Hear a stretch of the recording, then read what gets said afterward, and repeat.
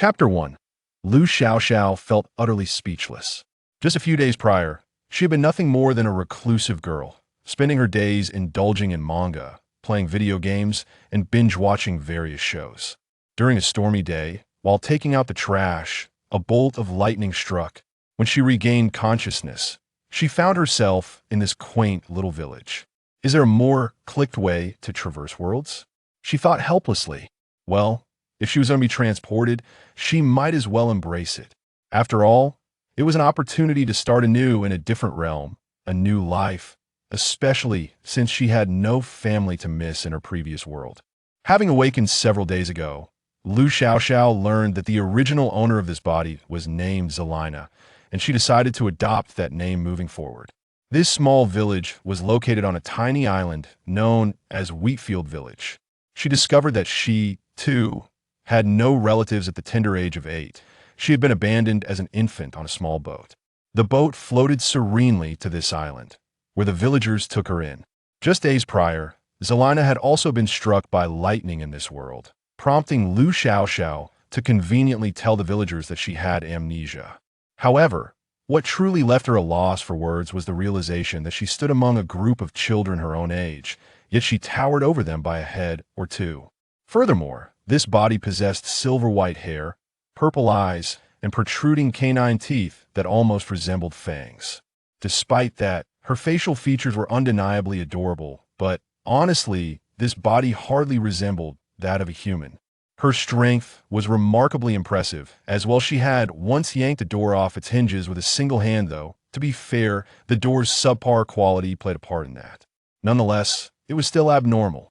Strangely, the villagers seemed unfazed by her appearance or abilities, treating her extraordinary physique as if it were the norm, while everyone else in the village appeared quite ordinary.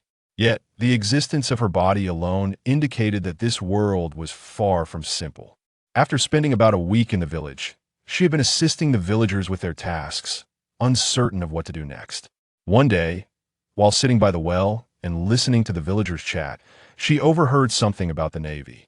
Her heart raced. Could it be that she had stumbled into a world of pirates? It was also possible they were discussing the navy of the country to which this island belonged. Pondering this, she looked up at the sky, only to be startled by the sight of a seagull wearing a postman's hat and satchel, dropping off several newspapers. There was no need for speculation indeed. She had landed in a pirate world, and Lu Xiaoxiao felt utterly exasperated once more. With remarkable agility, she leaped into the air to catch a newspaper, unfolding it to reveal a startling headline. Although she could not decipher many words, the prominent image showcased a gallows, where a man draped in hair and clad in a captain's uniform, sporting a distinctive mustache, was handcuffed and sitting cross-legged. Flanking him were 2 executioners crossing their long blades in front of him. Pirate King Gold. Roger has been executed. Oh my goodness, it's that Pirate King. Indeed, Roger's name resonated even in this seemingly untroubled Wheatfield village. Look, it says here that before his death, he declared he left behind a great treasure on the Grand Line. My heavens, the great treasure. The treasure that symbolizes everything, one piece. While the crowd erupted in cheers and excitement, Lu Xiaoxiao found herself once again at a loss for words. Goodness, I arrived just in time for the Great Pirate Era. It's going to be a challenge just to survive in such chaos. But since I'm here, I can't possibly be taken down by a mere average pirate. It's time to start training. Zelina resolved within herself, knowing that with her current physical prowess, she was certainly stronger than the average person. Speaking of which, if possible, I hope to live a stable life in the future if trouble arises. I certainly don't want to end up with a bounty on my head. 8 years passed. In the woods to the west of Wheatfield Village, a tall figure wielded a massive axe, striking a tree that could be embraced by 5 or 6 people. With a few dull thuds of steel slicing through wood, the tree came crashing down. She approached and quickly handled the fallen trunk, hoisting the enormous log over her shoulder as she made her way out of the forest. Zelina reached a mound of tree trunks and dropped her burden with a satisfying thud. Exhaling deeply and wiping the sweat from her brow, she surveyed the fruits of her morning labor with satisfaction. Though still a 16-year-old girl, Zelina had surpassed 2 meters in height. Her physique was not overly muscular, but rather long and lithe. Over the past 8 years, she had seized every opportunity to train in the mountains. While she lacked combat skills, it would take 8 or 9 adult men to bring her down. She felt quite pleased with herself, considering her ability to protect herself in this tumultuous world. Returning to the village with her axe, she observed the villagers bustling about, along with some unusual visitors. Dressed in white sailor vests and caps, armed with guns or swords, some bore injuries and were receiving treatment. Was this not the Navy? Instantly, a sense of foreboding washed over Zelina. She grabbed the arm of a passing young man and inquired, "Jamie, what's the situation with these Navy personnel?" "Hey, let go." "Ouch. Could you be gentler?" These Navy men encountered a group of pirates in the nearby waters and were forced to retreat to our island for safety. "Everyone is busy attending to them," Jamie replied before walking away, leaving Zelina deep in thought. Pirates nearby? That puts the village in danger. Furthermore, if the pirates manage to repel the Navy, they might pursue them and land directly on our island. With this thought, she ventured into the village to inform the village chief about the situation. After speaking with the chief, she turned to head home, only to find 2 small figures standing before her. A brother and sister, no more than 6 or 7 years old, gazed up at Lu Xiao. The brother asked, "Sister Zelina, what are these Navy uncles here for? Are they here to catch the bad guys?" "Yes, Kerms. The Navy uncles are here to catch the villains. If any bad people show up, you must protect little Aisha," she replied. I will protect my sister well." After the 2 children left, Zelina returned home and went to bed early that night. By the coastline, over a dozen small boats landed on the island, far from the village. The visitors were the pirates who had clashed with the Navy earlier that day. Following the Navy's retreat, the pirates had tracked their ships from a distance. Once the Navy established themselves on the island, the pirates refrained from launching an immediate attack. Instead, they sent scouts to gather intelligence about the area. At that moment, they split into 2 groups. The majority aimed to assault the Navy's encampment, while a smaller contingent sought to ambush the village. The captain of this pirate crew, with a bounty of 11 million, was considered a formidable pirate in these treacherous waters. Leading his crew, the pirate captain arrived at the Navy's camp, where the guards had already been eliminated by his accomplices. With a swing of his warhammer, he commanded, "Men, charge!" The pirate henchmen, responding to their captain's orders, surged into the camp, catching many unprepared Navy soldiers off guard. Some managed to grab their weapons and fight back, but as the ones who were ambushed, they suffered catastrophic losses. Meanwhile, although this faction of pirates was small in number, they still boasted over 30 members. They surged into the village, wreaking havoc and destruction.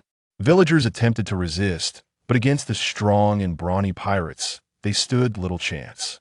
Some pirates hurled lit Molotov cocktails onto rooftops and into homes, igniting a blaze in the western part of the village. On the eastern side, the village chief organized the villagers to flee into the mountains. Amid the throngs of people escaping the village, a tall figure sprinted in the opposite direction. The chief called out to her, "Zelina, where are you going?" "I want to take down those damned pirates." "Come back. You won't stand a chance against them. There's still so many people left behind. How can I just sit idly by?" Zelina dashed westward, not far into her run when she encountered several pirates ransacking homes. Rage boiled within her. These villagers had become akin to family, and this small village was her home now. It was being ravaged. Without hesitation, she charged directly at the pirates. When the pirates finally noticed her, she was within 10 meters of them. Startled by the sight of a towering woman charging at them with such speed, one pirate, reacting quickly, raised his gun and aimed at her. Bang, bang. 2 shots rang out. One missed, while the other grazed Zelina's shoulder, merely piercing the outer layer of skin without causing significant harm. Realizing the situation, the pirates were taken aback. This formidable woman was not someone they could easily overpower. As Zelina felt the bullets had no effect on her, she realized she had underestimated her boat's strength. Reaching the nearest pirate, she seized him and hurled him towards his comrades, causing several to stumble and fall. One overconfident pirate charged forward, swinging his sword at Zelina. She sidestepped the blade, grasped his wrist, and with a swift twist, broke it with a cry of pain, sending the sword clattering to the ground. Zelina caught the weapon, not thinking twice before delivering a deadly blow, causing blood to splatter from the pirate's chest as he collapsed lifelessly. Gasping for breath, her hands trembled. This was her first kill. Glancing down at the corpse, she felt a wave of nausea, but her rage overshadowed any sense of revulsion. The remaining pirates gradually retreated, turning to flee, unable to contend with the formidable creature before them. They believed their captain would surely prevail. However, Zelina had no intention of letting them escape. With her long legs propelling her forward, she pursued them relentlessly, taking down one after another, though one managed to evade her grasp. The sounds of combat drew the attention of nearby pirates, who gazed apprehensively at the blood-soaked young woman and the corpses littering the ground around her. Yet, emboldened by their numbers, they felt confident in their strength.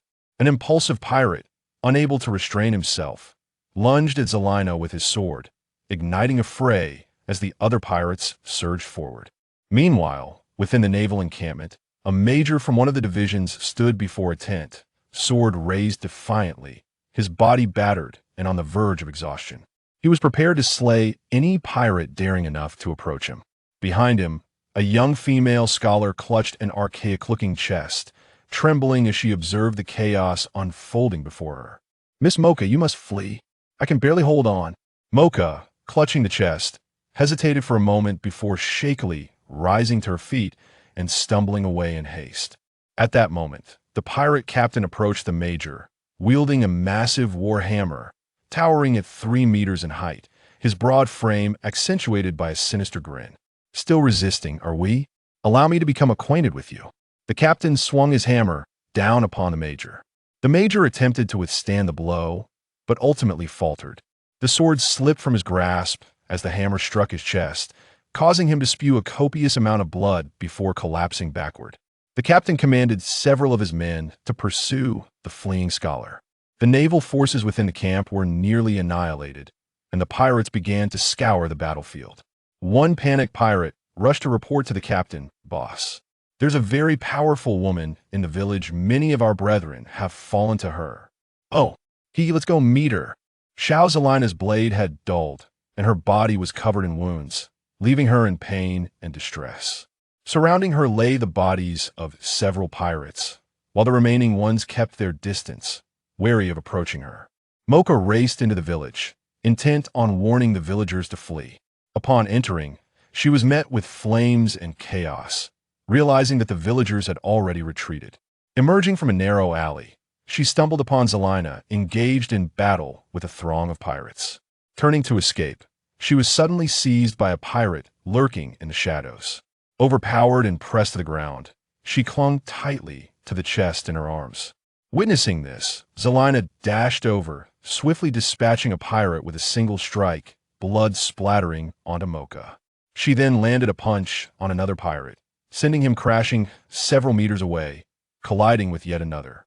The remaining pirates, frightened, quickly retreated. Mocha scrambled to her feet, hiding behind Zelina, repeatedly expressing her gratitude. "Thank you. Thank you. Thank you for saving my life." But Zelina, with little strength remaining and heavily injured, had no time to respond. Despite her formidable constitution, she was nearing her limits. "You must go. The villagers are on the eastern mountain of the island. Please come with me. I must hold off these pirates."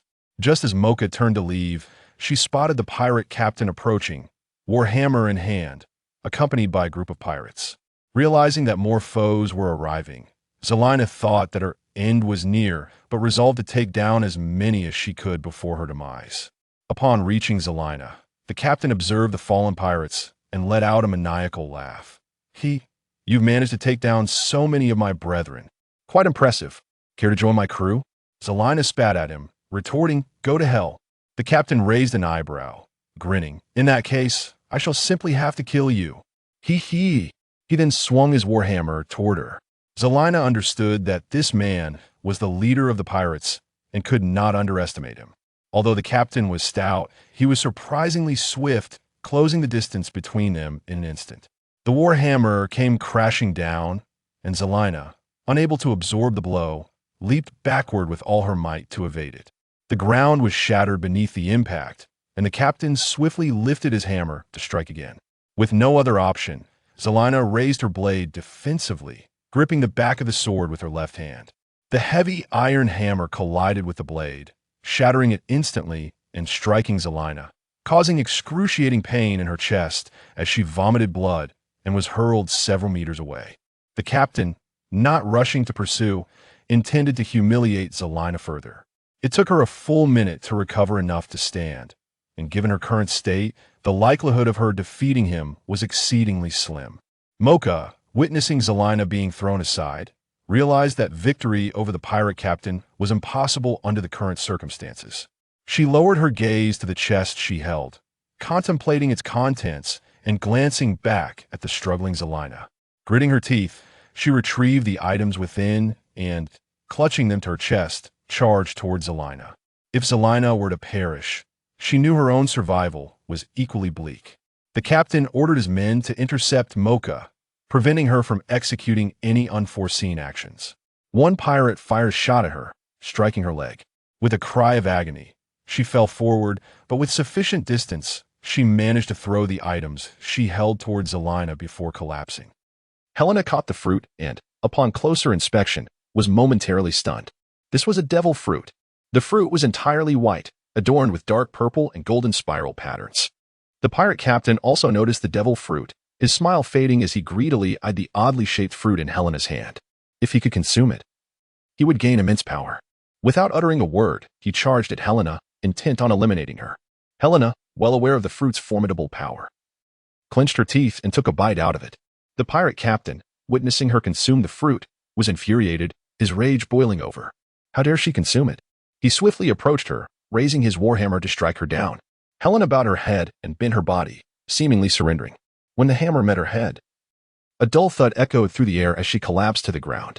The captain, feeling unsatisfied with just one strike, continued to hammer down, leaving cracks in the ground around them. He paused, turning to glance at Mocha, who lay nearby, her expression contorted in fear. You wretched creature. The captain seethed, stepping closer to Mocha, lifting his foot to crush her. Boss, behind you. Someone shouted. The captain instinctively glanced back, his pupils constricting in shock. There stood a colossal beast, towering twice his height. It resembled a wolf, its fur shimmering silver white, with purple eyes. The fur above its eyes was dark purple and gold, with white mist-like tendrils draping from its shoulders. Its enormous tail swayed behind it, stirring up a fierce wind. The giant wolf let out a roar that echoed through the sky before striking at the captain with its massive paw. The captain was frozen in place, stunned by the sudden appearance of the creature. Wait, could this monster be the woman who just consumed the devil fruit? It must be a zoantype. He had no time to contemplate further as the creature's claws struck him, feeling as though a train had collided with him, its sharp talons piercing his skin. He cried out in pain, while the surrounding pirates were paralyzed with fear, none daring to assist their captain. Regaining his composure, the captain swung his warhammer in an attempt to retaliate, but the beast clamped down on the hammer's handle, wrenching it away with a single motion. With a snap, the iron handle broke into several pieces. The creature then raised its paw and, with a swift motion, unleashed a crescent-shaped silver wind that sent the captain flying through the air, crashing heavily to the ground. The wind left a horrific gash on his abdomen as he struggled to sit up, clutching his wound, fear evident in his eyes. The creature slowly approached the captain, who begged for mercy. Please, spare me. I'll give you all the treasure on my ship. The beast paid him no heed, suddenly pivoting and sweeping its massive tail, sending the captain hurtling back into the ruins, rendering him silent.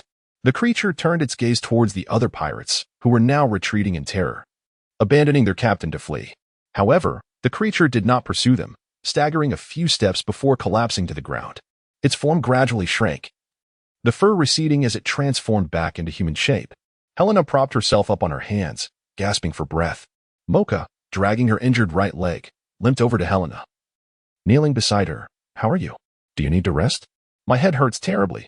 I might faint, Helena murmured, but before she could finish, she slumped against Mocha and fell asleep. Mocha attempted to lift her to find a more comfortable spot, but soon realized she could barely move her. The night passed, and a great fire had consumed half the village, claiming nearly a fifth of the villagers' lives.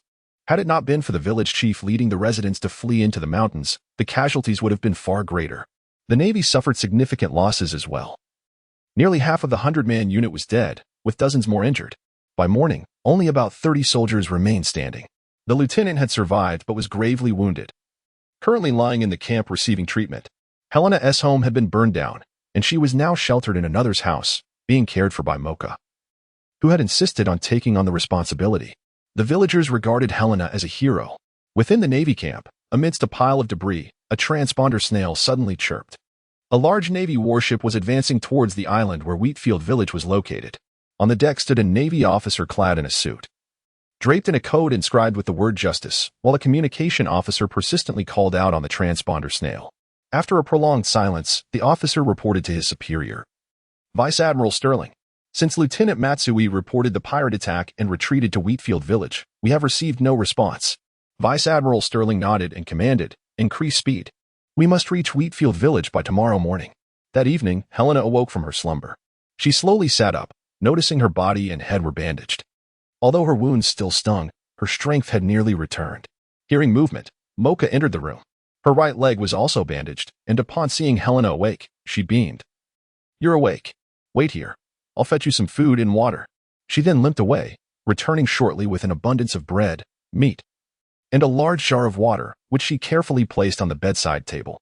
Given your physique, I assume your appetite is quite substantial, Mocha remarked.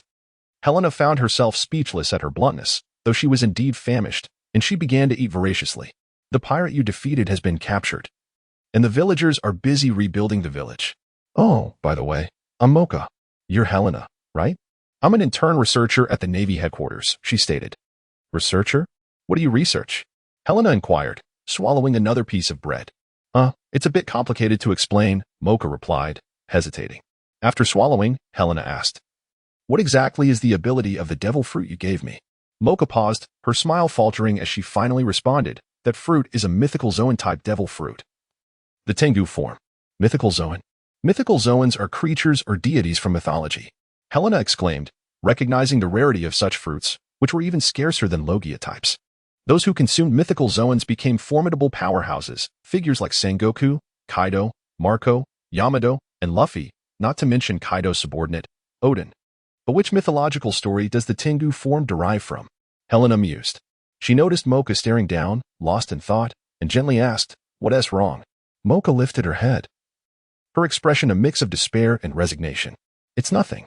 It's just that you consumed that fruit, and I am certain to face punishment for it. Furthermore, you will likely be taken by us as well. Helena had anticipated this scenario but resolved to cooperate with the Navy's actions, understanding the significance of the mythical zoan.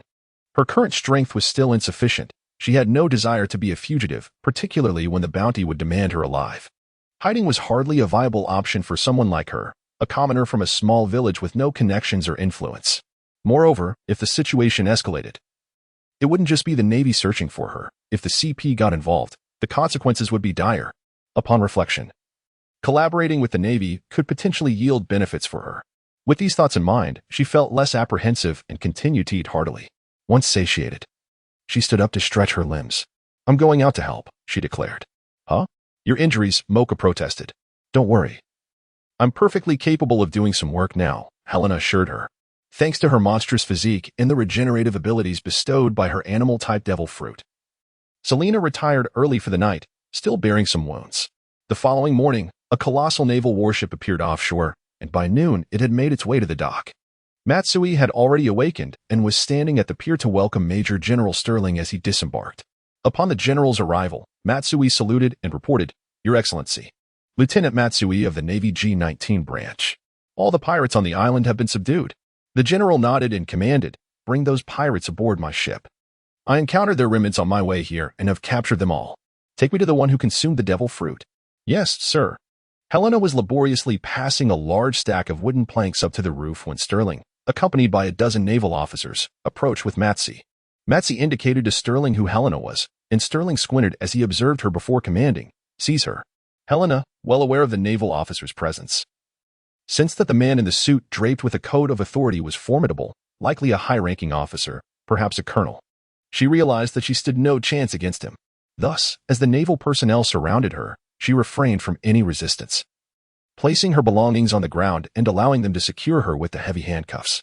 A wave of helplessness washed over her. Was this how it felt? Mocha rushed over upon seeing Helena in handcuffs, positioning herself in front of Matsy and Sterling, exclaiming, "Please, don't do this. She has done anything wrong?" Matsy, taken aback by Mocha's defiance against a vice admiral, warned, "Mocha, this does not concern you. Hurry and gather your things for the vice admiral's ship. We will depart shortly." He indicated to her the gravity of the situation while silently urging her to refrain from further involvement. Mocha noticed the lieutenant's signal but was about to voice her thoughts when Helena interrupted her. "Mocha, it's all right. Please don't say anything more." Mocha turned to her, concern etched on her face, at a loss for words. Finally, Sterling spoke up. "No more time to waste. Board the ship immediately. I expect your cooperation." Helena responded, "I will." Seeing Helena accept her confinement, Mocha felt it was futile to protest further and followed the naval officers back to the ship. On their way to the dock, they unexpectedly encountered Combs and Aisha, who spotted Helena being escorted by the naval personnel. Aisha, disregarding everything else, called out to Lu Xiaoxiao, "Sister Helena, did you do something wrong? Why are you being taken away by the naval uncle?" "No, I'm just visiting the naval uncle," Helena replied with a smile. "When will you come back, sister?" Aisha inquired. "I'll be back soon, don't worry." Helena stepped onto the deck of the naval warship, fully aware that at this very moment, and even at the instant she consumed the devil fruit, the prospect of living a tranquil life had become exceedingly improbable. 1 week later, Naval Headquarters, Marineford. Helena stood on the deck of the warship, eagerly admiring the magnificent vista of Marineford. The crescent-shaped bay was adorned with countless heavy artillery pieces, while dozens of warships traversed its waters. The handcuffs that had once restrained her had been removed, a favor granted by Mocha. Within the highest echelons of the Naval Command, in the Marshal's office, Fleet Admiral Kong conversed with the man seated beside him, Admiral Sengoku, who had yet to ascend to the rank of Marshal. "Hasn't Karp returned already? Where is he?" Kong inquired of Sengoku. "That rascal has undoubtedly gone off in search of some senpai," Sengoku replied, irritation evident in his tone. Kong gazed out the window, just in time to see Sterling escorting Helena and Mocha, accompanied by 2 naval soldiers, as they made their way towards them. "Ah, Sterling has returned." "Sengoku, what are your thoughts on this matter?" Kong asked. "Regardless of whether this devil fruit has been consumed, we must ensure its containment, even if it has been eaten. The user must be kept under our control. Ideally, we should have her join the Navy. She could become a significant asset, especially considering the potential for growth inherent in a mythical zoan fruit." However, Kong paused, pondering the report he had received. "Do you not find her appearance reminiscent of that race? They have been extinct for approximately 500 years. It seems improbable." Sengoku responded, "The Lunarians have descendants that survived, so who can say for certain?" Kong added, "My concern lies with the implications of her identity and lineage. Should any complications arise, it could spell trouble with the celestial dragons." Sengoku fell silent, reflecting on the gravity of the situation. Helena and Mocha followed Sterling to the Marshal's office. As they ascended the stairs, they encountered several naval officers whose names eluded her, likely the later vice admirals. Notably, she did not see figures like Kazara or Akaino. Upon reaching the door of the Marshal's office, the guard beside the door saluted Sterling and knocked. A voice from within said, "Come in." Sterling, along with Helena and Mocha, entered the office. "Your Excellency, the Marshal." "And you, Admiral Sengoku, this young lady is Helena, the one who consumed the devil fruit. This is Mocha, a researcher from the G19 branch of the North Sea." Sterling briefly reported and then stepped aside, falling silent. Both the Marshal and Sengoku scrutinized Helena intently. She sensed their examination and felt a wave of nervousness wash over her, beads of cold sweat forming as she unconsciously swallowed. Mocha, in the presence of the Marshal and the Admiral, reflected on her past mistakes and was too frightened to breathe. Breaking the silence, the Marshal inquired, "May I ask where you hail from?" "I was abandoned shortly after birth and grew up on a small island." "I do not know my origins," Helena replied. "I see," Sengoku continued. "What specific abilities does the fruit bestow upon you?" Noticing Mocha's hesitation to respond, Sterling prompted, "Miss Mocha?" "Oh." At that time, Helena transformed into a massive wolf-like creature with some unrealistic features and employed an attack akin to the Gale Kick. It appears to be a unique ability inherent to the fruit rather than the user. The fruit also possesses the common trait of the Zoan type, showcasing remarkable regenerative capabilities. Upon mentioning this, Mocha's confidence surged, and she began to speak animatedly. This aligned with Helena's suspicion that Mocha specialized in the study of devil fruits. Yet, Helena wondered why Mocha had not disclosed this information earlier. Was it possible that her research encompassed more than just devil fruits? The Marshal turned slightly, keeping a keen eye on Helena. After Mocha finished her explanation, he stood up, and approached her directly. I shall be frank. You must have noticed the Navy's significant interest in your fruit. Helena nodded in understanding. Then you are aware of our intentions, correct? To confine you and thoroughly study your abilities? Helena provocatively suggested, hoping to gauge their reactions. No, that is unnecessary. You are not a ruthless pirate. We wish for you to join the Navy.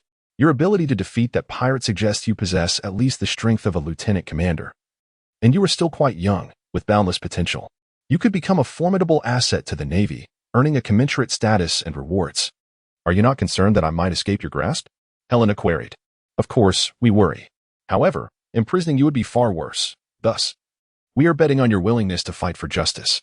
For justice? Helena elongated the word, pondering that she would undoubtedly be monitored by either the Marshal or Sengoku's confidants. Sengoku's gaze shifted slightly, while the Marshal, observing Helena's violet pupils, ignored her remark and asked, So, will you join us? What should I do next? Her response practically affirmed her acceptance. The Marshal felt a slight relief and returned to his seat behind the desk. Given your uniqueness and the recent defeat of a notorious pirate with a bounty exceeding 10 million, we shall temporarily appoint you as a special combat officer, equivalent to a lieutenant in our branch. How does that sound? I am unfamiliar with such matters. I will do as instructed. The Marshal nodded and added, Since you are new to the Navy, you cannot immediately assume command of a unit, so you will be assigned to a team for training. Do you understand? Yes. Having arrived at Marineford 4 days prior, Helena spent this time familiarizing herself with the Navy's various protocols, studying combat, navigation, etiquette, and diplomacy, among other subjects. During her free moments, she trained at the drill ground to enhance her physical abilities. Her current goal was to strengthen herself. Whether she remained in the Navy or sought other paths, solid skills would afford her more choices. Joining the Navy was not her ideal option as life was perilous, even without a bounty on her head. To grow stronger, she identified 2 main areas of focus, her fruit abilities and combat skills. The development of her fruit abilities was self-evident, while combat skills required both practical experience and haki. She was yet to determine if she possessed Conqueror's haki. But both observation and armament haki were essential to master. Additionally, she needed to prepare for naval warfare. She could not command a warship without knowing how to operate one. At this moment, she stood in the Marshal's office, feeling somewhat bemused. Lieutenant Helena, this is Vice Admiral Sakazuki. You will be training with his unit for the time being. Helena saluted the fearsome Sakazuki, inwardly cursing the Marshal and Sengoku for placing her next to such a formidable individual. She feared a lava punch might come her way if she misstepped. Sakazuki, wearing the standard naval hat, scrutinized Helena with an intense gaze, making her uneasy. The Marshal broke the awkward silence, addressing Helena, You may leave now. This afternoon, you will train under Instructor Zifa. Yes. She saluted and hurriedly exited the office. Sakazuki watched her leave with a sidelong glance before turning to the Marshal. I doubt she will willingly serve us. Should we reconsider? That could exacerbate the situation. You are aware that the government has been scrutinizing the Navy lately, the Marshal replied, not continuing further. Those CP agents demand to accompany our fleet at every turn. When we inquire about their objectives, they merely state it's classified. Their performance is utterly inadequate. Akainu expressed his dissatisfaction vehemently. Very well. It is enough to be aware of the situation. In the afternoon, Helena donned her training uniform and lined up with other soldiers in the drill ground, awaiting Zifa. To be frank, her youthful visage, paired with her mismatched height, made her stand out. As the other soldiers speculated about her special recruitment, they noticed her insignia at her collar. Goodness, a newly recruited lieutenant? Either she possesses exceptional strength or has connections in high places. Finally, Zifa arrived. His right arm still intact, though he had lost his wife and child to pirates. Despite retaining his rank as Admiral, he had stepped back to serve as an instructor. Upon entering, Zifa immediately noticed Helena, smiled slightly, and bellowed, Run 5,000 meters for warm-up. Go. Helena, after completing the grueling 50,000-meter run, found herself breathless. In her previous life, she would have struggled to cover even 500 meters. Following the warm-up, the regimen included strength training and endurance exercises. As evening approached, it was time for hand-to-hand combat practice. Zifa narrowed his eyes, surveying the group, and pointed at Lu Xiaoxiao, beckoning her forward. You. Step up. And I shall select an opponent for you. Zifa then chose a soldier significantly larger than her, and the two ascended to the platform. Helena understood that Zifa wanted to assess her capabilities, evidently having received some prior notice from either Kong or the Warring States. The soldier assumed a combat stance, while Helena lacking any real fighting skills, mimicked the movements of a sumo wrestler from her past life, spreading her legs apart and placing her hands on her knees. Mistaking her posture for provocation, the soldier scoffed internally and lunged forward with a punch. Helena raised her arm to block, attempting to grasp the soldier. But he evaded her grasp. The soldier delivered a kick to her abdomen, causing her to stagger back, and he pressed the attack with another punch, gritting her teeth. Lu Xiaoxiao chose not to evade but to absorb the blow with her face, seizing the opportunity to clutch the soldier's arm. As the soldier attempted to retract his hand, he found himself immobilized. With a surge of strength, Helena spun around, flinging the soldier sideways, who flew 3 meters before crashing to the ground. The onlooking soldiers exchanged glances. Despite their superior combat skills compared to Lu Xiaoxiao, there were moments when sheer strength could yield miraculous results, and in this instance, Helena's power was overwhelming. Such prodigious talent could easily lead one down an extreme path, Zifa pondered. Stepping onto the stage, Zifa addressed Helena. Next, I shall test your abilities. Now, unleash your maximum strength and strike me. Helena nodded and approached Zifa closely. Taking a deep breath, she let out a low growl and delivered a powerful punch aimed at Zifa's chest. Zifa raised his hand, his forearm gleaming with a glossy black hue, and her fist collided against his arm with a resounding metallic clang. Helena retracted her tingling fist. Zephyr nodded in satisfaction, realizing he had underestimated her. It seemed she had to rely on hockey for defense. However, her speed was lacking. A more agile opponent would have easily evaded her, standing poised for further instructions. Helena was suddenly caught off guard as Zephyr swiftly retracted his right leg and launched a punch towards her face with a speed that was imperceptible to her. Sensing imminent danger, she instinctively attempted to retreat, but her body was unresponsive. Zephyr's fist halted mere centimeters from her nose, the force of the wind ruffling her bangs and sideburns. At that moment, her body finally reacted, propelling her backward with a significant step. Her eyes widened in shock, still struggling to comprehend the situation as cold sweat began to bead on her forehead. Did she still sense something?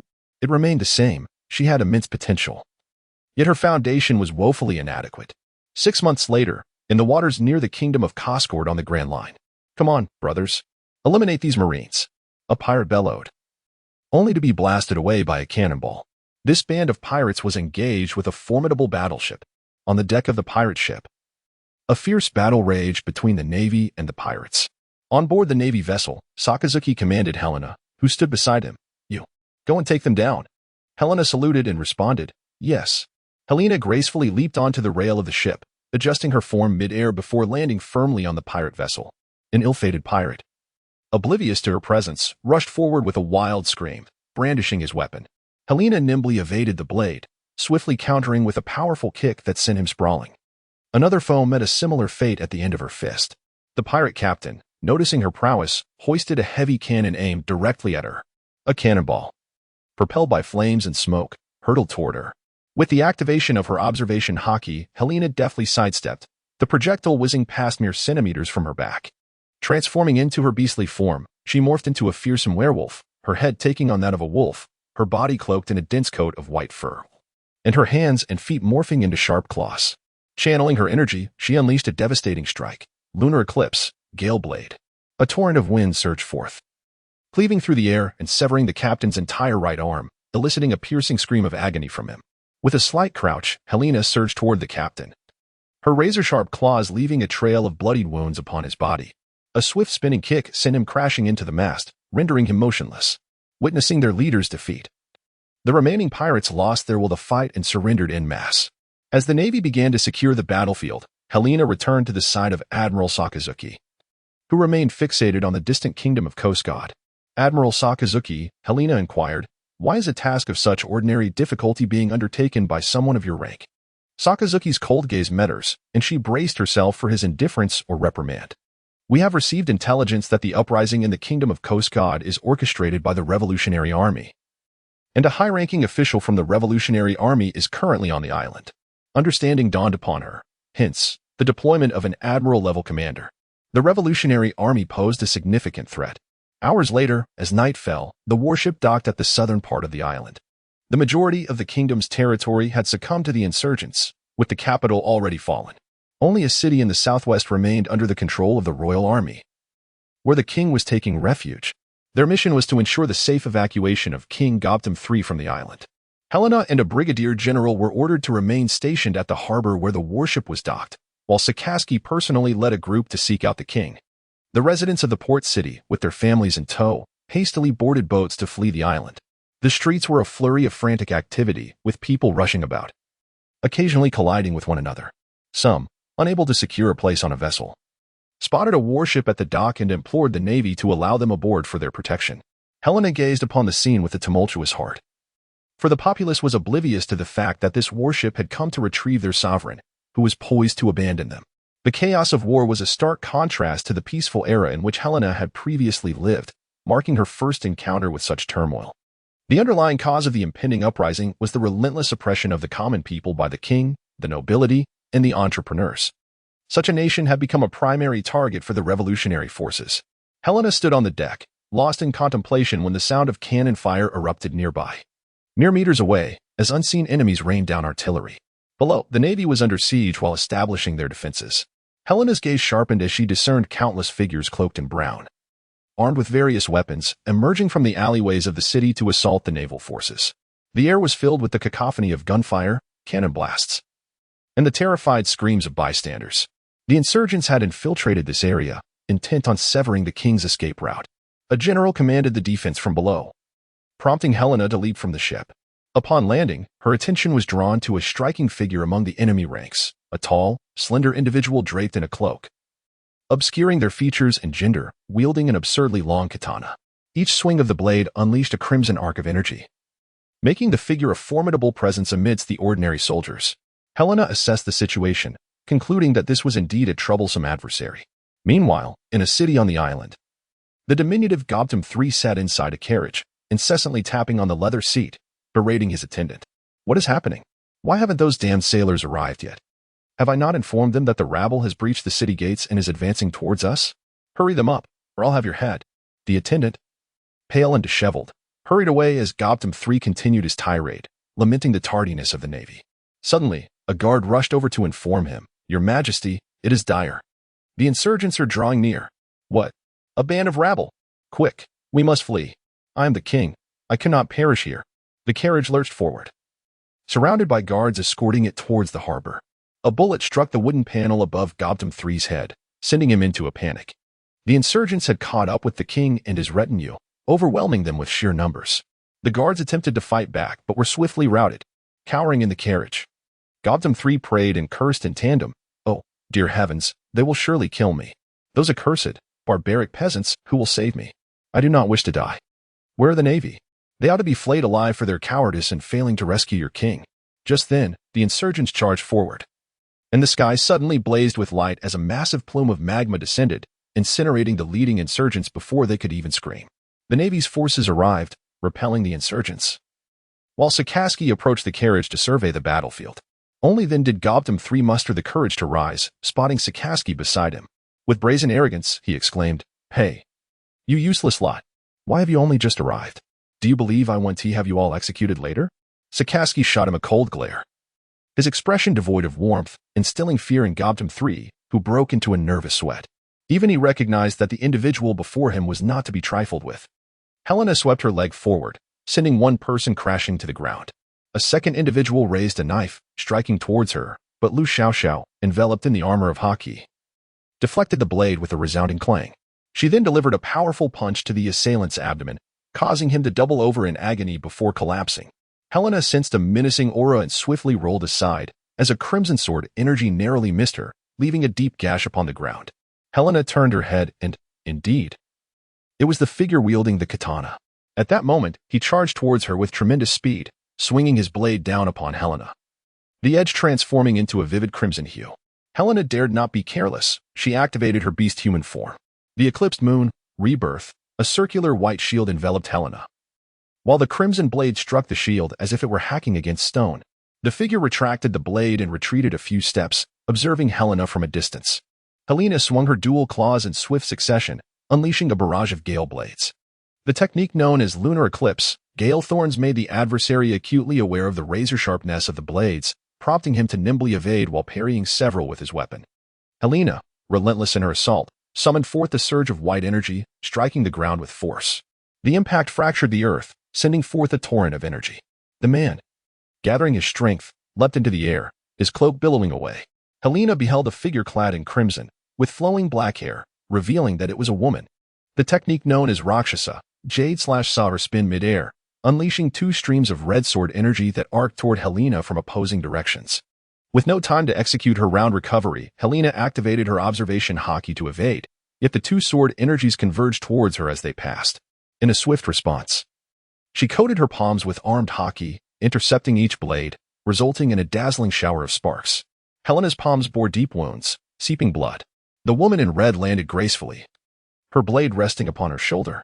Wuma Qianlin furrowed her brow, fixated on Helena, realizing that this adversary was far more formidable than she had anticipated. Suddenly recalling something, she donned the mask that had slipped from her neck during the scuffle. Helena noticed her movements. It seemed her identity was rather sensitive. Suddenly, a figure emerged behind Qianlin. Whispering into her ear, the naval commander assigned to this mission cannot handle the situation. Do not entangle with him any further. We must depart swiftly. Qianlin nodded, then abandoned Lu Xiaoxiao and turned to blend into the crowd. Helena was perplexed. How could they flee in the midst of battle? The onslaught of the rebel forces had already been thwarted by the navy within the confines of the city. Seeing no fruitful outcome, they retreated in haste. As night faded into dawn, by midday the following day, Sakasaki escorted the king to the harbor, where Helena and the general awaited at the intersection. Before catching sight of the king, they were met with his piercing cries. "Hey, where is my wine? What is the meaning of this, you wretched fools?" His attendants scurried about, drenched in sweat, only to receive a slap from the king. Helena was at a loss for words. It was hardly surprising that such a king's rule would incite rebellion. As the troops approached, the major general reported the previous night's battle to Sakazuki. Sakazuki nodded and remarked, "We must leave this island immediately to avoid unnecessary complications." He continued, "The rebel forces may not launch another attack so soon. I have already annihilated those we encountered along the way. Thus, we must hasten our departure." As the group made their way to the dock, King Gobtum III continued his boisterous demeanor. Numerous hurried pedestrians observed their king striding towards the dock with an air of arrogance, and they began to murmur among themselves. Unable to contain themselves, one individual stepped forward to confront him, exclaiming, "Your Majesty, where are you headed? Are you attempting to flee? The war was ignited by your actions. And now you wish to escape. You tyrant! Tyrant! Tyrant!" Gobtum III's indifferent attitude ignited the public's fury, yet he became increasingly irate. He flung open the carriage curtains, his eyes blazing with rage, and bellowed like a madman, "You wretched commoners! Treasonous scum! I am your king. My life is worth 1,000 times more than yours. You lowly peasants!" He then turned to the nearby naval soldiers, shouting, "Hey, I command you to fire upon these peasants. Silence them. Do you hear me? Are you deaf? What is wrong with you? How dare you disobey my orders?" The soldiers exchanged glances, none daring to follow his command. Sakazuki halted, casting a cold gaze upon Gobtum III. "You have no authority to command my soldiers," Sakazuki declared sternly. Infuriated, Gobtum III dismissed any concern regarding Sakazuki's temperament, believing himself above a mere naval officer. "You all deserve death. Once I arrive at Mary Geoise, I shall have your heads." Seeing the Navy's refusal to heed his orders, he turned to his guards, barking, "You! Fire upon those unruly citizens! Quickly!" The guards, indoctrinated from a young age to obey the king's will without question, hesitated but ultimately raised their weapons towards the crowd. As the citizens realized that the guards were indeed about to fire, they instinctively sought to flee, but found themselves trapped together. Bang! Smoke and fire erupted alongside the sound of gunfire, the bullet hurtling toward the throng of people. Suddenly, a figure emerged, standing in the bullet's path, raising a hand cloaked in haki, deflecting the shot with a resounding clang. Enraged, Helena's veins throbbed as she stepped toward Gobtum. The sight of the towering woman, with her fearsome expression and commanding presence, unsettled Gobtum, yet he quickly reminded himself of his royal stature. "Who do you think you are to shield those peasants from bullets?" He shouted at Sakazuki. "Hey, your soldiers dare to defy me. Execute her at once." Sakazuki remained unmoved, his expression as stoic as ever. Helena clenched her fists. Having had her fill of this arrogant scoundrel, an exiled king, audaciously brazen, one could only marvel at the audacity he possessed. Observing her escalating anger, a nearby soldier hurried to restrain her, but with her extraordinary strength, Helena effortlessly broke free from his grasp. Approaching Gobtum, she found him dwarfed by the towering figure of Lu Xiaoxiao, appearing even more emaciated and diminutive in comparison. "Silence, you ungrateful cur!" Helena raised her fist, poised to strike. When Gautam suddenly realized that a blow from her could very well spell his demise, fear flickered in his eyes. At that moment, a hand emerged, grasping Helena's wrist, halting her impending assault on the third Gautam. It was Sakaski. Should you proceed with this, the Navy would face considerable difficulties. His tone bore no hint of emotion. Yet Helena found herself regaining her composure. Indeed, no matter how repugnant Gautam may be, he remained a king of a member nation, a figure sheltered by the world government. Helena stepped back, lowering her head in silence. It seemed that Gautam, too, had grasped the gravity of the moment and ceased his loud outbursts. Sakasaki ordered an immediate retreat. The warships sailed away from the port amidst the curses and cries of the populace. In the distance, the insurgents ignited the city, casting a flickering light upon a small expanse of the sky. In the year 1508 of the Sea Circle calendar, the kingdom of Conspicuous erupted in rebellion, leading to its downfall. Gautam III sought refuge in the holy land of Mary Geoise, while the insurgents established the Conspicuous People's Republic, which remains unrecognized by the world government and its member states to this day. A year later, a resounding thud echoed as Zephyr and Helena's fists collided, sending Lu Xiaoxiao hurtling backward, spinning gracefully through the air before landing deftly on her feet. Zephyr withdrew his fist, glancing at the time, and concluded the training session. "Colonel Helena, please report to the Marshal immediately," called a messenger rushing over. "Understood." In the sacred land of Mary Geoise, at the pinnacle of the Red Earth continent, a man ascended. Fisher Tager, armed with a gun and a knife, methodically made his way to the slave prison. Covered in blood, flames erupted outside the prison, illuminating the dark cells. Tager severed the iron lock on the prison door with a single stroke, and the slaves rushed out, shattering the shackles binding their hands and feet. Following Tager, they opened cell after cell, and all the slaves poured forth. The prison gates were smashed open, and the arriving guards attempted to intervene but were quickly overwhelmed by the fervent throng of liberated slaves. The slaves seized the weapons from the guards and turned their assault upon them, with Tager leading the charge at the forefront. Yet another squad of guards approached from a distance. A towering giant among the slaves tore down the immense iron gates of the prison and hurled them at the oncoming guards.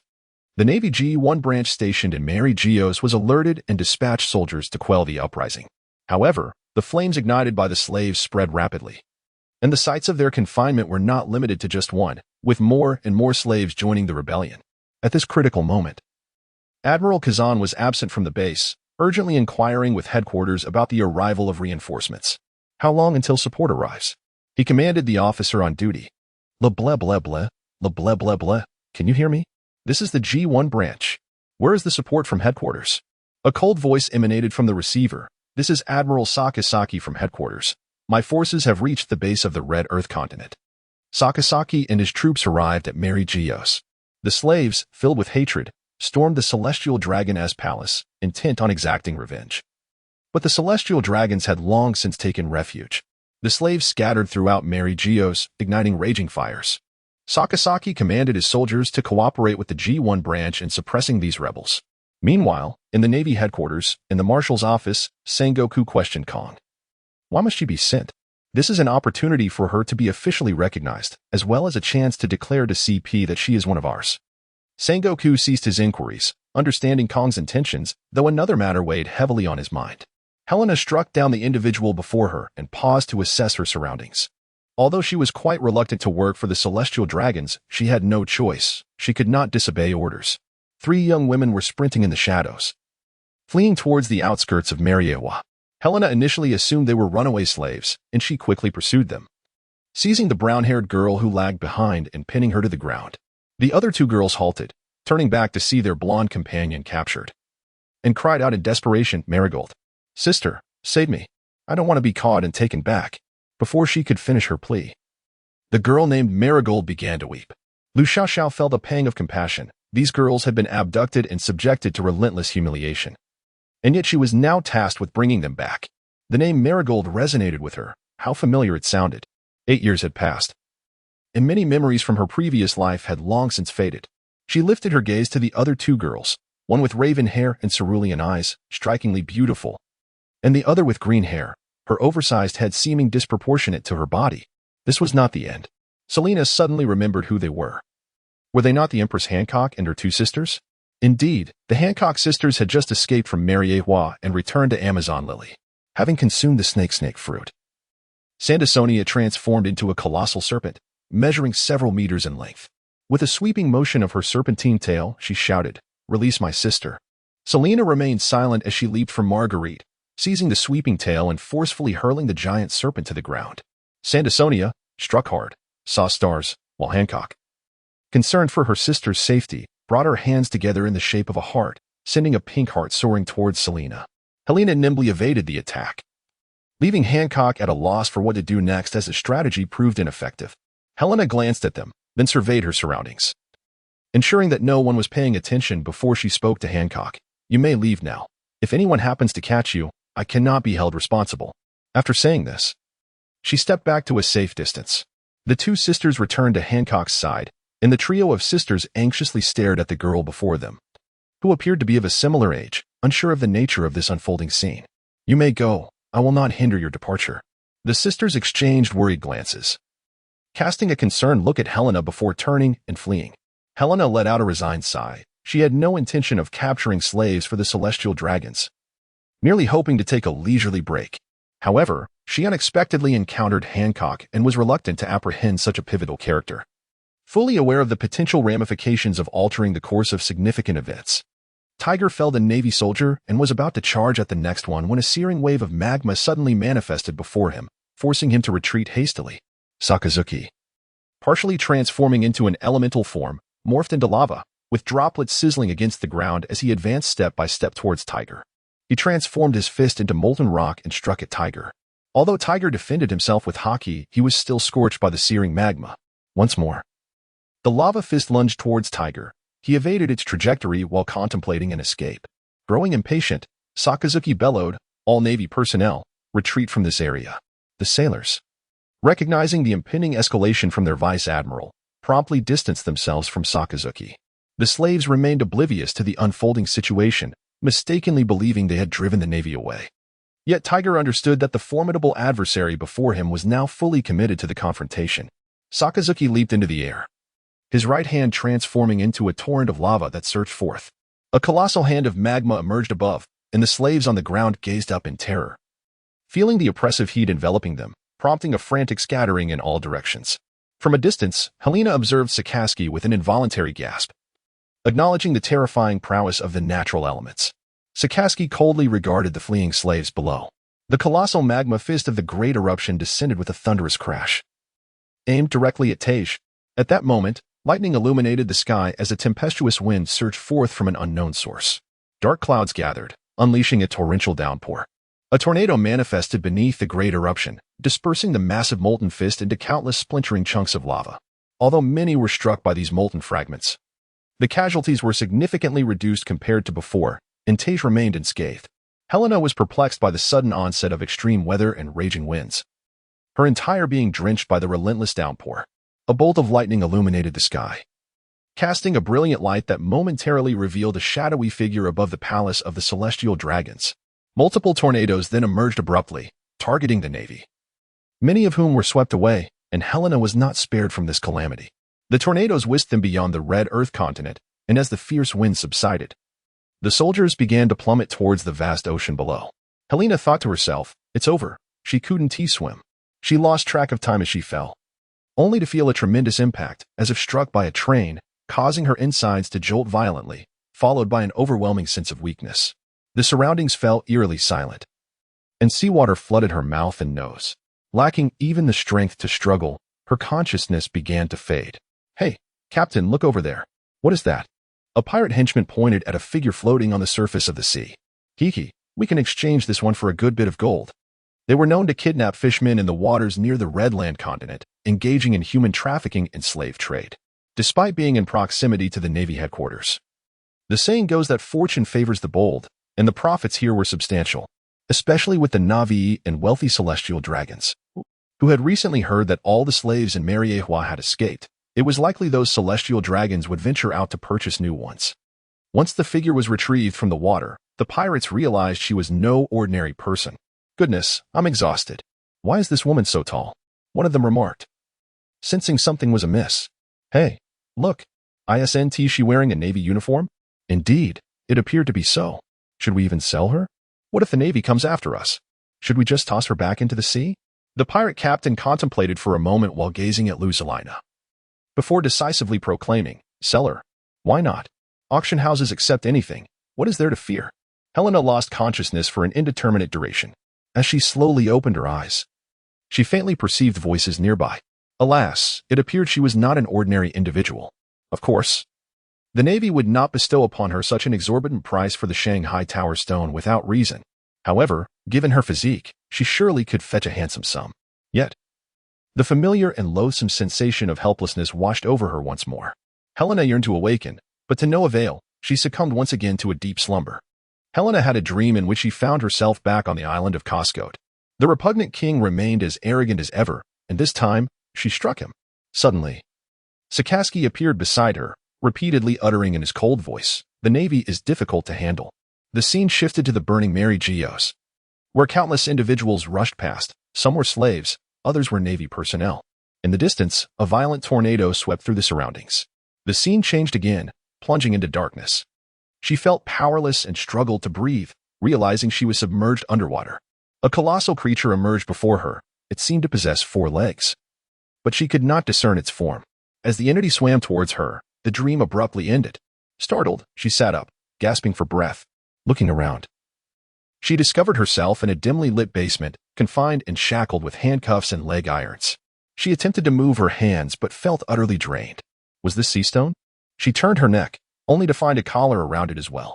Sitting upright, she felt a dull ache in her back. She recalled being swept away by the tornado and plunging into the sea. How had she ended up here? Struggling to stand, she noticed that her shoes were gone, leaving her barefoot. Her pants were tattered, with her left leg exposed from the knee down, while her top remained relatively intact. She was not alone in the cell. It was spacious and high. Nearby sat a fishman, motionless, perhaps asleep. In another corner, a man occupied himself with a bottle of wine, though Helena could not make out his face. Approaching the iron bars, she grasped them, feeling the coldness of the sea stone. "Are you a Navy member?" the man in the corner asked as he set down his bottle. Helena paused, turning to face him, realizing he was addressing her. "Yes." "Do you dare to sell Navy members as slaves? The audacity of the people here is truly remarkable. What place is this?" "This is the auction at tree number 1. He replied. "Tree number 1? This is Sabaody," Helena muttered to herself. Helena approached the man and inquired, "Are we all waiting to be auctioned?" "Indeed. It appears today is the turn of this cell." Upon entering, Helena finally discerned the man's features, an elderly gentleman with glasses and long, unkempt hair. "Wait a moment.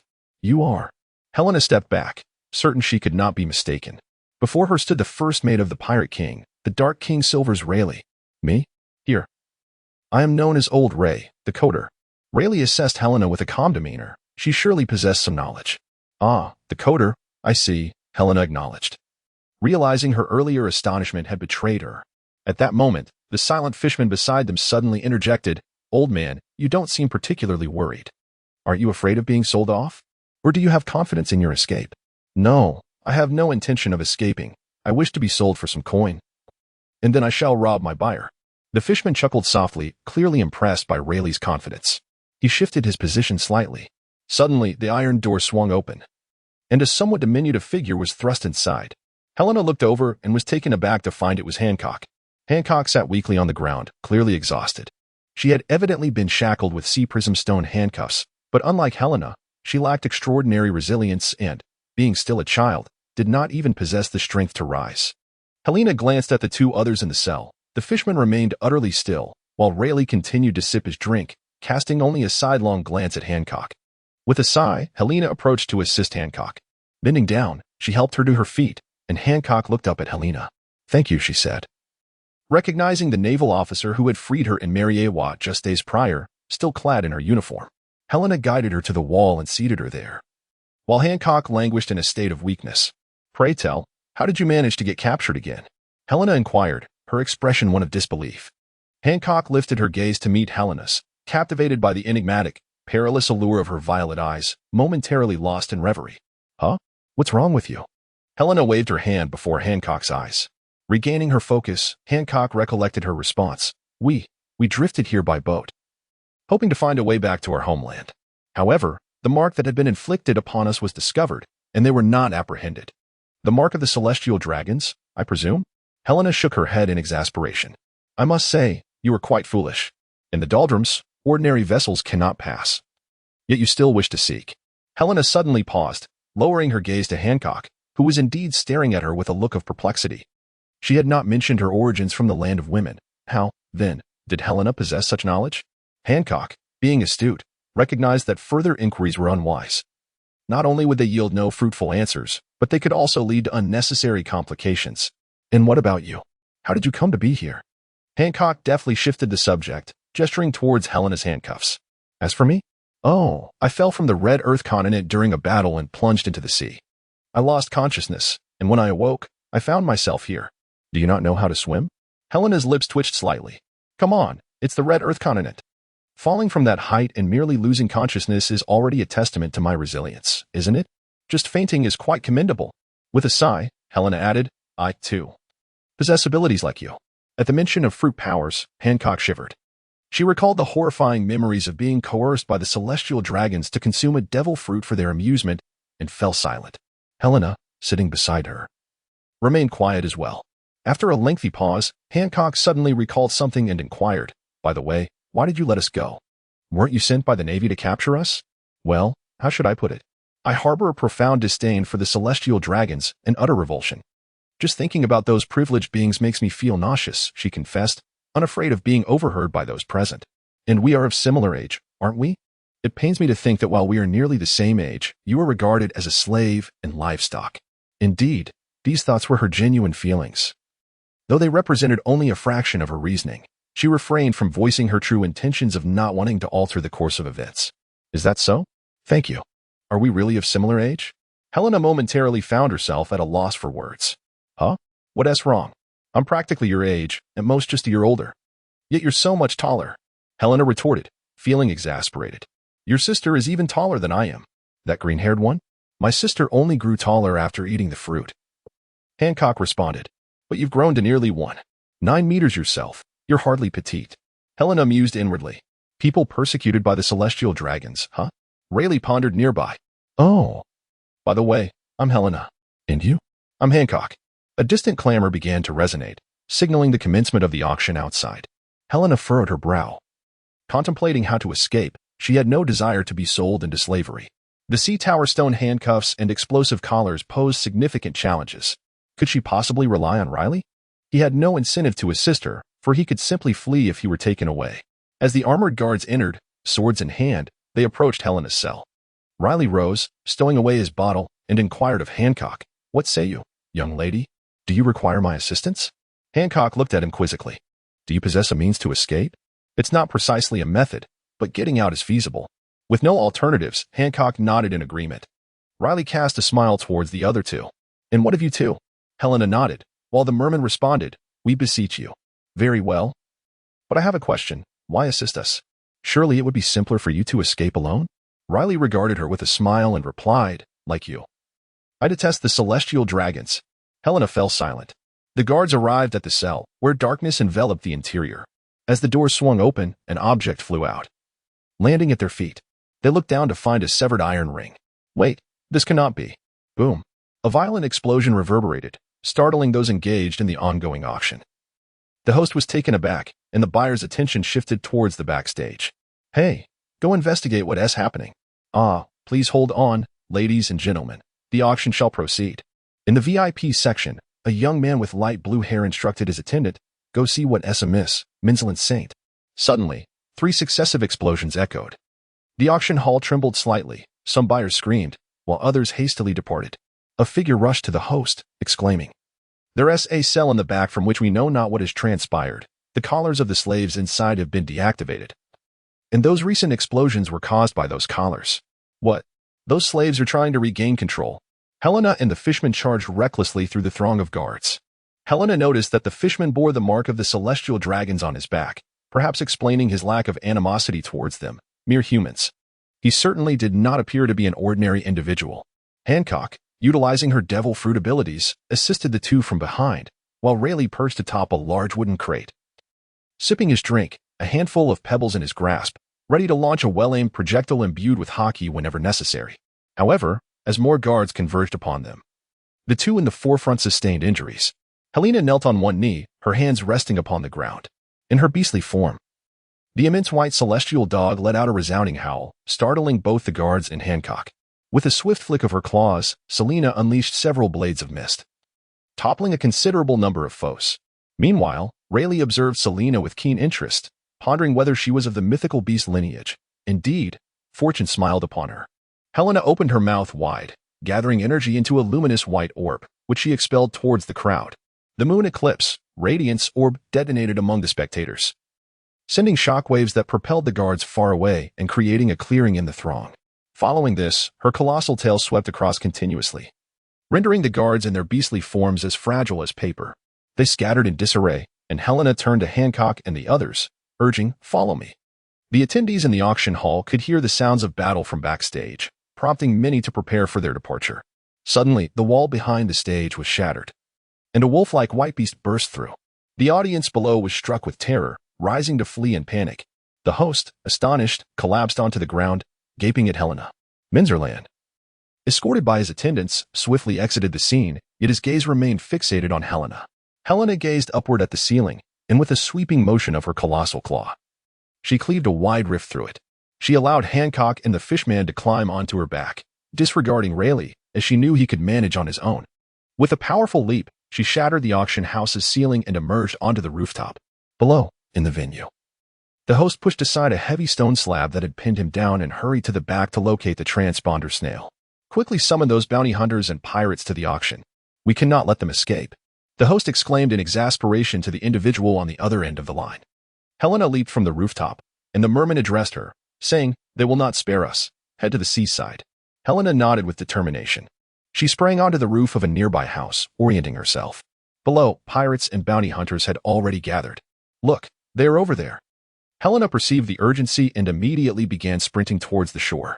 Navigating through the town, she deftly evaded their relentless pursuit, while Rayleigh, though not having departed, trailed closely behind. Upon reaching the coastline, she beheld numerous vessels, their hulls prepared for submersion. The merman leapt from the back of the ethereal witch and instructed, "Wait here," before diving into the depths. Hancock glanced around and suddenly queried Helena, "Hey? That old man, worry not, he has already departed on his own." Helena understood that Rayleigh wished to avoid unnecessary complications, hence he had not revealed himself since their escape from the auction. The pursuers were closing in, and with no news of the merman, doubts arose regarding his fate. With no other recourse, Helena steeled herself for battle. Suddenly, the surface of the sea churned violently, and a colossal sea creature emerged, upon whose back rested the merman. He called out to them, "Hurry up." Helena transformed back into her human form and lifted Hancock into her arms, gathering her strength for a leap onto the back of the sea beast. The fishman directed the creature away from Sabaody, leaving the pursuers on the shore gazing helplessly as they departed. "Excuse me, dear fishman, may we first head to tree No. 39? I have arranged to meet someone there." Very well, but we must be swift. By the way, may I inquire your name?" "Me? You may call me Daliate." Tree number 39 is one of the amusement areas of the Sabaody archipelago. At that moment, Helena and Hancock were concealed in an alley, observing the passers-by. "Hancock, is this truly the place?" "It has been an entire day," Helena lamented. "Indeed, it has been a day," they wouldn't tea. Hancock shook her head, striving to remain optimistic. "Ah, so you were here all along." "We have been searching for quite some time," a voice suddenly echoed from above, accompanied by the sounds of conversation and laughter. Helena glanced up to see Rayleigh perched on the rooftop, sipping his drink with a smile as he regarded the two. "Come with me. Your sister is with us." Rayleigh beckoned to Hancock. They made their way to the seaside to summon Daliate, and the three followed Rayleigh to tree number 13. Rayleigh led them into Shacky's bar, where upon entering, they spotted Hancock's two sisters seated at the bar. Upon seeing their sister return safely, they rushed over and embraced Hancock, tears streaming down their faces.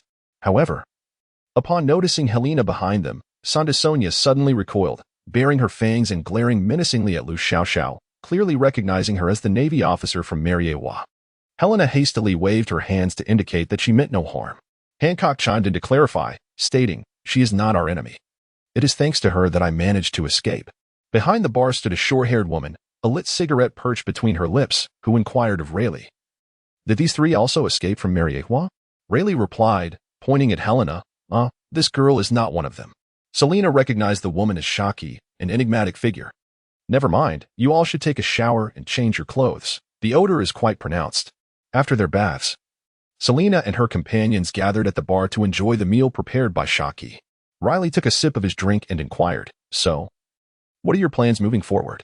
Hancock exchanged glances with her two sisters before responding, "We wish to return to our homeland." "Where do you hail from?" "Amazon Lily, perhaps?" "That could pose a challenge." "I can escort them there," Dahlia stated after swallowing her food. "I intend to become a pirate. Returning to Fishman Island offers little opportunity." With a chuckle, he glanced at Selina and remarked, "Such aspirations may not be fitting to express in your presence." "Well, I shall pretend I didn't hear that," Riley said, shifting his gaze to Selina. Without hesitation, she replied, "Of course, I will return to the Navy. I suspect they are currently searching for me with great urgency." Selina chose not to elaborate further. 3 days later, in the Grand Line, on the Sirius Islands, Helena leaped ashore and turned to wave farewell to Daliot and Hancock, who were atop the sea beast. "Farewell, until we meet again." Daliot urged the sea beast to depart as Helena surveyed the surrounding forest, deciding to traverse it in search of human life. Meanwhile, at the heart of the archipelago, there lay an active volcano, beneath which rested a lavish city. Within a gray fortress halfway up the volcano, a colossal pirate was reveling with his fellow marauders. This individual was the notorious breaker of cities, Daguth. With a bounty of 430 million, he downed an entire barrel of ale and carelessly tossed it aside, bellowing, "More ale. Bring me more ale." A pirate lackey hurried to Dagu, reporting, "Boss, the chief minister of Pondo has arrived." Osley? Humph. Let him in." A middle-aged man draped in a long robe entered the banquet hall, casting a cold gaze upon the drunken pirates. Dagu glared at him, demanding, "Hey, Osley, what brings you here?" "I come on behalf of the Celia's kingdom to inquire when you intend to leave our territory," Osley replied. Upon hearing this, Dagu erupted into laughter. "Ha ha ha. You've certainly reaped the benefits from my presence, Haven Tiyu. Are you truly going to burn the bridge after crossing it? Return to your little brat of a king and tell him that my departure is not for him to decide. We are ready to join the world government." "Your continued presence here is inappropriate," Osley insisted, his tone growing firmer. Dagu, with a derisive chuckle, retorted, "You ought to know your place. This country is funded by me. Every brick and tile in that pondo down there has my money invested in it. Don't think too highly of yourselves." With that, he disregarded Osley and resumed his drinking. Acknowledging the futility of the conversation, Osley turned and exited without another word. Helena traversed the woodland, arriving at a beach strewn with shells. Scattered individuals were collecting the shells when Lu Xiaoxiao approached 3 children. "Hello. Could you please tell me how to get to the naval base around here?" The 3 children looked up at her, exchanging glances of confusion. "Huh? Can't you understand what I'm saying?" "No. This country does not have the naval base you mentioned," one child replied. "Really? Then it seems this nation has not joined the world government and is not under naval protection," Helena murmured softly. "Are you from somewhere else?" one child inquired of Helena. "Ah, yes. If there is no naval base, where is the port?" "I wish to take a boat and leave this place." Upon hearing this, the children all lowered their heads in silence. This island cannot be left casually. There are patrol ships of His Majesty nearby. If discovered, one would be captured. It seemed that this nation was steeped in tyranny. How unfortunate that leaving this place proved to be such a daunting task. A weathered middle-aged man approached from a distance, wielding a harpoon. Upon seeing the children conversing with an oddly appearing woman, he hurried over to separate them. "Riley, who is this person? Do you know her? Don't speak to her casually." Seeing that she was suspected, Selina hurriedly waved her hands and exclaimed, I am a pirate." However, the middle-aged man, refusing to listen to Selina's words, assumed she was indeed a pirate and raised the harpoon in his hand, regarding her with a wary expression. Helena took a step back and explained, No, I am part of the Navy." "The Navy? The Navy? Humph. How could they possibly come to this country? We pleaded with them back then, offering all our savings, yet they remained indifferent. What a farce of justice. They are nothing but a pack of deceivers." With that, the middle-aged man dragged a few children away. The children, too timid to utter a word, followed him in silence. "Sigh, when those shell collectors return, let us follow them."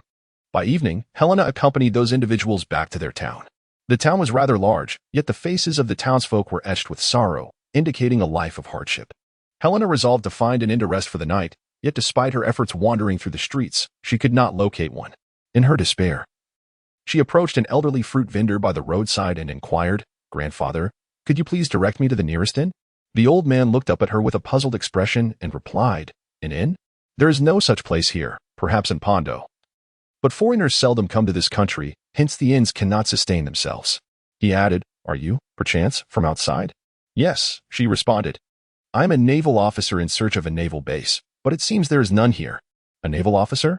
You must exercise caution." The old man's demeanor shifted to one of sudden alarm. "Caution? Why do you say that?" Approximately a decade ago, the previous king passed away, leading to a fierce contest for the throne among the princes. One of them enlisted the help of a band of pirates. Beneath the volcano near the capital, there is said to be a precious mineral that is a local specialty. That prince traded the mining rights of this mineral in exchange for the pirates' assistance.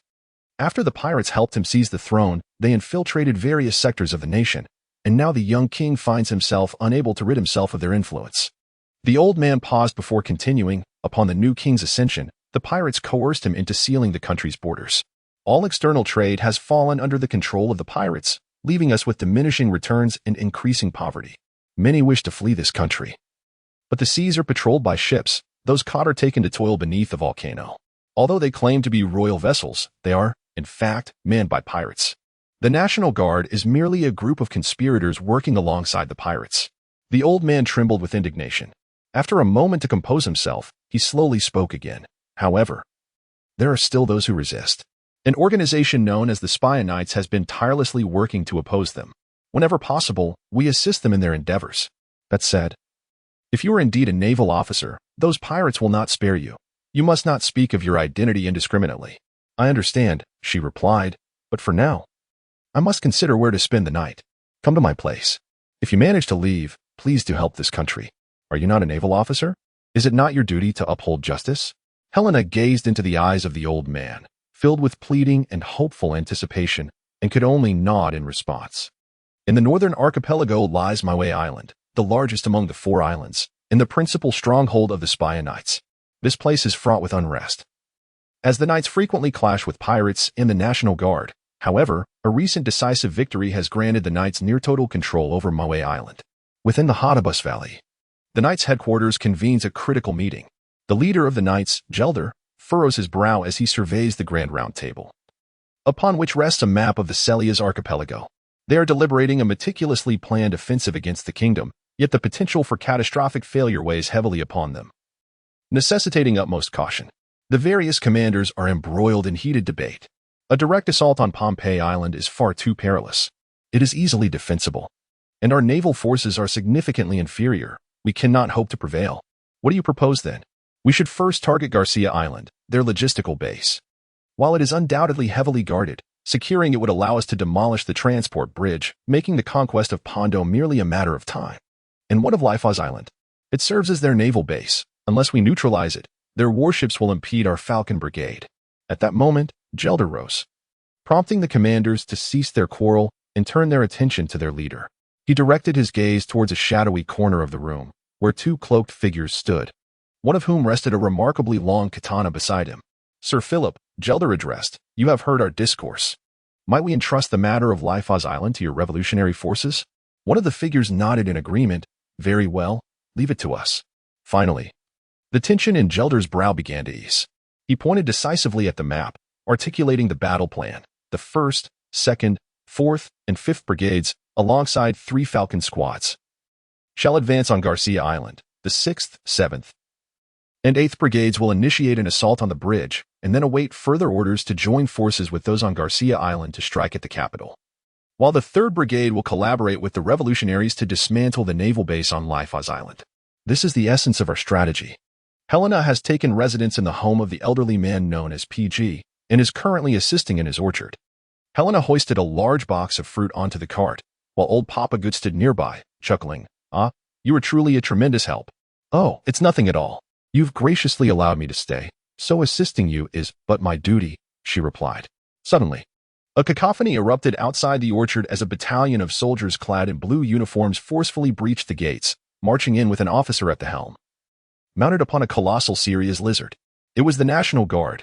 This was the end, old Papa Gu thought, trembling with fear. Hey, whose orchard is this? Step forward immediately," the officer bellowed impatiently. Old Papa Gu, shaking, emerged from the thicket, stammering, "Officer, I am here. What is your command?" The officer cast a sidelong glance at old Papa Gu and inquired, "There are reports of an illegal immigrant lurking about. Is there any truth to this?" Helena surmised that they were indeed searching for her. Reporting, sir. I do not know. I have not seen any illegal immigrants, old Papago stuttered. The officer narrowed his eyes, his intentions dubious. Should you dare to conceal any information, you shall face dire consequences. With a sweeping gesture, he commanded. Bring everyone from this orchard forth? Before long, several workers from the orchard, including Helena, were dragged out. Helena had contemplated fleeing. But the soldiers outside would surely create trouble for old Papago. The officer's gaze zeroed in on Helena, her striking appearance making her stand out. He urged the serious lizard closer to her and slowly asked, "You are not from around here, are you?" Helena averted her gaze, remaining silent. Why the silence? Guilt perhaps? Take her away. Several soldiers approached and bound Helena's hands. She resolved to escape once they were far from Old Park's orchard.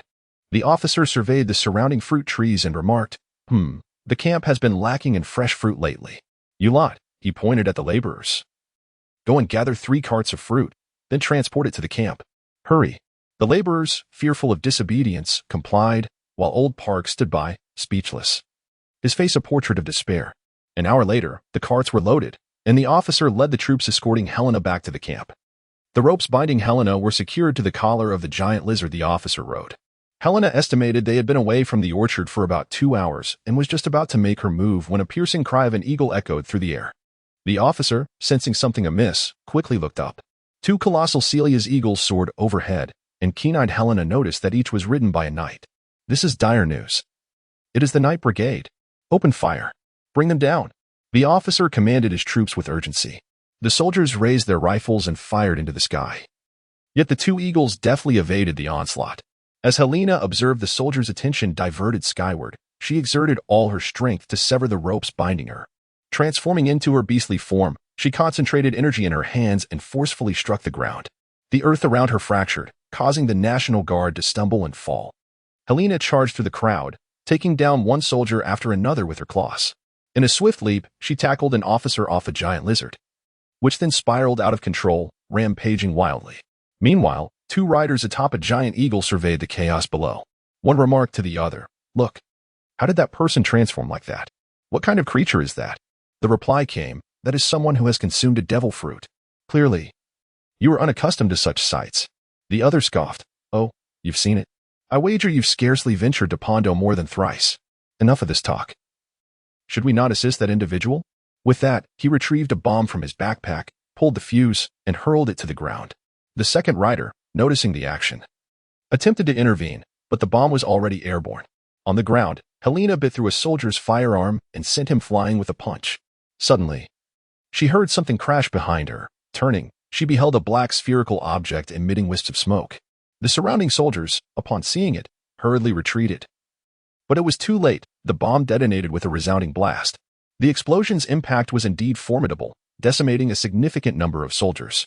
Helena emerged from the chaos, her once pristine white fur now smeared with ash. What if you had harmed that individual? One eagle rider reproached the other.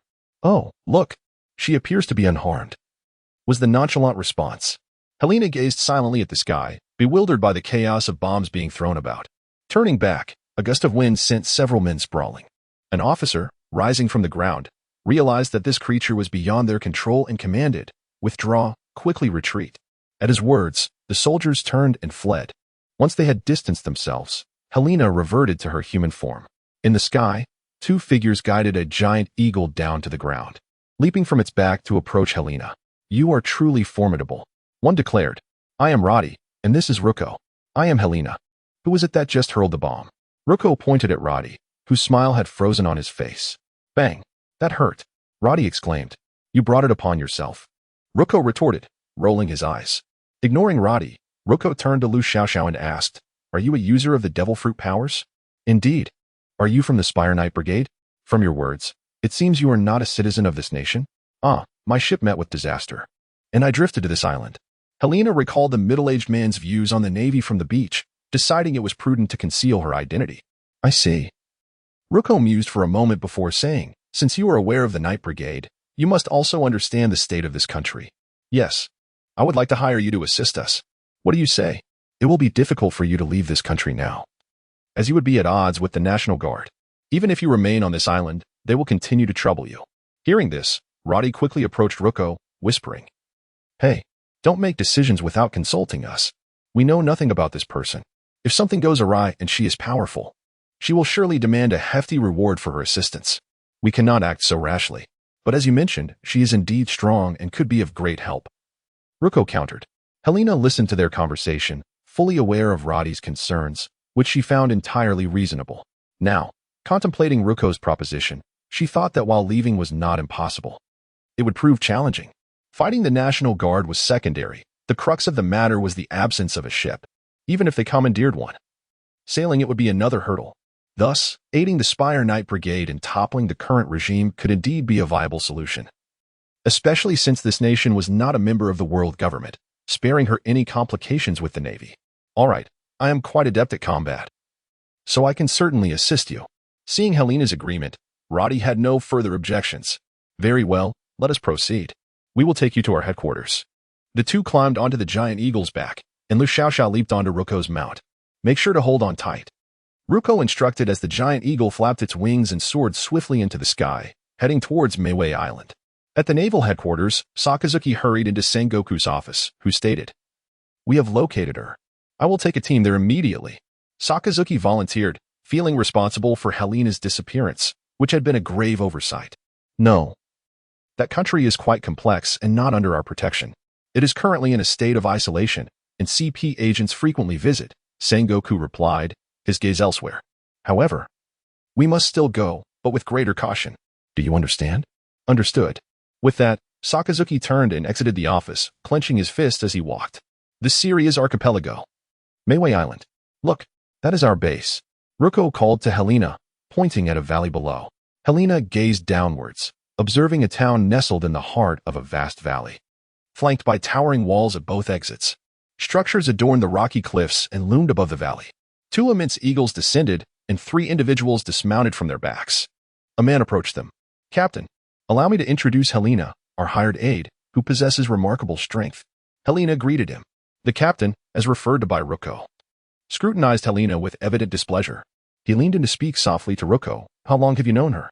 You cannot simply bring someone back like this.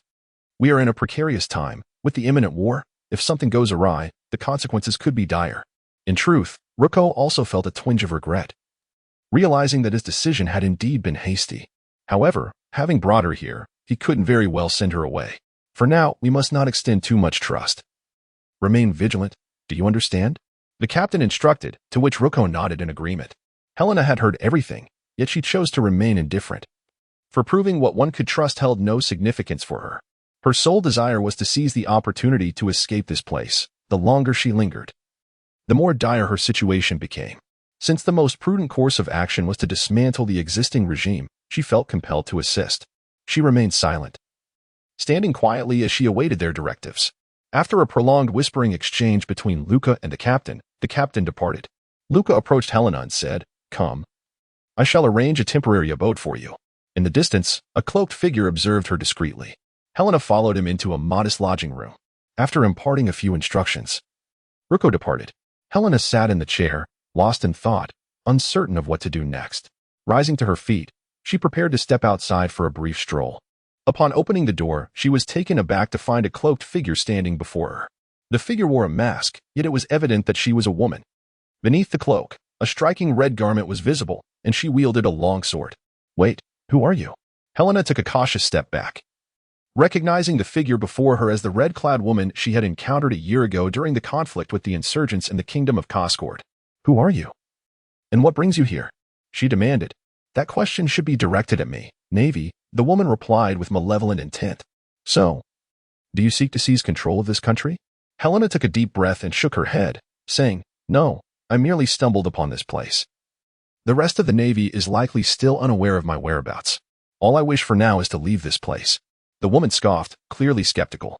Helena, disinclined to offer an explanation, instead inquired, "Who exactly are you, and why have you come to seek me? It is of no concern to you." Helena was at a loss for words as she observed the woman, who seemed hesitant to speak. "Regardless of our respective positions, you initiated this encounter yet failed to even disclose your name? Even a fabricated one would suffice." The woman blinked, maintaining her stern expression, but upon reflection, Helena's words did hold some validity. She opened her mouth, yet nothing emerged, and to her surprise, her cheeks flushed slightly. Helena took advantage of her silence to scrutinize her closely. She appeared to be of a similar age, with strikingly beautiful eyes that held a sharp gaze, exuding an air of coldness. She belonged to the archetype of an ice-cold beauty. Helena waited in silence for an extended period, her lips sealed. As the two stood awkwardly in place, "Do you have something to attend to? If not, I shall take my leave and rest. Farewell." Helena, unwilling to prolong the discomfort, hastily attempted to usher her away and was on the verge of closing the door. Suddenly, the individual interjected, placing a hand against the door, and declared, "I am Qianlin, and I wish to engage in a proper battle with you." With that, they cast a glance at Helena and swiftly departed. Helena gazed at her retreating figure, utterly speechless. What is this absurdity? Suddenly declaring a desire to engage in a match? Does she intend to use me as her sparring partner? Is she some sort of martial arts enthusiast, deriving pleasure from incessantly challenging others? Helena, feeling despondent, closed the door behind her, lacking the motivation to venture outside. She lay down on her bed, deep in contemplation. The individual known as Qianlin could not possibly be one of the Koskinen. Could she then be affiliated with the Revolutionary Army? Helena pondered this possibility within her mind. It was essential to ascertain the truth from her, after all. It was reasonable to expect the presence of revolutionaries on this island, as nearly every tyrannical regime had their agents inciting uprisings and orchestrating insurrections. After lingering in her room for a while, Selena decided to step outside for a stroll. Meanwhile, aboard a naval vessel in a certain sea area, Sakazuki gazed at the map of the Surayas Islands laid out before him. A peculiar crunching sound caught his attention. With a growing sense of irritation, he cast a sidelong glance, only to discover an elderly man with grizzled hair voraciously devouring rice crackers. Taking a deep breath, Sakazuki stifled his urge to expel the old man from the vicinity. The elder, seemingly oblivious to Sakazuki's annoyance, burst into a carefree laugh, exclaiming, "Ha ha ha. My apologies for the disturbance." Then, without warning, he tilted his head and succumbed to slumber, drooling slightly. Sakazuki clenched his teeth, veins standing out on his forehead. With a sudden pop, the old man's bubble of drool burst, rousing him from his nap. "Ah, I actually fell asleep," he exclaimed to no one in particular. Sighing, Sakazuki inquired, "Mr. Garp, what prompts you to undertake this mission?" "It's too dull at the Navy headquarters, so I thought I'd take a little excursion," Garp replied, only to resume his loud consumption of rice crackers. 3 days later, the headquarters of the Spy Knights issued a call to arms, and all members of the knightly orders across the archipelago entered a state of readiness. Helena meandered down the road, her expression one of profound disinterest. Suddenly, she halted, turned around, and implored, "I truly have no desire to engage in battle with you. I beg you, please let me be." Behind her, Sheen also came to a stop, blinking as she replied, "No way, we must have a proper fight." "But why? We are rivals, and the outcome has yet to be determined." Helena, in a fit of agitation, ran her fingers through her hair and remarked, "Why should there even be a distinction between opponents? What is the point of declaring a victor? If you have triumphed, so be it. I wish to engage in a serious duel with you. A year has passed. Perhaps you have surpassed me significantly. Wouldn't you agree? If that is the case, then challenging me again would seem rather pointless, wouldn't you say?" With great effort, Helena forced a smile. "Only through combat shall we truly discern our abilities." Helena has truly been exasperated by this obstinacy. She chose to disregard her and continued on her own path. Qianlin also remained silent, merely trailing behind. In recent days, Helena has come to understand that the individual named Qianlin indeed arrived with the Revolutionary Army. However, she is not an official member. Helena suspects that there may be an employment relationship between them. "Qianlin, it is time for us to depart." A voice called out to Qianlin from a distance. Qianlin glanced at the person, then at Helena, and said, "Wait for my return. You must not flee." Helena gave her an exasperated look and waved her hand, signaling her to hurry along. Thus, Qianlin departed. As night fell at the entrance of the transport bridge on Garcia Island, a sentry was inebriated. Another soldier, frowning at him, reproached, "How can you drink so much while on duty today? If something goes awry, what then?" "Oh, when has anything ever happened here?" "Indeed. Garcia Island is the smallest of the 4 islands, entirely comprising a small town. Although most strategic materials are stored here, the defensive facilities are robust, making it easy to defend but difficult to attack." The sober sentry leaned against the gatepost, idly gazing at the sky. Suddenly, he perceived several dark shapes passing overhead. What is that?" The sentry rubbed his eyes, attempting to see more clearly. Not far away, an ammunition depot erupted in flames, followed by a series of larger explosions. The station troops on the island were startled, hastily jumping from their quarters. What is happening? What is happening? Fool! It must be an attack by the knights. Quick! Grab your weapons. Prepare to confront them. In the air, the Eagle Squadron, having dropped their bombs, swiftly retreated. If the island's cannons and searchlights were activated, they would be in grave danger. The sentry who had noticed the dark shapes in the sky roused his comrade, saying, "Hey, wake up. We are under attack." No sooner had he spoken than a thunderous sound filled the air. The sentry turned towards the bridge and beheld swarms of giant lizards charging toward them, each ridden by a member of the knights. Due to the knights' control over Maui Island, the transport bridge between the two islands was obstructed by large barriers. The foremost attackers hurled their specially designed explosives, resulting in thunderous blasts that shattered the obstacles, allowing the lizard riders to surge into the town. Simultaneously, countless members of the knights were diving from the sea, making their way onto Garcia Island. Both sides officially engaged in combat, with the knights initially holding the advantage and disorienting the National Guard. However, the National Guard utilized the terrain and fortifications to temporarily withstand the knights' assault, leading to a stalemate. Meanwhile, at the transport bridge between Pondo and Maui Island, the knights launched a similar offensive at the naval base on Lifaz Island. Helena, alongside Geldo and his companions, found herself engaged in fierce combat against the guards on the bridge at Maui. Within the palace of Pander City, the young king's face was ashen with anxiety as he implored Osley beside him, "Quick, instruct them to halt those knights. Why have we received no word from Daguda? Urge them to assist us. Your Majesty, please remain calm. Messengers have already been dispatched. Those knights are merely a disorganized rabble. Our weaponry and equipment far surpass theirs. They cannot prevail," Osley reassured him. "And what of Maui Island? You claimed it was a momentary lapse, yet 6 months have passed without any recapture, and they have even dared to launch assaults against us." The king's frustration boiled over as he struck the exquisite armrest of his throne, leaving Osley momentarily speechless.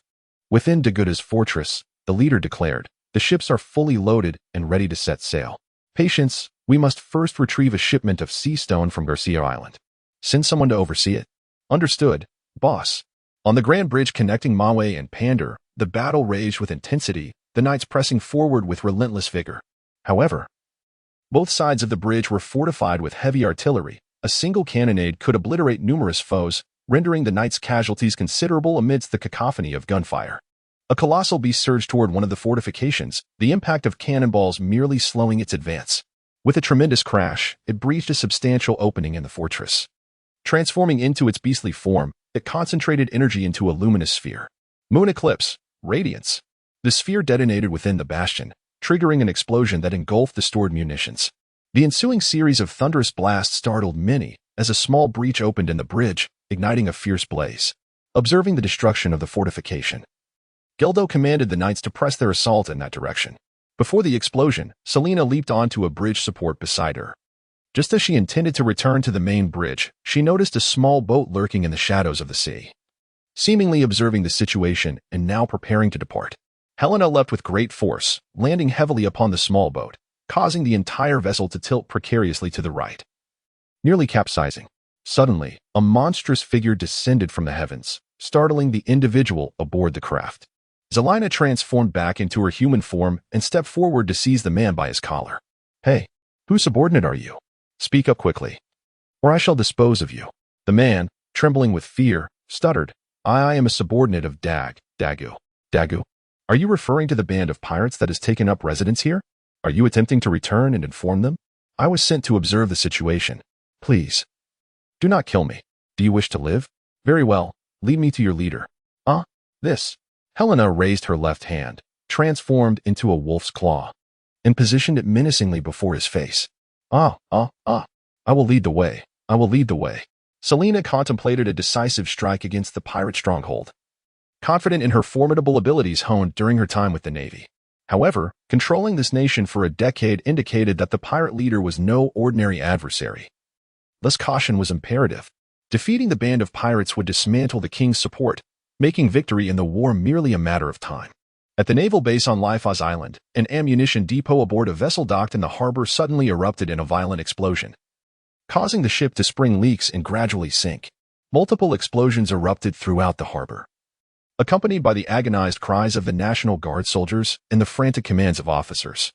In a building perched on the seaside cliffs, A middle-aged man clad in General Sirius's uniform directed the defense from the port's command center, brandishing a dagger and occasionally waving it in frustration. "Damn it! They were incredibly well prepared," exclaimed General Banaji, noting that the destroyed ships had blocked any medium to large vessels from entering or exiting the harbor. Meanwhile, both Pondo and Garcia were under attack. Banaji slammed his fist onto the table littered with maps, forcing himself to regain composure. He had weathered countless storms and could not afford to panic in the face of assault. Have the heavy artillery on the cliffs been activated? Temporarily abandon the eastern half of the harbor and have everyone retreat while engaging the enemy toward the artillery. Understood. Qianlin swung her long blade with great force, severing the mainmast of a large warship, which then toppled onto an adjacent vessel with a resounding crash. She leapt onto the fallen mast, charging aboard the ship.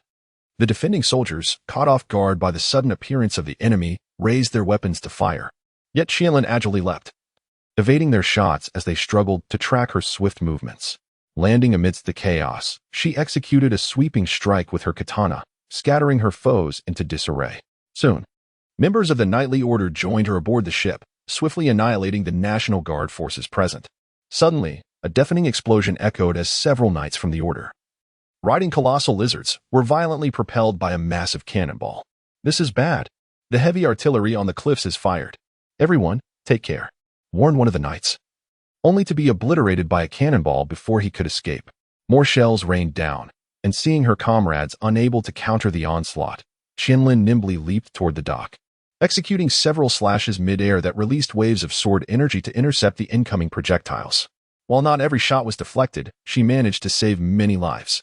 Landing securely, she activated her observation haki, stepping back just in time to evade a bullet that whizzed past her. With her katana poised, she charged toward the National Guard.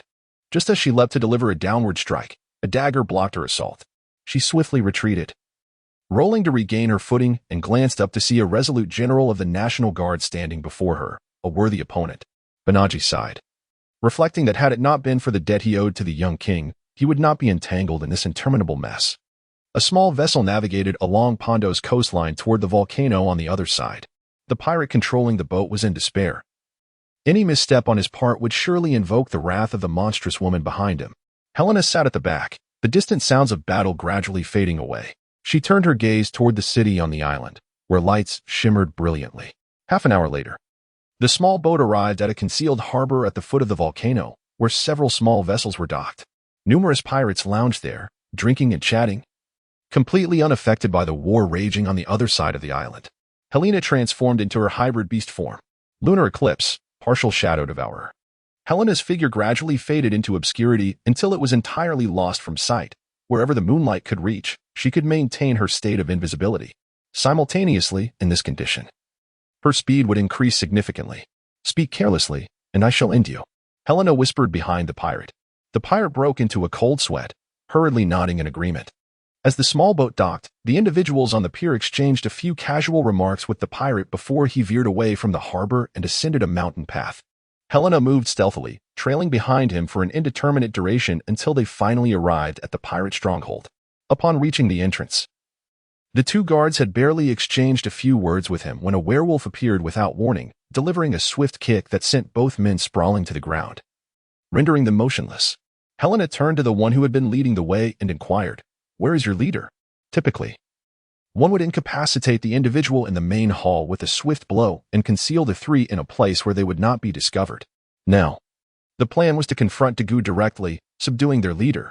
The others, even if they wished to fight, lacked the strength to do so. Inside the fortress's outer walls lay a vast expanse, leading directly to the main structure of the fortress. Just as they stepped into this area, the iron gate behind them suddenly descended, trapping her within. They had been discovered. Countless pirates surged forth, brandishing swords and firearms, encircling Helena. Among the pirates loomed a colossal figure. Dagu, towering as high as a two-story building, stood with arms crossed, looking down at Helena with disdain. Even before they had embarked on their journey, his men had spotted them on the shore. Moreover, Dagu had learned of an individual with devil fruit powers who had clashed with the National Guard a few days prior on Raifaz Island. Recognizing the description of the person who had been discovered, he realized that this woman before him was indeed the one endowed with such abilities. Hence, Dagu did not underestimate her. He had already laid an ambush in anticipation of her arrival. Without a desire for further conversation, Dagu had more pressing matters to attend to. Attack, he commanded, and the pirates brandished their weapons, charging forward with wild cries. As Helena realized she could not evade the confrontation, she embraced the inevitable. Transforming into her beastly form, she leaped into the air, gathering energy in her mouth to unleash a downward blast. The luminous orb descended upon the ground. The moon eclipse, lifelight exploded instantaneously, creating a clear space amidst the crowd. Clang! The clash of blades echoed as Banaji suddenly withdrew his strength, causing Qianlin to lean slightly forward, losing her balance. Banaji seized the opportunity, delivering a kick to her abdomen. Qianlin swiftly retreated, evading the assault. Banaji charged at Qianlin with his blade raised, delivering a powerful downward strike as he reached her. Qianlin sidestepped the blow, leveraging the length of her weapon to pivot and slash at Banaji's right arm. Blood splattered as Banaji grunted in pain, retaliating with a swift strike towards Qianlin. Sensing she could not evade, Qianlin raised her blade to block. Banaji's strength was formidable, causing her arm to tingle from the impact. Seizing the brief respite in Banaji's assault, Qianlin swiftly withdrew, creating distance between them. Rising to her feet, her katana stained with Banaji's blood, the blade gradually transformed into a deep crimson hue. With a gentle flick, a faint wail resonated, and the bloodied blade appeared ominous. The demon blade, Blood Edge, was unleashed with a horizontal slash, sending a scarlet sword aura hurtling towards Banaji. He raised his blade to defend, but the aura fragmented into numerous slender streams, striking him. Banaji grimaced in pain as Qianlin swiftly leaped into the air. The demon blade, Mysterious Ascension, caused her sword to elongate instantaneously, accompanied by a surge of sword energy descending upon Banaji. He barely managed to cover his arm with his haki, absorbing the blow, yet a deep gash marred his arm. Qianlin, refusing to relent, aimed for his leg as she landed, but Banaji quickly evaded. She rose, unleashing a series of sword energies. Banaji had no choice but to defend, retreating continuously, while Qianlin seemed tireless, pressing her relentless assault. What manner of creature is this? Banaji pondered in disbelief. Helena swung her dual claws, leaving a pirate before her bloodied and mangled. Suddenly, a cannonball exploded behind her, and she seized a pirate, hurling him towards the gunner, toppling that individual. No. She needed to regain her composure. Her observation haki was failing her. She leapt from the throng, ascending onto a pillar, activating her half-shadow feeding, her form blurred, and her speed surged instantaneously. She plunged into the crowd, dispatching a pirate with each claw strike. The pirates struggled to discern her figure, only perceiving a vague silhouette. Some fired at this indistinct shape, but Helena deftly evaded their bullets, which instead struck their fellow pirates. Dagu, losing his patience, bellowed, "Everyone, stand aside." Clad in a pair of gauntlets and wrist guards, he charged towards Helena with remarkable speed, his fists enveloped in armament haki. Helena, enhancing her speed once more, narrowly evaded his punch. In an instant, Selena appeared atop Dagu's head and delivered a swift kick. Dagu's reflexes were equally rapid, as he immediately crossed his arms to shield his head. The kick landed against Dagu's bracer, and Selena was suddenly engulfed in a searing sensation, followed by intense pain radiating from her foot. Hastily retreating, she glanced down to discover a burn on her foot. Seizing the opportunity while she was preoccupied with her injury, Dagu lunged forward, delivering a powerful punch. With no choice but to activate her protective barrier, she summoned a white shield to deflect the blow. In a swift motion, her claws slashed, leaving a gash on Dagu's shoulder, causing him to recoil in pain and create distance between them. Helena gasped for breath, her gaze fixed upon the bracers and gauntlets adorning Dagu's hands. What could those be? Dagu, noticing the confusion in her eyes, chuckled softly. He had no intention of enlightening Helena about their nature. Helena was intently observing when suddenly several cannonballs exploded behind her, while other pirates from a distance unleashed their rifles and cannons to distract her. Taking advantage of this chaos, Dagu charged forward once more, relentlessly throwing punches. Helena had no choice but to activate her observation haki, deftly dodging his attacks. Dagu, possessing not only superior strength but also remarkable speed, coupled with his enigmatic gauntlets, rendered Helena unable to utilize the powers of her devil fruit, leaving her at a disadvantage. A cannonball detonated at her feet, further complicating matters as the pirates continued to wreak havoc.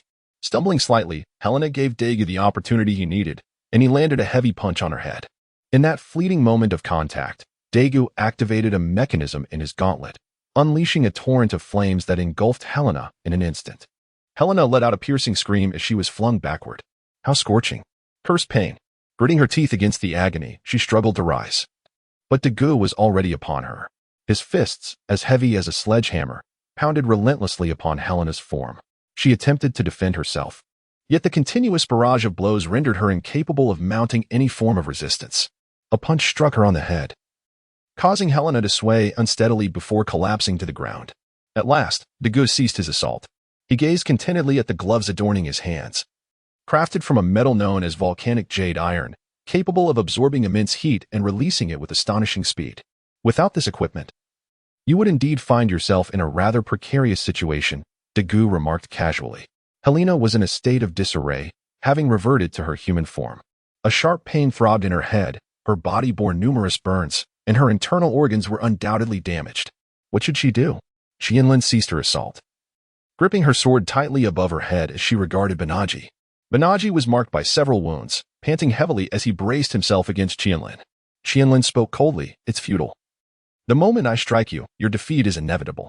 No sooner had she spoken than a ghastly specter emerged from her form, accompanied by anguished wails echoing around them. The blade in Qianlin's hand began to radiate light, crimson energy extending from the sword to her arm. Banaji hastily leaped back, creating distance while anxiously watching Qianlin. The ghostly figure surrounding Qianlin transformed into a blood-red wind that surged towards Banaji. He quickly retreated, yet the sinister wind ensnared him, the specter looming ominously above his head. With a forceful swing, Qianlin struck, and simultaneously, the specter above Banaji raised its own blade to strike him down. A sickening sound echoed as the blade sliced through flesh. A horrific gash appearing from Banaji's shoulder down to his abdomen, blood erupting in a fountain-like spray. With a pained cry, Banaji collapsed, his body convulsing on the ground.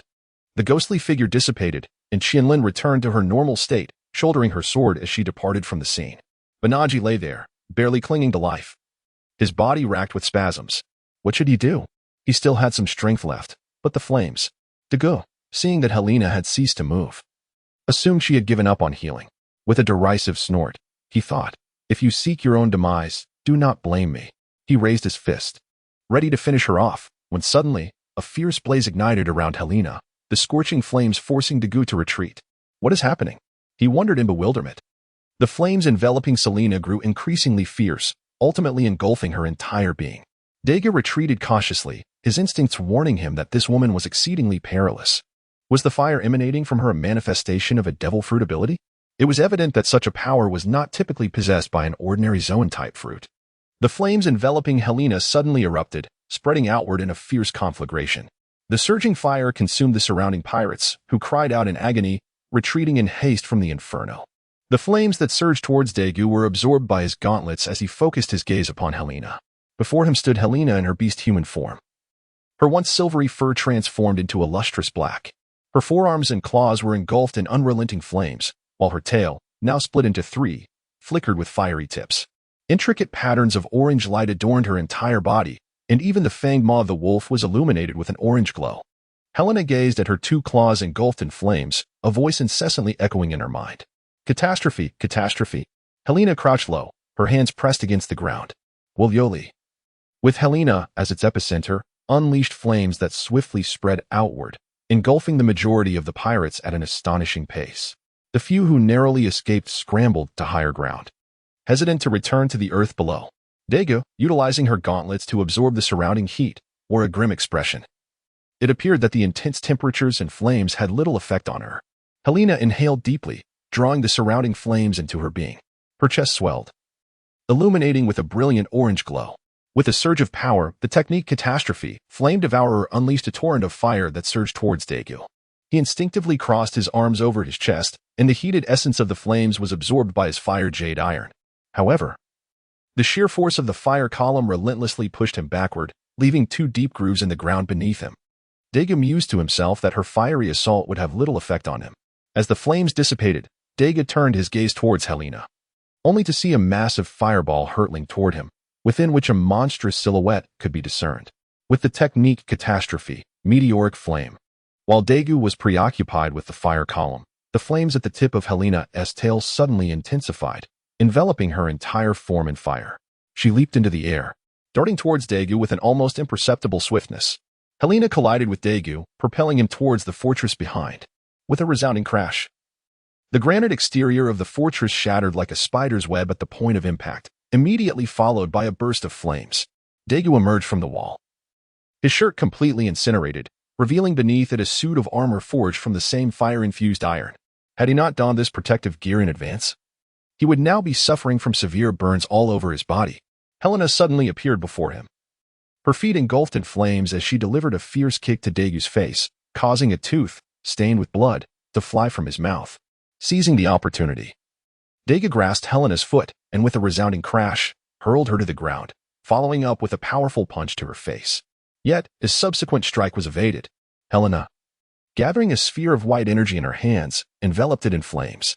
With a technique known as disaster radiance, she struck Daegu squarely in the abdomen, and the orb within her palm detonated instantaneously, unleashing a blinding explosion of fire and brilliant light that rendered the surrounding pirates momentarily blind to the unfolding chaos.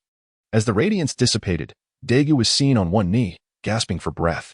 His upper armor lay shattered, leaving him battered and bruised. Gritting his teeth, he discarded his gauntlets and surged towards Helena with the utmost speed he could muster, his fists clad in haki, ready to unleash a blow upon her. Helena similarly clad her hands in haki, and as their fists collided, the impact generated shockwaves that extinguished nearby flames. The two continued to exchange blows. Daegu, a pirate with a bounty exceeding 400 million, undeniably surpassed Helena in sheer strength. Even though her once advantageous fire attacks had now become a liability, she still possessed the capability to fight fiercely. Helena seized the moment and sank her teeth into Daegu's shoulder, flames erupting from her mouth, causing Daegu to finally let out a cry of pain. Upon turning to face Daegu, Selena forcefully swept her claws, unleashing two intersecting blades of storm, ignited with flames that struck Daegu's back. The fiery tempest sent Daegu hurtling forward. Seizing the moment, Selena rushed to pursue Daegu. However, as Daegu rose, feigning a lack of response, she suddenly pivoted to deliver a powerful blow, sending Selena flying upon her approach. Helena executed a graceful somersault in the air, regaining her composure and landing firmly. Each of her claws gathered luminous orbs, enveloped in flames. As the two orbs collided, they compressed incessantly, culminating in a fiery sphere the size of a ping-pong ball, radiating an intense orange glow that rendered one unable to open their eyes. Cold sweat trickled down Dag's forehead as he realized that should he be struck by such a move, it would likely spell his demise. He struggled to stand. Yet the multitude of injuries he had sustained had significantly diminished his speed. Helena seized the fireball with a claw and hurled it forcefully towards Daegu, the fireball slicing through the air with a piercing sound. The explosion of the fireball resonated with a thunderous roar, illuminating the entire clearing with a brilliant white light. Flames engulfed the surroundings, sparing only the pirates who had wisely fled the scene. Meanwhile, within the walls of Pando City, the knightly order had breached the defenses, engaging in fierce urban combat with the National Guard. The intensity of the battle raged on, and the violent eruptions from the distant volcano drew the attention of all below. In the sky, Ruko, riding a colossal eagle, noticed the unfolding events and urged the beast to soar in that direction. The ground was a desolate wasteland, with the bodies of pirates reduced to charred remains, while Daegu lay incapacitated, his entire form resembling a block of coal, rendered unable to move. Helena was also disinclined to concern herself with him any longer. She was nearing her limit, reverting to her human form. She collapsed onto the ground, her body marred by numerous wounds. Helena was seated on the ground, taking a moment to rest, when the earth beneath her began to tremble. The volcanic deposits of the Fire Jade iron mine had long been exhausted. Daegu had intended to depart today, but unexpectedly, Helena emerged from the shadows. Though he did not anticipate his own defeat, he had already given orders to detonate both the mine and the fortress to prevent any unforeseen complications. The tremors she felt were a result of the mine undergoing demolition, and shortly thereafter, the fortress erupted in a series of explosions, its upper structure gradually collapsing in the aftermath. Helena rose swiftly, for remaining still would mean being crushed beneath the debris. "Helena," a voice suddenly called out from above. Looking up, she spotted Ruko soaring through the sky on the back of a magnificent eagle. He maneuvered the great bird to descend within her reach and pulled her up with a firm grip. Behind them, the fortress collapsed with a thunderous roar, sending up a vast cloud of dust. "I wondered why you had vanished so abruptly, but to charge in alone like that is exceedingly perilous." Helena, weary, offered a faint smile and remained silent. "Yet, your strength is truly remarkable. You managed to defeat that Daegu, who has evaded countless attempts on his life over the past decade." Turning to Helena, I discovered she was gazing out at the sea. "What troubles you?" Over there. A fleet of pirates is sailing away. Humph. They are likely transporting the ore extracted from here. Alas, we cannot pursue them now. Soon, we shall emerge victorious in this war. At last, we will reclaim our homeland. Within the city below, the National Guard had disbanded in chaos. The knights had stormed the palace, and Geldo, leading the charge, burst into the grand hall, where only Osley remained. His expression dark and brooding as he fixed his gaze on Geldo. Ignoring him, Geldo commanded his men to search for the fleeing king. He must not be allowed to escape. Disguised, the king, escorted by several guards, fled toward the outskirts of the city. The oppressed populace of Pondo, witnessing the knight's triumph, surged into the streets, jubilantly celebrating the downfall of the king and the nobility. As the king walked with his head bowed, he was suddenly jostled by a throng of commoners. "You audacious peasants!" he shouted, immediately regretting his words. "Look, is that not the king?" Indeed, it was he. Attempting to flee. Seize him. Capture him. Hang him. He must not escape. Enraged, the crowd surged forward, beating the king and his guards until they were bruised and battered, then binding him with rope. A day later, Helena, her body wrapped in bandages, sat in the orchard of old Pega, indulging in fruit. Suddenly, a figure appeared before her, startling her so much that she nearly choked. Looking up, she recognized Qianlin. Helena was momentarily speechless. "Surely, she would come seeking a confrontation with me. I have searched for you for quite some time, only to find you hiding here. Look, my injuries have yet to heal, and I am certainly unable to perform at my best. Am I not? Should we perhaps discuss this in a few days?" Qianlin huffed and turned away, prompting a sigh of relief from Helena. Uncle Page, pushing a cart, approached Helena and remarked, "A naval warship has arrived at the port. I wonder if it has come to retrieve you." Upon hearing this, Helena instantly sprang to her feet. "Uncle Page, farewell. I must take my leave." "Slow down. Your injuries have not yet healed," he called after her. "Goodbye, young lady." She dashed out of the orchard, racing towards the seaside. Not far behind, Qianlin observed Helena's retreating figure, tilted her head in contemplation, and decided to follow her. Upon reaching the shore, Helena beheld the warship, which was still about a kilometer from the coast. She turned to head towards the dock. Qianlin emerged behind her, and upon realizing she had followed, Helena felt somewhat bewildered. Qianlin glanced at Helena, then at the distant warship, and suddenly understood. With urgency, she exclaimed, You shall not leave. We must settle this contest before you depart." Helena's face turned pale with fear. Disregarding Qianlin, she turned and fled. "No. Who wants to fight with you? Don't run." Helena sprinted frantically to the harbor, weaving through the bustling market with Qianlin closely trailing behind her. Upon reaching the seaside, she glanced around. Helena leapt onto a small boat, severed the rope tethered to a wooden post, and seized the oars, propelling the vessel forward with remarkable speed, swiftly gliding several meters into the water. Helena, as if evading the pursuit of a ferocious beast, turned back to see Qianlin standing motionless on the shore, and she instantly breathed a sigh of relief. She sat down, intending to rest for a while, but her unease compelled her to glance at Qianlin once more, and she found herself frozen in place. To her astonishment, Qianlin placed the knife aside and, with an exceptionally graceful motion, leaped into the sea, swimming towards the small boat with the speed of a fish. Could this truly be happening? She quickly grasped the oars and resumed rowing, making little progress. Behind her, Qianlin emerged from the water, landing steadily on the small boat, sending a splash of water that drenched Helena completely. Helena relinquished her treatment, gently setting down her paddle, and sat in silence, awaiting her fate. She could hardly fathom how swiftly she had swum. "Sister, are you a mermaid?" The words stirred a flicker of emotion in Qianlin's gaze, though Helena remained oblivious. Qianlin shook the water from her lustrous black hair. The mask that had adorned her face now fallen away, revealing a countenance akin to the aloof beauty Helena had envisioned. With a small knife in hand, Qianlin approached and delicately lifted a strand of Helena's white hair, severing a portion. "I shall create your life card. I will return for you." Without waiting for Helena's consent, she turned and leaped back into the sea, swimming towards the shore. Helena let out a deep sigh, expressing her exasperation. Helena saluted. "Admiral Sakazuki." Meanwhile, Admiral Carp, beside a cap, incessantly stuffed Sabay into his mouth. "Oh, wet, Helena. We are specifically here to find you," Carp mumbled, his speech muffled by the snacks. Sakazuki could no longer tolerate this and interjected, "Upon your return, prepare a report detailing the events since your disappearance in Mary Geoise." "Yes," he replied. "Additionally, did you eliminate Citybreaker Daegu?" "Indeed. I did dispatch the leader of a pirate crew that had taken over Celius, though I am unaware of his name. That pirate is the notorious city breaker Degazarman, with a bounty of 430 million. Well done, Sakazuki commended, his expression remaining impassive. Helena felt a twinge of anxiety, somehow.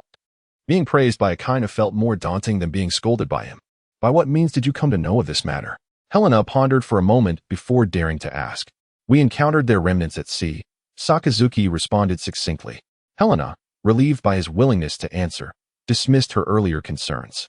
6 years later, in the year 1515 of the Sea Circle calendar, Helena was now 23 years old and held the rank of Rear Admiral in the Navy headquarters. Sakazuki, Kazan, and Borsellino were elevated to Admiral by 1514 and 1515, while Sengoku ascended to the position of Fleet Admiral. And Kong was appointed as the supreme commander of the three armies. Throughout the past 6 years, Helena had emerged as the strongest among the younger generation of the Navy, showcasing her prowess in numerous missions and earning her title as the undeniable naval star. For years prior, the Battle of Simak erupted. The 4 naval vessels, including Helena's, encountered a pirate alliance boasting over 20 ships in the Simak Strait. The Navy found itself besieged from all sides, and at that time, all the reinforcements en route to assist believed that the 4 ships were doomed to annihilation. Upon learning of the dire situation, Sengoku urgently dispatched Borsellino to rescue Helena. However, when Borsellino arrived at the battlefield, he was astonished to find Helena engaged in combat aboard a pirate ship. In her devil fruit form, Helena unleashed torrents of searing flames, incinerating one pirate vessel after another, swiftly dispatching 6 ships before leaping to her next target. Meanwhile, on the Navy's side, only one ship had become incapacitated. Once Borsellino joined the fray, the tide of battle quickly turned, leading to a swift conclusion of the naval conflict.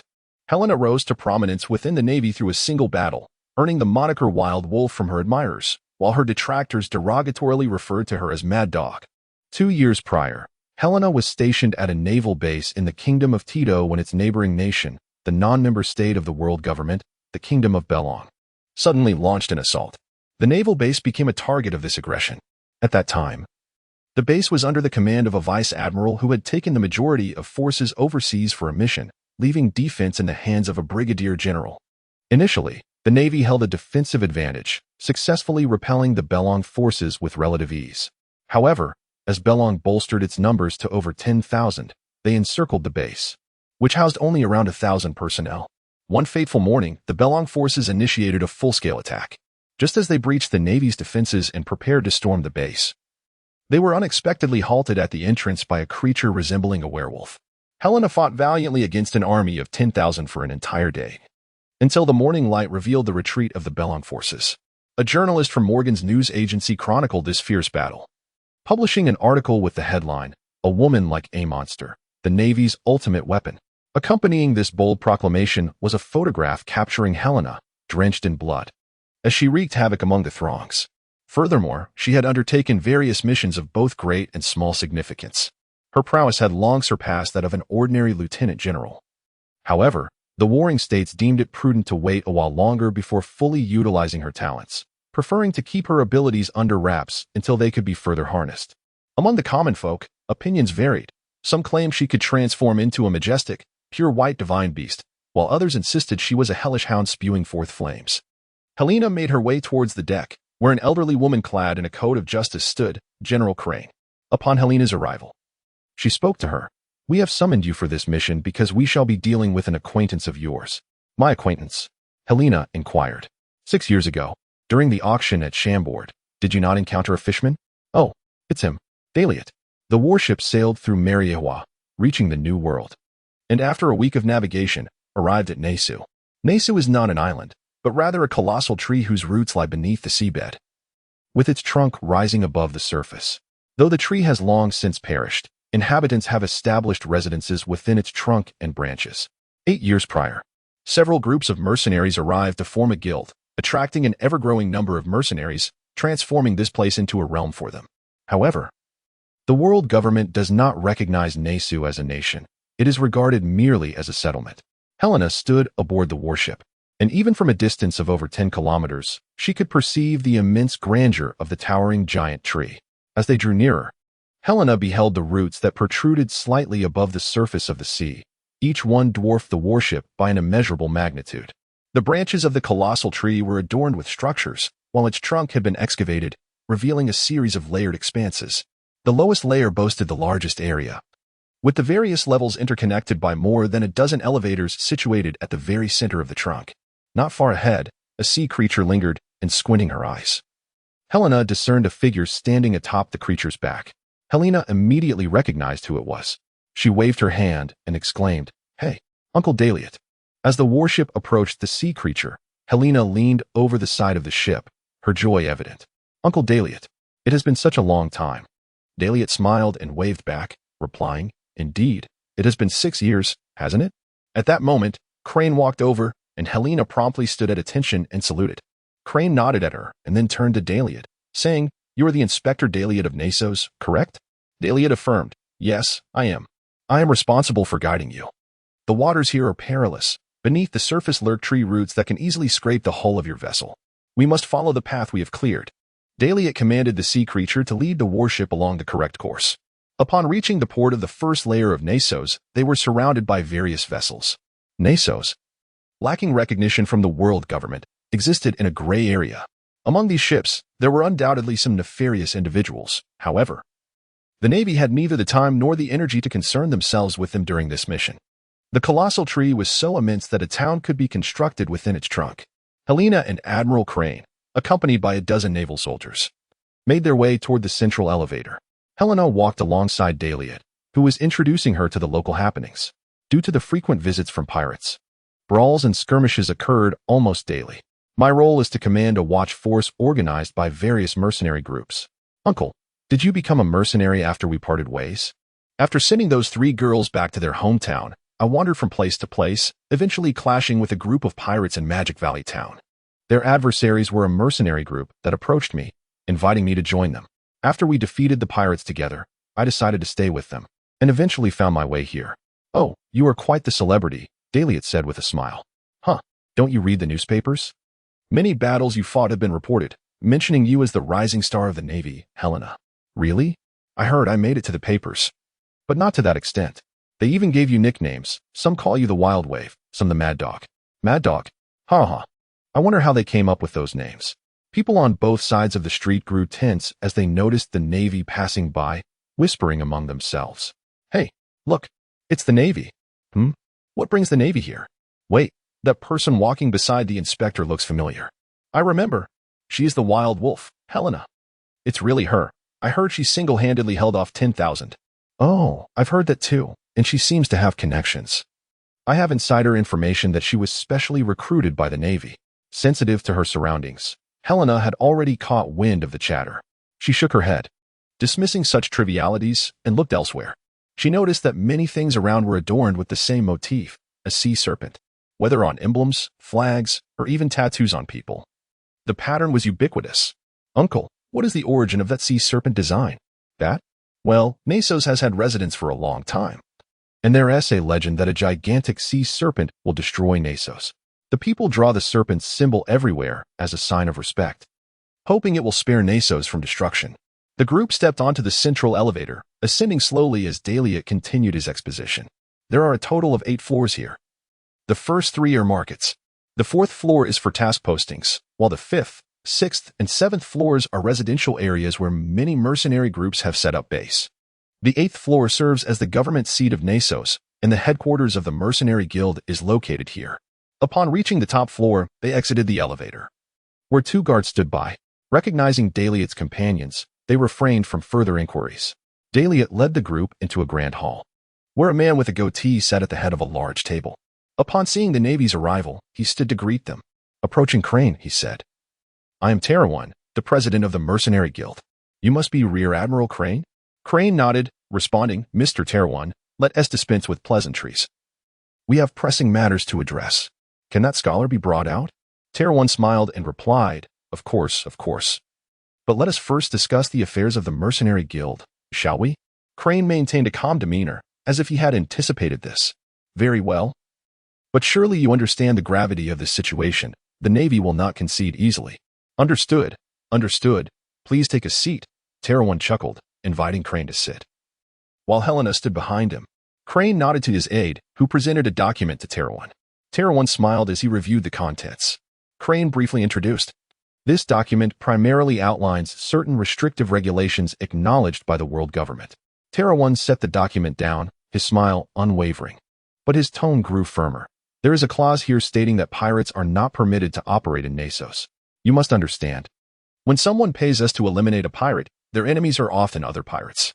Are you not cutting off our means of livelihood? Anticipating this issue, I had a contingency plan. All publicly wanted pirates arriving in Nasos must report to the Navy. How does that sound? Crane crossed his arms, casting a sidelong glance at Tyrant. That poses a bit of a challenge. We would lose our credibility elsewhere. Rear Admiral, Tyrant maintained his smile. I'm afraid we cannot accept that clause. Crane closed his eyes, contemplating for a moment before saying, then let us review the other points. Are there any further issues? Very well, this clause needs some details. After an hour of discussion, Crane stood, saying, regarding the clause we cannot agree on. I will consult with headquarters and provide you with a response by tomorrow. All right.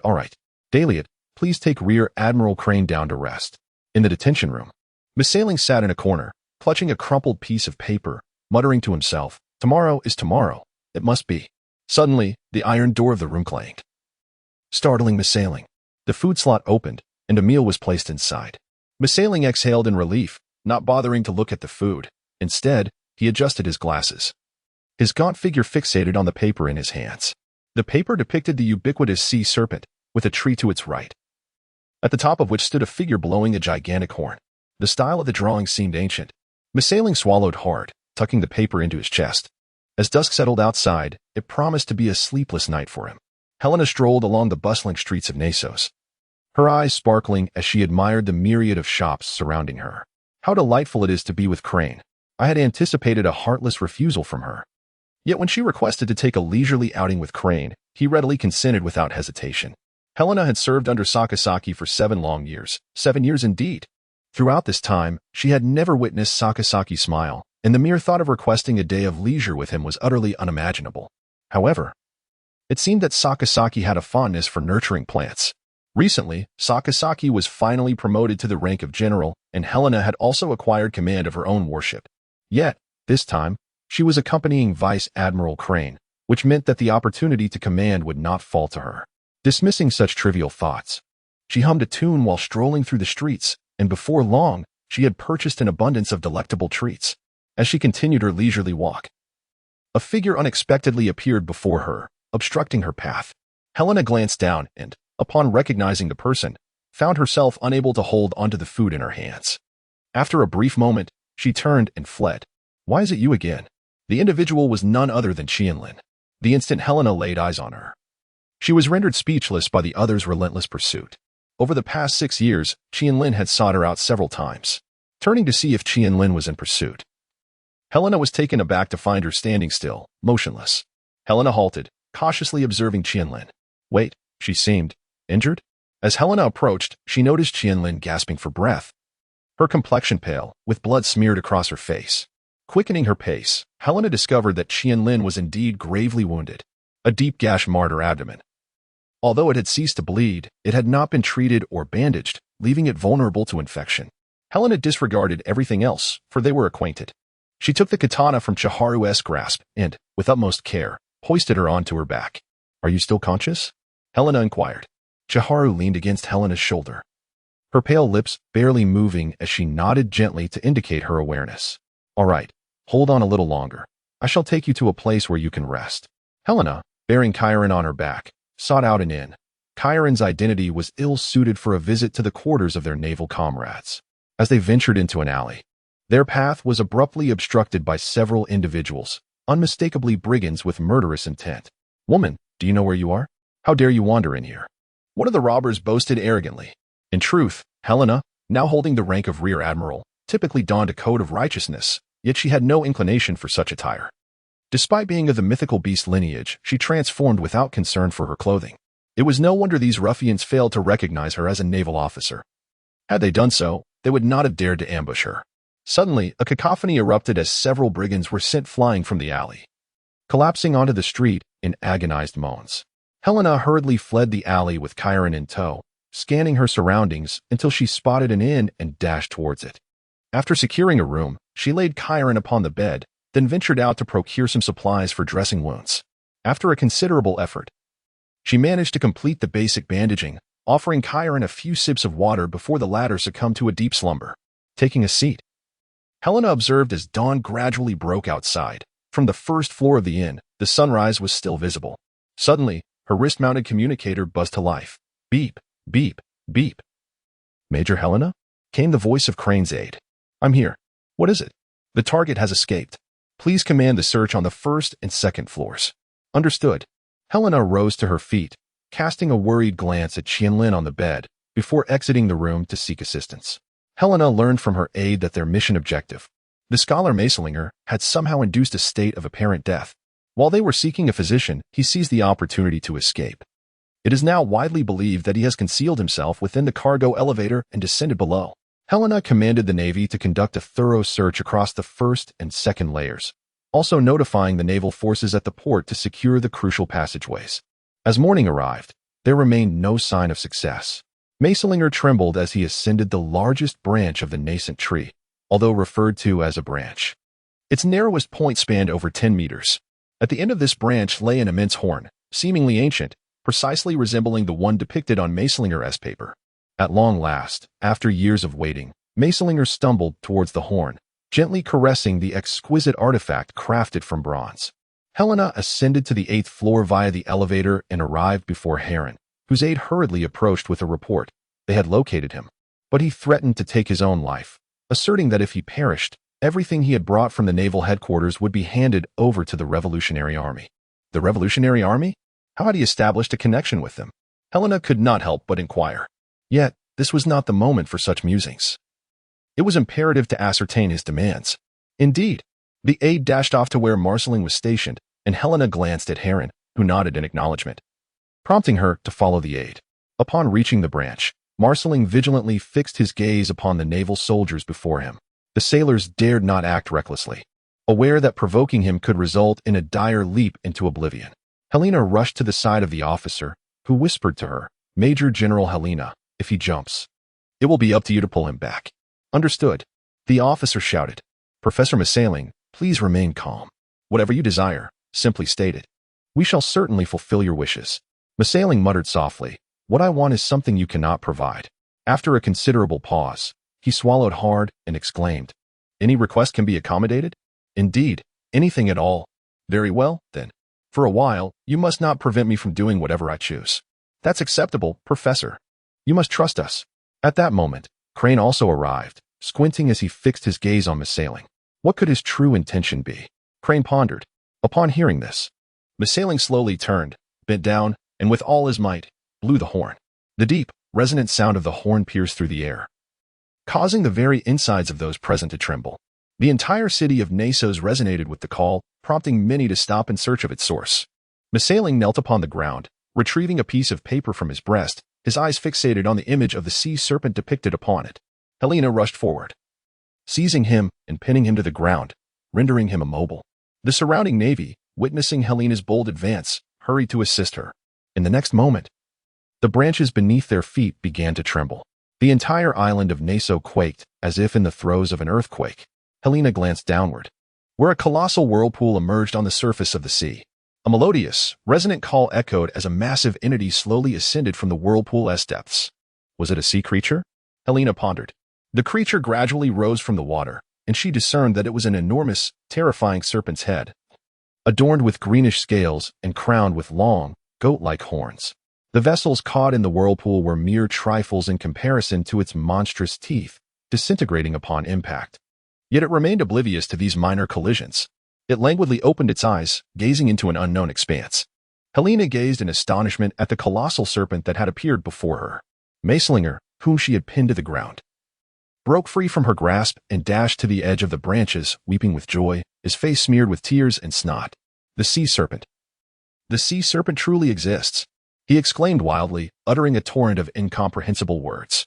The people of Nassau beheld the immense creature, many locals recognizing it as the very embodiment of the legendary sea serpent described in folklore. I had thought it would be no larger than a ship, but it is truly gigantic. As the serpent slowly raised its head, The ocean erupted in towering waves, revealing more of its massive form. The waters surrounding Nassau churned, intermittently unveiling segments of the serpent's body.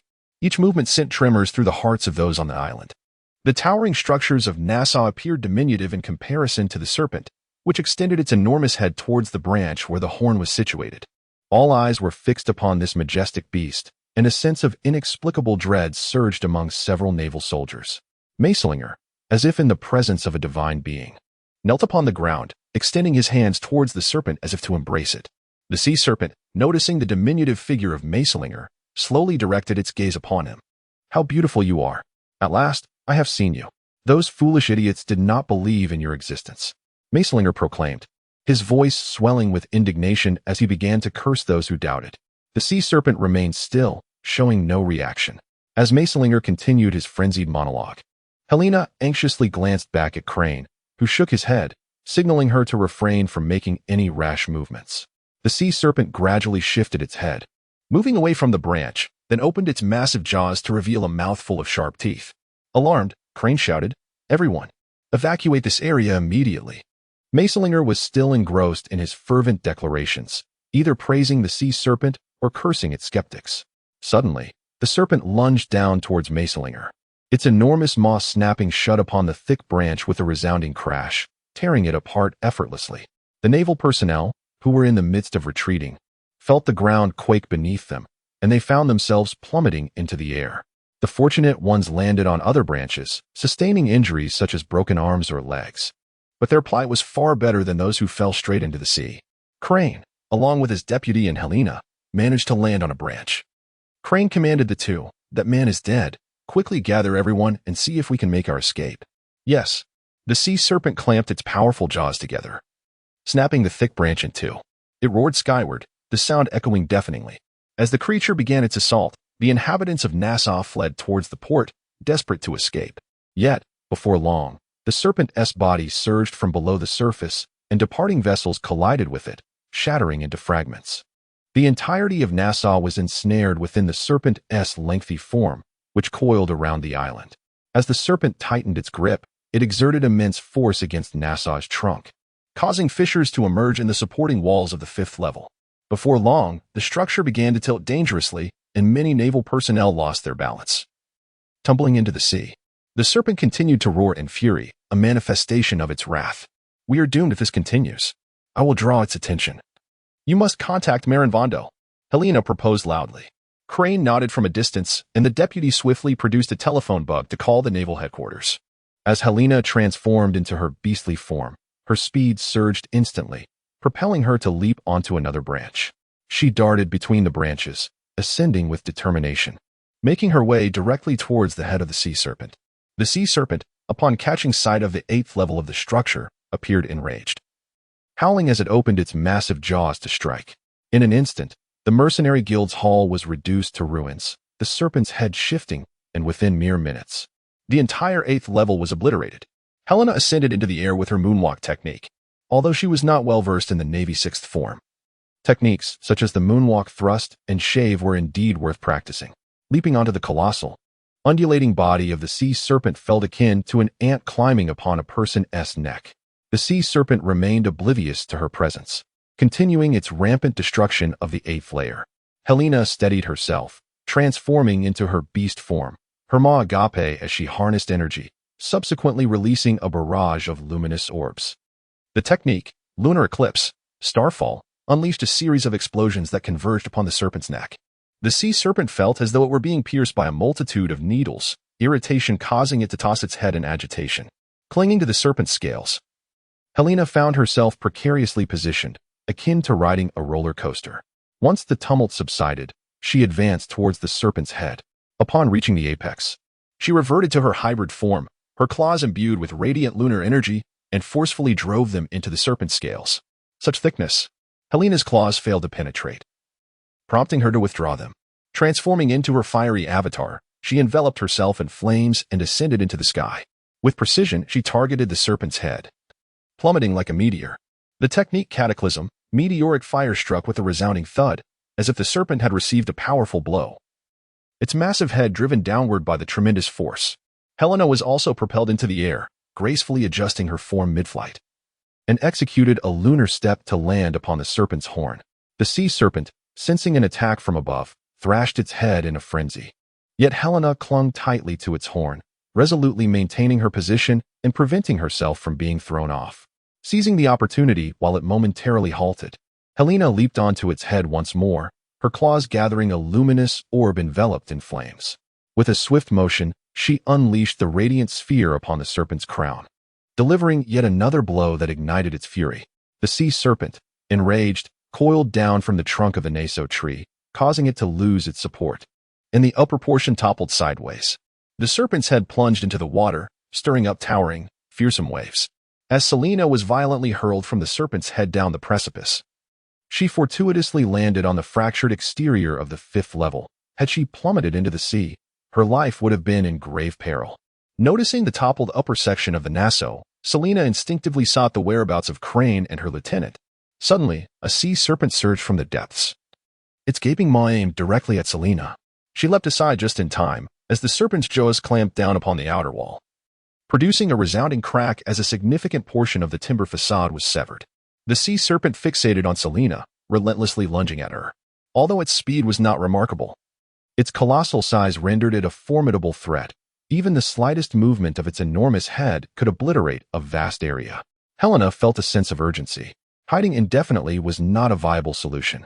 The sea serpent's tough skin and robust flesh rendered her attacks ineffective. Just as she was lost in thought, the sea serpent lunged at her once more, and this time there was no evading it. At that moment, a scarlet sword aura shot forth from behind Helena, striking the sea serpent and inflicting a deep wound that caused blood to spatter. The sea serpent, in pain, recoiled backward. Helena turned her head to see Qianlin standing amidst the ruins of the 5th level, brandishing a blade. Just moments ago, she had delivered that very strike to save Helena. However, her wounds remained unhealed, and after that single blow, she found herself breathless, subsequently collapsing to her knees. Helena leapt forward to assist her. "Are you all right?" Qianlin shook her head, indicating that she was fine. Helena glanced at the katana in her hand, recalling how effective that strike had been against the sea serpent moments ago.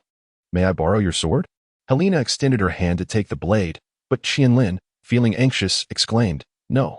"Oh, I promised to return it. Let me give it a try."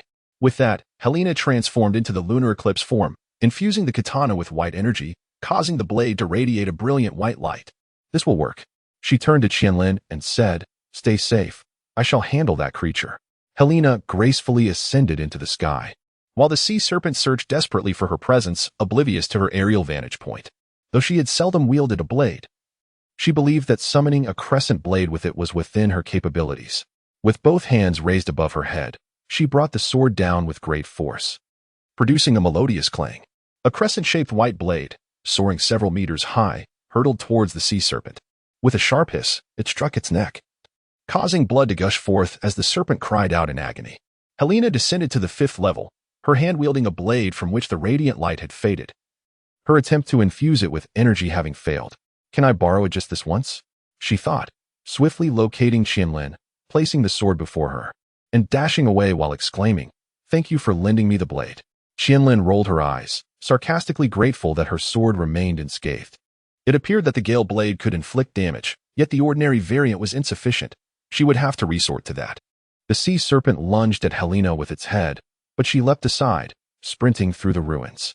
The serpent, now exceedingly agitated, struggled to land a hit on the vexatious little creature. Frustrated, it twisted its body, relentlessly crushing the tree trunks, intent on annihilating the relatively unscathed lower half. In doing so, it believed that no matter how agile the pesky ant was, it would meet its demise upon plunging into the depths of the sea. Seizing the moment while the serpent's attention wavered, Helena halted in place. Closing her eyes, she summoned white energy from every part of her being, channeling it into her left hand. After a minute, the blade in her grasp trembled under the immense pressure exerted by the serpent. Opening her eyes, she beheld her claw, aglow with a blinding white light, and leapt into the air with a moonlit step. The sea serpent, upon noticing Helena, roared and lunged toward her. With precision, she swung her left claw at the serpent. Eclipse of the moon, Gale shift. A gale blade, dozens of meters wide, surged toward the serpent with a sound reminiscent of space tearing, cleaving through the air and severing one of its horns as it struck its neck. The blade did not vanish instantly, but continued to slice through its flesh. The serpent howled in agony, recoiling and disappearing into the depths. Have I vanquished it? Helena sighed in relief, reverting to her human form as her communicator buzzed with an incoming call. General Helena, we are currently at the port on the first level.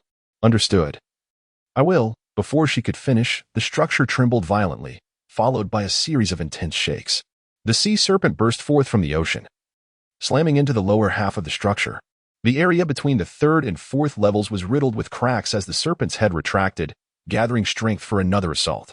The outer walls of the trunk shattered with a thunderous roar, and the fifth level began to collapse, tilting precariously to one side. With great effort, Selena steadied herself, suddenly recalling that Qianlin was still on this level. She transformed into her eclipse form in search of Qianlin. When Helena found her, Qianlin was falling towards the slanted side. She sprang forward to catch Qianlin and leaped onto a rooftop. Helena cradled Chiharu in her arms and exclaimed, "Phew, I'm glad I made it just in time." Chiharu coughed a couple of times and replied, "Cough, cough. You needn't worry about being careful." Huh. Helena turned her head, and the enormous head of the sea serpent came into view, hurtling towards her at remarkable speed.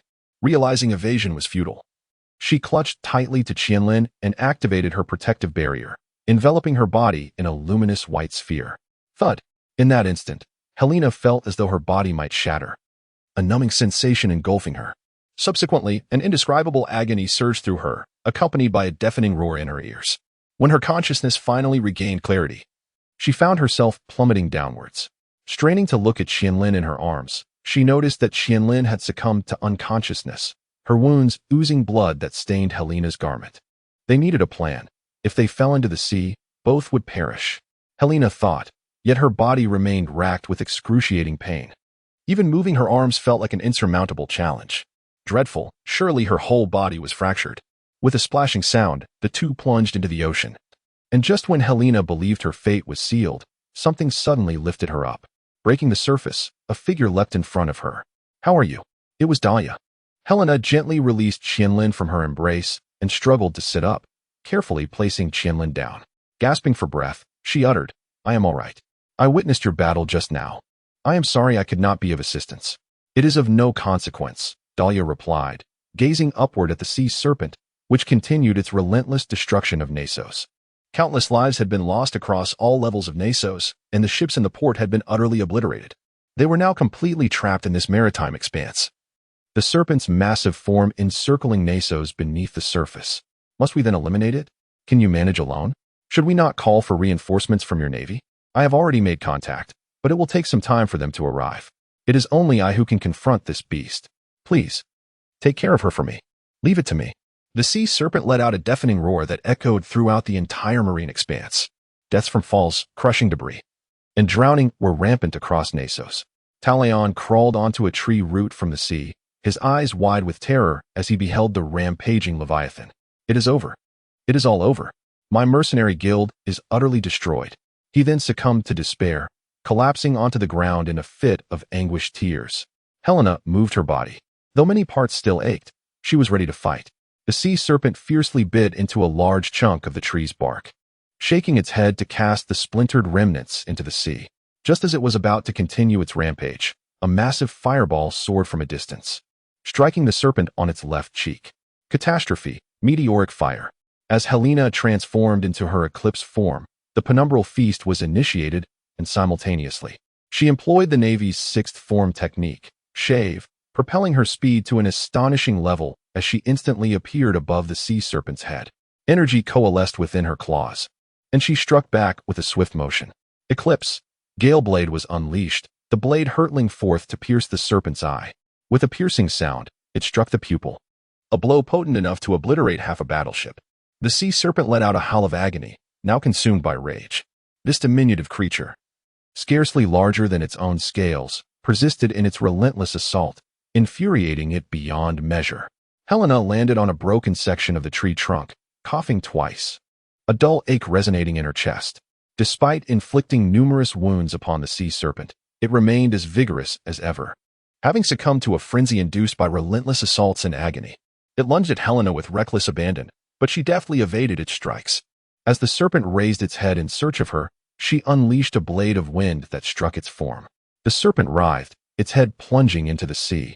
its robust body stirring tumultuous waves. Helena gazed down in confusion, observing the entirety of the Nasos trembling violently. Moments later, the sea serpent erupted from beneath the water, crashing through the outer wall of the first layer of the Nasos before barreling through to the other side. It then breached the second layer, piercing through the lower half of the Nasos as if threading a needle. The battered structure, riddled with gaping holes, could no longer withstand the assault and began to collapse. The outer wall beneath Selena abruptly tilted, flinging her away. As the wall continued to collapse, Selena persistently shifted her footholds. This situation was untenable. Its scales were both rigid and resilient, and no matter how much strength she exerted, she could not penetrate deeply. Helena devised a rather dreadful plan. After some hesitation, she ultimately resolved to proceed with it. She leaped onto the remnants of the upper half of the Nautilus, gathering her strength to unleash a gale shift against the sea serpent. The creature, feeling the sting, redirected its attention toward Helena, determined to annihilate the bothersome little insect this time. With its maw agape, the serpent lunged forward once again, but this time, Helena did not evade. Instead, she enveloped herself in a protective barrier. With a resounding crunch, the sea serpent bit down, devouring a significant portion of the wreckage, along with Helena herself. In the distance, Crane and her aide stood upon a tree root, observing Helena's predicament. The aide, anxiously peering through a telescope, exclaimed, "This is disastrous. Major Helena has been consumed by the colossal serpent." Upon hearing this, even the usually composed Crane felt a surge of panic, instructing her aide, "Quickly, urge headquarters to expedite the arrival of reinforcements." Yes, Helena curled herself into a ball, nestled against the protective embrace of the circular shield, and glided down the esophagus of the sea serpent. Helena felt as though her brain was being thoroughly shaken. Once the tumult finally ceased, she quickly extended her claws to grasp the inner wall of the sea serpent's esophagus. Her sharp talons pierced the tender flesh, drawing forth crimson blood. As the sea serpent continued to writhe, the inner wall undulated like rolling waves. Helena wasted no time, transforming into her disaster form, her chest swelling and radiating with brilliance. Disaster, flame devourer. Helena unleashed a torrent of flames, incessantly scorching the flesh and blood of the sea serpent. After 10 continuous minutes of fiery assault, she paused momentarily before resuming her onslaught. Meanwhile, the sea serpent, in a fit of rage, continued to wreak havoc upon the remnants of Naso. Suddenly, it felt an excruciating pain emanating from a specific part of its body, the intensity of which grew increasingly unbearable. It howled in agony, yet the torment persisted relentlessly. Helena beheld the charred remnants of flesh before her and unleashed a fiery onslaught towards the opposite side. After establishing her footing, she continued to unleash flames to sear her target. The sea serpent felt a sharp pang of agony, as if it had been struck from within, followed by an intense, searing pain.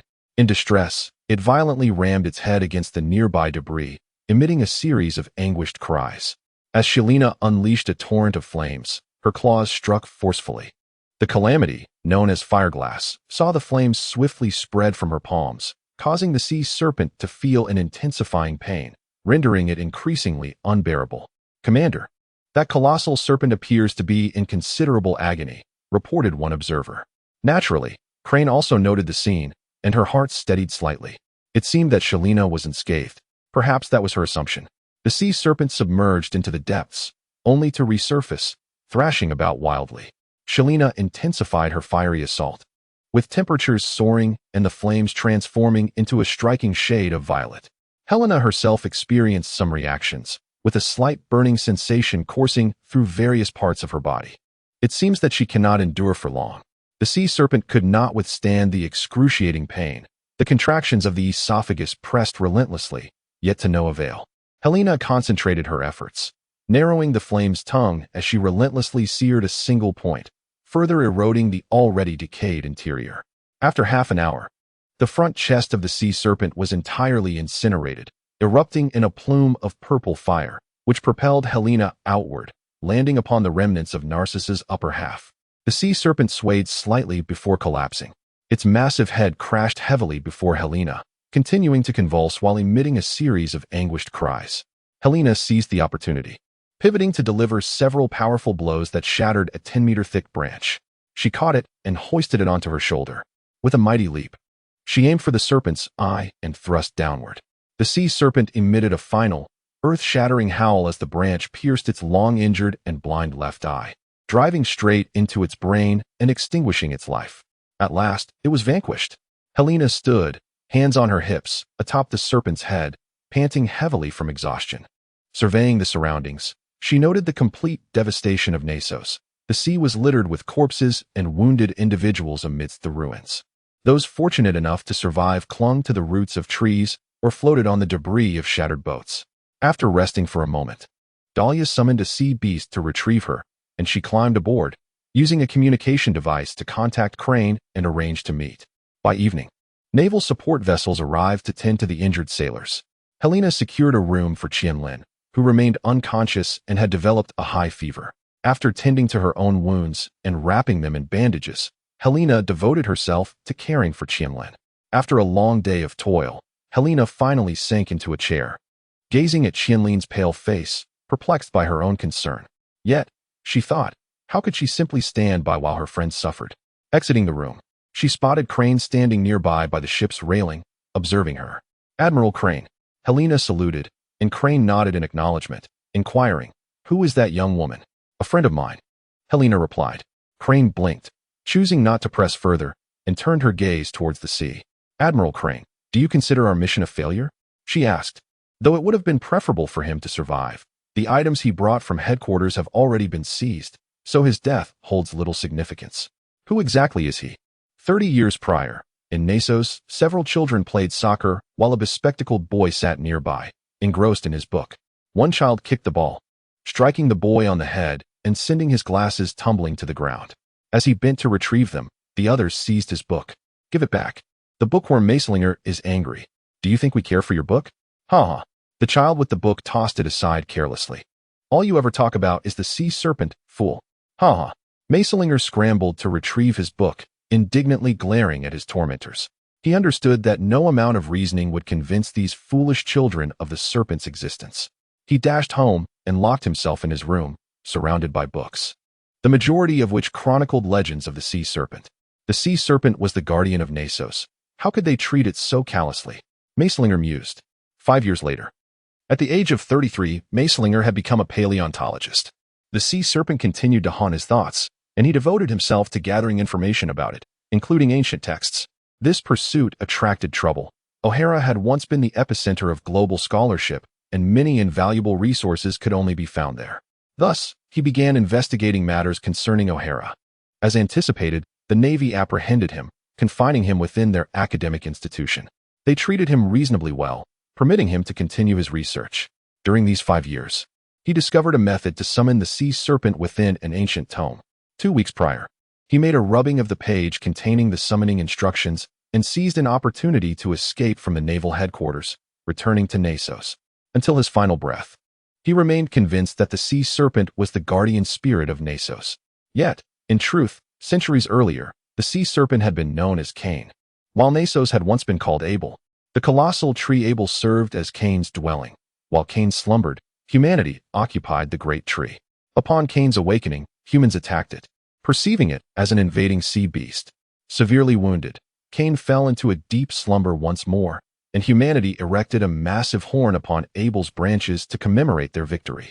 As the centuries passed, people forgot much of the past, retaining only the legend of the sea serpent. Maeslinger mistakenly believed that blowing the horn would summon the serpent. Yet from Cain's perspective, the horn was a blatant provocation. Helena gazed at a newspaper, and as soon as she opened the first page, she was rendered speechless.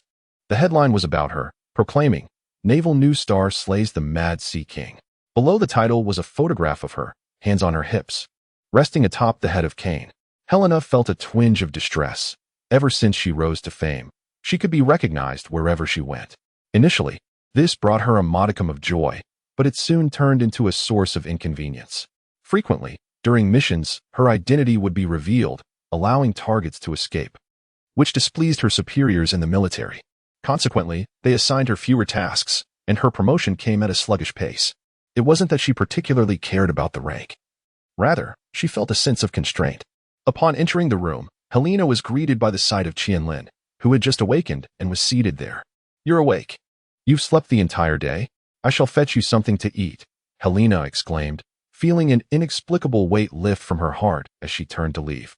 "No need," Qianlin interjected. "I have no appetite and cannot eat," she added. Reluctantly, Helena settled into a chair, and a heavy silence enveloped the two. Sensing the awkwardness of the atmosphere, Helena endeavored to break the ice. "How did you sustain such severe injuries?" she inquired. With a frown, Qianlin replied, "It is of no concern to you." But as she recalled Helena's devoted care over the past few days, realizing that she might not have survived without her, the harsh retort died on her lips. "It is nothing, merely a loss to someone else," Qianlin responded, her expression returning to its usual aloofness as she offered a dismissive reply. Helena swallowed hard, no longer pressing for answers. "So, where will you go once you recover? You are currently aboard a naval vessel, and apart from me, no one knows of your ties to the Revolutionary Army. You should leave at the earliest opportunity." "I am not part of the Revolutionary Army." "Ah? Then you are merely repaying a favor." Qianlin suddenly turned to stare intently at Helena, startling her. "What's wrong? You aren't thinking of fighting me again, are you? I beg you, spare me that." "No, it's not that. I am simply curious." "Curious? You are a naval officer. Why would you assist someone like me, who once served the Revolutionary Army? Have I not also fought alongside the Revolutionary Army? That's different. You had no other choice at that time. Now, you could arrest me at any moment. Why have you refrained from doing so, instead choosing to conceal my identity and advise me to leave promptly?" Helena scratched her head, displaying a look of hesitation, and after a considerable pause, finally spoke. "How should I put it? I harbor no ill feelings towards the Revolutionary Army, for I hardly know them. As for why I am helping you, I thought it only fair to lend a hand. One cannot simply stand by and watch another perish. Our relationship is tenuous at best." Qianlin lowered her head as she spoke.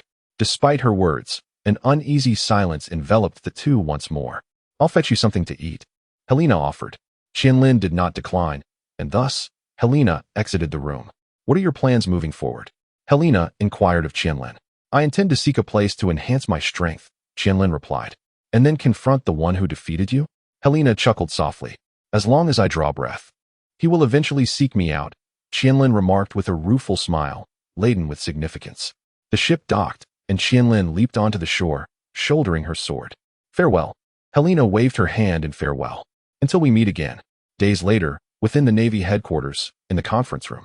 This summarizes the situation. The monsters of the New World are stirring. The pirates of the first half of the Grand Line are becoming increasingly audacious, and the activities of the Revolutionary Army are intensifying. We must leverage the 7 warlords to assist us against the 4 emperors, while remaining vigilant against the Revolutionary Army. Sengoku paused, rising from his chair to address Helena, who stood among the numerous rear admirals. "Moreover, there is one more matter, Rear Admiral Helena." "Yes." Helena was suddenly called upon, her heart racing as she maintained an impassive demeanor and saluted. "I hereby officially promote you to the rank of Vice Admiral. Do you possess the confidence to accept this responsibility?" Upon hearing this, the admirals present were taken aback. Indeed, Helena's prowess was more than adequate for the position of Vice Admiral, yet she was only 23 years of age, having ascended to this rank in merely 7 years. Even those once deemed prodigies, such as Akainu and Kizuru, as well as Akiji, had taken over a decade to attain the rank of Vice Admiral. Not counting Helena, the youngest Vice Admiral was nearing 40. With a smile, Fire Fist Ace removed the cigar from his mouth and remarked, "Well, Rear Admiral Helena possesses sufficient capability. She is fit for the role of Vice Admiral." Across from him, the Spider Demon snorted, "I fear she is too young and lacks the requisite experience." Meanwhile, the stoic Mustila, sporting a mohawk, merely cast a sidelong glance at Helena without uttering a word. Helena certainly did not anticipate this turn of events. She had believed that the powers that be would prefer her to remain somewhat discreet, and that achieving the rank of Rear Admiral would be the pinnacle of her career. However, she was taken aback by her swift promotion to Vice Admiral. Lacking any substantial reasons for refusal, she stood tall and replied, "I possess the confidence." In truth, she was quite apprehensive. Attaining the rank of Vice Admiral would inevitably bring forth a myriad of unforeseen challenges. After the meeting concluded, Sengoku and Tsuru remained in the conference room. Tsuru gazed at Sengoku and inquired, "Why the urgency? Even I am unaware of the details." Sengoku sighed and responded, "Kong informed me that the celestial dragons are increasingly interested in her. I have repeatedly emphasized to the higher-ups that her traits merely coincidentally align with that particular race. This should have allowed for a more gradual elevation in her rank. Her military title holds little significance in her case. By promoting her to Vice Admiral, it becomes more challenging for the celestial dragons to exert their influence over her. At this juncture, the Navy must bolster its strength as much as possible. Both she and the SSG cannot afford to overlook any opportunity. Saru closed her eyes, tacitly conceding to his perspective. After a prolonged moment of contemplation, Sengoku continued. There is yet another matter. Saru opened her eyes, awaiting his elaboration. Sengoku mentioned Akainu but refrained from delving deeper. Saru understood intuitively. Akainu was inherently part of the Navy's hawkish faction, which fundamentally contrasted with the guiding principles of Sengoku, Saru, Garp, and others in leadership. After Akainu's ascension to Admiral, and even during his tenure as Rear Admiral, he had attracted a cadre of radicals, such as the likes of Spider Demon, to his side. Initially, Sengoku had intended to oppose the assignment of Helena to Akainu's tutelage, contemplating instead to have Akiji mentor her.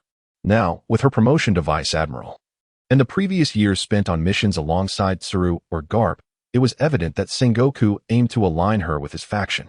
In the year 1516 of the Sea Circle calendar, at the Holy Land Mary Geoise, prior to the World Conference, Kizaru was leisurely trimming his nails when the din mushi before him suddenly rang. Lubiu, lubiu, lubiu, lubiu, lubiu, lubu. Kizaru set down the nail clipper and reached for the phone. Moshi moshi, Borsellino. A serious voice emanated from the din mushi. A king's ship has been attacked by pirates in the New World. You must attend to this matter promptly. Well, what about the Navy dispatched to escort the king?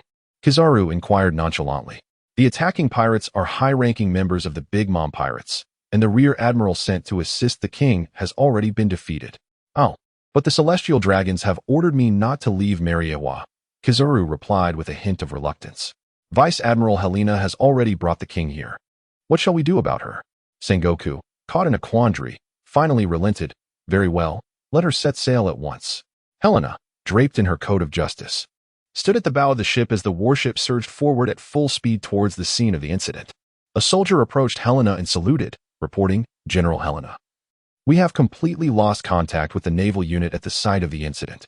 According to their last transmission, they were attacked by Charlotte Smoothie, a cadre of the Big Mom pirate crew, who carries a bounty of 640 million.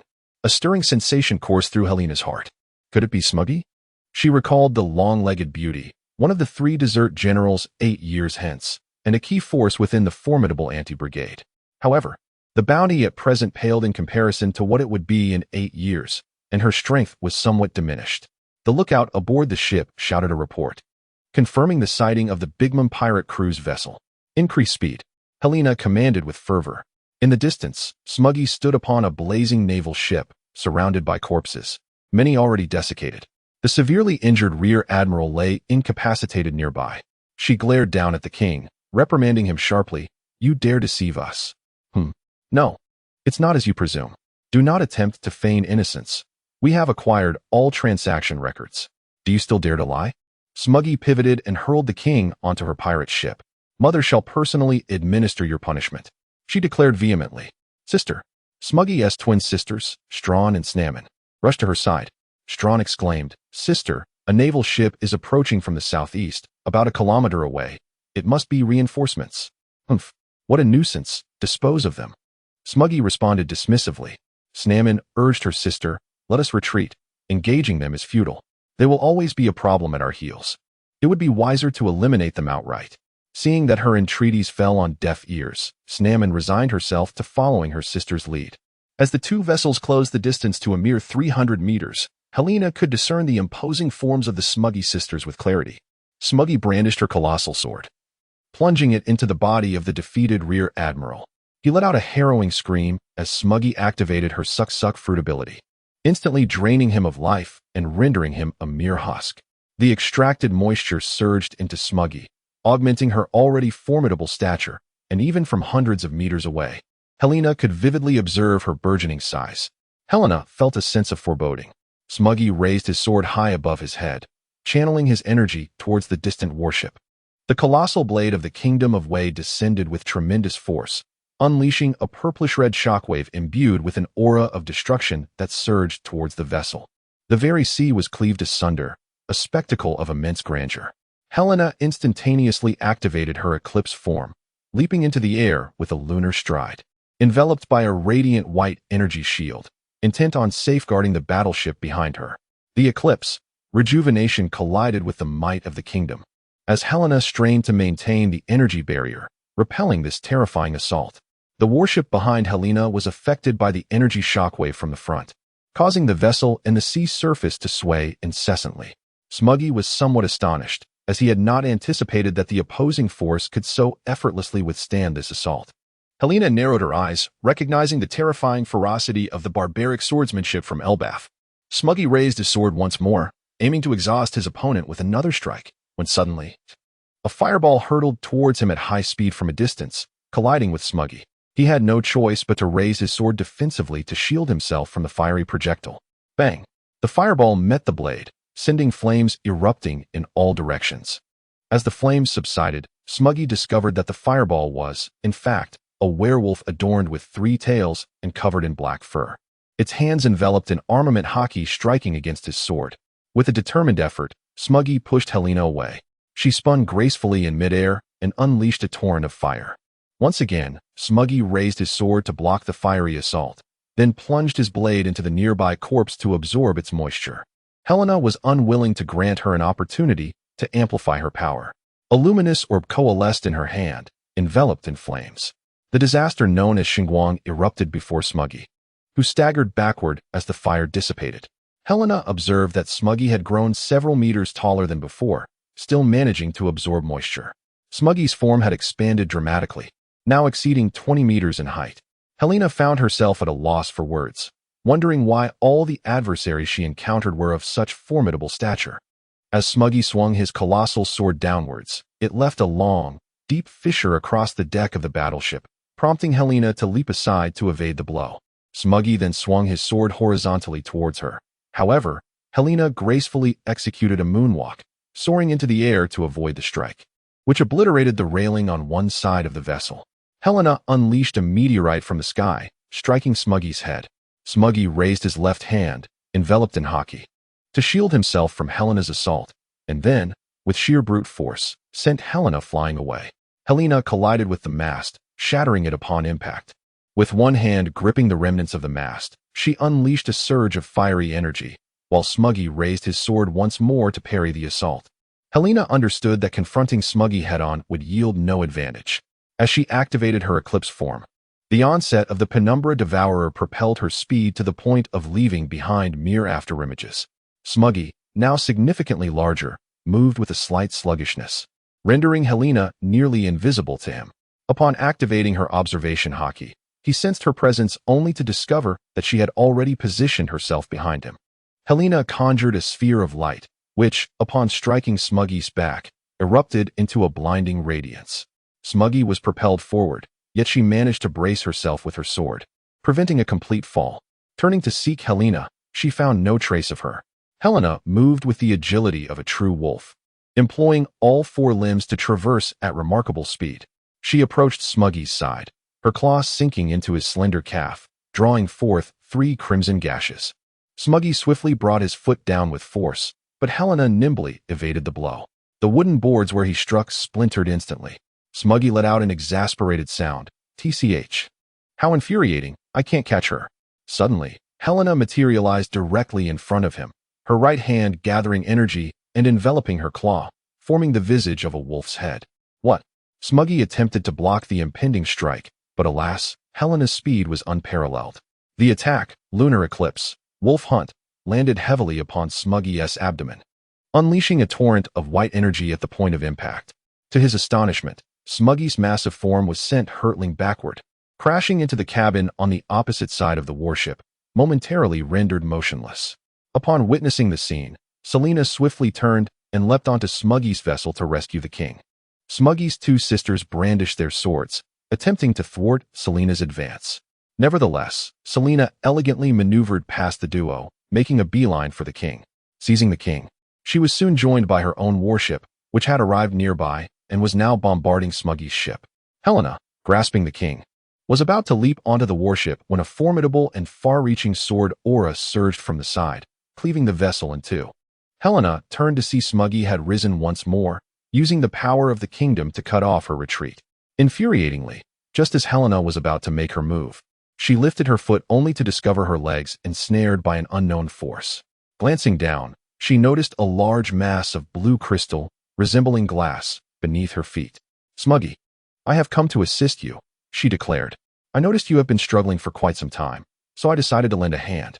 A voice, reminiscent of a tongue's lull, echoed from above, causing Smuggy to feel somewhat embarrassed. He responded to the speaker, "Brother, I can handle her. Do not underestimate her.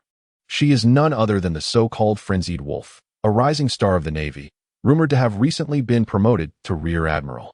Helena found herself unable to extricate herself from the mysterious object beneath her feet. She looked up to see a man clad in a yellow suit, adorned with a top hat, his long tongue extended, licking a colossal lollipop in his hand. Helena recognized him. He was none other than Perispero, the eldest brother among Big Mom's children. With a flick of his hand, a large mass of syrup flew toward Helena, ensnaring her. Taking advantage of the moment, Smuggy leaped forward, sword raised to strike. Helena, utilizing her hockey, broke free from her bindings and crossed her arms, enveloped in armament hockey, to block Smuggy's blade.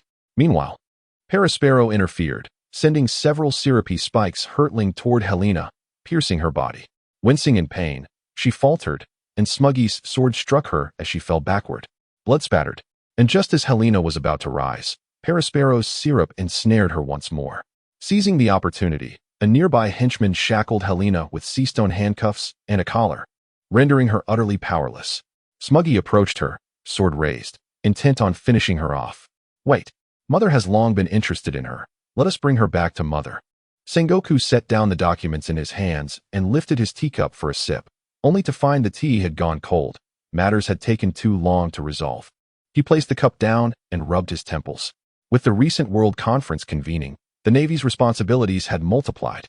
They were tasked not only with protecting the visiting kings, but also with thwarting those who sought to cause chaos during this time.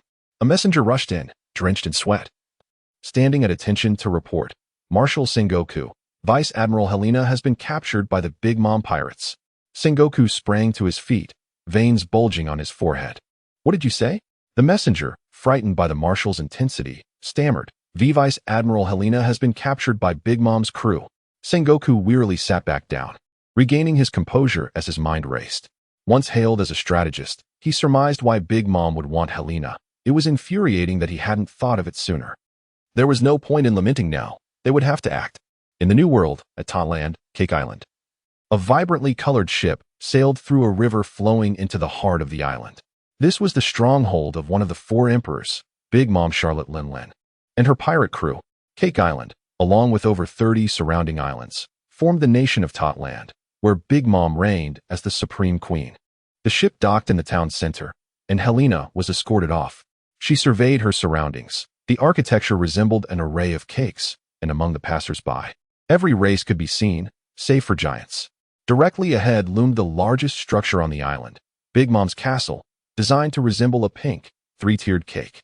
Smuggy and Perispero led Helena inside the castle, into a dimly lit hall where visibility was poor.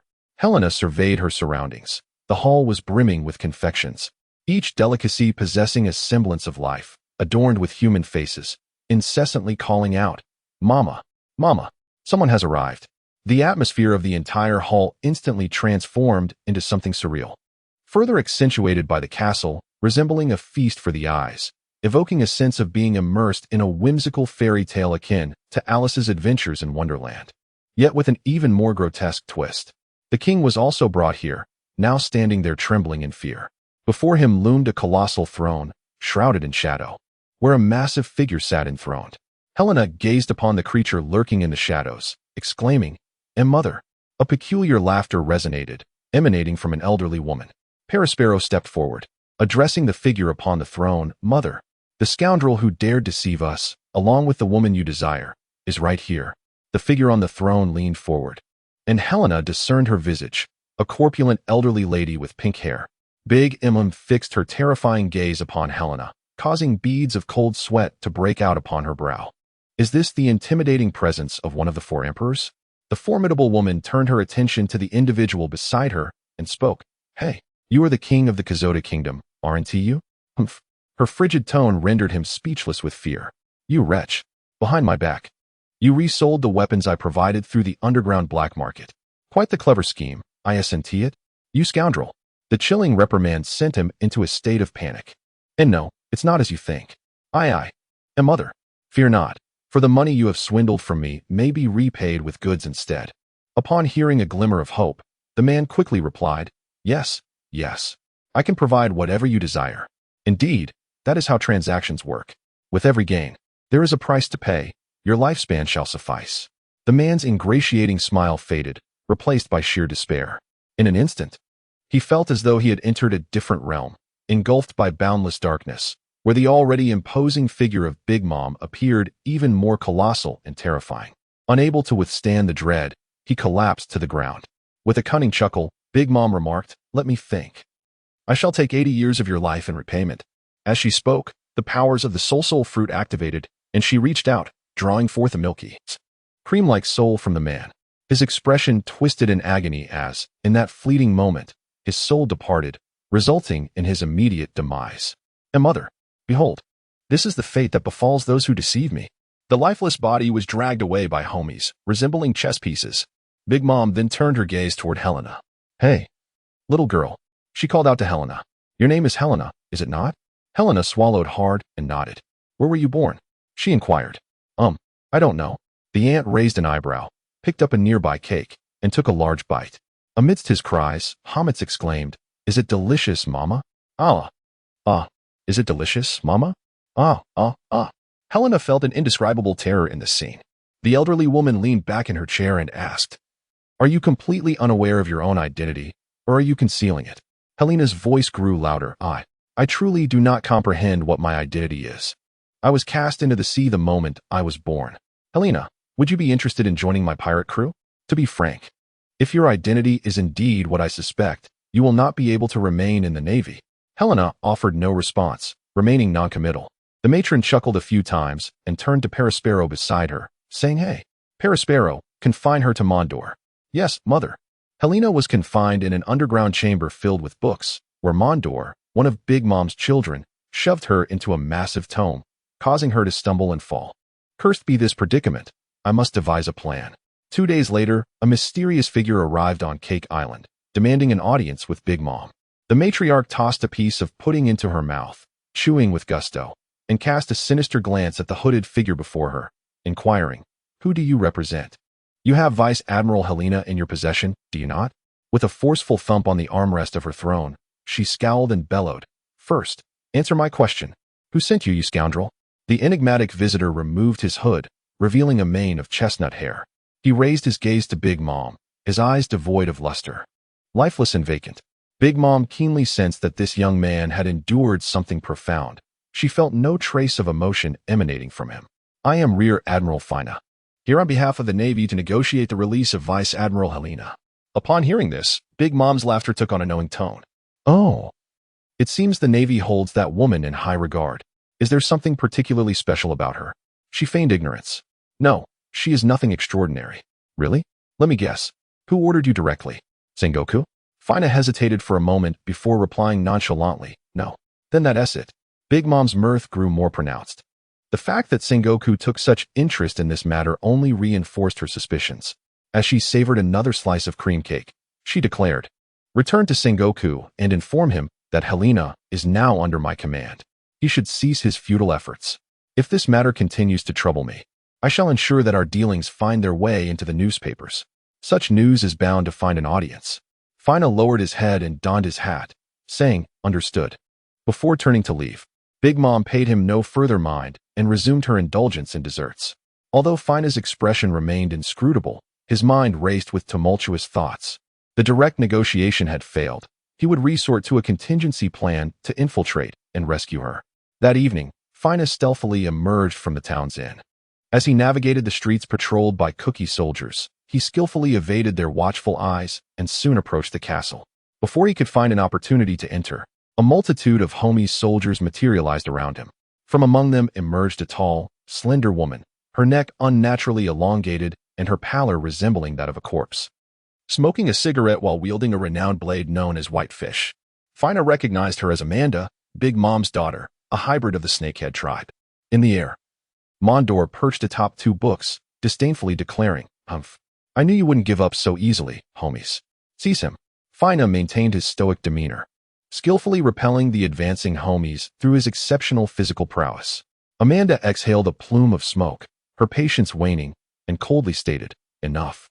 She drew her blade and, in an instant, appeared before Fina, striking with lethal precision. Despite being a highly trained operative, Fina managed to evade the blow using paper drawings. However, Amanda's strength far surpassed his, and she relentlessly attacked him, ultimately bringing the blade to his throat.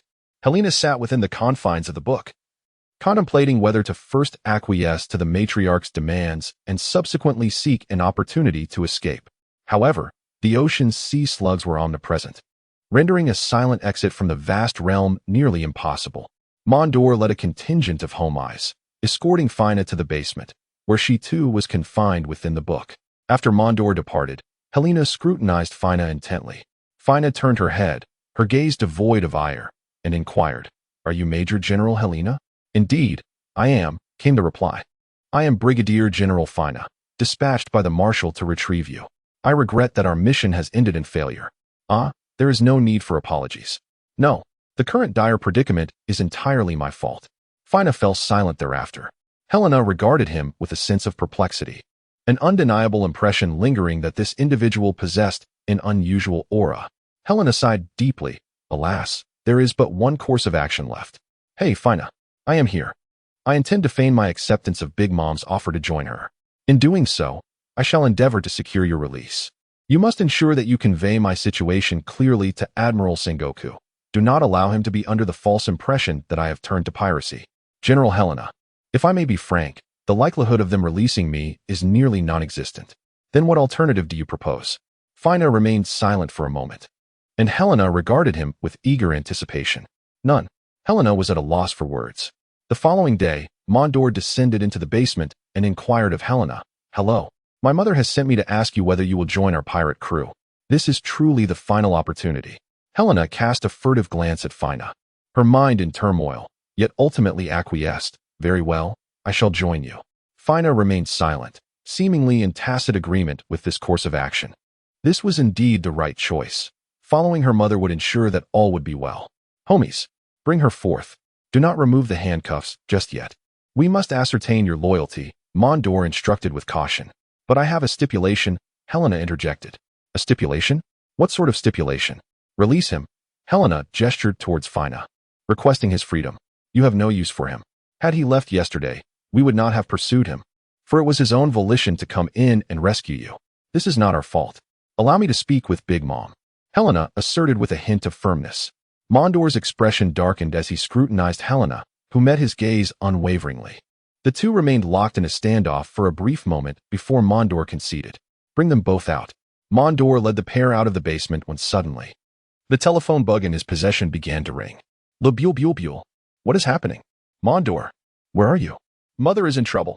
"What? Is it Brother Opera? What has happened to Mother?" "Mother's food cravings have returned. She is demanding macarons, and the chefs are working frantically to prepare them. But she has already caused a commotion in town." "I understand. I shall be there immediately." With that, he hung up the telephone bug. Upon hearing this, Helena realized it was a fortuitous opportunity to escape, while Big Mom was in a frenzy and preoccupied. She glanced at Fina, who understood the unspoken cue. Fina swiftly approached Mondor using the shave technique, delivering a powerful kick to his face that sent him sprawling. Mondor crashed against the wall, momentarily incapacitated. Fina, channeling her haki, broke free from her handcuffs and dispatched the approaching homies with ease. Just as Mondor regained his footing, Fina struck him in the abdomen with a punch, sending him crashing down once more. "You wretched duo," Mondor spat, as Fina searched his person and retrieved the key to the sea stone handcuffs, freeing Helena in haste. The two of them fled from the scene. After they had distanced themselves, Mondor activated his transponder snail, urgently informing Opera. "The woman of great importance to Mama is attempting to escape. Dispatch reinforcements immediately." "What? Mama's situation hasn't been resolved yet?" Opera responded, then informed the other islands to send help at once. Meanwhile, in the town of Cake Island, the uncontrollable Big Mom roared, her gaze turning frenzied and terrifying. "Macarons! Where are my macarons? Bring them to me at once." With that, she swung her fist, demolishing the roof of an ice cream shop. The townsfolk scattered in panic, while her children stood nearby, unsure of how to react. Big Mom's fifth son, the cream minister opera, incessantly urged the chefs through the transponder snail to hasten the preparation of macarons. The chefs replied, "It will take approximately half an hour." Half an hour? That's far too long. Hurry up. Quickly. Mama's cravings are overwhelming. A squad of homies pushed open the gates of the cake castle, and after Helena and Fina slipped out, they too stealthily exited the castle. However, just as they left, a cake-shaped rooftop suddenly plummeted from the distance, landing directly in front of them. Helena was taken aback, urging caution to avoid being caught in the rampage of the irate woman. Fina turned to Helena and said, "My ship is docked at the harbor on the eastern side of the island. Let us make our way there." "Very well." The two then set off, racing toward the port. Mondor dashed out of the castle and spotted Opera, seizing him and inquiring, "What of those two individuals?"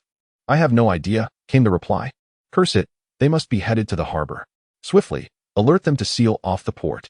Selena and Fina arrived at the eastern port, where the Homais forces and pirates had long awaited their presence. "The target has emerged. Seize them." The enemy surged forward, engaging in fierce combat with Selena and Fina. Big Mom's 32nd son, Brony, charged forth wielding a baseball bat, swinging it towards Fina. Fina deftly evaded the bat and retaliated with a swift kick, sending Brony flying. Meanwhile, the 33rd son, Raisin, drew his sword and charged at Selena, his blade enveloped in hockey as it struck towards her. Selena, with her left hand coated in hockey, blocked the blow, while her right fist swung forward, narrowly missed by Raisin. Helena denied him the opportunity for a counterattack, transforming her left hand into a wolf's claw, unleashing a gusting blade that sent Lazon flying. After the two had been dealt with, Fina led Helena aboard his motorboat. As the vessel roared to life, it set sail towards the island's outskirts. Mondor utilized a communication beetle to contact the port, while Brownie clambered to his feet, apologizing. "I'm sorry, brother." They managed to escape by boat. What? How infuriating. No matter, reinforcements are already en route. They will undoubtedly intercept them. As Selena and her companions set out on the motorboat, it was not long before they found themselves encircled by countless vessels from all directions. "We are surrounded." A burly man with a buzz cut and a prominent mustache, exuding an intimidating presence, stood at the bow of one of the boats, gazing down at the two with a fierce demeanor. Helena also noticed him, recognizing him as the third son of the matriarch, Charlotte Doflamingo, a wielder of the string fruit. He had a bounty of 300 million after 8 years, stationed as a minister in Gazudak Island. It is likely that he was summoned by Mondor to intercept them. "Surrender is inevitable. You cannot escape," Doflamingo stated coldly. Helena gazed at him with a serious expression, transforming into her beastly form. It was time to take this adversary seriously. Upon witnessing Helena's intent to engage, Dafu wasted no words, swiftly rubbing his hands against his belt.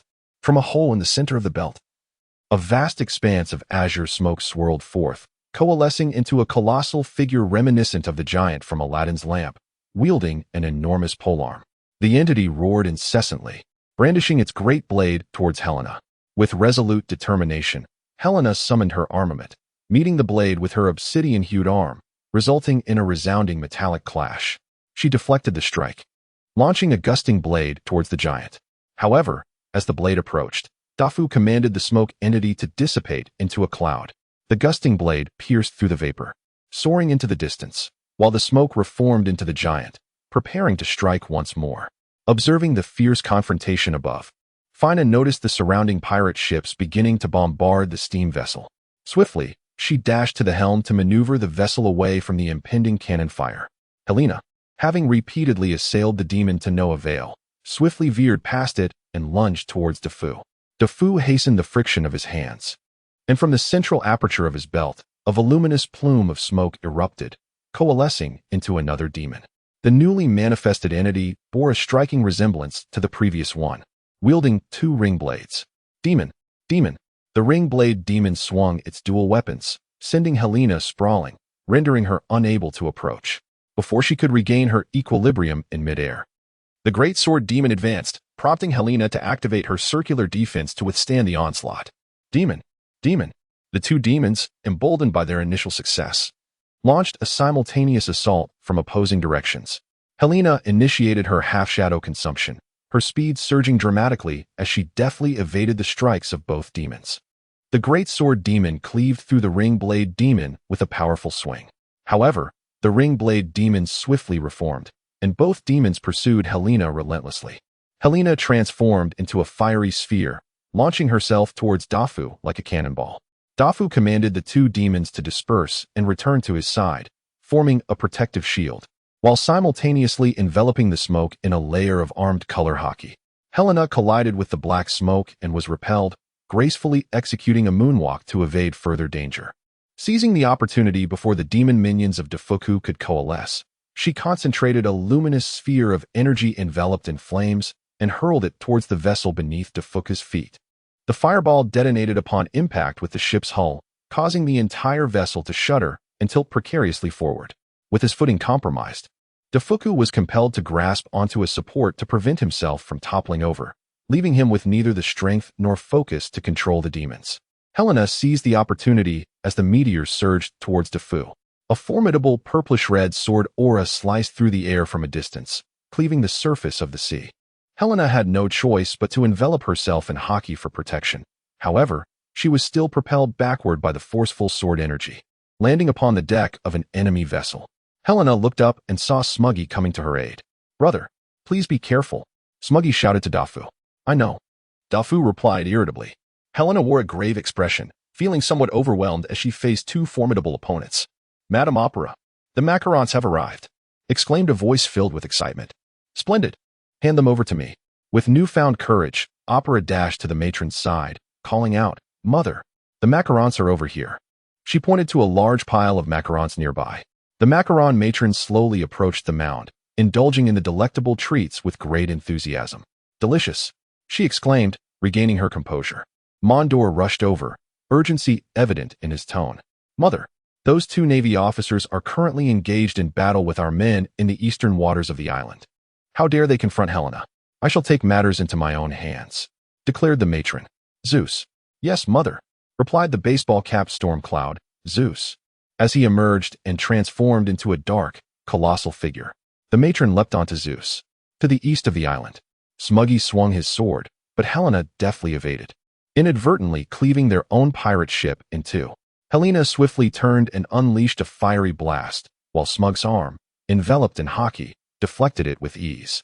Behind Helena, the formidable blade demon swung his weapon towards her, but she deftly evaded with a graceful moonlit step. At that moment, dark clouds began to gather ominously in the sky, accompanied by flashes of lightning and the rumble of thunder. Dafuka looked up, calling out to Smuggy, "Smuggy, Mother is coming." "What? Mother is coming in person?" Before the words had fully escaped his lips, the formidable matriarch soared down from atop Zeus. "Mother, Helena, where do you think you're trying to flee?"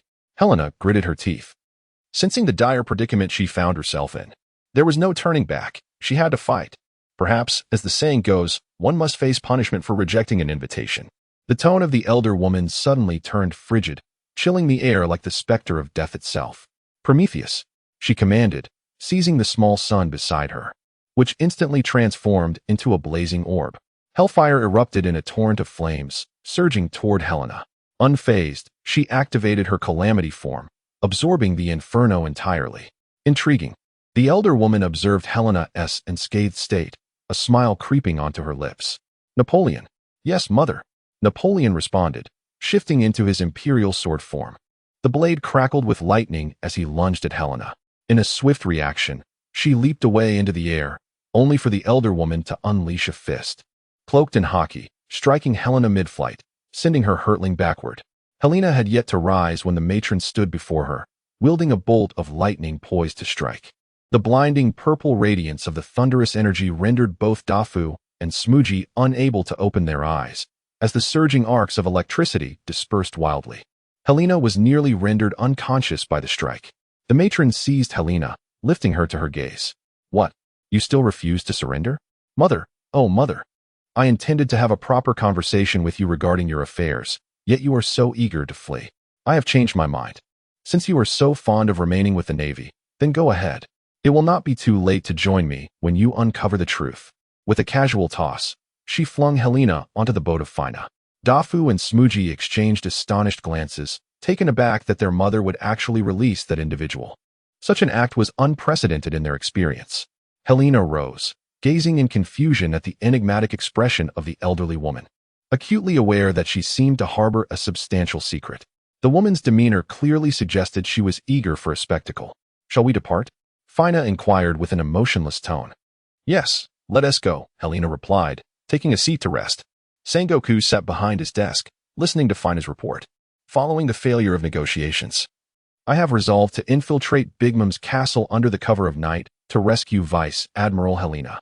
Sengoku was taken aback by this statement. "What? Why would you do such a thing? Subordinate, the mission has failed." "Fina, this is not something you should undertake. What is the matter with you?" "I do not know either," the subordinate replied. Sengoku had intended to express his frustration, yet upon observing the lifeless gaze in Fina's eyes, his words caught in his throat. "Enough, this shall not happen again. You may leave now." "Understood." Just as Sengoku settled into his chair, a messenger burst in to report, "Marshal, there is an urgent communication from Mary Geoise that requires your attention." Sengoku answered the din mushi, and a young man's voice emerged. "Is this Fleet Admiral Sengoku of the Navy?" "Yes. May I inquire who is speaking?"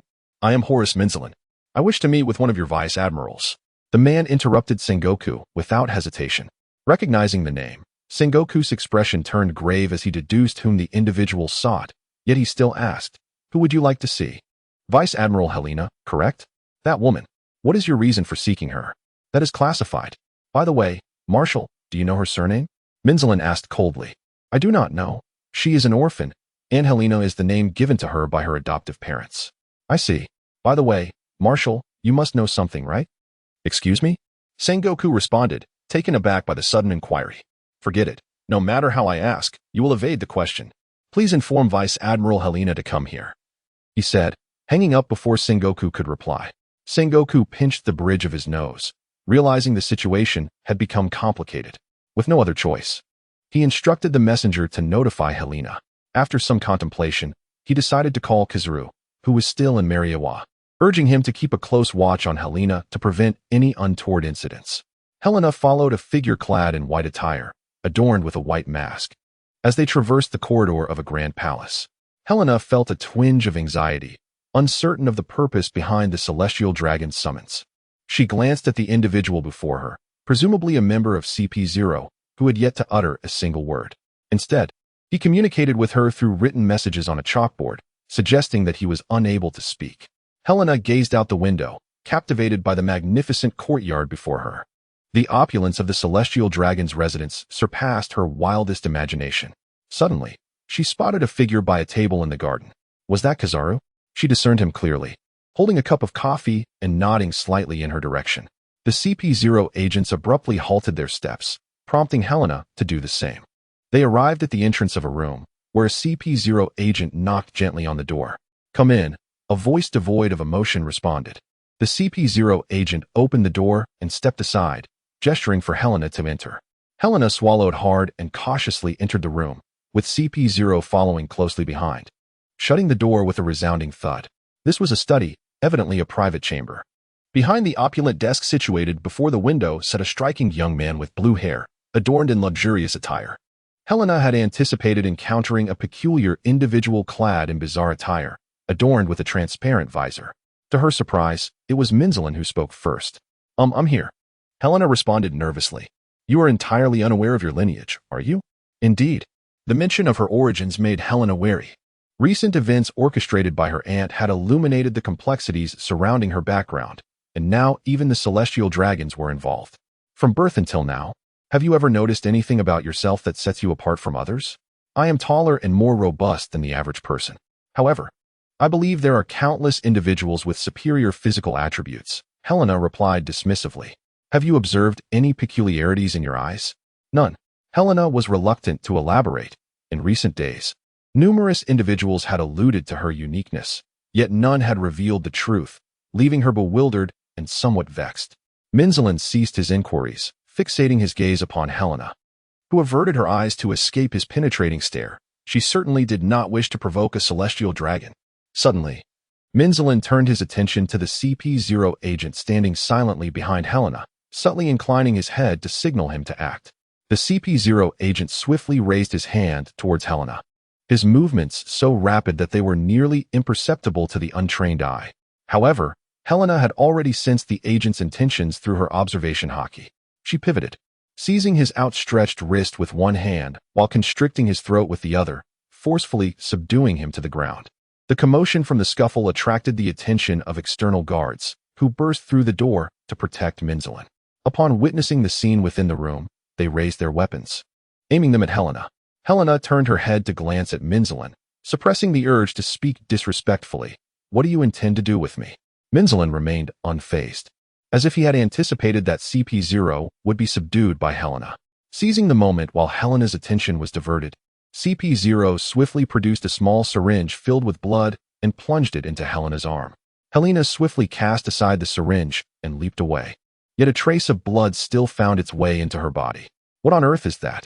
She bellowed at Minzelin, her fury palpable. The events of late had left her in a state of bewilderment, feeling like a mere jester in someone else's game. Veins throbbed upon her forehead.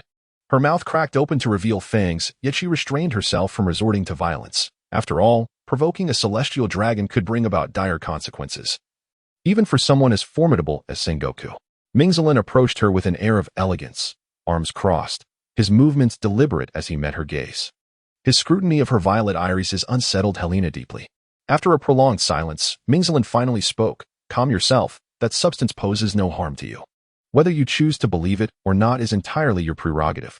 You must understand, if I wished to cause you harm, it would be far simpler." He turned away, lifting a teacup from the desk, savoring a sip before setting it down. His words rang true, as a celestial dragon. He did not seem to be one of those pampered ineptitudes. Helena realized that she stood little chance against him. "What do you want from me?" she demanded, her voice laced with frustration. "Right now? Just proceed with whatever you must. Certain matters are yet to be arranged. Consider me a collaborator, if you will." "Collaborator? What do I possess that would warrant your partnership?" Helena retorted. Minzelin shrugged. "The value of each individual varies depending on the perspective. When the time comes that I require your assistance, simply have faith in me and follow my lead. It will undoubtedly yield benefits for you." Does Helena consider me merely a pawn? Your thoughts are beyond my concern. What I express is simply my own desire. Moreover, you find yourself devoid of options at this moment, do you not? Minzelin fell silent, lifting her teacup to continue sipping. Helena's anger had subsided somewhat, and she inquired, "Is there anything I can know at this moment?" "I am afraid not," came the reply. Helena closed her eyes and took a deep breath, ultimately yielding to her decision. "Well, I have conveyed everything I wish to express. You may take your leave now." As she spoke, the guard at the door stepped aside. Helena cast a complex glance at Minzelin before departing, leaving the place behind. Helena sat behind her desk in her office. Having attained the rank of Major General and acquired her own workspace, she gazed incredulously at the individual seated on the sofa beside her, who belonged to CP0. "Are you here to monitor me?" she inquired. CP0 picked up a writing board, on which was inscribed, "I am here to assist you." "I require no assistance," she retorted. "Give it up. Whether you wish it or not, I will remain. Even if you were to eliminate me, others would be sent in my stead." Helena felt a surge of anger, as if she were being manipulated by unseen hands. A soldier knocked on the door, and CP0 vanished in an instant. Helena called out, "Please enter." "Major Helena, here are the bounty notices for this month for your perusal." "Very well," she replied. "I shall take a look." The officer then departed. Helena pressed her forehead as she began flipping through the documents, stopping abruptly after just a few pages. She picked up one notice for a closer inspection. The bounty depicted a stunning young woman with long, raven-black hair, an aloof expression, and piercing eyes that exuded a murderous aura. Her alias was the Crimson Demon, and her bounty was set at 300 million berries. Qianlin, at tree number 37 in the Sabaody archipelago, a woman entered a tavern, concealing her identity beneath a veil.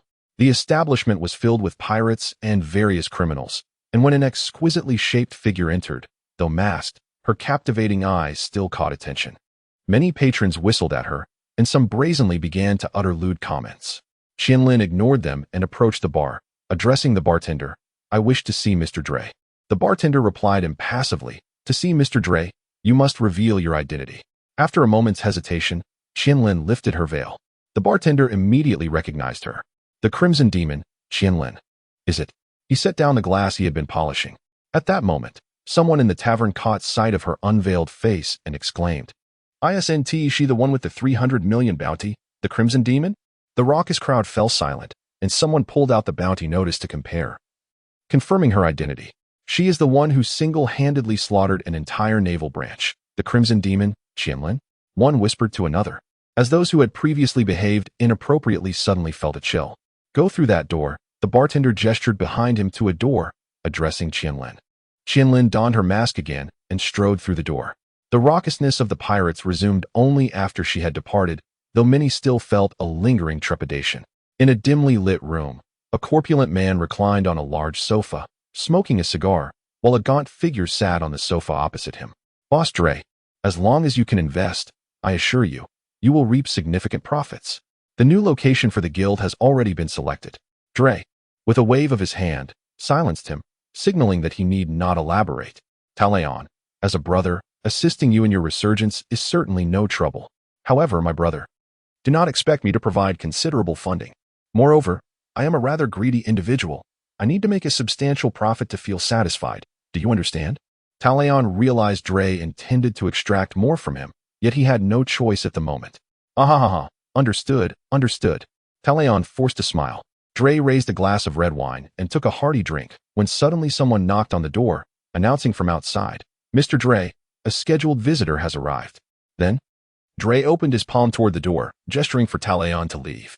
Talion, understanding, promptly stood and respectfully bid farewell to Dre. Upon opening the door, a masked woman clad in red stood outside. Talion instinctively glanced at her, but Qianlin shot him a glare, causing him to startle and hastily depart. Qianlin entered the room without uttering a word, tossing a wrapped bundle onto the floor before Dre. The cloth was stained with large splotches of blood. Miss Crimson Demon, have you completed it so swiftly? Dre complimented, but Qianlin paid him no mind. One of Dre's lackeys approached, picked up the bundle, and unwrapped it. Inside lay a severed hand, bloodied and adorned with a ring set with a large gem. Upon seeing the ring, Dre burst into laughter. He waved his hand dismissively at the lackey to take the hand away and instructed, "Bring me that knife." Dre clapped his hands, exclaiming, "Truly worthy of the title." Miss Crimson Demon. Qianlin remained silent, patiently awaiting the return of the lackey. After a short while, the lackey returned, presenting a finely crafted katana to Qianlin. She took the sword and turned to leave, while Dre, rather pleased, called out after her, "Safe travels, no need for formalities. I look forward to our next collaboration." Before his words could fade, Qianlin had already departed. Near the coast of Sabaody, Helena stood at the bow of her ship, gazing at the shoreline. A communication officer ran up to her, reporting, "Major Helena, Teams 3 and 4 have found no leads, while Team 2 has tracked some movements of the target but came under attack. The assailants were dressed uniformly in red, likely a local gang." Helena removed her justice coat and instructed the messenger, "Alert the entire ship." Yes. The messenger hurried away, and suddenly, the peculiar CP0 agent appeared silently behind Helena. Had she not possessed the power of observation hockey, she would have been completely unaware of his presence. "Do I have to be accompanied on my mission?" Helena expressed her dissatisfaction to CP0. He scribbled on his notepad, "It is my duty, please understand." Helena sighed. "If there is a battle, will you intervene?" "Within my capacity." "Very well." The two of them boarded a small boat and approached the vibrant street of tree number 37 in Chambord. As Helena pondered whether the second team had encountered an ambush here, something suddenly darted past her feet. It was a little boy, filthy yet as agile as an eel. As he rushed by Helena, he hoped to escape quickly, but he was abruptly yanked by the collar and lifted off the ground. Startled, the boy flailed his arms and legs involuntarily. The hands gripping him turned him upside down and shook him, causing a wallet to tumble out from his clothing. Helena picked up the wallet and turned to the little boy she had caught, smiling as she said, "Little brother, you can't just steal from your older sister. Put me down. Put me down." The boy shouted, "How brazen you are, caught in the act of theft. Haven't you ever been taught a lesson?" Helena shook the boy back and forth, causing him to see stars and feel dizzy. "Let me down, you brute," he protested. "Huh, who are you calling a brute?" Helena retorted, displeased by his words. "Put me down. If you keep talking nonsense, I'll give you a beating," she threatened. The child, though still defiant, settled down somewhat, but continued to mumble, "Let me down, let me down. Answer me one question, and I'll consider letting you go," she proposed. "What?" he replied. "Who do the thugs in red clothing belong to around here?" "The ones in red? They must belong to Boss Dre." The boy stammered, anxious and gesturing wildly. "And where can I find Boss Dre?" Helena inquired. Over there." The boy pointed toward a distant tavern. Helena glanced up, and the boy began squirming again. "Hey, stop squirming and let me go." All right, you've been spared. Off you go," she said. And the boy ran off while Helena and her companion made their way directly to the tavern. Upon reaching the entrance, they discovered the door was locked. They circled to the side of the building, and Helena, with her armament in place, punctured a small hole in the wooden wall. Lowering her gaze, she peered inside to find the tavern littered with corpses, blood pooling everywhere, a scene of utter chaos. A few bodies still clung to life, groaning on the floor. Returning to the front door, they noticed the lock had been forced open, and CP0 stood there, holding a small iron rod, watching Helena. She shot him a disapproving glare as they entered the tavern, carefully stepping over the bodies on the floor, unaware of where the assailant had gone. Behind the bar, they found the corpse of a bartender. Pushing it aside revealed an open trapdoor leading to a basement.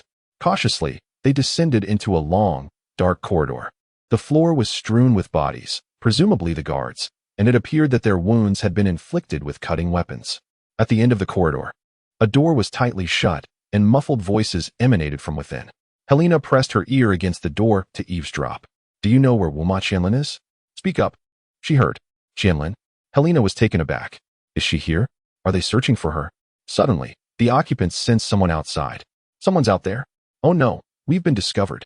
They quickly jumped aside, and with a shrill sound, the door and the walls on either side were cleaved in half. With a loud crash, the door fell to the ground, revealing the scene inside. Just like the other areas, the floor was littered with the bodies of guards. And a large man sat on a sofa, being yanked by the collar. The person gripping him was clad in distinctive traditional Japanese attire, with a topknot, wooden sandals, and a blue scabbard at his waist, resembling a true samurai. Near the door stood another samurai, his sword drawn, the scabbard green, clearly the source of the earlier strike. Not bad at all. "Hey, Ryerson, have you uncovered the whereabouts of that monster?" the man inquired. Yes, we have. But this person outside seems a bit tricky," Ryerson replied, revealing a smug grin. As Helena heard these words, she glanced around, wondering where that CP0 had vanished to. Before she could ponder further, Mukuzang charged towards her with his blade, moving with such swiftness that he zipped past Helena in an instant, coming to a leisurely halt behind her. Delicate slashes, accompanied by a powerful gust of wind, struck Helena, leaving numerous cuts across her body. She thought to herself that this person possessed formidable swordsmanship. "Hey, Yangquan, what is the location of that monster? I shall pursue it first. You handle her and catch up afterwards." Understood. Head east towards tree number 36. Helena listened intently to their words. The monster they spoke of must be Qianlin. Liang Quan drew his blade and advanced towards Helena, who adeptly evaded his strikes. Meanwhile, Mukuzang had leisurely exited the underground. Liang Qiuan's sword struck Helena's shoulder, and with a malevolent grin, purple arcs of electricity surged from the blade, causing Helena to be shocked for several seconds. Having successfully landed his blow, Liang Quan intended to strike again. But Helena transformed her hand into a wolf's claw and lunged at him. Liang Quan, displaying remarkable agility, swiftly leapt away, gazing at Helena's hand with a look of bewilderment. As Selena unleashed her gale blade, the confined space made evasion nearly impossible. Liang Quan intercepted the strike with his blade, and seizing the opportunity, Selena charged forward. Her claws enveloped in hockey as she lunged at him. To her surprise, arcs of electricity surged from Liang Quan, stunning Selena for several seconds as she advanced. Liang Quan swung his sword horizontally, but Selena, reinforcing her arm with hockey, attempted to block the strike. Yet, once more, currents of electricity erupted from the blade, shocking Selena anew. Helena was compelled to retreat, maintaining a distance from Liang Quan. With a swift motion, Liang Quan swung his blade, unleashing a violet sword aura crackling with arcs of electricity. Helena, utilizing her observation hockey, sensed the attack and evaded the oncoming strike. Liang Quan, undeterred, charged forward, his weapon raised. Helena sidestepped, yet Liang Quan relentlessly pursued her, striking with his blade amidst flashes of lightning. Helena seized the opportunity presented by his attack, her foot imbued with the power of hockey striking him squarely in the abdomen, sending him hurtling through the air. Liang Quan collided with the ceiling, letting out a piercing scream before collapsing to the ground, unconscious. Helena disregarded him, stepping over his form as she made her way to the room at the end of the corridor. Upon entering, she was met with the sight of CP0 seated atop an individual who lay groaning on the floor, blood oozing from his mouth, indicating he had sustained considerable injuries. Meanwhile, Dre remained silent on the nearby sofa, not daring to make a sound. CP0 was engrossed in writing on a board, and upon noticing Helena's arrival, he presented the board to her. "This is your target." "The defector Brigadier General?" Helena inquired. CP0 nodded, and she turned her gaze towards Dre. "So, you are the esteemed Dre?" "Not at all. Just call me Dre," he replied modestly. "What did that man seek you for?" Helena tilted her head towards the individual pinned to the ground, bending slightly to direct her question at Dre. He claimed to possess classified naval information and wanted to contact me to sell it," Dre stammered. Helena narrowed her eyes, and the perceptive Dre swiftly raised his hands in protest. I haven't had the chance to connect him with any buyers, and rest assured, the information he holds has not been disclosed through me." Helena straightened her posture, dismissing Dre completely. She addressed CP0, requesting, "Could you kindly escort him back to the warship? I have some matters to attend to and shall return shortly." CP0 remained motionless, offering neither agreement nor denial. Observing his prolonged silence, Helena disregarded him and departed on her own. As she exited the room, she spotted Lianquan rising from the ground. A fierce expression etched upon his face as he glared at Helena. "Damn it, I will kill you," he exclaimed, as the blade of his katana was instantly enveloped in a purple lightning aura, with his eyes and various parts of his body flashing with electric energy. Helena sighed and transformed into her beastly form. Lianquan observed as the towering woman across from him suddenly radiated a brilliant light, which, upon fading, revealed a monstrous creature with the head of a wolf. The beast opened its maw, unleashing a torrent of flames that swiftly engulfed the entire corridor. The inferno, known as Huado, Flame Devourer, consumed the bodies strewn across the ground, reducing them to mere charred remains, while the acrid scent of burnt flesh permeated the air. Lianquan writhed on the floor, screaming in agony, but Helena cast him not a single glance as she strode past him. Emerging from the underground, she recalled the directions mentioned in the earlier conversation between the two warriors. However, no sooner had she exited the tavern than a throng of thugs, clad in red garments, brandishing weapons, surrounded her. "Brothers, Boss Dre is in danger. We must hurry to his aid." These individuals mistakenly believed Helena to be the assailant targeting Dre and charged towards her, weapons raised. Helena let out a silent sigh. Qianlin sat atop a small hillside, gazing at the knife she had just retrieved. This blade belonged to her cousin, who had come to take her life. Qianlin closed her eyes, weary from nearly a decade of evasion. She had endured countless injuries, even before her fateful encounter with Nassau and Helena. "You're here, demon," came the voice of Muko from behind her. "You could indeed kill Yamashiro. However, with that, there would be no need to seek justification for your own demise." Without turning to face him, Qianlin inquired, "Was the intention always to eliminate me? What do you think?" Muko chuckled softly. Helena rose, setting aside Shanxing's blade. Drawing forth her own katana, she cast a cold gaze upon Mukuzang. "Do you still wish to struggle?" Mukuzang scoffed. "How can you be certain that I will not emerge victorious?" "Ha! It is utterly impossible for you to defeat me now. Even if you awaken the Crimson Blood Heart, what difference will it make?" Mukuzang sneered. "That ability, only newly mastered, can be utilized but once in a month. What do you possess to vanquish me?" Mukuzang slowly drew his sword, a swirling aura surrounding him, and Qianlin sensed the winds intensifying around them. Gripping her sword tightly, a vivid crimson glow enveloped the blade. Mukuzang appeared utterly confident, one hand resting casually behind him while the other wielded his weapon, devoid of any pre-battle tension. Qianlin initiated the assault, spinning gracefully and unleashing two streams of red sword energy towards Mukuzang. "Rakshasa, Jade Slash." Mukuzang let out a mocking laugh, swinging his sword horizontally to release a formidable azure energy that easily dispersed Qianlin's red strikes and continued towards her. Qianlin had no choice but to leap aside to evade, continuing her offensive midair. "Rakshasa, Blade Blood." Countless thin streams of sword energy assailed Mukuzang from all directions. He plunged his sword into the ground, and a tempest erupted around him, scattering the sword energies. With a swift motion, he withdrew his blade and lunged fiercely at Qianlin, releasing a slender stream of energy aimed at her heart. Qianlin braced her sword against the attack, the tremendous force causing her arms to tingle. As she landed back on the ground, a terrifying slash was already upon her, forcing her to evade just in time. Cold sweat beaded on her forehead. Had she failed to dodge that strike, survival would have been unlikely. Mukuzang paused his onslaught, looking down at Qianlin with disdain. Do you still wish to resist? How stubborn you are. A sinister smile crept across his face. What? Do you still wish to return? There is no place for you and your family anymore. Your foolish father and demon mother have long since perished. Qianlin's pupils constricted as she gasped for breath, but she quickly regained her composure. She had anticipated this scenario. We strangled your father and cast your demon mother into the flames until she was reduced to ash. Aha. Qianlin clenched her teeth, her heart aching with pain. I have had enough of the contemptible faces of you, my blood relatives. Mukuzang suddenly delivered a heavy slash, sending a crescent-shaped energy cutting through the air. Qianlin raised her sword to defend. After blocking the energy, she discovered Mukuzang had already closed the distance between them. As he swung towards her, Qianlin dodged, her katana glowing with a crimson hue. Rakshasa, mysterious cut. The katana descended instantaneously, too swift for the naked eye to perceive. Yet, the aura surrounding Mukuzang intercepted her blade, preventing it from descending. Qianlin swiftly retreated, but the very spot where she had stood was cleaved into a chasm by Mukuzang's strike. Though she was slightly breathless, Mukuzang continued to wear a scornful smile, appearing entirely at ease. Surrounding Helena were a circle of individuals, whom she swiftly dispatched before hastening towards Qianlin. After a short distance, the sounds of conflict reached her ears.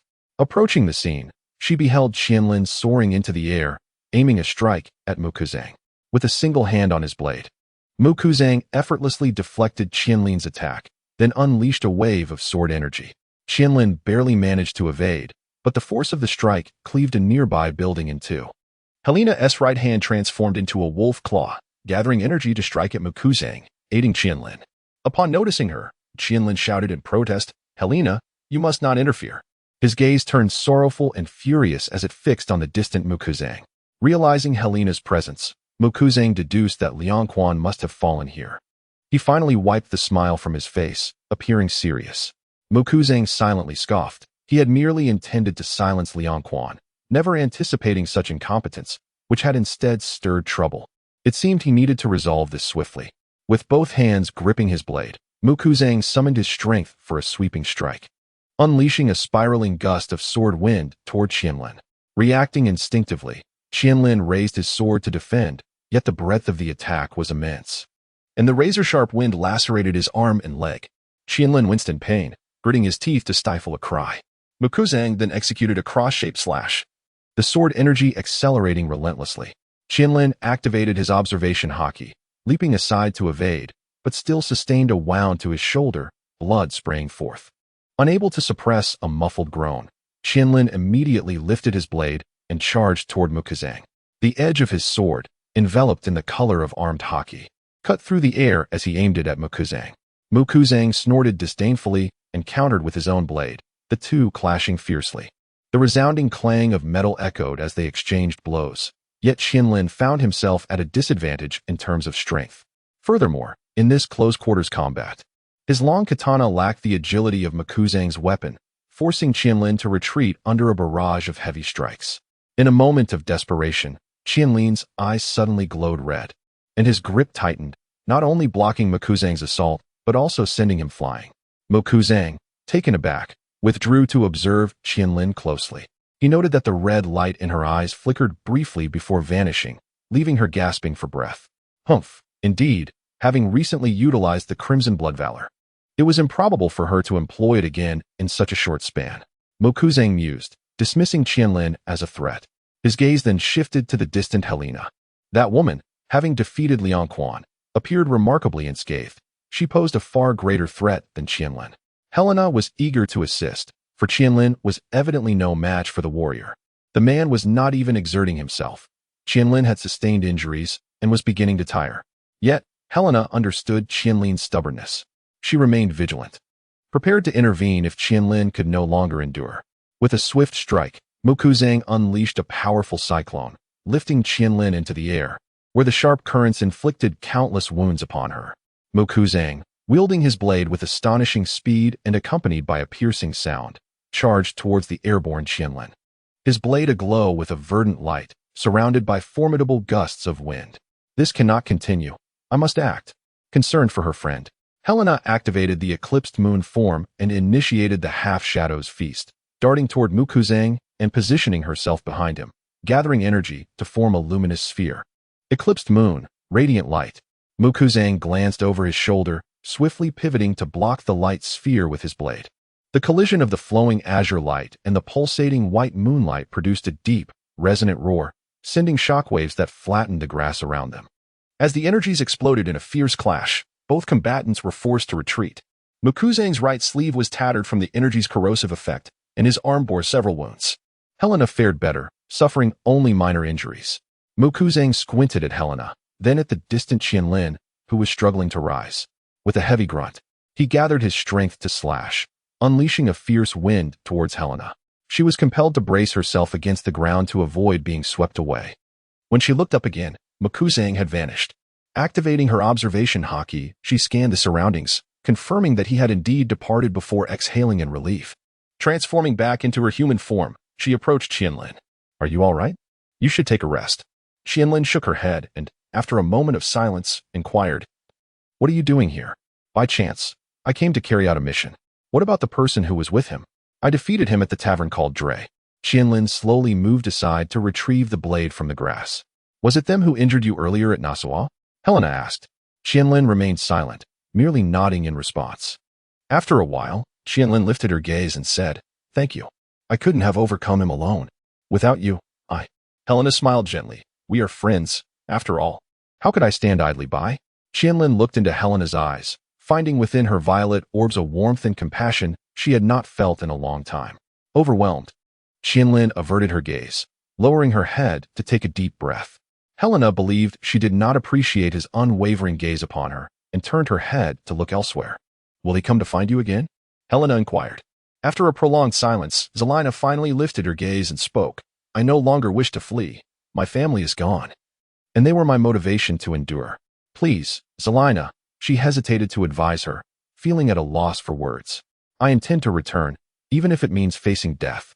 I am grateful for your assistance on so many occasions." "You have changed, Qianlin." Zelina stepped forward. "You were once a person of great determination. You would seek me out time and again for the sake of our contests. In those days, you would not easily concede. What is altered now? I took the life of someone who loved me, and since then, I have no desire to wield my blade against those who pursue me. They share my blood. My family will not spare me. I must return to my homeland to bring closure to everything." Tears welled up in Qianlin's eyes as memories flooded her mind. "I will accompany you," Zelina suddenly declared. Qianlin, perplexed, inquired why. "This matter does not concern you."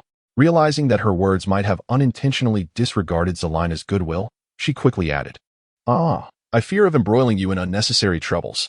Helena smiled softly and remarked, "I hardly have any friends. You are one of them. If a friend contemplates death, I cannot simply stand by. At the very least, when the time comes, I could assist you with whatever you wish to do." Qianlin's pupils trembled as she gazed at Helena, a solitary tear cascading down her cheek. "Thank you," she whispered. "Oh, there's no need for such tears," Helena responded. Noticing Qianlin's weeping, "It has been a long time since anyone has shown me such concern," Qianlin replied with a faint smile. Suddenly, a shadow materialized beside them. It was that figure from CP0. Upon seeing him, Helena furrowed her brow and raised a hand to shield Qianlin. Startled by the sudden appearance, Qianlin observed Helena's expression. Sensing she recognized this individual, "Do you know Crimson Demon Qianlin?" Helena inquired. "And what of it?" She retorted cautiously. "Relax, I harbor no ill intentions." Helena fixed her gaze upon CP0, vigilantly observing his every movement. CP0 inscribed another line on the writing board. "The Saint of Minzelin has already instructed that you may possess certain privileges." Helena hesitated, lowering her arms, perplexed as to why they would permit her to remain in the company of a wanted criminal. However, it was impossible to sever ties with the Navy and the world government. This was an overt threat, yet Helena remained unfazed, as she had no intention of doing so in the first place. "Wherever you choose to go, I must accompany you. I hope you can comprehend this." Though understanding is not a necessity, CP0 maintained a rigid stance, and Helena narrowed her eyes, coldly fixating on him, ultimately acquiescing. Off the coast of the Sabaody archipelago, aboard a naval vessel, Turkaka sat in a chair with her arms crossed, squinting at the sun overhead. At the age of 28, she had ascended to the rank of brigadier general, a notable feat among the youthful elite of the Navy. Nonetheless, the individual she assisted as an aide was nothing short of a prodigy, Promoted to Vice Admiral at merely 24, such advancement was unprecedented, and attaining the rank of Admiral seemed well within reach. While awaiting Helena's return, Turkaka found herself contemplating the disparity between individuals. Suddenly, the transponder snail on her wrist rang out, prompting Turkaka to rise and answer. Moshi Moshi, General Helena. Yes, what is it? You intend to be away for a while? Turkaka was taken aback and immediately inquired, where are you going? What do you mean, are you leaving alone?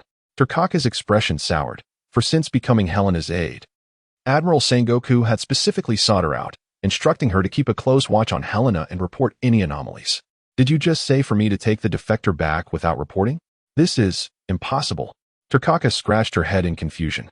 But Helena had already hung up the transponder snail. Hello? General Helena?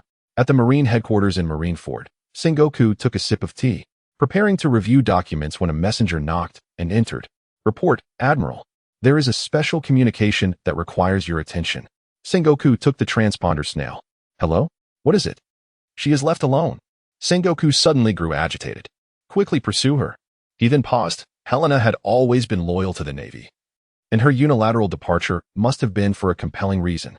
You shall follow her closely to keep me informed of her whereabouts, but do not interfere with her intentions for the time being. After placing down the transponder snail, Sengoku sighed again. Ever since Helena had returned from Mary Geoise, certain matters had begun to feel peculiar. Days later, a small vessel, coated with a protective film, prepared to descend to the depths of 10,000 meters. Traversing Fishman Island en route to the latter half of the Grand Line, Helena had previously traveled to the New World via Mary Geoise, but this marked her first journey to Fishman Island.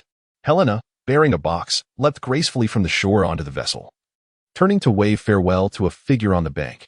Thank you for your hard work, Master Lay. Riley took a sip of his drink and cautioned, be careful. The depths of the sea are fraught with danger. Understood. Farewell.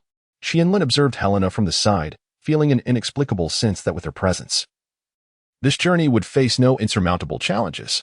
Lost in thought, Qianlin stood transfixed as Helena approached, playfully delivering a light smack to his head.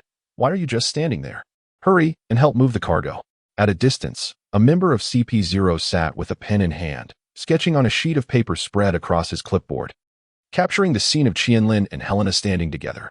Beneath 1,000 meters of dark, silent waters, a colossal creature suddenly glided through the depths.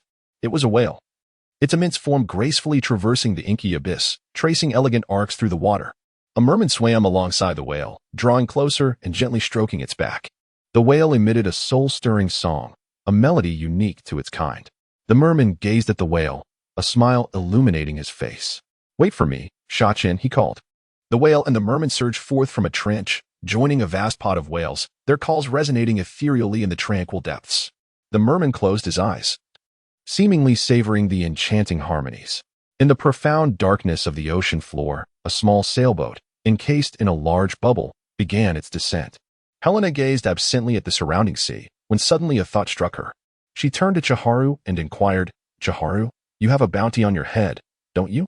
Upon hearing this, Chiharu froze momentarily and nodded slightly. Yes, she replied softly. What have you done to warrant such a staggering bounty of 300 million on your first offense? Helena pressed. Chiharu hesitated before divulging.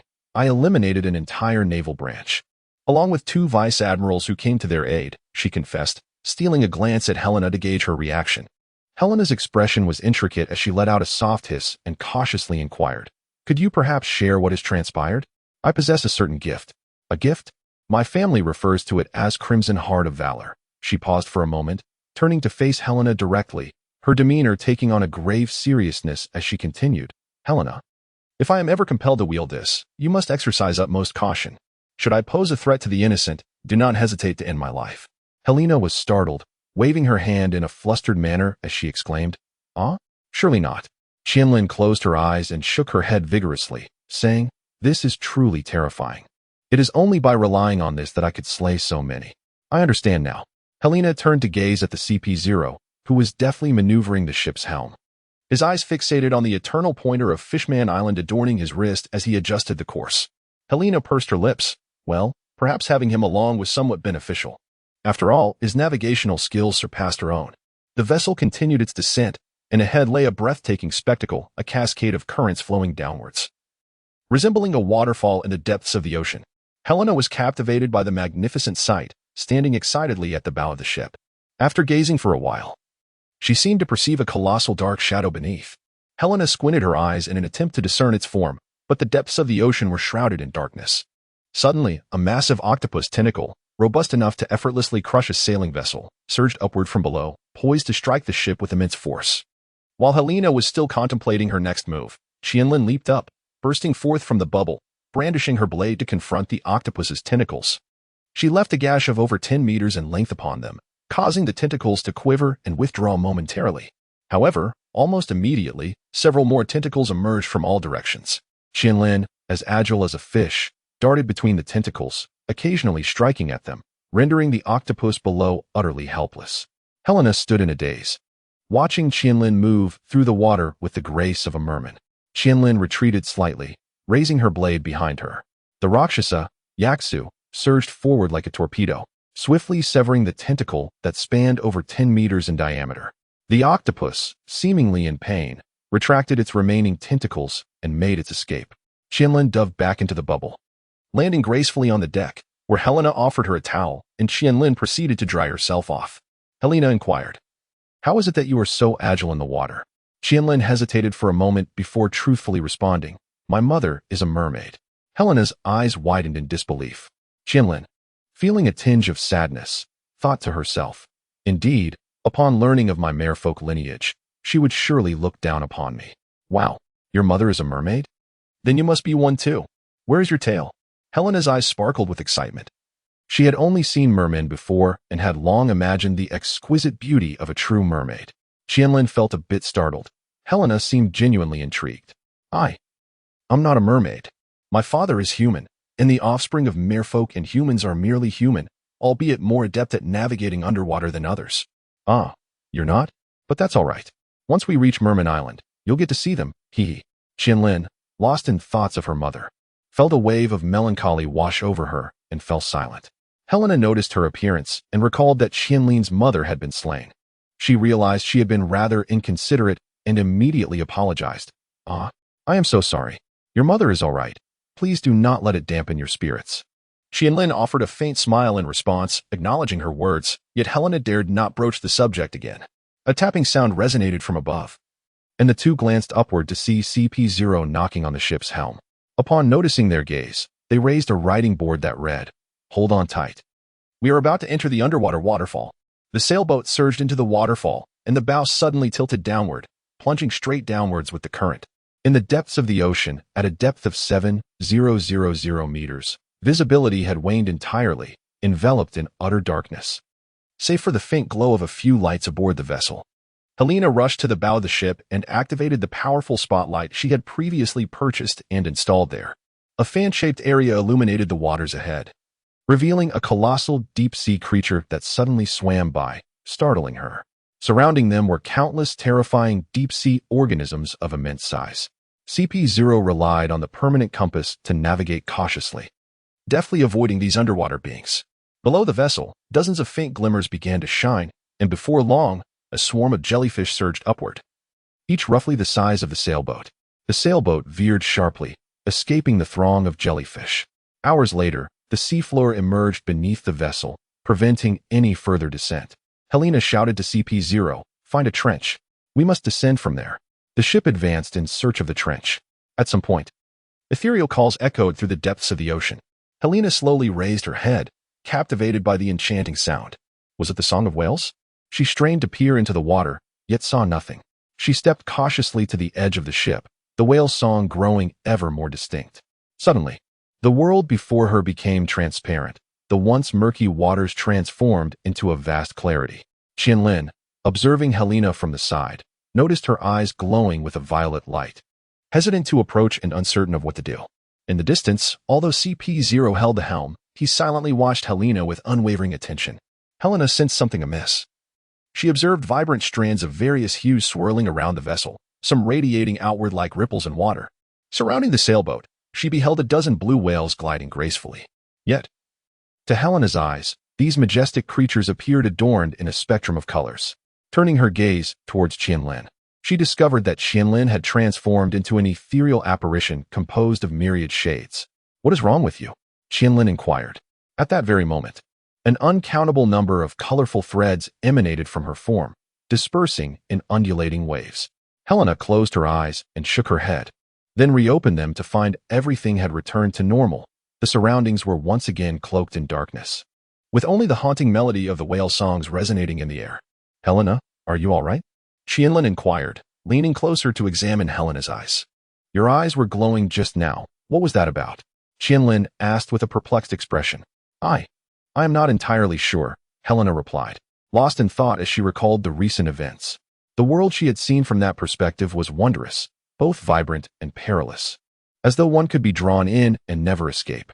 Perhaps you should sit down and rest for a while? Oh, all right, she responded. The vessel navigated past a vast expanse of underwater volcanoes, taking a wide detour to avoid the potential threat of an eruption, even from a considerable distance. The oppressive heat was palpable, causing both Qianlin and Helena to sweat profusely, longing to distance themselves from the vicinity. After several hours of travel, the permanent pointer stood vertically downward. This must be the trench, Helena remarked. No sooner had she spoken than the entire ship suddenly plunged downward, akin to leaping off a precipice. The occupants of the ship were instantaneously weightless, flung upwards as if propelled by bubbles. Helena gritted her teeth, desperately clutching a mast while restraining the frantically darting Qianlin. Dazed and disoriented, Qianlin instinctively wrapped her arms around Helena's, seeking stability. Time lost its meaning as they plummeted. But suddenly, a glimmer of light appeared before Helena, and their descent slowed instantaneously. The trio landed back on the ship. Even the usually unflappable CP0 appeared somewhat disheveled, hastily rising to their feet and adjusting their attire. Helena lay on her back on the deck, resembling a large character, while Qianlin rested atop her.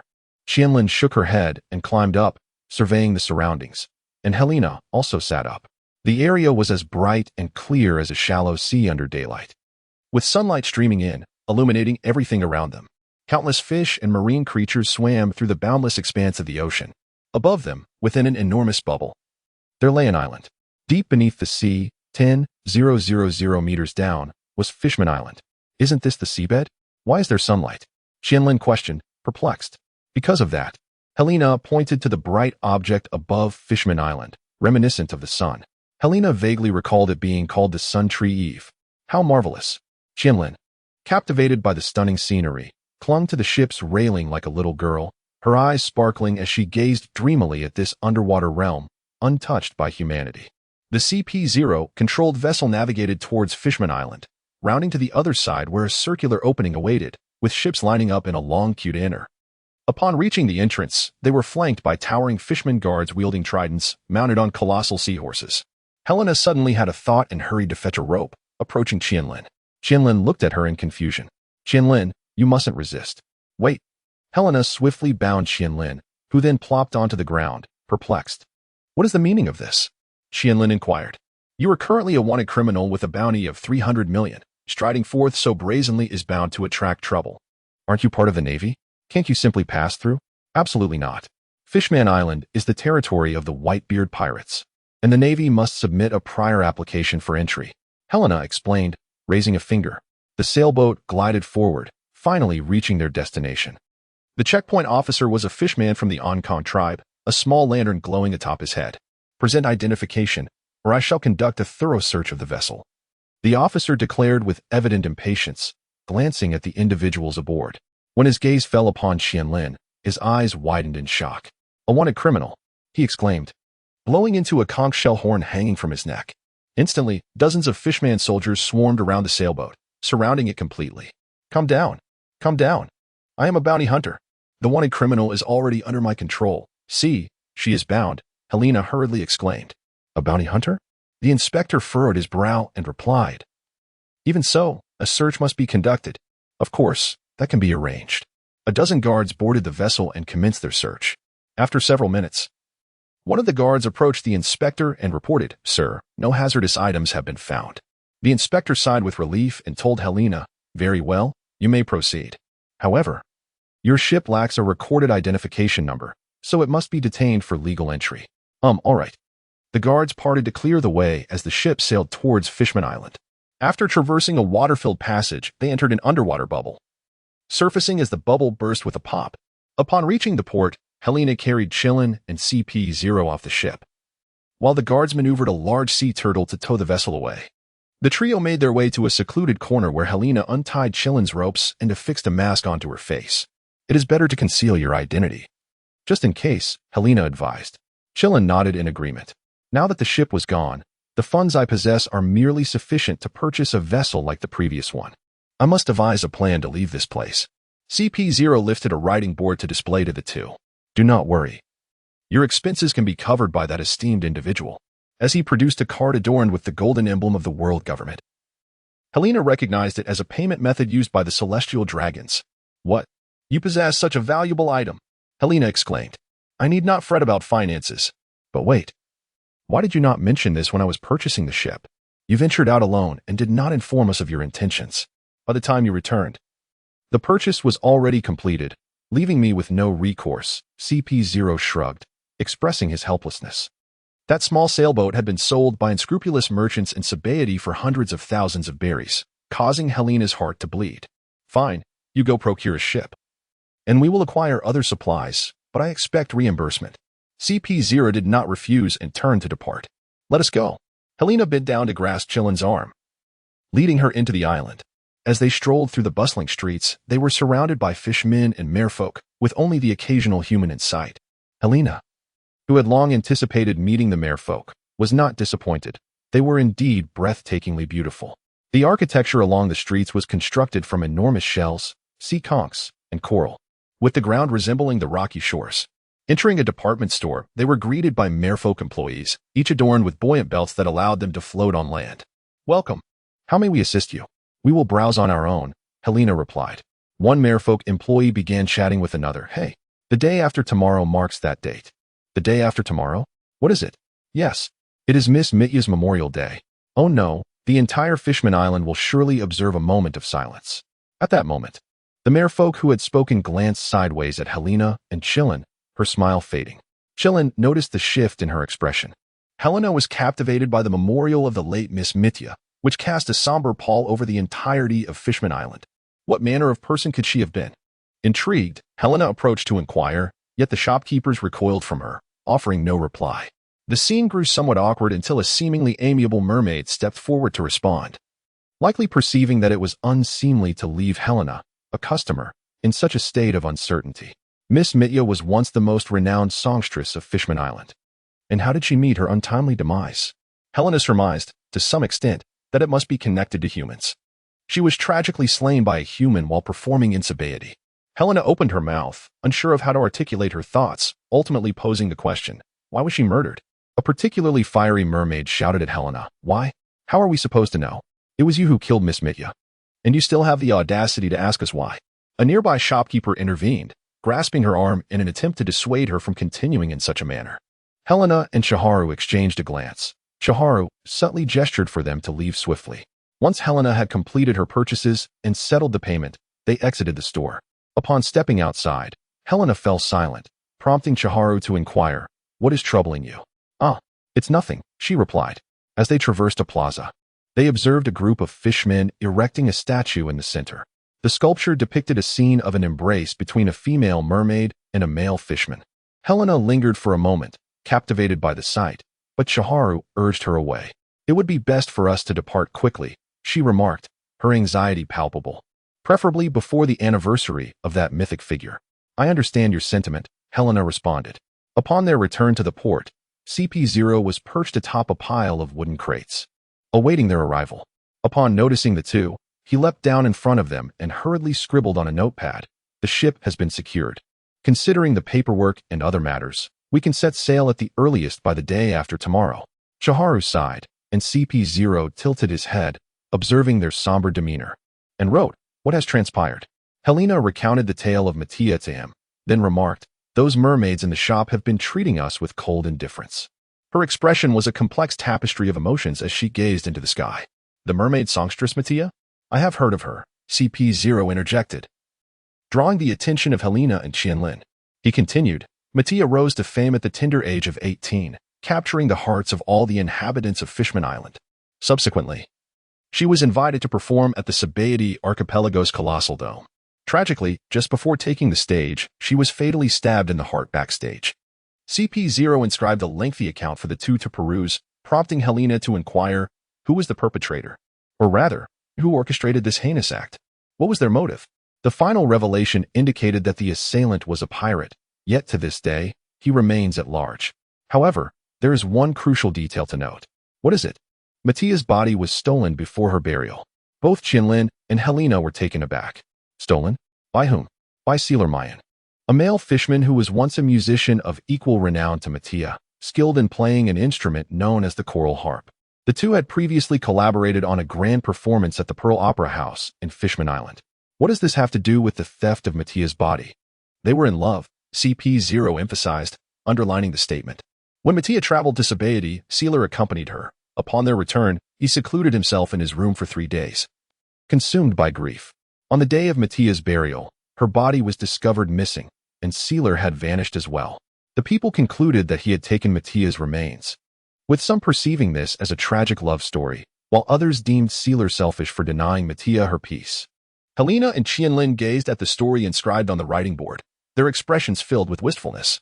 Somewhere in the waters surrounding Fishman Island, a tower constructed of coral stood majestically atop a cliff, beneath which lay a vast expanse of luminescent flowers. A fishman slowly pushed open the grand door of the tower, revealing an entirely empty interior.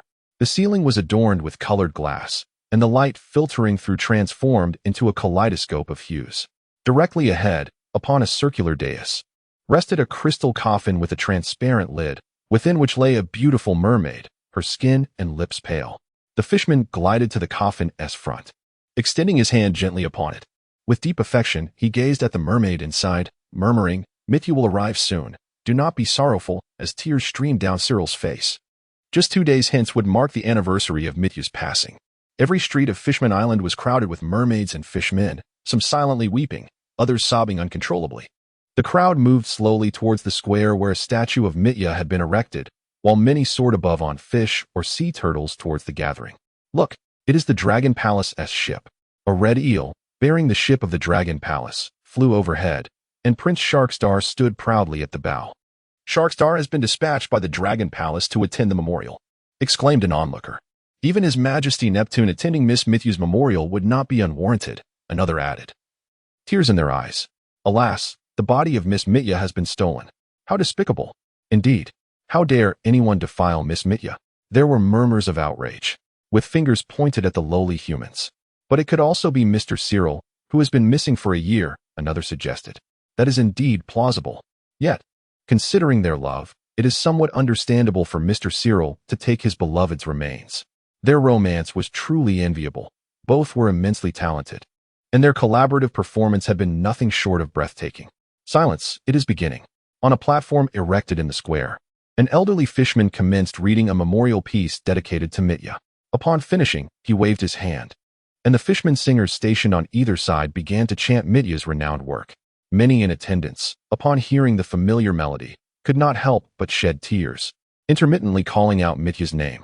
Outside Fishman Island, Cyril looked up towards the sun tree, Eve, beneath which the entire seabed was illuminated by its fruits. Cyril had come here to retrieve one of these fruits. Holding a conch horn, he blew into it, summoning 3 enormous island whales from the trench behind him. As he swam towards the sun tree, he continued to sound the horn, the island whales singing their haunting melodies in unison. The guards outside Fishman Island had noticed the whales and reported back to the Dragon Palace. "Hey, this is the western side of Fishman Island. We have spotted 3 island whales moving towards the island, but we do not know why. Wait, is that a person? That appears to be Mr. Cyril." Without pausing, Cyril pressed on, but suddenly, a squad of guards appeared before him. "Mr. Cyril, please stop. Where are you headed? What is the meaning of those island whales behind you? Did you bring them?" The guards shouted from a distance. However, Cyril had no intention of responding, deftly maneuvering around them to continue his course. The guards attempted to halt him, yet they could not impede the swift-moving island whales. As the crowd mourned for Mitya, the sky suddenly darkened, revealing silhouettes of 3 whales amidst the clouds, accompanied by a soul-stirring whale song. The singing mermaids paused, looking up towards the heavens. On the eastern side of Fishman Island, Helena and her companions stood aboard a ship procured from CP0, observing the colossal whales in the distance. "What is happening?" "Those are island whales. But such creatures typically do not venture into the deep sea, Qianlin pondered aloud. Helena gazed towards the whale with an almost supernatural acuity. It seemed as though there was a person there. Cyril squinted, adjusting to the blinding light surrounding him. The core of the sun tree resided in its fruit, and its radiant roots and branches depended entirely on this fruit for sustenance. If the fruit were to be removed, the entire sun tree would extinguish. Cyril slowly approached the fruit, extending his hands to pluck it. Suddenly, a multitude of guards surged behind him, led by Neptune, the king of Fishman Island. "Cyril, is that you? What are you doing?" Neptune exclaimed, propelling himself towards Cyril with his trident. Cyril turned, his expression devoid of emotion, and replied, "You shall not stop me." With a forceful grasp, he seized the fruit, causing the luminous portions of the sun tree to flicker and die one by one. The inhabitants of Fishman Island felt the sky grow increasingly dark, panic beginning to swell among them. What is happening? Why has night fallen so suddenly? Is there a calamity with the sun tree, Eve? What shall we do? Not only Fishman Island, but the entire seabed was shrouded in darkness. Countless fish were startled by the abrupt gloom, scattering in all directions, apart from a few scattered lanternfish illuminating the vicinity. The sole source of light was the sun tree fruit cradled in Cyril's arms, flickering like a solitary candle amidst the vast ocean. The Royal Guard of Fishman Island swiftly responded, bringing forth several lanternfish mounts to illuminate a small expanse of water, allowing them to discern their surroundings. Simultaneously, they summoned the deep-sea fishmen, renowned for their exceptional vision in darkness, to provide support. Neptune, his beard trembling with fury, shouted at Cyril, "Cyril, return the sun tree fruit." He turned to the guards beside him, commanding, "Seize him at once, and call for reinforcements to remove these island whales." The guards sprang into action, charging towards Cyril. He cast a cold glance at them and sounded a horn, causing the previously tranquil whales to become agitated. They instinctively sought out living creatures to attack, opening their massive jaws to devour the guards. The guards could only scatter, unable to approach Cyril, not wishing to squander any more time. Cyril altered the tone of the horn, transforming it into a deep, melodic sound. The whales returned to a state of calm, following Cyril as he departed towards the eastern side of Fishman Island. "Chase him. Gather more troops. We must reclaim the sun tree fruit," commanded Neptune. "Your Majesty, what shall we do about those whales?" came the response. "Use the Sea Emperor's harpoon cannon." Helena and her companions were momentarily startled by the enveloping darkness, rendered unable to see anything, causing a wave of unease to wash over them. However, Helena quickly regained her composure, recalling a peculiar perspective she had accessed previously. Closing her eyes and centering her thoughts, she sought that elusive sensation, feeling a surge of energy converge upon her eyes. Upon reopening them, the underwater panorama transformed dramatically. The surroundings were vividly adorned with rich hues, and every sound materialized into colorful threads that danced around her. Unable to resist, Helena reached out to interact with those vibrant strands. From the perspectives of Qianlin and CP0, two beams of purple light suddenly illuminated the darkness. Helena slowly moved her feet, captivated by the dazzling splendor of this alternate realm. Hearing the haunting melodies of the whales, she turned to behold countless crimson threads weaving into the shape of a whale, its mouth agape as it lunged towards the vessel. "Humanity, cursed be it." Cyril's face, reflected in the sunlight filtering through the fruit of the young tree, grew ever darker. Helena's eyes widened as she realized something was amiss. Instinctively, she shouted, "Run." The ship has been overturned by the powerful currents brought on by the whale. Qianlin was thrown overboard, enveloped in bubbles as she separated from the vessel. She tumbled through the water, yet her merfolk lineage endowed her with agility in the sea, rivaling that of the fishmen. Soon, she found her equilibrium and steadied herself. The whale devoured the ship, while Sealer continued to sound the horn, directing several whales to assist in their departure. "Helena, damn it." Qianlin felt a surge of panic, uncertain of Helena's fate. Suddenly recalling something, she frantically searched her person until she finally grasped a small piece of paper. "The life card is intact. Thank goodness," she sighed in relief, confirming Helena's safety. Now, she needed to devise a plan to locate her. How fortunate that she had been enveloped in bubbles when thrown out. In the distance, she spotted dozens of glimmering lights, which upon closer inspection revealed fishmen guards riding lanternfish.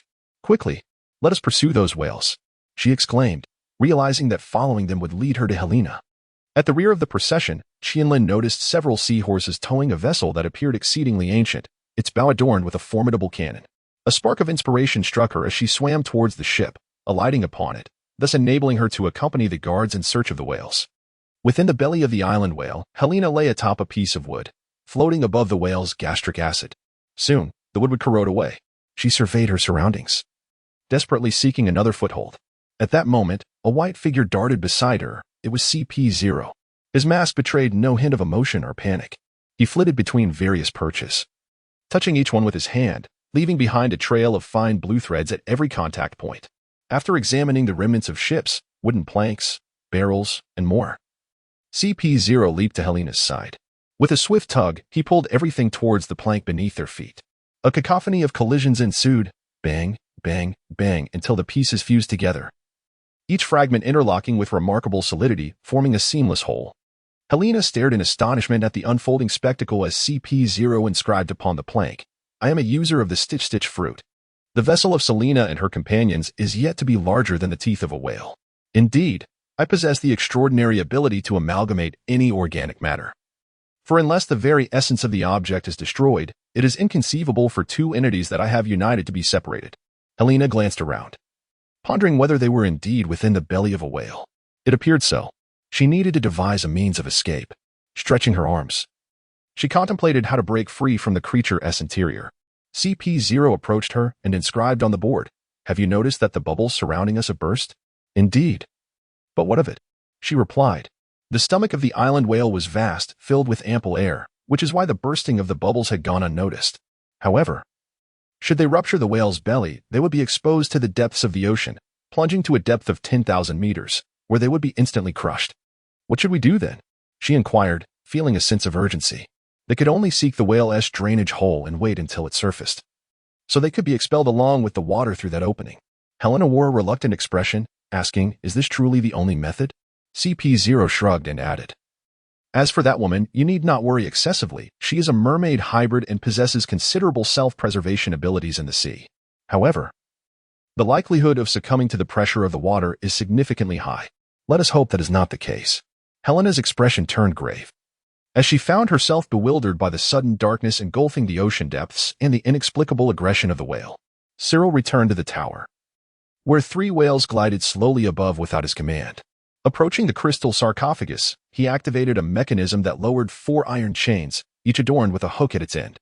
The hooks latched onto the corners of the coffin, and upon activating the device once more, the chains gradually retracted, lifting the coffin with a gentle ascent. Cradling the sun tree fruit, Cyril swam above the sarcophagus, gazing through the crystal lid at Mythia within, tears streaming down his face. After a year of relentless effort, he was finally poised to fulfill the wish Mythia had harbored in life. "Cyril, hurry up." "Aha." Mythia's laughter rang like silver bells as she led the way, playfully urging Cyril to catch up. I know, take it easy." Cyril smiled at the beautiful figure ahead. Upon reaching her side, he inquired, "With the performance in the upper world approaching in 2 days, shouldn't you be rehearsing instead of wandering about?" "Oh, I've rehearsed enough. It's time for a breather," Mythia replied, stretching languidly. Cyril chuckled softly, allowing her to indulge in her whimsy while he followed, joining her in playful antics. After an indeterminate time, Mythia, feeling weary, paused and sat upon a colossal rock. Below them lay a trench swarming with thousands of jellyfish, radiating a kaleidoscope of colors. Mythia gasped in awe at the spectacular sight, while Cyril, seated beside her, chose to admire the beauty of her profile instead of the underwater spectacle. "Cyril, do you know what I often dream about?" Mythia asked, turning to meet his gaze. Cyril shook his head, smiling. "Dreaming of the dreaming bloom," she declared. "The dreaming bloom? That's merely a legend. No one has ever seen it. How could you dream of it?" "I can't describe it, but in my dream, the entire world was adorned with vibrant phosphorescence, even more splendid than those jellyfish." Mythia's eyes sparkled with enthusiasm. "I believe that must be how the dreaming bloom flourishes," she mused, her gaze drifting into the distance, yearning to witness it firsthand. Cyril, observing the jellyfish below, wrapped his arms around Mythia's slender waist, pulling her closer. "Then when you return from your performance, let us seek the dreaming bloom together, just the two of us," he proposed. Mythia's cheeks flushed a deep crimson as she gazed tremulously at the gentle man before her, biting her lip and giving a slight nod. Cyril felt his heart race, the beauty of Mythia in his embrace overwhelming him. Their faces inched closer, and a vibrant swarm of jellyfish drifted past, scattering like stars in the night sky. Mythia buried her face in Cyril's chest, feeling an anxious shyness wash over her. even though this was not their first kiss. She pushed him away, her tail propelling her upward, her face ablaze with color as she gazed at Cyril with longing. She began to sing a song composed in honor of their love, a melody Cyril would forever cherish, sung solely for him. Both were musical prodigies. Entwined in the enchanting music they created together, Cyril's tears mingled with the sea as the sarcophagus ascended to the tower's pinnacle. The crystal lid opened, and the gentle currents of the ocean stirred Mythia's hair. Cyril gazed at her with deep affection as he turned to swim towards a circular device above. This ancient mechanism, along with the tower itself, remained unknown to the inhabitants of Fishman Island. Its purpose was to cultivate the dreaming bloom. In his despair over Mythia's death, Cyril had once contemplated ending his life, but recalling her wish, he resolved to find the elusive flower. However, the dreaming bloom was a rare plant, with exceedingly demanding growth conditions, necessitating the tower's construction above the trench, the very environment most conducive to its flourishing. He traversed the ocean floor and even ventured onto land in search of the dreaming bloom's seeds, enduring countless hardships until he finally succeeded. Only one step remained, the illumination from the sun tree fruit. Uncertain how this challenge had been met in the past, he realized that he possessed but a single fruit, which he must secure. Placing the fruit into the circular device, he watched as the outer ring commenced its rotation, adjusting its position behind several prisms. The device opened, and the radiance of the sun tree fruit illuminated the prism, refracting instantaneously to bathe the entire trench in light. All the dreaming blooms, poised to bloom, were kissed by sunlight, awakening from their slumber, their delicate blue petals slowly unfurling. Beneath the brilliant glow, the colors of the dreaming bloom remained breathtaking, transforming the trench into a canvas splashed with myriad hues, each flower swaying gently, making the colors ripple like waves. Cyril halted beside the sarcophagus, his attention fixed not on the breathtaking scenery below, but on Mythia's beautiful yet pallid visage. Gently, he cradled her in his arms and ascended above the trench, tears streaming down his cheeks. Yet in the ocean, his sorrowful weeping merged with the waters around him. Light enveloped them, and though Mythia's life had faded, the crystal coffin preserved her form, her face aglow beneath the illumination. "Your Majesty, there is an unusual light ahead." Neptune and a throng of royal guards approached, trailing an ancient vessel behind them. Neptune spotted Cyril, ready to speak, but his words faltered upon seeing Mythia in Cyril's arms. He remembered her vibrant presence when he had summoned her to the Dragon Palace shortly after her rise to fame. Now, she lay as a pale corpse. "Cyril, you indeed have stolen Mythia's remains." Cyril shot a cold glare at Neptune, disdain evident in his demeanor. "Return the sun tree fruit at once. The entire Fishman Island has been plunged into darkness. If this continues, dire consequences will ensue. And what of it? What concern is it of mine?" Cyril replied icily. "She is the only one I care about." Neptune seethed, speechless with fury. Suddenly, Qianlin emerged from the ship's hold, carrying 2 conch shells used to produce bubbles, swimming toward the 3 circling whales. "Why did you not pursue the human who killed Mythia?" Cyril demanded vehemently of Neptune. "At that time, we were fostering relations with the surface world. We could not afford to rupture those ties." "Ah, those humans deserve their fate. You coward." Neptune's gaze fell upon the sun tree fruit atop the device at the tower's peak, and with a sweeping gesture, he commanded, "Go, retrieve the fruit." The guards obeyed, swimming towards the tower.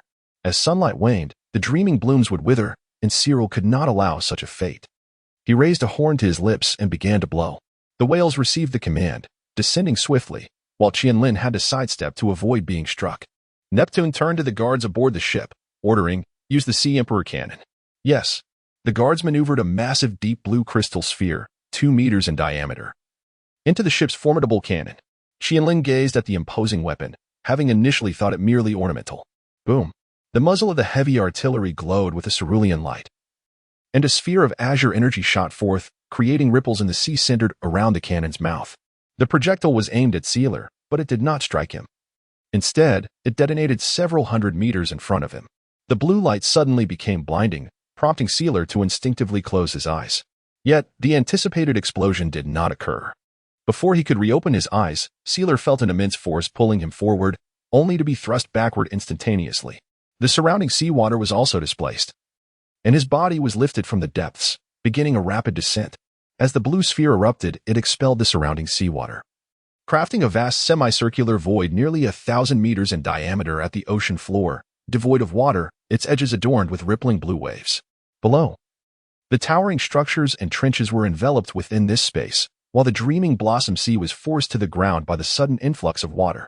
A massive island whale was caught within this phenomenon, emerging from the water, and fell toward the ocean bed with a thunderous crash, landing on its back and emitting a series of plaintive calls. In the belly of the whale, Zelina and Qianlin found themselves ensconced in a colossal washing machine, tumbling incessantly in every direction. Relying on the power of their fruit abilities, they managed to avoid injury. Qianlin, having fallen to the ocean floor, staggered to his feet, disoriented. Upon noticing a beached whale ahead, he retrieved Zelina's life card from his pocket, the small paper gently shifting towards the stranded creature. This is it. Qianlin grasped his knife and dashed toward the whale. Meanwhile, Sealer had plummeted to the pinnacle of the tower. Before he could assess his own injuries, he recalled Mattia and looked up to see her body descending. With all his might, he sprang to his feet and raced toward the impending impact zone, leaping forward to catch Mattia's lifeless form. A weight lifted from Sealer's heart as he sat up, cradling her, kissing her damp hair tenderly. Neptune, encircled by a ring of bubbles to facilitate his movement on land, approached with his guards. The soldiers raised their tridents, forming a circle around Sealer, filled with intense resentment. Sealer glared up at Neptune, believing him to be the harbinger of destruction for everything, including Mattia's dreams. Qianlin leaped into the air, brandishing his knife to unleash a wave of sword energy directed at the whale, which sliced open a gash in its belly. Helena's observation hockey detected Qianlin's assault. Qianlin? She's outside now. Qianlin landed atop the whale's belly, plunging her blade into the gaping wound, forcefully slicing as she darted to the side, causing the injury to widen further, eliciting agonizing cries from the whale. Helena activated her unique perspective and, through the translucent belly of the whale, beheld the intricate web of crimson and obsidian threads that formed the delicate strands of Qianlin, gaining clarity on her actions. Helena sprang up, eager to coordinate with Qianlin and hasten their departure from within the belly of the whale. Qianlin had managed to create a gash several meters long across the whale's skin. Yet it merely penetrated the outer layer. A more formidable assault was required. Leaping into the air, she grasped her blade with both hands, raising it high above her head. The Roxissa, Xinjin Luo gathered momentum for several seconds in midair, the blade glowing a fierce red. In an instant, she descended with tremendous force, delivering a devastating strike to the whale's wound. Blood erupted forth, and the sheer destructive power rendered the surrounding flesh into a gruesome pulp. Helena transformed into the beast form of Huidou within the belly of the whale, her fur turning jet black, engulfed in roaring flames. Huidou's fiery essence enveloped her entirely, propelling her forth like an arrow released from its bow, exhibiting a might surpassing that of a falling star. A power attainable only in her beast form. She surged towards the corresponding location of the wound inflicted by Qianlin. Outside, Qianlin's slashes and the colossal impact from within relentlessly eroded the whale's flesh and blood. As the force of Qianlin's strike dissipated, a dim orange glow suddenly illuminated the wound before him. Qianlin swiftly leaped aside, and just as he did, the wound was completely breached, unleashing a torrent of flames, accompanied by a massive black silhouette. The Tengu Huidou descended before Qianlin, who was overjoyed, his face alight with happiness as he rushed forward to embrace Helena's wolf head. "You are unharmed. How wonderful!" Helena was startled, reverting to her human form, while Qianlin embraced her neck. After a considerable time, Qianlin finally released her hold and said, "I was truly afraid that something might happen to you." Helena blinked and broke into a smile. CP0 emerged from the belly of the whale, drenched in blood, yet his mask remained spotless. In the distance, Neptune, observing several figures suddenly leaping from the whale's belly, commanded his guards to ascertain their identities. Just as the attention of the crowd was focused on Helena and her companions, Cyril forcefully crushed the horn in his hand, unleashing a piercing sound that reverberated in all directions. Suddenly, the other two whales in the sea went into a frenzy, with one charging towards the ship bearing the Sea Emperor cannon, obliterating it with a thunderous crash, severing the cannon's barrel in two. As if deprived of support, the walls of this space devoid of seawater began to undulate like waves, before shattering and dissipating, allowing water to surge in from all sides. In this critical moment, Qianlin retrieved two bubble conchs, enveloping Helena and CP0 in protective bubbles. "What about you?" Helena anxiously inquired. Qianlin was at a loss. A single bubble conch could not produce two bubbles in quick succession, and her initial thought was to ensure their safety. CP0, with a shimmer of blue light in his hands, touched the bubbles surrounding himself and Helena, extracting two spheres, simultaneously causing the bubbles encasing them to shrink slightly. The two bubbles fused and promptly enveloped Qianlin. The tumultuous waters surged forth, sweeping the three in different directions. Neptune and his guards were likewise tossed about, disoriented by the mighty waves. Seizing the opportunity, Cyril, cradling Mattia, swam upwards to the top of the tower. He carefully placed Mattia in a crystal coffin, closed the lid, and turned toward a peculiar object nearby. It was a coral-supported piano, with 3 stout hollow corals behind it. Cyril sat before the coral piano, positioned his hands upon the keys, and commenced a solo for his beloved. The ethereal and melodious strains, amplified through the hollow corals, resonated throughout the entire sea, captivating all who heard it. Qianlin, emerging from the seabed, was enchanted by the piano's sound, momentarily lost in its spellbinding melody. Helena shook her dizzy head, feeling as though she had just been tossed about in a washing machine for an eternity. Upon hearing the sound of music, she became somewhat wary. What new nonsense was about to unfold? Was that figure in the distance truly Neptune? Where on earth were they? Why were those whales attacking them? Were they under some sort of manipulation? Helena's mind was awash with confusion, and before she could ponder further, the surrounding currents surged unexpectedly. With great effort, she managed to steady herself and maintain her balance. Raising her gaze to the surroundings, she was utterly astounded by the spectacle before her. Countless fish darted towards her from all directions, a dense, dark mass of vibrant colors, churning the nearby waters. Ultimately, all the fish congregated above the towering spire, swirling around a central point, forming a vortex composed of their shimmering bodies. 2 whales glided gracefully at the apex of this whirlpool, circling the tower. The melodies from Cyril's hand transformed from a gentle, lyrical tune into an exuberant and powerful crescendo, embodying an indescribable fury. As the style of the music shifted, the once unified mass of fish abruptly divided into several schools, their sights set squarely on Helena, her companions, and Neptune along with his guards. As Helena transformed into her beast form, a radiant burst of light erupted, creating an opening amidst the advancing school of fish. However, it was swiftly filled by others. Qianlin brandished her exceptionally long katana, each swing claiming numerous fish, yet the relentless tide seemed inexhaustible. CP0, relying on his extraordinary agility, evaded the fish with remarkable dexterity, never allowing a single one to make contact. With a fierce strike, Qianlin unleashed a wave of sword energy, cleaving a path through the throng. The slain fish left in their wake were soon crushed by their comrades. Yet, if this continued, the relentless swarm would inevitably engulf her, tearing her to shreds. Meanwhile, Neptune and his guards gathered to impede the fish's assault, achieving some measure of success, though it was undeniable that this would not last for long. Helena enveloped herself in a protective sphere, shimmering white, as schools of fish relentlessly collided against it. Within the sanctuary, she gathered luminous orbs of energy in each hand, subsequently compressing them together. The brilliance of lunar eclipse, radiance erupted as the protective barrier dissipated and the fish surged forward. Helena forcefully struck the ground with the radiant orb, unleashing a blinding light that cleared the vicinity. The seabed shattered beneath the tremendous impact, leaving a substantial crater in its wake. Although the power of radiance in its lunar eclipse form was not as formidable as that of the calamity form, it was the only option available under the water. Seizing the moment while the surrounding fish had yet to converge, Selena swiftly transformed into her beast form and dashed away. With the activation of Shadow Eater, her speed surged, leaving the shoal far behind. Selena, eliminate these fish for me. I shall take care of that musician. Understood. Selena halted, unleashing a barrage of luminous orbs from her wolf-like maw. The technique, lunar eclipse, starfall, unleashed numerous orbs that detonated amidst the fish, scattering them in disarray. Taking advantage of this chaos, Qianlin delivered a powerful strike, unleashing a crescent-shaped arc of crimson sword energy that swept through the throng of fish before her. With a sudden surge, Qianlin deftly broke free from the encirclement of fish, propelling herself directly towards Cyril. Cyril, engrossed in her performance, altered the melody once more, causing all the fish to surge towards Qianlin, relentlessly pursuing her from behind. Helena continuously cast beams of light from below to shield Qianlin, ensuring that the schools of fish could never catch up to her. However, 2 whales suddenly appeared before her, charging directly at her, gritting her teeth. Qianlin realized she had no choice but to resort to her ultimate weapon. She dragged her blade behind her, crimson energy emanating from her body. Her eyes filled with a blood-red hue. Demon blade, blood surge. In an instant, Qianlin surged forward, leaving behind a trail of red. The great sword spun at high speed before her, resembling a meat grinder. As it made contact with one whale's fin, it sliced through effortlessly, the severed fin appearing as if it had been torn apart by fangs.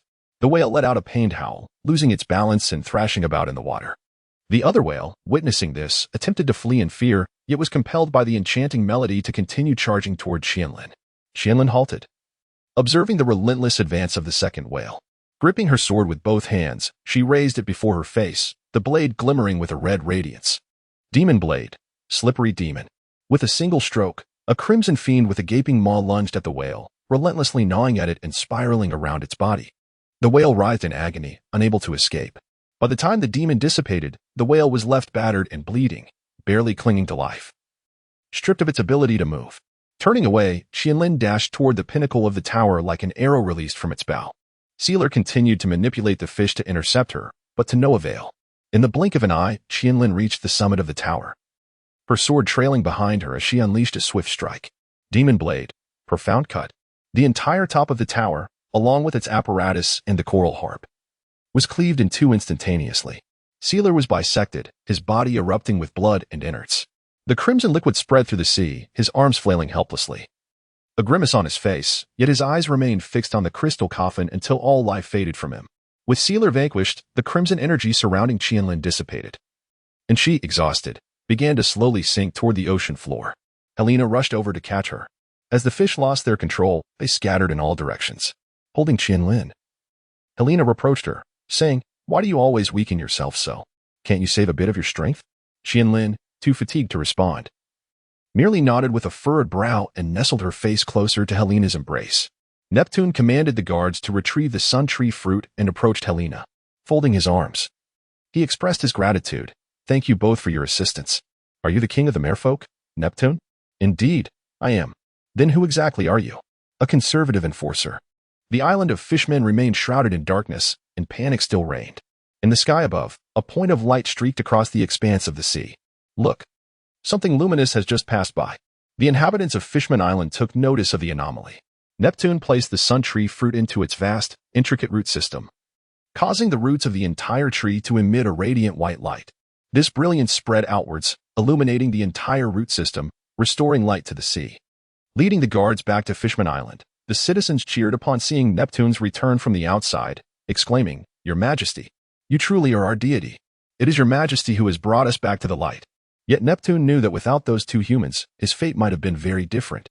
A newly gilded vessel surged forth from the trench, emerging into the volcanic region 10,000 meters beneath the sea. Helena contentedly patted the railing of the new ship, relishing the satisfaction that came with reimbursement. Qianlin emerged from the captain's cabin nearby, and upon seeing her, Helena inquired with concern, "Have you fully recovered your strength?" Qianlin smiled gently and replied, "Yes, I'm fine now." Helena gazed intently at Qianlin, who, puzzled, asked, "What is it? You have yet to reveal where you hail from." "Did I not mention it?" Qianlin pondered. "Let me take a guess. Is it from the land of harmony? How did you deduce that?" "Your name, for one.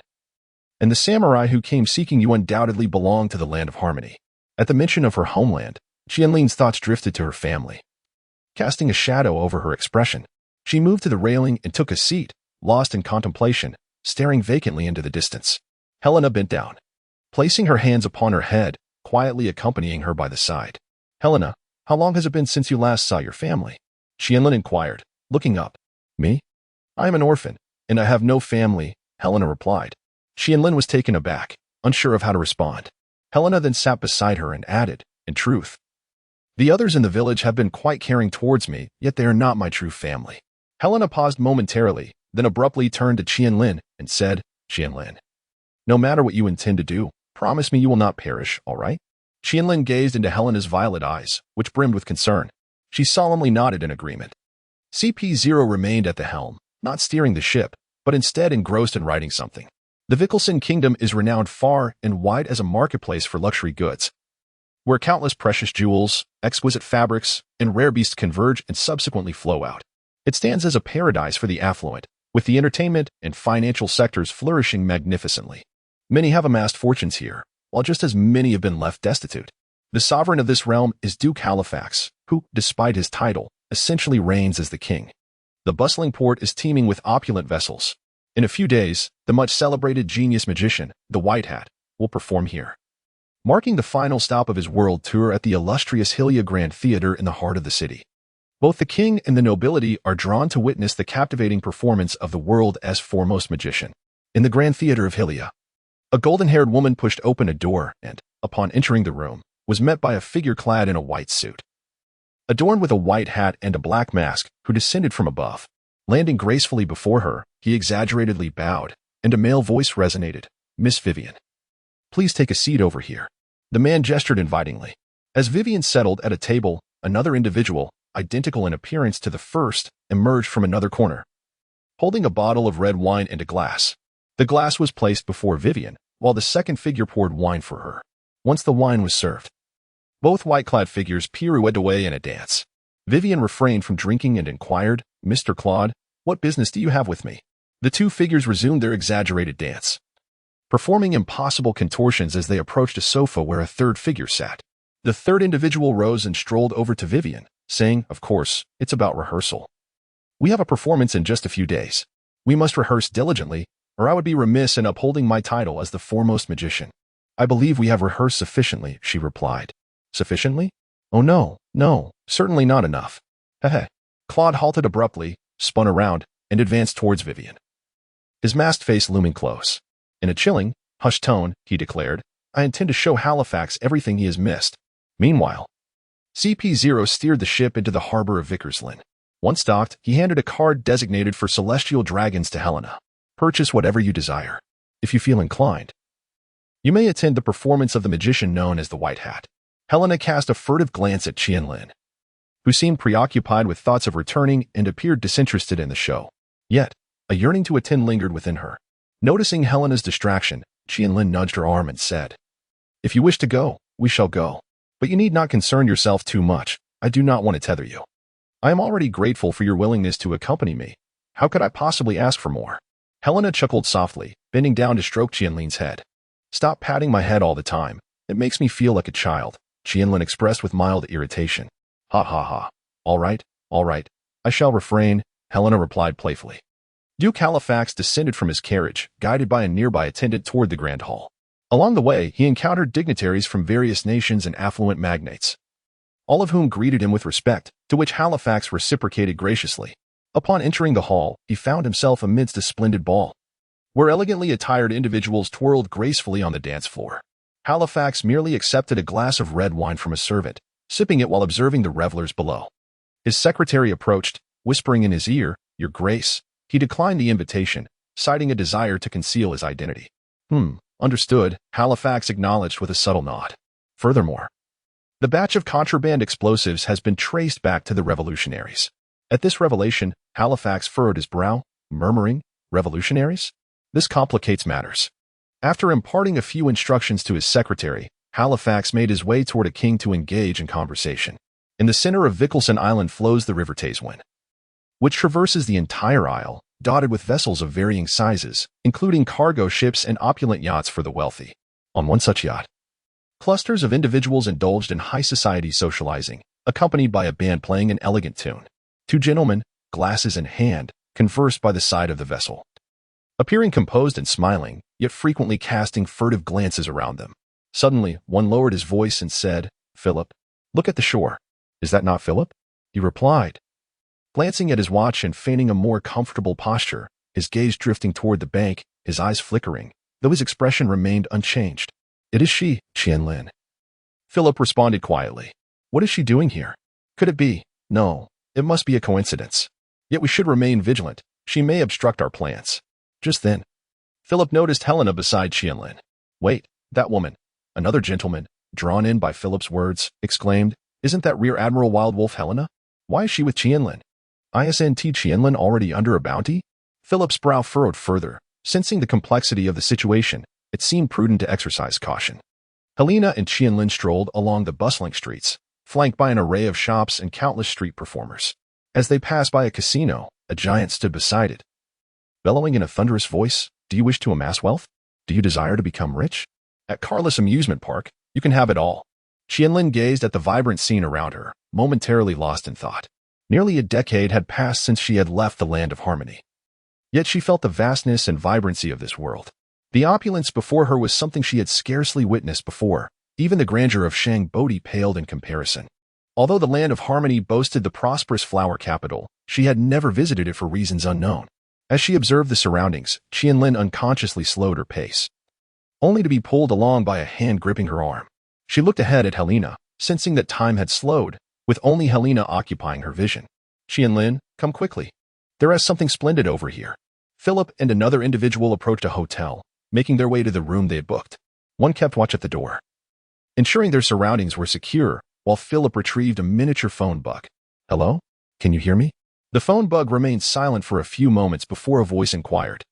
What type do I prefer? A blonde-haired lady boy, Philip replied. The code is correct. Is that you, Philip? The figure at the door, upon hearing the code, clicked his tongue in disapproval. Yes, it's me. What is the status on that batch of explosives? The Navy has intervened. The Navy? That is quite unfortunate. They arrived just as we were docking. Now the enemy will be on high alert. Everything was going smoothly before. Do not despair.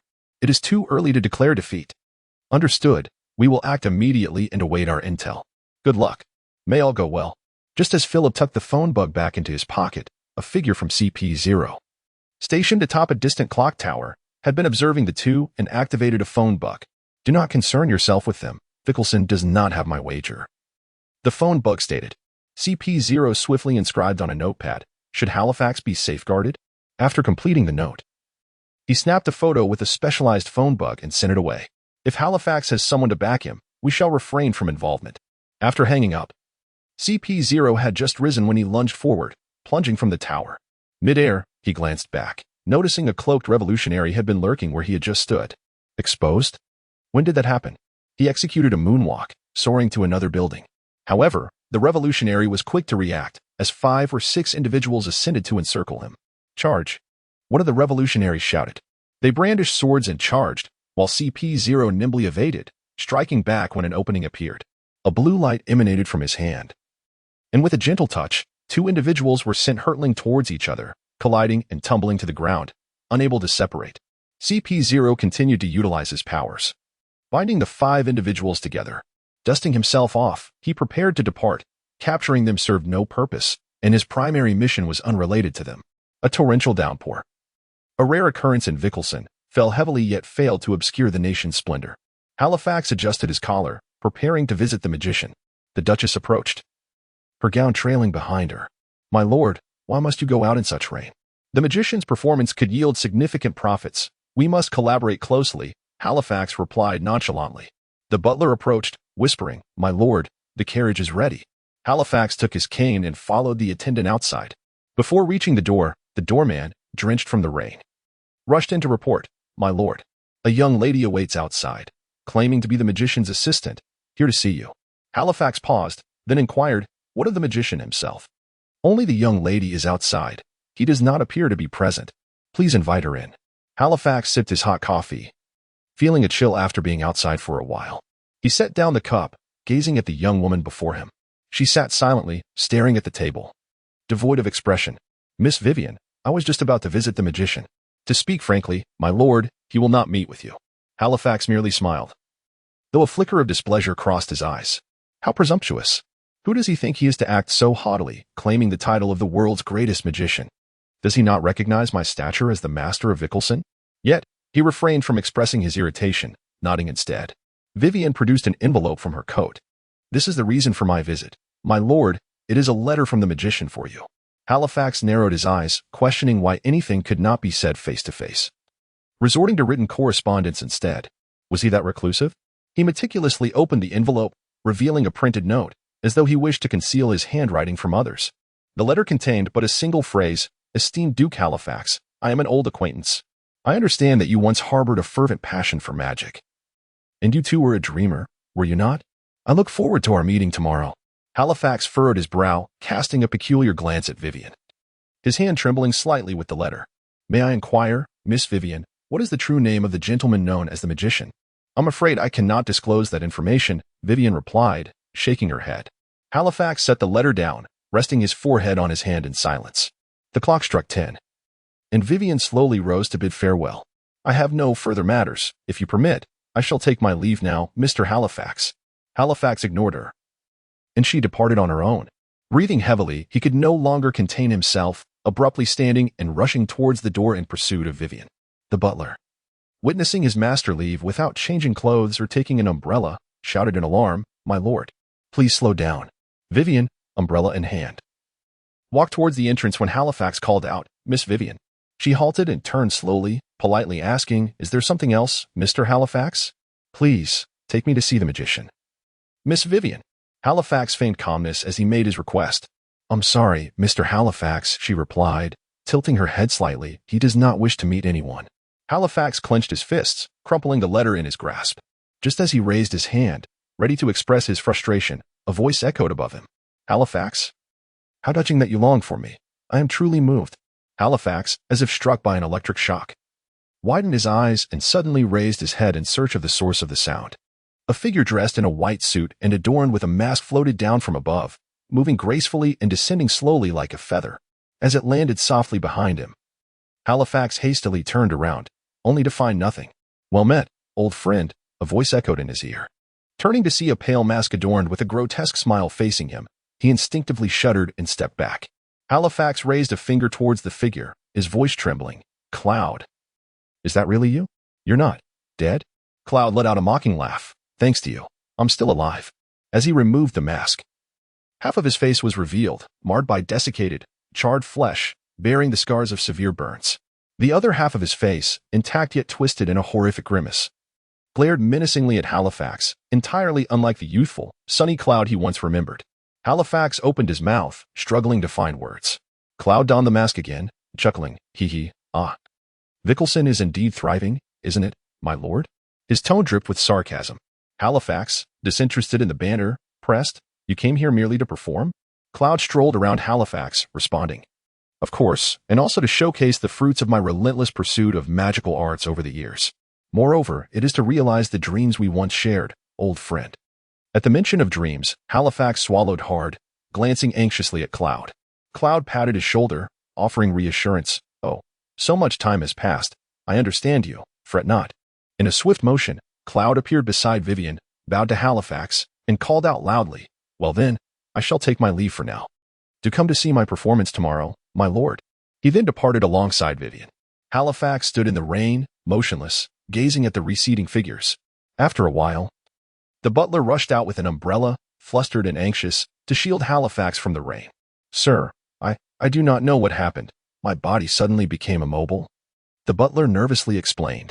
Halifax, however, paid him no mind, still lost in contemplation of Cloud's departure. It was only after a long silence that he accepted the towel the butler offered and wiped his face, turning to re-enter the house. Helena and Qianlin squeezed among the throngs of people on the street, engrossed in the street performance. Suddenly, Helena sensed an oddity, activating her observation ability. She discovered someone in the distance was covertly watching them. Turning to Qianlin, she found that Qianlin had also noticed the individual lurking nearby. The two exchanged a subtle nod and departed from the crowd, making their way into a narrow alley. The stalker followed closely behind, however, upon their entrance into the alley. The pursuer peered inside, only to find no trace of the two girls. Perplexed, the stalker ventured deeper into the alley, when suddenly a hand emerged from the shadows, covering their mouth and pulling them away. Helena and Qianlin bound the man tightly. Helena threatened, "If you dare to scream, I will kill you on the spot." The stalker fell silent, awaiting his fate. Helena patted his head and inquired, "What is your mission? To monitor our movements? Or do you have other intentions?" The man glanced between Qianlin and Helena, ultimately remaining silent. Seeing his steadfastness, Helena hissed, clenched her fists, and prepared to employ a more forceful approach. "Helena, this method will yield no results. I have an idea to use him as bait." "As bait?" The rain poured relentlessly as Philip hastened to the location where his subordinate had vanished. Frustratingly, trouble had indeed arisen. Yet he did not intend to resort to any cunning strategies. After all, he was dealing with Qianlin, with whom he had previously collaborated. A straightforward conversation should suffice to secure their release. Upon arriving in the narrow alley, Philip wore a stoic expression, discreetly surveying his surroundings. Suddenly, he felt a chill breeze behind him and turned to find Qianlin standing right there. Philip's pupils constricted momentarily, but he quickly regained his composure. "Philip, is it you? Have your revolutionary forces arrived here?" Qianlin recognized the individual before her. Both she and Philip had once participated in the Battle of Celius. "Qianlin, we dispatched someone merely to ascertain whether you would pose a threat to us. After all, you are now allied with a naval officer. I hope you understand." Philip sincerely articulated. Qianlin sighed, responding with resignation, "Rest assured, I have other matters to attend to with that naval officer. I am not here to trouble you." She then queried, "By the way, are you planning to incite a riot here?" Philip hesitated for a moment before replying, "No, we are merely passing through. Taking a moment to rest." "So, where are my men?" Qianlin motioned her head towards a shadowy corner behind her, and Philip approached to find his unconscious subordinate, whom he then lifted onto his back. As he prepared to leave, Philip turned to say, "You need not worry, Qianlin. We will not trouble you again." Qianlin nodded in acknowledgement. Once Philip departed, Qianlin intended to turn away but was met with the sight of Helena sitting atop the roof, a smile gracing her face as she observed her. "Helena, why are you here? I see now why you sent me away. It was the revolutionary forces, wasn't it?" "You must have known it was them all along," Qianlin said, her face flushing slightly as she awkwardly nodded in response. With a firm push of her hand, Selena leaped from the rooftop, landing gracefully before Qianlin. Standing upright, she addressed her, saying, "All right, I understand your concerns. Rest assured, I am not here in my capacity as a naval officer." With a smile, she affectionately ruffled Qianlin's hair, adding, "Your disguise is rather poor." It was evident at first glance. Qianlin, unsure of how to retort, murmured softly, "Please refrain from patting my head." After a moment's reflection, she remarked, "Selena, I should exercise more caution. Those revolutionaries are far from idle." Meanwhile, Philip, hastening with his subordinates, was communicating via a small telephone insect, declaring, "Everything is in readiness." Halifax sat gravely on the sofa, showing no intention of resting, with the letter laid before him. Claude stood atop the highest tower of Evacuation, allowing the rain to drench his garments, arms outstretched towards the entirety of Evacuation. Vivian, holding an umbrella, gazed upwards at Claude, her eyes flickering with uncertainty. The following morning, the skies had cleared, and the entrance of the Cilia Grand Theatre was thronged with people. Nearby, numerous opulent carriages belonging to nobles and affluent individuals were stationed. The aristocrats and wealthy were ushered into the performance hall by their attendants. To everyone's astonishment, Halifax was already seated in the VIP section, appearing to have awaited their arrival for quite some time. His expression was somber. When greeted by others, he merely nodded in silence, further surprising those around him. Halifax was known for his profound composure, yet now his emotions were openly displayed. What could have transpired? At that moment, Halifax was utterly disinterested in engaging with anyone. His gaze fixated intently on the curtain, filled with anticipation. Behind the scenes, Claude peered through a crack, observing Halifax's serious demeanor, which prompted him to burst into laughter. "What is this, Halifax? Weren't you always the epitome of grace and confidence?" he exclaimed, chuckling to himself. Vivian, arms crossed, stood silently behind him, her restless eyes betraying her inner turmoil. Outside the theater, Selena and her companions stood amidst the crowd. "Is it really possible to gain entry with just this card?" Selena questioned, eyeing the celestial dragon's golden card under the sunlight, skeptical of its purported power. Suddenly, an agent from CP0 leaped forth, snatching the golden card from her grasp. Shaking it between his fingers, he presented a notepad before Selena, inscribed with the words, "The power of these dignitaries is beyond your imagination. Simply enjoy this privilege and do not overthink." Helena spread her hand and pouted, saying, "All right, all right." CP0 handed a white cloak and a white mask to Qianlin, who accepted them. CP0 then wrote on a notepad, "Put these on and masquerade as a member of CP, otherwise, with a bounty of 300 million on your head. It would be rather peculiar if you weren't immediately recognized." After donning the cloak and mask, the three of them squeezed through the crowd to reach the entrance of the theater where the affluent were entering. The butler of Halifax was at the door attending to the esteemed guests, and upon seeing Helena and the others pushing through, he frowned slightly, wary of CP0 and Qianlin's peculiar attire. "Gentlemen, please enter through another entrance. This passage is reserved for those with reserved VIP seats," he said politely, unsure of their identities. CP0 stepped forward and presented a gold card to the butler, whose eyes widened in astonishment upon recognizing it. However, he quickly leaned closer to CP0 and whispered suspiciously, "Why did the esteemed guest not notify us in advance? Rest assured, the lady is merely out for an excursion. If you doubt our authenticity, you may have the card verified. We can wait," CP0 swiftly wrote. "Ah, I wouldn't dare to question. Please, follow me. I shall personally arrange seating for you," the butler replied. Following him into the theater, they took a small passage directly to the second-floor audience area, where many dignitaries had already gathered. "Ah, esteemed guest, you?" Helena cast a glance at CP0, who nodded slightly in acknowledgement. She responded, "Please call me Saint Helena." "Saint Helena, kindly take a seat here. I shall fetch our esteemed master at once." "Oh, no, no, no." I merely came to witness the performance. There is no need for special treatment on my account. Indeed. Indeed.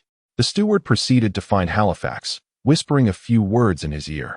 The previously vacant gaze suddenly flickered, and he promptly straightened up, turning to look back.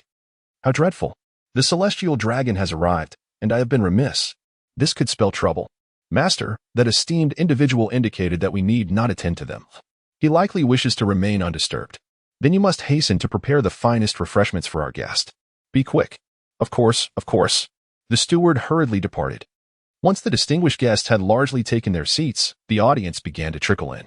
Although these attendees were not excessively wealthy, acquiring a ticket for this performance was a formidable challenge, and those who managed to do so had paid a substantial price. Thousands settled into the hall, the atmosphere buzzing with excitement as they engaged in lively conversations with those around them. Helena was rather agitated, glancing around with excitement, while Qianlin observed her with a smile, finding her somewhat childish yet endearing. The lights in the grand hall gradually dimmed, and the crowd fell into a hushed anticipation for the performance to commence. After a few moments, the laser lights suddenly illuminated a small circular area on the left side of the stage. There stood Vivian, adorned in a resplendent yet practical gown, with a dove perched delicately upon her outstretched arm. Her expression remained as inscrutable as ever, her eyes gently closed, as if she too were awaiting something significant. She slowly lifted her arm, sending the dove into flight, and the spotlight followed suit. In an instant, the dove burst into a flurry of dozens of birds soaring throughout the hall, eliciting gasps of astonishment from the audience. All the doves returned to the stage, and Vivian tossed a white hat into the air, which the dove circled around gracefully. The hat descended languidly, and ultimately, all the doves reconvened with a resounding pop, releasing a cloud of smoke.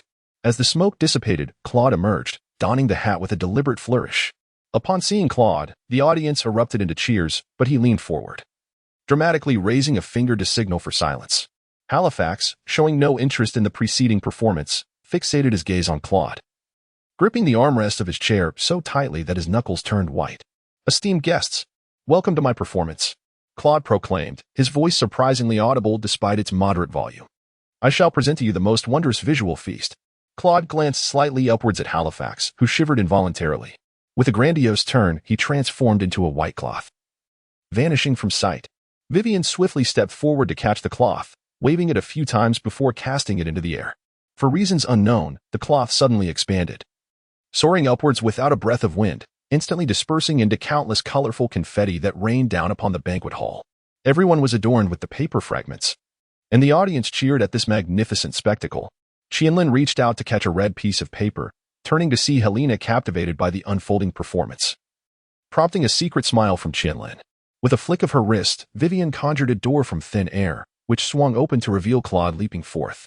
He snapped his fingers, and 2 additional doors appeared beside him. After performing a brief dance, he turned and entered the middle door, closing it behind him. In the next moment, the right door swung open, and Claude emerged from there, only to circle back and reappear from the left door. He then clapped his hands, and the 3 doors transformed into swirling blue smoke. Leaning back, he gestured dramatically, drawing all the smoke toward his palms, forming a small blue orb. He grasped the orb, examining it closely before tossing it behind him. Upon hitting the ground, the orb exploded, releasing plumes of blue and red smoke that wafted skyward, blossoming into countless flowers. The audience watched in astonished silence, but when the ethereal floral display filled the air, cheers and shrieks of delight erupted throughout the hall. Meanwhile, Philip strolled leisurely about the port, presenting himself as a carefree gentleman on a walk, yet his eyes were keenly observant of his surroundings. In the distance, a dockworker unloading cargo glanced at Philip and nodded. Nearby, a clerk removed his yellow scarf and gave it a flick, while across the street, a coachman lit the lamps on his carriage upon sighting Philip. Everything was in place. Philip quickened his pace, departing the port, ensuring he was not being watched. He rolled up his sleeves and spoke into the communication device. Everyone, be patient. It will soon be our turn to shine. Within the grand hall of the Zelaya Theater, Claude's performance continued to captivate the audience. He grasped Vivian's hand and led her into a tango, their bodies entwining elegantly. As Vivian pivoted, Claude suddenly appeared on the opposite side to catch her, leaving the audience bewildered as to how he had moved so swiftly. As they parted, Claude waved his hands, and a massive piano keyboard soared into the air, spiraling upward to form a staircase. He ascended step by step toward the heavens, the keyboard emitting melodious notes that filled the auditorium. Upon reaching the pinnacle, he snapped his fingers, causing the keys to dissolve into a cloud of dust, floating gracefully. He began to gesture, conjuring golden, liquid-like forms that materialized in his wake. With each flourish of his hands, the liquid transformed into roses, birds in flight, and, in an instant, two figures engaging in applause. Halifax, watching intently, felt his pupils constrict, his lips biting down in a mix of astonishment and dread. The performance drew to a close, and Claude bowed repeatedly, acknowledging the audience's rapturous applause that lasted for several minutes. Thank you. Thank you all for attending my show. As the applause subsided, Claude turned to Halifax and proclaimed, "You may not know, but I share an unbreakable bond of friendship with the Duke of Halifax, the master of this land. In our youth, we were the most harmonious and exceptional partners in magic." The crowd, including the nobles in the balcony, erupted in speculation. Could it be true? The Duke was once a magician? I've heard whispers of this, but never with such confirmation from the world's foremost magician. Indeed. The Duke traveled abroad for years in his youth. That must have been when it occurred. Halifax disregarded the murmurs, indifferent to their opinions on his past. His focus was solely on Claude. We dreamt of becoming renowned magicians across the globe, pledging an unwavering oath.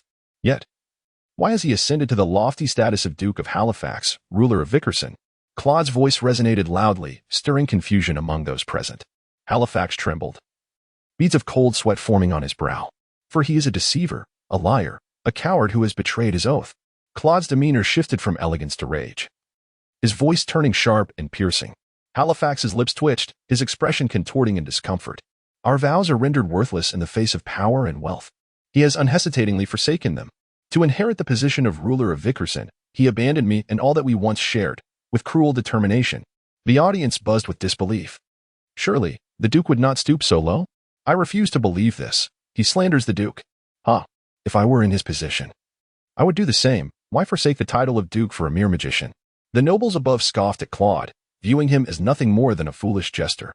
Security teams armed with guns surged onto the stage, encircling Claude. Halifax straightened his attire, swallowing hard to compose himself, and stepped to the edge of the balcony. I do not know what you are speaking of. We have never met, let alone made any oaths. Security, apprehend him. I will accuse him of slander. Halifax bellowed. What audacity, Halifax? Claude retorted, his anger palpable. As the guards lunged forward to seize him, he vanished instantly, leaving only a white cloth and a cloud of dust in his wake. Qianlin whispered to Selina beside her, "Something is amiss. We must leave." Agreed. Philip anxiously glanced at the time. Though not his first mission, his heart raced. Suddenly, cries echoed from afar, followed by gunfire. He jumped to his feet and raced toward the port, frantically using his communicator to call his comrades. What is happening? Respond quickly. We've been compromised. The Navy and city defense forces have surrounded the port. Philip gritted his teeth. Damn it. Detonate the explosives. We cannot wait any longer. Minutes later, explosions reverberated from the port, though fewer than anticipated. This is unacceptable. If we do not act swiftly, our mission will fail. Everyone scanned the surroundings for Claude's presence. Halifax? Look around you. The dignitaries and commoners alike revere you. They cannot fathom that you are a coward at heart. Claude's voice echoed from above, prompting all to gaze upward, where he perched atop one of the grand crystal chandeliers. With laughter that resonated through the hall, Claude proclaimed, "Would you care to witness more magic? No. Let us all partake instead. As for the audience, let us perform for the entire world." Countless purple threads sprang from his being, and simultaneously, identical figures appeared across Evacuation, each emitting their own strands of purple silk. These threads surged toward the populace, and before they could react, they were ensnared. Those struck trembled, their bodies becoming puppets to an unseen force. Within the theater, every individual, including Selina and Qianlin, found themselves immobilized, ensnared by the threads. Halifax stared at Claude in terror. Though his body was restrained, his voice still cut through the silence. What have you done? Claude leapt down from the chandelier, landing before Halifax, grasping his collar with a fierce grip. What have I done? You shall soon see. I am merely bringing a revelry to Evacuation. He stepped back, raising his foot to stomp the ground, sending out waves of purple energy that radiated from his position, engulfing the entire island. Removing his mask, Claude revealed a grotesque visage adorned with a sinister smile. Now, the celebration begins. Across the theater and the island, all who had been struck by the purple threads began to tremble in unison, soon commencing their movements. Initially, their motions resembled those of rusted automatons, stiff and robotic, their expressions steeped in terror. After a few minutes, their movements became more fluid, yet they remained unable to reclaim control over their bodies. Some began to seize objects nearby. And soon, all rushed toward one another, engaging in a frenzied assault.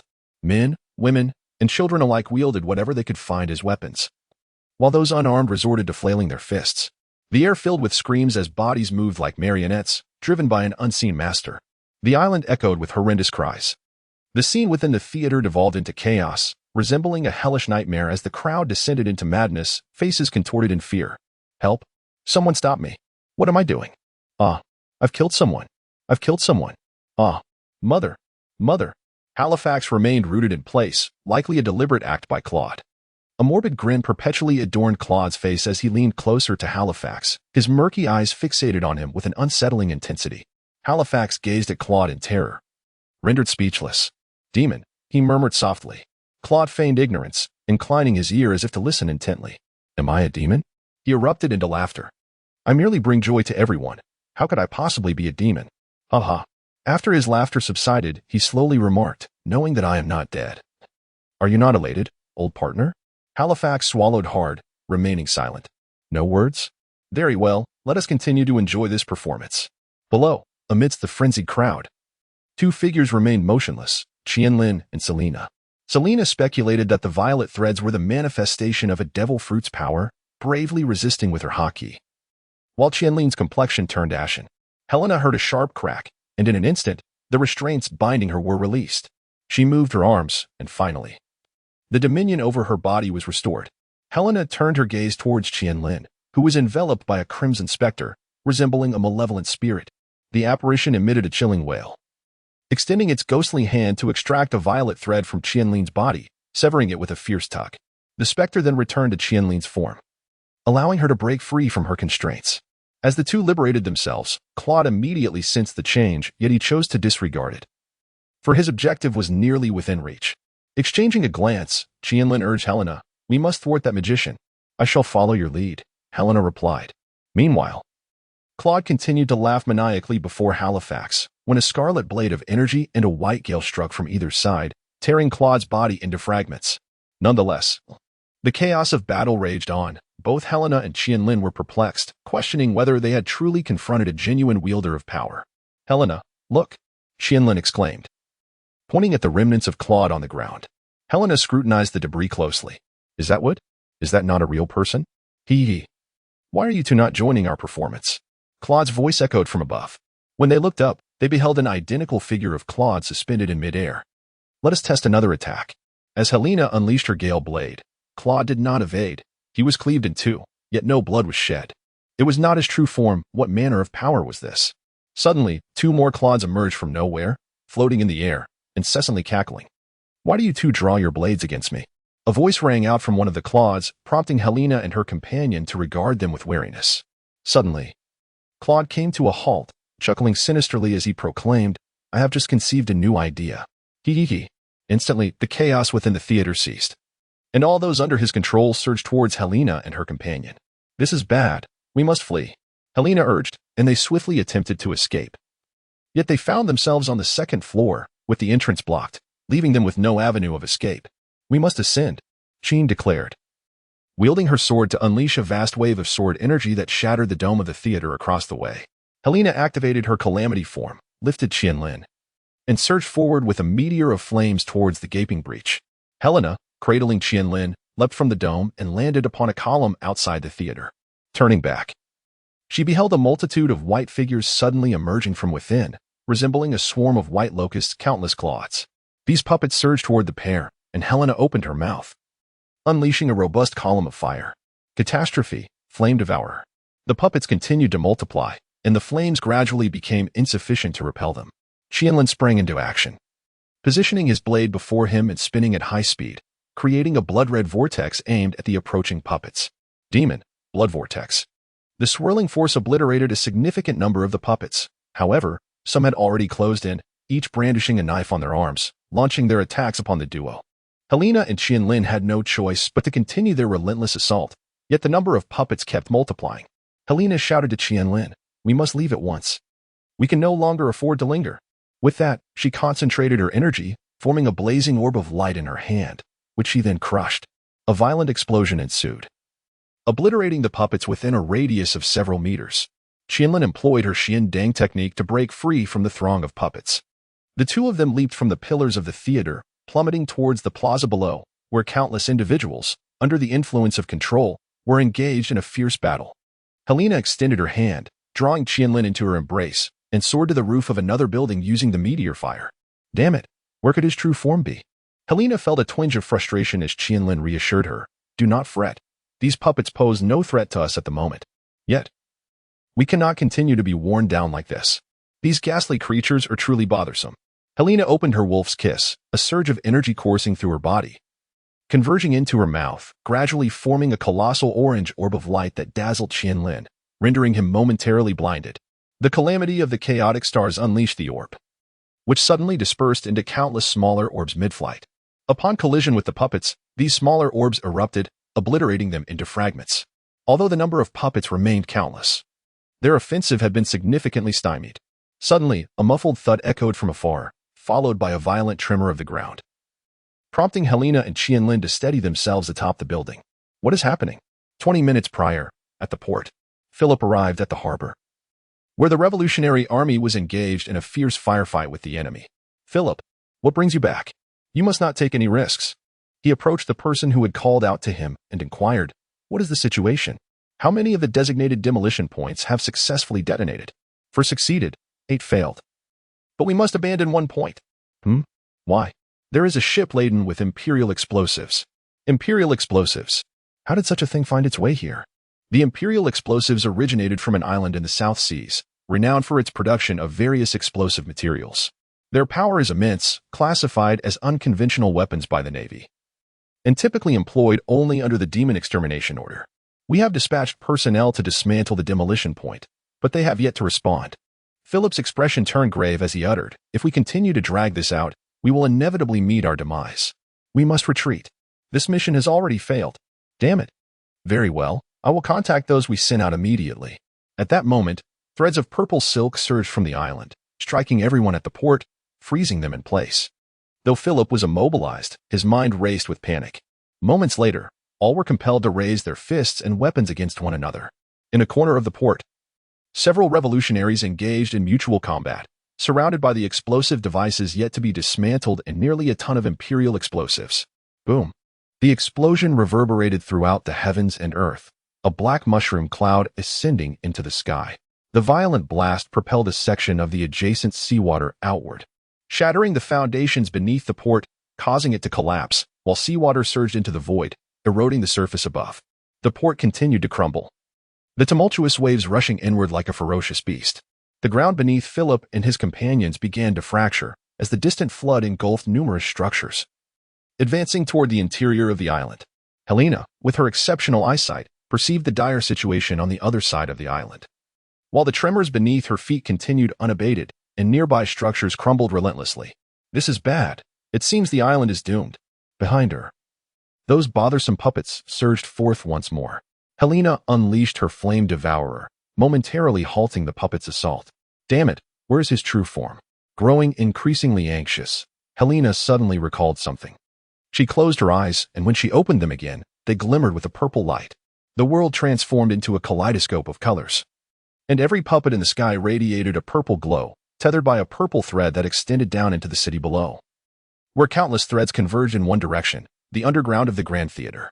Qianlin, I have located him. Before she could finish her thought, the entire island began to tremble violently once more. Helena glanced at the collapsing land in the distance and said to Qianlin, Qianlin, let us split up.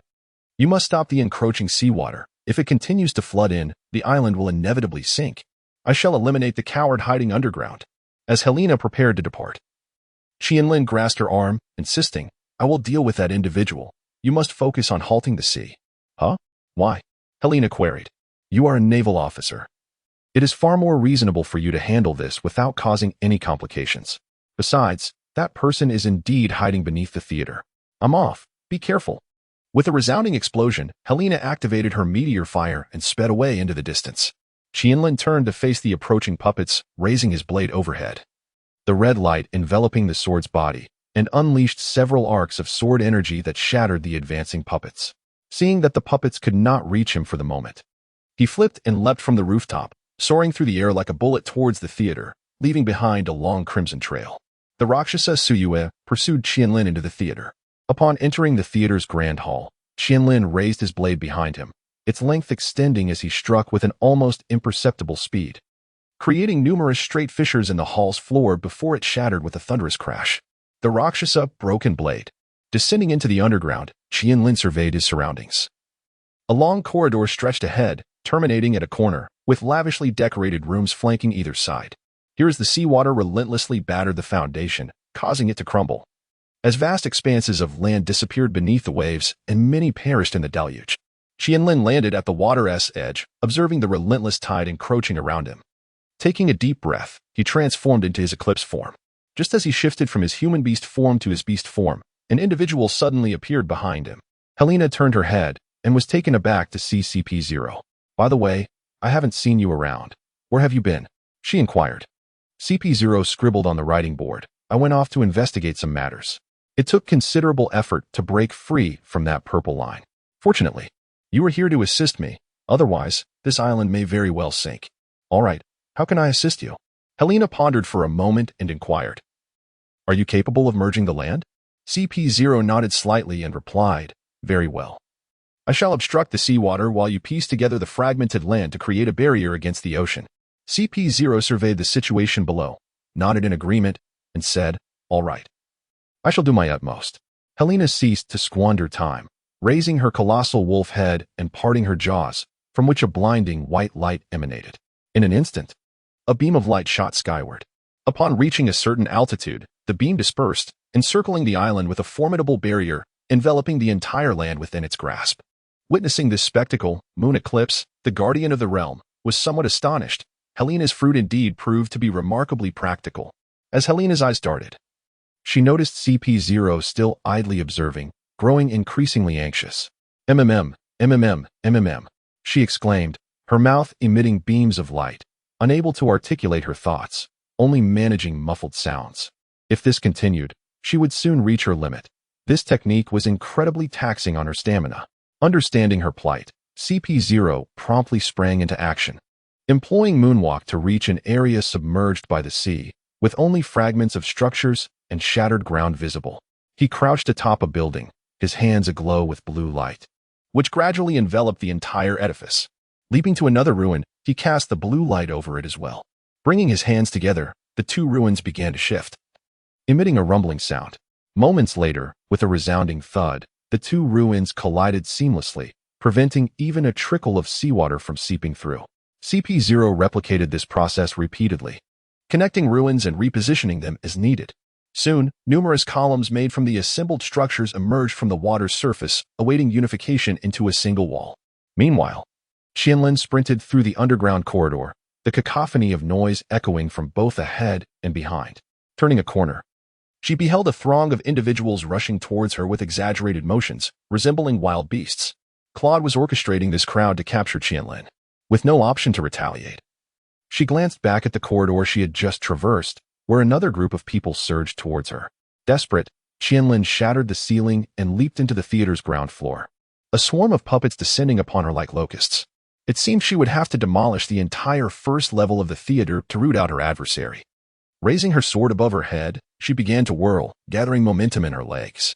As she ascended, the spinning sword tore through the puppets that obstructed her path. In midair, the puppets followed her, and she positioned the sword behind her, crimson energy coalescing along its blade, which transformed into a deep black hue. Imbued with the essence of Haki, Rakshasa, Decapitation Inferno. A cone of black and red energy surged forth, obliterating any puppet it encountered, reducing them to mere dust. The energy impacted the floor, drilling through it like a powerful auger, creating a gaping hole several meters wide. Subsequently, the surrounding area succumbed to the overwhelming force, collapsing in on itself, revealing the layer beneath. As Qianlin descended, she noticed at the center a cluster of puppets enclosing a small area, impenetrable and tight. Could that be the target? Sensing a presence behind her, she had no time to turn as a massive iron hand grasped her, squeezing with immense force. Releasing her demonic form, the malevolent spirit raised the sword and struck fiercely at the iron wrist. Although the blow successfully forced the hand to relinquish its grip, the attack left little mark on the iron appendage. Turning to face her assailant, she beheld a towering steel puppet, standing 20 meters tall, swinging its arm menacingly. Qianlin landed and nimbly evaded its assault, aware that its bulk hindered its speed. While dodging, she targeted the joints of the puppet's limbs. Yet the metal's formidable hardness rendered her strikes ineffective, leaving only superficial cuts that barely impeded its movement. At that moment, Vivian appeared beside a massive ruin in the distance. Her hands aglow with orange light. She placed her hand upon the debris, which began to shift and transform under the warm luminescence. Once the orange glow faded, the ruins had morphed into a second steel puppet, indistinguishable from the first. The second puppet remained stationary until a purple thread shot forth from the cluster of puppets. Striking it, the puppet slowly lifted its metallic head, emitting a screech of grinding metal. Qianlin dodged the foot of the first puppet, but the second had already begun its advance, taking large strides towards her. Meanwhile, on the ocean's surface, tumultuous waves surged between the scattered ruins, gradually closing the gaps. With a tremendous crash, all the ruins converged, forming a dam composed of various structures, encircling the now fragmented harbor. Seeing that the sea had been successfully halted, Selena withdrew the protective barrier. However, monstrous waves surged in from the outside, yet the dam remained remarkably sturdy, steadfastly withstanding the onslaught without collapsing. Helena was utterly exhausted, collapsing onto the ground in her human form. CP0, returning to her side, inscribed on a writing board. "Can you still endure?" Helena slowly nodded, weakly replying, "A brief rest will suffice."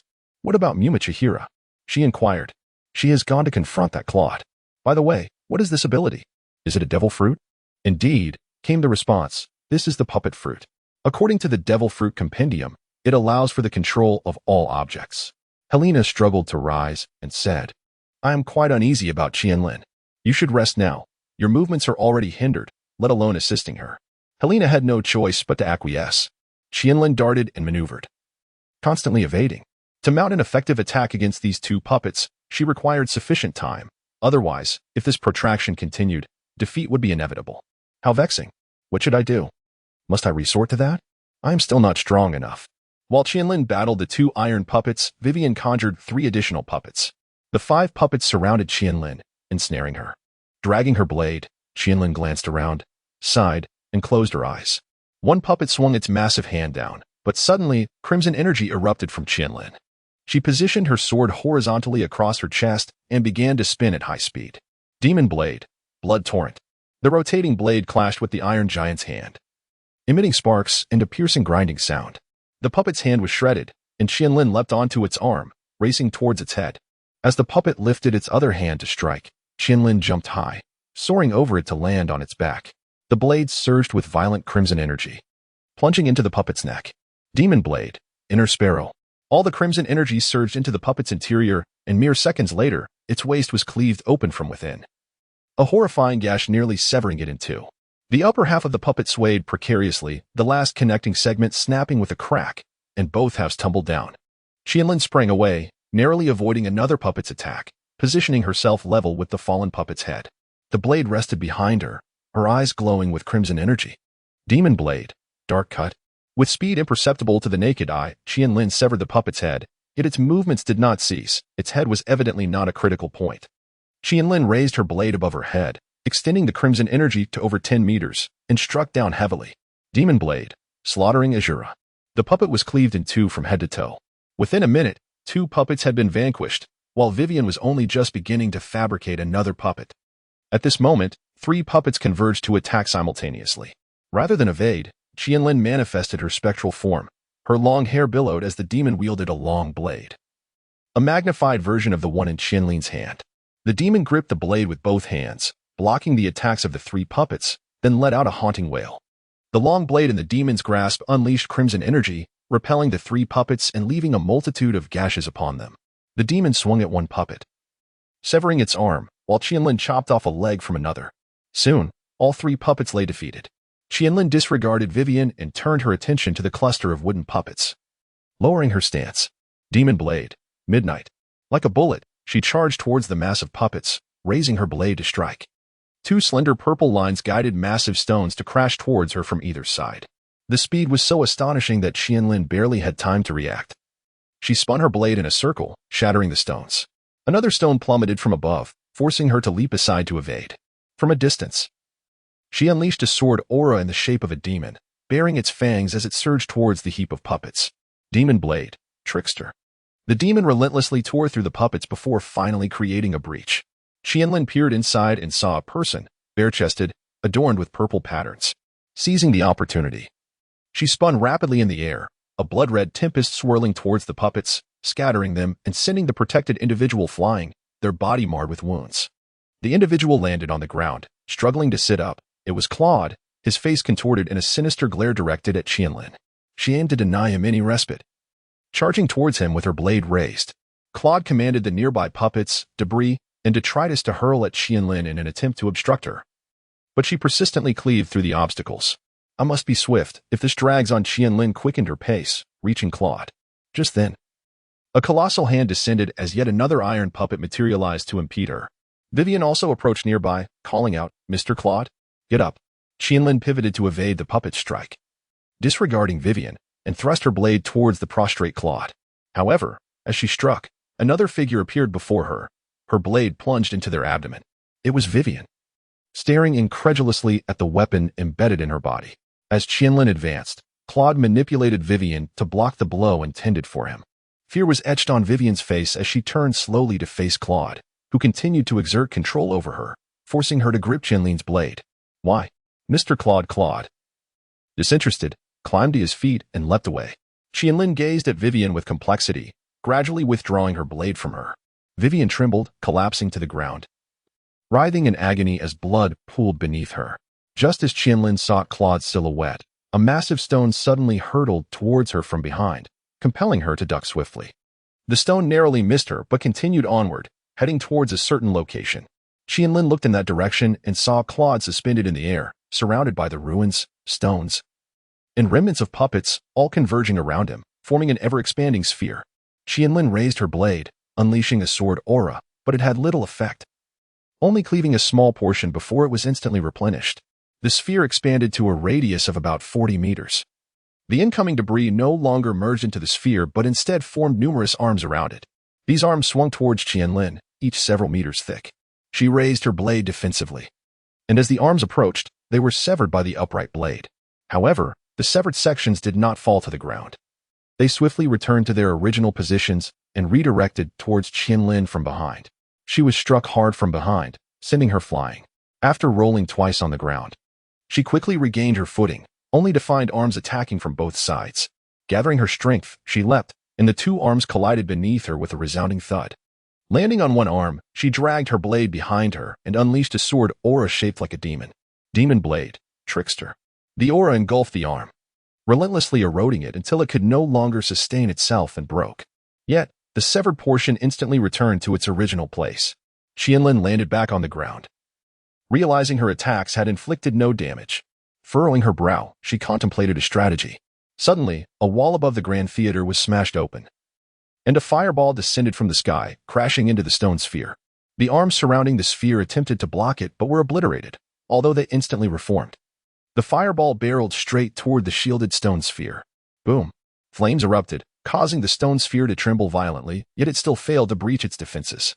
Seeing that her attack had yielded no results, Selena concentrated her energy into a luminous orb and forcefully struck the stone sphere. The resulting explosion from disaster's radiance created a breach in the stone, yet it swiftly restored itself, proving futile. At that moment, an arm swept towards her. Selena, enveloping her fist with armed color, retaliated with a powerful blow, severing the arm into two pieces, which this time did not regenerate. Helena leaped down, and Qianlin shouted at her, "Helena, strike him with overwhelming force. Otherwise, he will quickly recover." Understood. Helena slightly crouched, transforming into her eclipse form. The half-shadow devourer was unleashed, propelling her speed to an imperceptible level as she vanished from sight. Claude shielded himself with his arms, but Helena reappeared at the weakest point of his defense. Energy coalesced in her hands, forming a wolf's head, enveloped in the color of armament. Eclipse, wolf hunt. The powerful strike severed several arms in an instant, while tentacle-like appendages surged toward her from all directions. Helena, her hands cloaked in the color of armament, shattered one of the attacking limbs with a single punch. Qianlin raised her sword, poised to launch her assault, when a sinister whisper echoed in her ear. "No, this is the final strike. I cannot maintain this any longer." The katana, enveloped in the color of armament, transformed into a black blade, accompanied by a crimson aura. Great Demon Blade, Slash of the Fallen. The swirling black and red sword energy surged toward the immense stone sphere, incessantly battering its surface and creating a profound fissure. As Qianlin made contact with the scarlet bloodheart, her strength began to wane, and she collapsed onto the ground. Helena fixed her gaze upon the fissure. Her fist enveloped in a formidable aura, striking repeatedly to widen the gap. The tendrils nearby attempted to thwart her efforts but were sent flying with each powerful blow. Below, CP0 suddenly appeared beside Qianlin, assisting her to sit upright. A sudden thought crossed Qianlin's mind, prompting her to address CP0. Could you check on that individual? She pointed towards the distant figure of Vivian, who had succumbed to unconsciousness due to her grievous injuries. CP0 scribbled on a notepad, inquiring, "Who is she?" "She was initially an adversary, but do not concern yourself with that. Ascertain if she can be saved." CP0 approached Vivian, briefly tending to her wounds before relocating her to a safer position. Returning to Qianlin's side, CP0 wrote, "No vital areas have been compromised. However, should this delay persist, her life may be at stake." Helena relentlessly struck the fissure, penetrating to a considerable depth before grasping the edges with both hands. Summoning all her strength, she pried it apart, revealing the scene within. Claude floated at the center of a spherical space, where countless violet threads converged, emanating from his body as the source. As Helena gathered her energy, Claude found himself in a state of panic. He attempted to command his tendrils to strike at Helena, yet they merely collided against a luminous white shield. Helena had long since set up her protective barrier. The luminous orb emanating from Selena's mouth surged forth, directed towards the interior of the stone sphere. The lunar eclipse, imbued with radiant energy, instantaneously filled the entire spherical space. The stone sphere could not withstand the onslaught. Cracks began to form and spread across its surface, ultimately culminating in a cataclysmic explosion akin to that of a bomb. Boom! Countless tendrils disintegrated in an instant, transforming into myriad fragments that cascaded to the ground. Selena was propelled by the force of her own explosion. Yet she regained her composure midair and gracefully landed beside Qianlin and the others. Helena gazed upon the crumbling ruins, her eyes falling upon the figure of Claude. His form abruptly withered, aging in the blink of an eye, as he collapsed amidst the rubble, buried under the debris. What could have transpired? The side effect of the puppet fruit, which drains vitality, CP0 leisurely noted. Within the theater and across the island, the fray abruptly ceased as people halted in their tracks.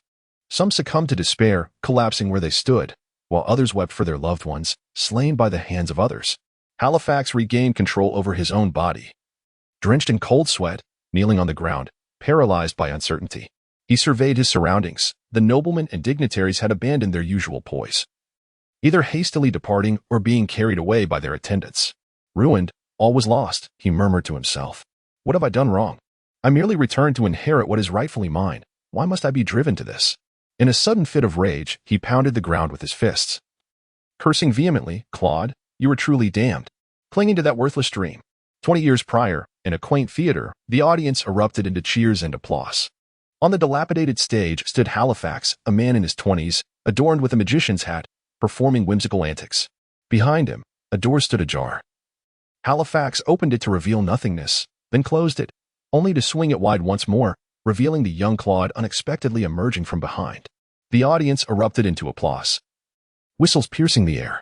As the performance concluded, the two bowed repeatedly in gratitude. Once the audience had departed, Halifax began to gather the performance props, while Claude approached with a bulging sack, setting it before Halifax and unveiling a cascade of coins. "Tonight, we've earned a total of 100,000 berries. Let us pay the rent," Claude exclaimed joyfully. "When can we perform at the Grand Theatre in Evacuation? That's when we shall be renowned magicians overseas." A voice called from outside the theater. "Hey, is Halifax in there? You have a letter. Coming." Halifax replied, rushing to retrieve the letter from the postman. He tore it open and scanned its contents, his eyes widening in shock, rendered motionless for a moment. Inside, Claude had nearly completed his packing and, noticing Halifax's absence, called out, "Halifax! Halifax! What's wrong?" Halifax, with a complex expression, pondered for a moment before tucking the letter away and responding, "Oh, nothing." He then returned inside. Claude approached Halifax, suggesting, "How about we perform that magic trick next week? It's bound to be a hit."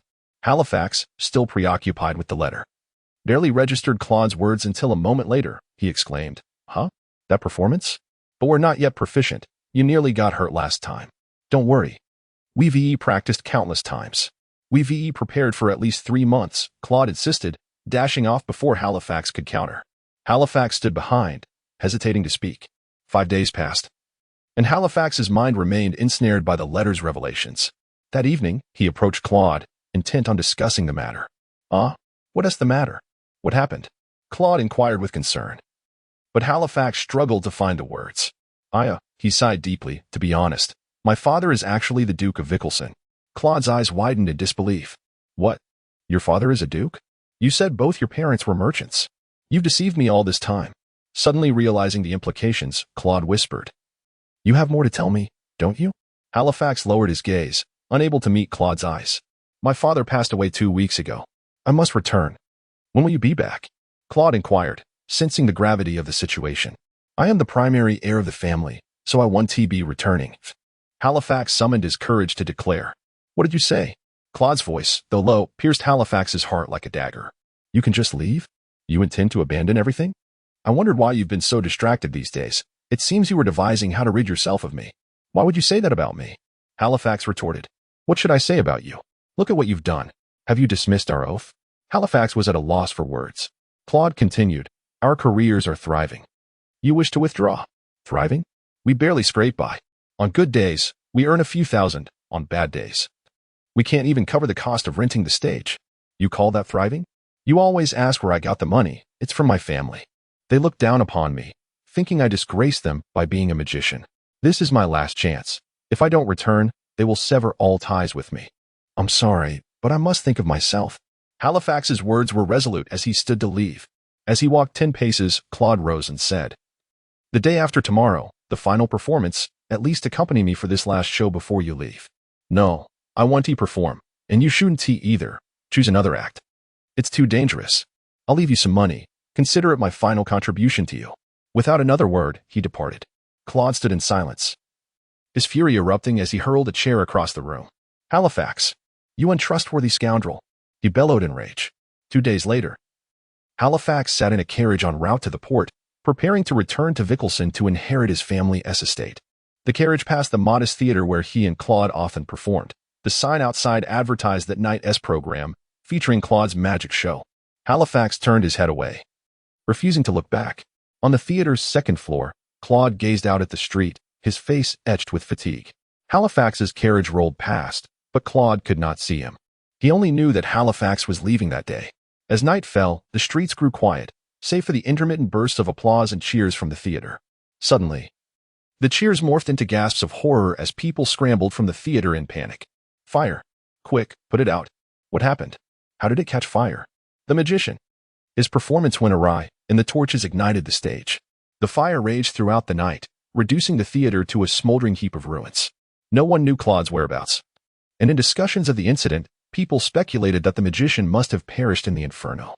Claude awoke in the church hospital of the small town, a nun beside him wringing out a towel. As he stirred, he felt a searing pain on the left side of his body, realizing he was enveloped in bandages. The nun, noticing his awakening, cautioned, Do not move. Your burns have yet to heal. It will take several more days. Claude closed his eyes to rest. A week later, the bandages were removed, revealing scars from burns that marred the left side of his body. The nerves in his left hand had been damaged, rendering his fingers stiff and puppet-like. The magician he once was lay in ruins. Halifax signed a contract, dealing with the aftermath of his father's passing.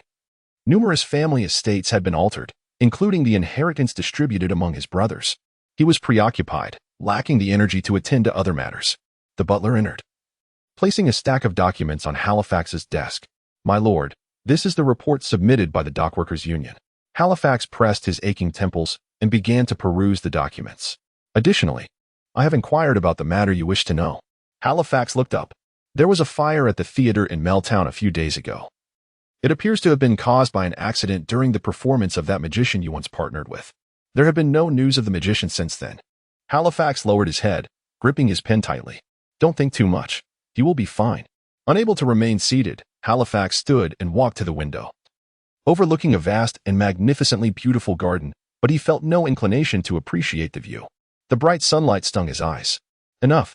Claude limped towards a dilapidated carriage, which was already crowded with 4 others. Hurry up, you cripple. Don't keep us waiting. Claude ignored the insults and slowly climbed aboard the carriage. As it departed from Meltown, a lavish carriage approached the station from another road. The butler reached the carriage door, ready to assist Halifax down. But Halifax jumped down unaided. Together, they made their way to the remnants of the theater, where 5 or 6 individuals were clearing the rubble. Halifax grew anxious, glancing around until he caught the arm of someone, inquiring, "Were there any survivors from the recent fire?" Survivors? Those who were rescued were taken to the church hospital. Halifax hurried to the church hospital, entering a spacious ward lined with beds on either side. He grasped the arm of a nun, asking if she had seen anyone named Claude. After several inquiries, no one recalled him. Well, those were the injured from the fire. The rest either perished or have been discharged. Halifax rushed past, unable to locate Claude.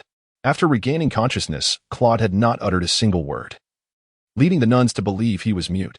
When asked for his name, he remained unresponsive, resulting in his swift discharge once his wounds healed. After spending 3 days in Mel, the butler urged him to return home, where many family matters awaited his attention. With no other recourse, he returned to Evacuation. Claude roamed aimlessly, unable to perform magic and lacking any other means to sustain himself.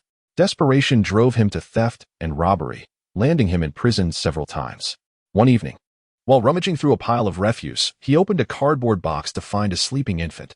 Stunned, he gently lifted the baby, discovering nothing else within the box. The blanket wrapped around her was embroidered with the name Vivian, presumably hers. Claude took her to several orphanages, but none were willing to accept her. He had no choice but to keep her with him, spending 10 berries each night to stay in a shabby shelter. To survive alongside Vivian, Claude resorted to the underground black market, assisting gangs in smuggling goods. Though perilous, it was lucrative. With an additional life to care for, he felt compelled to take risks. One night, while transporting a crate, he was pursued by the town's constables. In his frantic attempts to evade capture, the crate fell, spilling its contents onto the ground. Claude bent to collect the items and froze upon seeing what lay before him, a devil fruit, a dark green fruit resembling a pineapple. Unsure if it truly was a devil fruit, he recognized that items traded in the black market were undoubtedly valuable, though it could also simply be an exotic plant. Regardless, he thought, I must consume it. He seized the fruit and took large bites, grimacing at the unpleasant taste. As he checked for any changes in himself, the police discovered him. Yes, over here. Dozens of officers surrounded him, causing Claude to feel a twinge of panic. Damn it.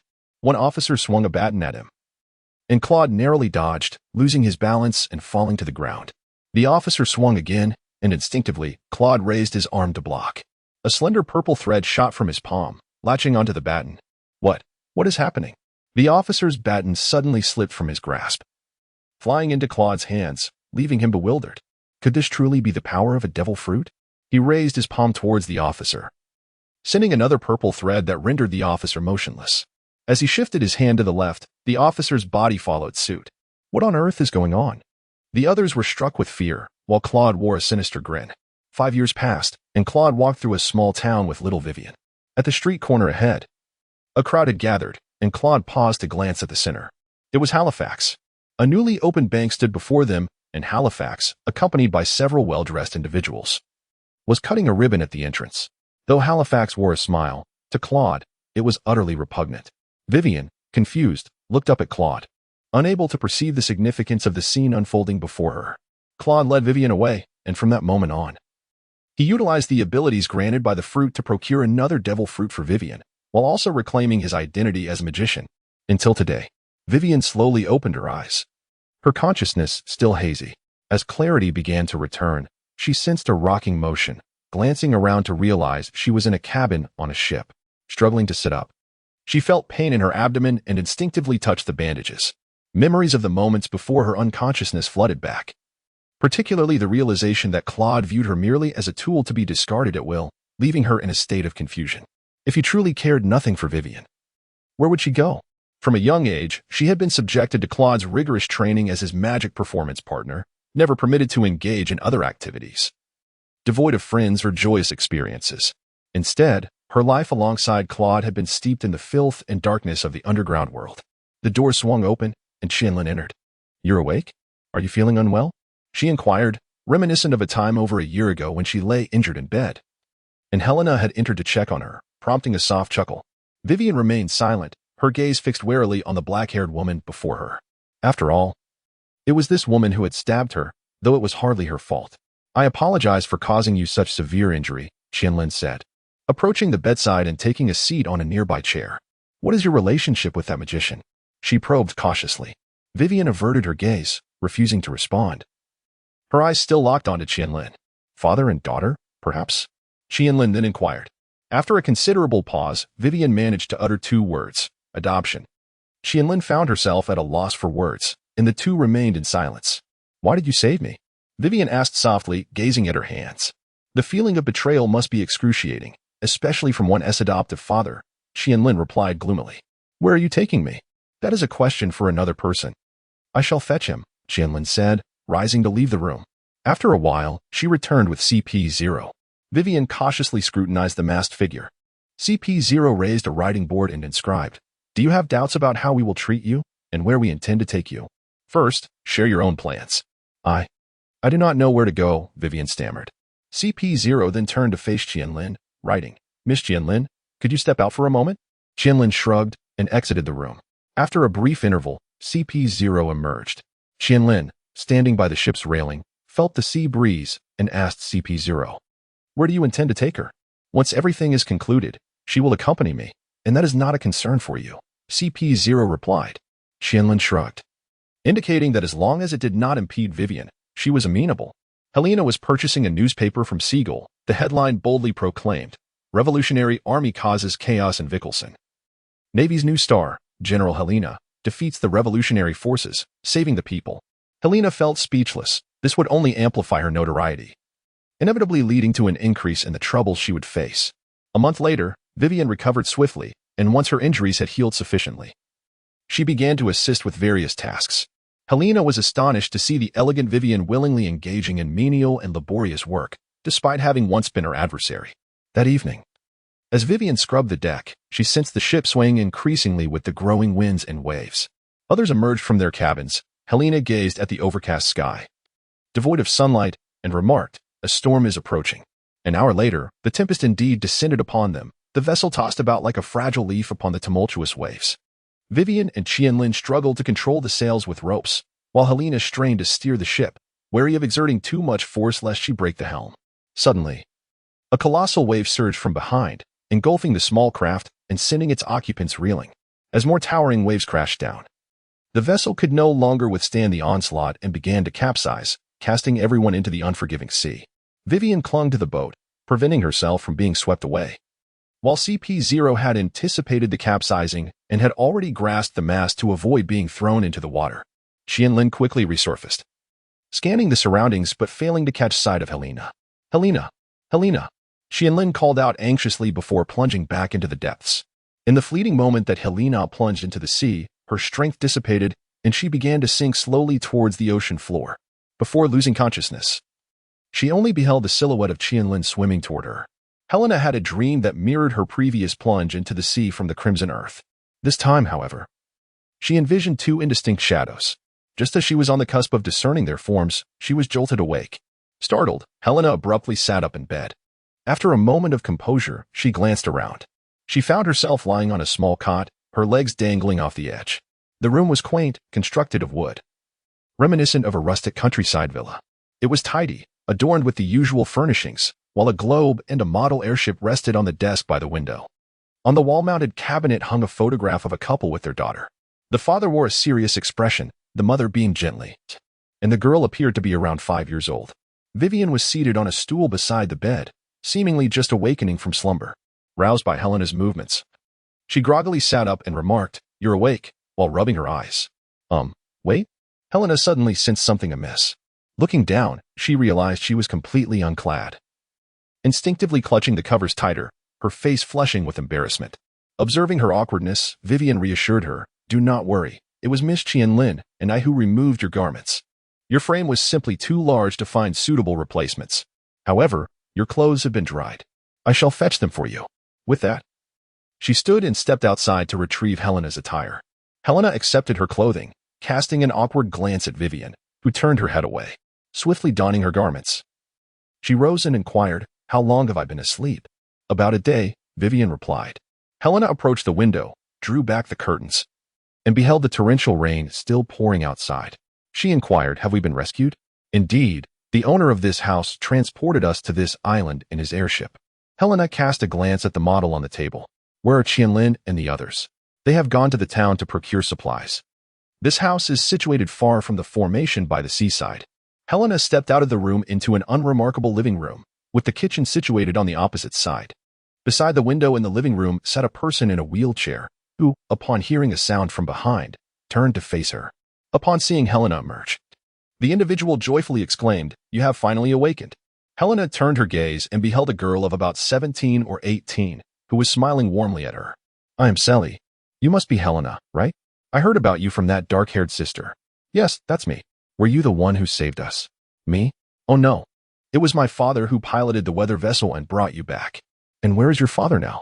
"He is in his workshop." Selina stood in silence for a moment, then suddenly inquired, "By the way, why are they going shopping now? Why not wait until the rain ceases?" "For the next month.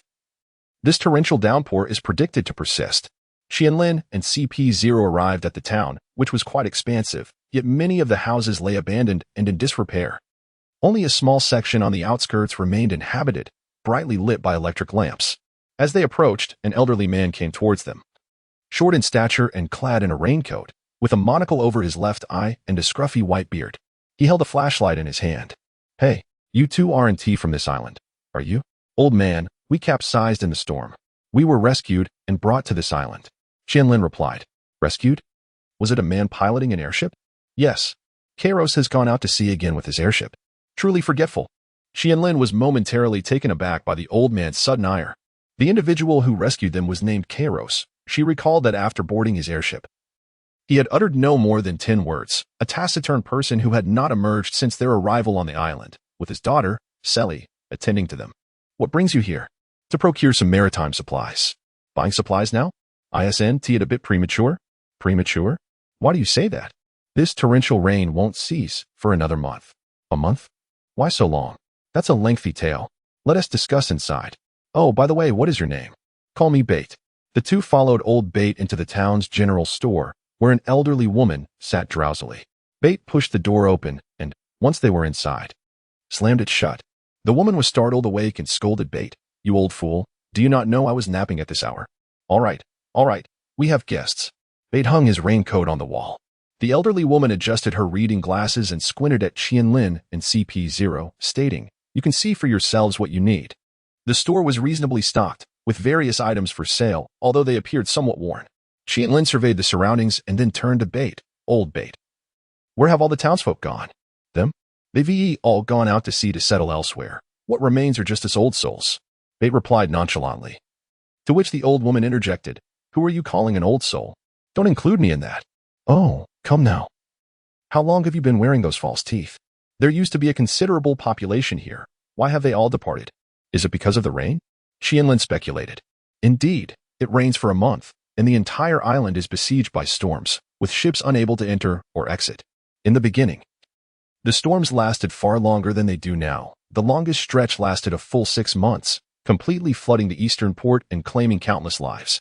Moreover, the storms come with erratic frequency, sometimes a week apart. It became unbearable, prompting everyone to leave. Now, they come once a year, lasting a month. And those who remain have grown accustomed to it." "When did this peculiar weather begin?" The old man squinted and began to reminisce. "More than 40 years ago. I was just in my 30s, an apprentice mechanic, having just completed my training when these storms began." He sighed and lit a cigarette. "You old fool, don't smoke in my store." The elderly woman scolded again. At that moment, CP0 leaned in and held up a writing board for the old man to see, which read, "Sir, is this Lighthouse Island?" The old man nodded in response to the question. "Lighthouse Island? Was it once renowned?" Qianlin asked, puzzled. "Renowned? That's an understatement. It is said that nearly 1/3 of the mechanics on the Great Sea Route hailed from here, a place renowned for its mechanical craftsmanship." CP0 scribbled on the board. "That's quite an exaggeration. There weren't that many people here, but indeed, mechanical manufacturing was advanced for its time. It was quite prosperous back then." The old man lamented. "What is the cause of these storms?" Qianlin inquired further. "Are you familiar with atmospheric beasts?" the old man asked. Qianlin shook his head, prompting the old man to flick off ash and continue, "Truth be told, we don't fully understand it either. Kairos informed us that he studied something related to meteorology in his youth. After returning, He conducted research for several years and concluded that these storms are caused by a creature known as an atmospheric beast, which emerges and becomes active each time a storm approaches. Initially, no one believed him, until 3 years ago, when the atmospheric beast passed closely over the island, witnessed by most of the inhabitants. What does it look like? Hiss, it's immense, resembling a jellyfish, soaring through the air. The old man lit another cigarette. Kairos has been studying that atmospheric beast. Each time a storm arises, he ventures into the tempest aboard his airship. Despite numerous pleas to take Sally and her mother away from here, he has never heeded them. Truly, Bate expressed his frustration. By the way, we haven't seen Sally or her mother. Where are they? Qianlin asked. Sally's mother? She has passed away. Sally's expression darkened. Helena awkwardly waved her hand, offering an apology. I'm sorry. It's all right. You're not aware of it either, replied Sally, a smile returning to her face. 3 years prior, my mother perished in that storm. The elders of our town recount it as the fiercest tempest they have ever witnessed. My father had ventured out to sea in his airship, while my mother and I sought refuge in our old house. However, the structure could not withstand the storm. It was Grandpa Bert from the town who rescued my mother and me. As Sally spoke, a tear glimmered at the corner of her eye. Helena was at a loss for words, bending down to gently pat Sally's head. Suddenly, the front door swung open, and a figure clad in a raincoat entered, forcefully shutting the door behind them. They turned to glance at Helena without uttering a word. Father, you have returned, Sally said as she pushed the wheelchair aside to fetch a towel, which she then handed to Carlos. In a hushed tone, Carlos murmured his gratitude. Mr. Carlos, thank you for rescuing us. Helena expressed her thanks. Carlos did not meet her gaze. He merely nodded in acknowledgement before gathering his belongings and turning to enter the house. Helena felt a bit awkward, and Sally quickly interjected. My father is not very good at communicating with others. It's not that he dislikes you. There was a hint of sadness on Sally's face as she gazed at the closed door, and Helena astutely noticed the change in her demeanor. Cautiously, she inquired, "What's wrong?" Sally lowered her head in silence, and after a long pause, she said, "I'm worried about my father. He will definitely go out in the airship again tomorrow, and I'm concerned he might get into trouble. Hasn't he been doing this for many years? Surely, he should be fine," Helena reassured her. Sally shook her head and replied, "Sometimes, I sneak into his workshop to take a look. Besides the meteorological instruments and airship repair tools, there are weapons." Weapons? Helena echoed, intrigued. Yes, many cannons.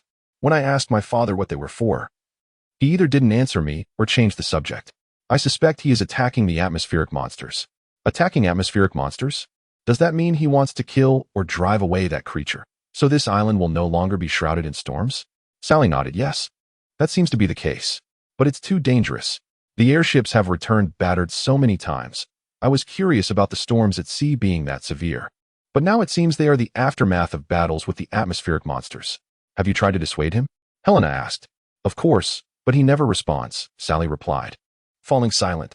After a moment, she lifted her head and said, "You must be hungry. Let me get you something to eat."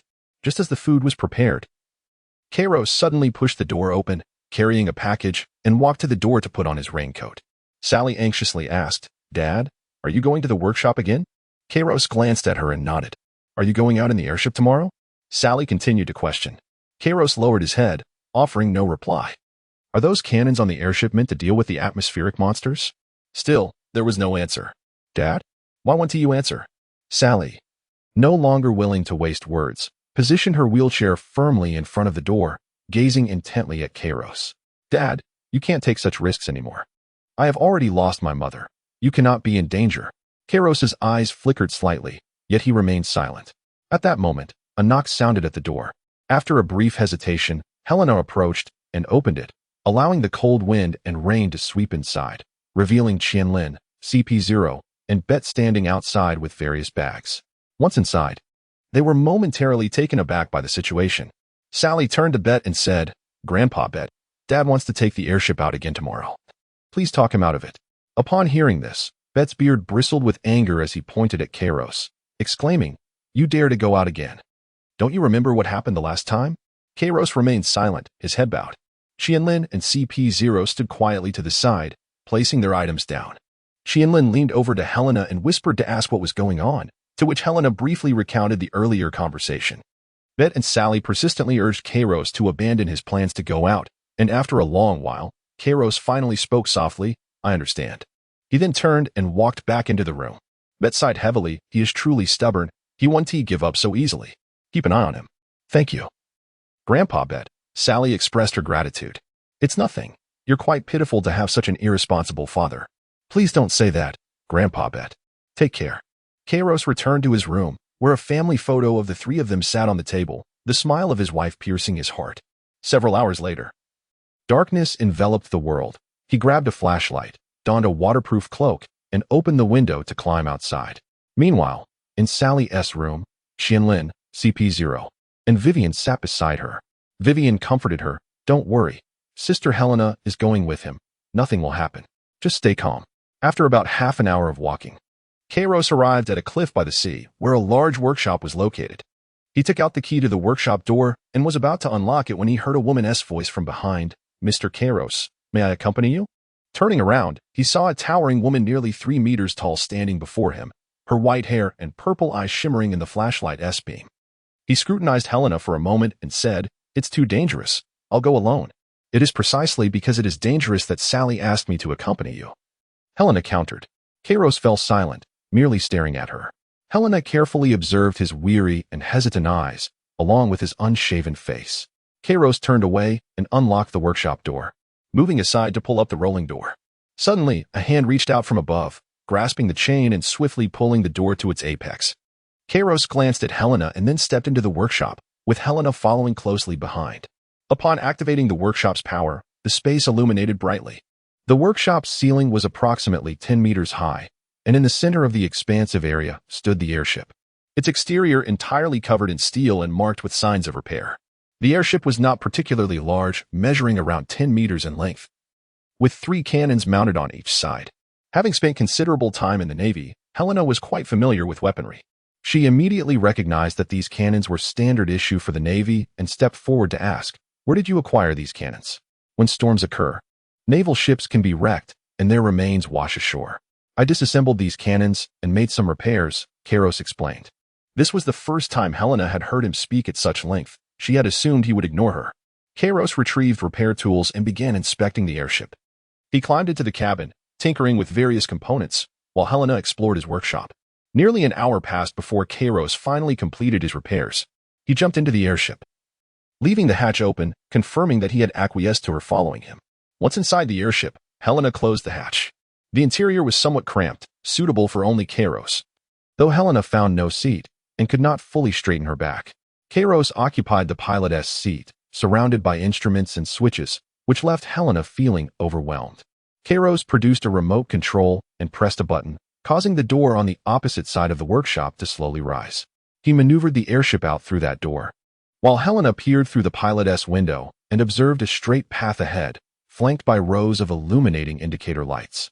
Helena speculated that the purpose of this path should be akin to that of an aircraft runway. Kairos maneuvered the airship forward, gradually increasing its speed.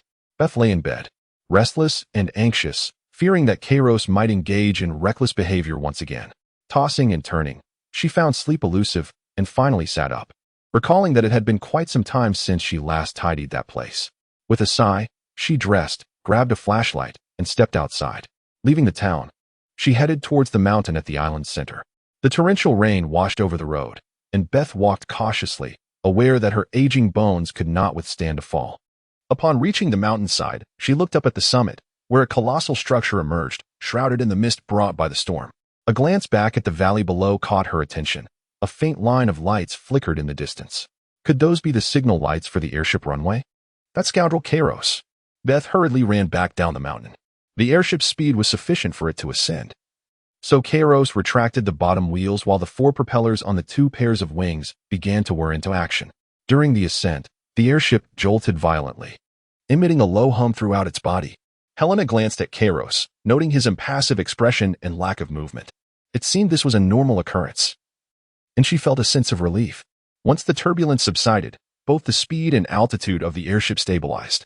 Helena peered out the porthole. It was night.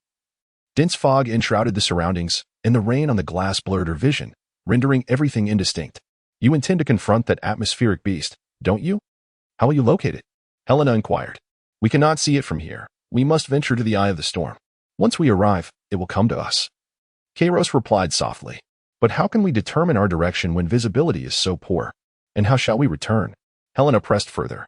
This, Kairos said, extending his finger towards a control panel adorned with scales and pointers. This is the permanent beacon of Lighthouse Island. I have adapted it for the airship. Helena swallowed hard, marveling at the mechanical genius of Kairos. Beth arrived at Kairos's workshop, only to find both the airship and its pilot missing. Slapping her thigh in frustration, she exclaimed, "That irresponsible scoundrel." She turned and dashed towards Kairos's home, knocking on the door while calling out, "Selly, Selly, wake up." The door swung open, revealing not Selly, but Vivian. Selly, seated in a wheelchair, followed behind. Beth looked at him, puzzled, and asked, "Selly, are you aware that your father has gone out again?" "Yes, when Dad returned home. Sister Helena told me that he might leave in the middle of the night. I asked her how she knew, and she said she could sense it. I didn't quite understand, but Dad did leave at midnight, so I asked Sister Helena to accompany him," Selly explained. "Why involve someone else? That is so dangerous." Lin emerged from the room, reassuringly stating, "Rest assured, Miss Helena is no ordinary person. She will certainly ensure both her and Mr. Kairos' safety." By now, they must have already departed. "It's too late to stop them," she sighed. The airship penetrated a thick blanket of clouds, and in that moment, a flash illuminated the path ahead, lightning. The heart of the storm held vast space, brimming with thunder and lightning. Helena felt a twinge of apprehension. Before she could voice her concern, Kairos interjected, "I have applied an insulating coating to the exterior of the airship." Helena swallowed hard, realizing that he had been engaged in such endeavors for many years, and surely he had anticipated potential issues. After advancing for several more minutes, a faint sound began to resonate, oscillating in proximity, as if it were circling around the airship. "What is that?" Helena inquired. Kairos remained fixated on the horizon, and she pressed further. "How will it attack us?" Before she could finish, a massive gray tentacle emerged suddenly from the mist, its girth comparable to that of the airship. While its length was incalculable, the tentacle came crashing down with considerable force, but Kairos deftly maneuvered the airship to evade the strike. As the tentacle swept past one side of the vessel, he pressed a button, launching a small projectile from the side, which struck the tentacle without detonating. The tentacle vanished from sight, and Kairos swiftly glanced at a nearby display screen, which exhibited a moving signal akin to radar. "What was that?" Helena queried. "A beacon. Used to ascertain its location," he replied. "But how do you intend to eliminate it? It appears to be quite sizable, and those cannons are of medium caliber, thus possessing limited lethality. Moreover, this airship is not large enough to accommodate a substantial amount of ammunition." Kairos remained silent, his gaze fixed on the screen as the beacon suddenly accelerated towards the right side of the airship. He promptly activated the right side cannon, waiting for the opportune moment to fire. A blue projectile shot forth, piercing through the mist and detonating against the advancing tentacle, releasing a burst of white gas that instantly enveloped it, freezing a significant portion of its skin into solid ice. Kairos pressed another button, and a conventional shell was launched, shattering all the frozen sections into fragments. "Attacking its tentacles is futile. We must target its main body," Kairos murmured. After a moment of contemplation, Selena remarked, "To locate its core, we can trace its tentacles. I will venture outside to provide cover for the airship, while you conserve your ammunition to target its main body." Kairos, somewhat perplexed by her plan, nonetheless placed his trust in her and opened the hatch. Rain and cold winds rushed in as Selena secured 2 steel ropes around her waist and affixed them to the airship before leaping onto its roof. A tentacle lashed out, and just as Kairos was about to evade, a brilliant white light suddenly illuminated the top of the airship. Eclipse, Jade Fong, a beam of white light erupted from above, piercing through the tentacle, which convulsed twice before collapsing to the side. Kairos looked up to see a werewolf, entirely cloaked in white fur, standing atop the ship. Though taken aback, he quickly regained his composure. Seizing the opportunity, Kairos fired a beacon at the tentacle that Selena was attacking, following its trajectory to seek out the creature's core. As they advanced, more tentacles emerged, and Selena continuously unleashed beams of light to fend them off. In the distance, a vague outline became discernible, and as they drew nearer, Selena recognized that the atmospheric creature was a colossal jellyfish. Its entire body writhed incessantly, releasing clouds of mist from its countless tentacles. Several tentacles lunged at them simultaneously, prompting Selena to gather energy and unleash dozens of small white beams from her mouth. Eclipse, Rain Fong, the incoming tentacles were obliterated by the beams, but the creature retaliated, expelling even more mist, causing its massive form to gradually fade from view. "This is bad," Kairos urged the airship to accelerate, aligning its side toward the atmospheric creature to launch a beacon. However, the beacon was not only swatted away by a tentacle, but the airship was also struck by another tentacle attacking from behind. The airship lurched violently, spinning several times before Kairos managed to stabilize it, feeling slightly dizzy atop the airship. Selena continued to repel the tentacles with her Jade Fang technique as the atmospheric creature vanished from sight. With no other options, Kairos and Selena resorted to their previous strategy, following the tentacles in search of its body.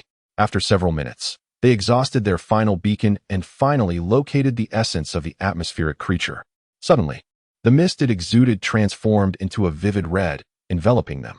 Observing this, Kairos swiftly maneuvered the airship away from the ominous crimson clouds. "What are these? Why are we retreating?" Selena inquired, perplexed. The chemical components within this red mist are corrosive, and they ignite easily upon contact with any spark. Helena gazed upward at the atmospheric beast, which was once again attempting to vanish into the mist. How infuriating. It was about to escape. "Wait, is it burning?" Helena devised a plan and urgently called out to Kairos, "Steer the airship into the mist." She then transformed into her battle form. Kairos looked up and, seeing her current state, anxiously shouted, "Did you not hear? That mist is highly flammable. Trust me." He glanced between the mist and Helena, gritted his teeth, and pushed the airship's power to its limits, charging headlong into the fog. The moment they entered, the heavenly fire enveloping Helena ignited the crimson mist. Flames swiftly engulfed the entirety of the red fog, and Kairos's heart sank. It seemed all was lost. However, in an instant, as the flames blazed, Helena opened her wolf maw and absorbed the fire. Within mere seconds, all the flames were extinguished by her. Helena's entire form transformed into a luminous dark red, reminiscent of molten lava that had yet to cool. Helena severed the two steel wires around her waist and leapt into the void. Kairos, startled, leaned forward to locate Helena's whereabouts. As Helena plummeted several meters, flames erupted from her body, resembling a miniature sun, as she charged towards the atmospheric beast. The entity known as Wadoyun Hua, having absorbed such an abundance of fire, possessed sufficient momentum to close the distance to the atmospheric creature several hundred meters away. Behind Helena trailed a dark plume of smoke. In this dimly lit realm, her continuously burning form was strikingly radiant. Kairos, momentarily taken aback, stood in astonishment for a brief moment before swiftly piloting the airship to pursue her. With a resounding crash, Selena struck the atmospheric beast, causing it to tremble uncontrollably. Helena placed her hands upon it, and flames erupted, rapidly expanding. The atmospheric beast trembled, its entire form gradually transitioning from a dark gray to a cerulean hue. The cerulean skin proved impervious to the flames, exhibiting a significantly enhanced resilience. Helena transformed into her eclipse form, channeling white energy in her hands. After several seconds, she unleashed a terrifying blade of Tempest. Eclipse. Tempest slash carved over 100 meters into its body, leaving profound marks in its wake. It was effective. The atmospheric beast suddenly sprang into action, retracting its entire form as it surged upward. Helena dug her claws into its skin, anchoring herself to avoid being flung off. Kairos pursued the beacon-controlled airship, elevating upward. The atmospheric beast burst through the cloud cover, emerging above the sea of clouds, where the luminous moon cast silver beams across the vast expanse of the cloud sea. Selena was illuminated by the moonlight, her entire form radiating a luminous glow, as streams of lunar eclipse energy flowed from her eyes. Helena gazed skyward at the moon, as the energy of the lunar eclipse surged forth from her being, casting a shadow over one side of the moon. As the eclipse began, with the moon obscured halfway, intricate purple patterns emerged upon Helena's skin, reminiscent of the markings of a devil fruit. The once pristine white of her wolf tail gradually transformed to a deep violet at its tip. Helena reached the zenith of her speed, instantly traversing hundreds of meters to stand before the atmospheric monster. The energy she had gathered in her hand transformed into a striking lance of white and purple, aimed at the creature and hurled forth in an instant. The velocity surpassed that of sound, and as the sonic boom erupted, the lance struck the atmospheric beast, its terrifying cutting power creating a gaping hole over 10 meters in diameter on one side of the monster's body. As Kairos ascended, he was startled by a brief but thunderous sound, feeling as if a bolt of lightning had streaked past him. Instinctively glancing aside, he beheld the immense form of the atmospheric monster plummeting downward. In disbelief, he stared at the fallen beast, questioning whether it was truly dead. Had he, after more than a decade of pursuit, finally achieved his goal? At that moment, an overwhelming sense of gratitude surged within him for the tall, silver-haired woman.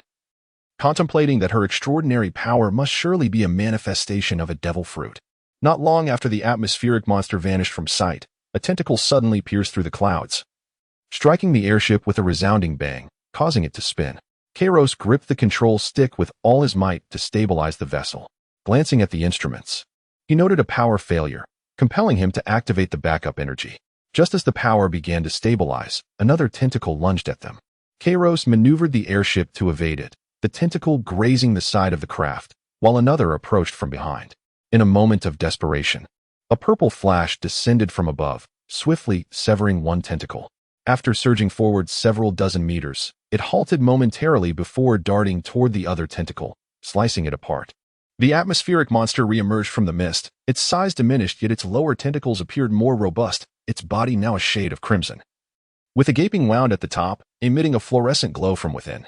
It directed its maw between the tentacles toward the airship, unleashing a tempestuous wind that sent the vessel spiraling out of control. A brilliant violet light emanated from Selena as she charged towards the atmospheric beast.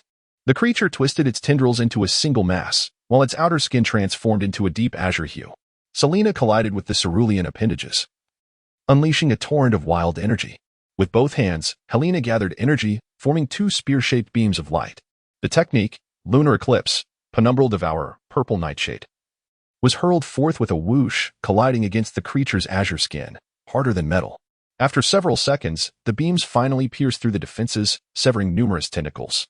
The atmospheric beast, sensing danger, expelled mist in a bid to flee. In the next moment, Helena appeared atop it, energy coalescing in her hands as her claws swept down heavily. A swirling blade of violet and white, dozens of meters wide, struck the beast. Lunar eclipse, penumbral devourer, tempest shift, unleashed immense force that relentlessly dismantled the creature's form, and within mere seconds, it was cleaved in half. Kairos gaped at Helena, who resembled a celestial being. He watched as she reverted to her human form, seemingly losing consciousness and plummeting from the sky. In a panic, Kairos maneuvered the airship closer and pressed a button to launch two grappling hooks. Securing Helena, he stabilized the airship, vacated the pilot's seat, and opened a hatch to gradually pull her aboard. Breathless, Kairos sat on the floor. Helena had not lost consciousness, merely rendered powerless. After ensuring her comfort, he returned to the cockpit. Gazing at the eternal pointer, he felt a sinking sensation. Its glass casing was shattered, the pointer spinning chaotically, likely damaged during the recent tentacle assault.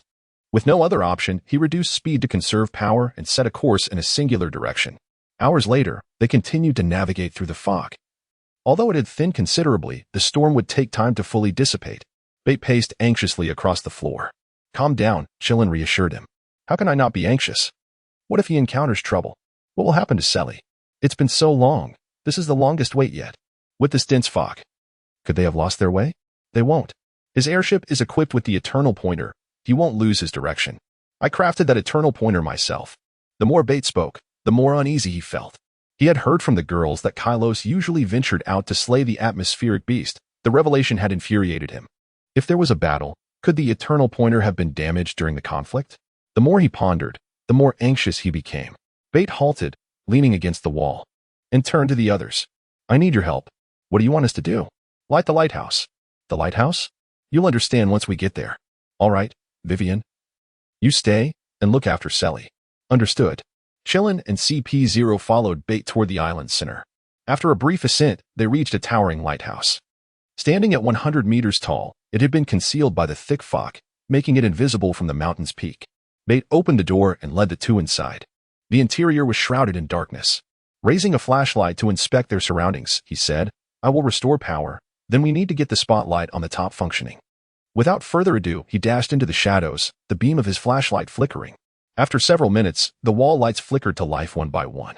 The two companions beheld heaps of mechanical parts around them, the air damp and many components rusted. A spiral iron staircase led directly to the top, with an elevator in the middle. Bate emerged from the depths of darkness, brushing off dust and mold. The remaining power should last for a few hours. We must hurry to illuminate the lighthouse and guide them. They approached the elevator, and Bate pressed the switch. The door creaked open slowly but jammed halfway. He sighed. Forget it, let us take the stairs. The trio ascended the staircase, which creaked ominously with every step. Bate, feeling his age, lagged behind, and soon began to wheeze, slowing down before bending over to catch his breath. Suddenly, a section of the stairs collapsed beneath him. Bates' heart raced, nearly giving him a fright. Fortunately, Chillin grabbed him in time.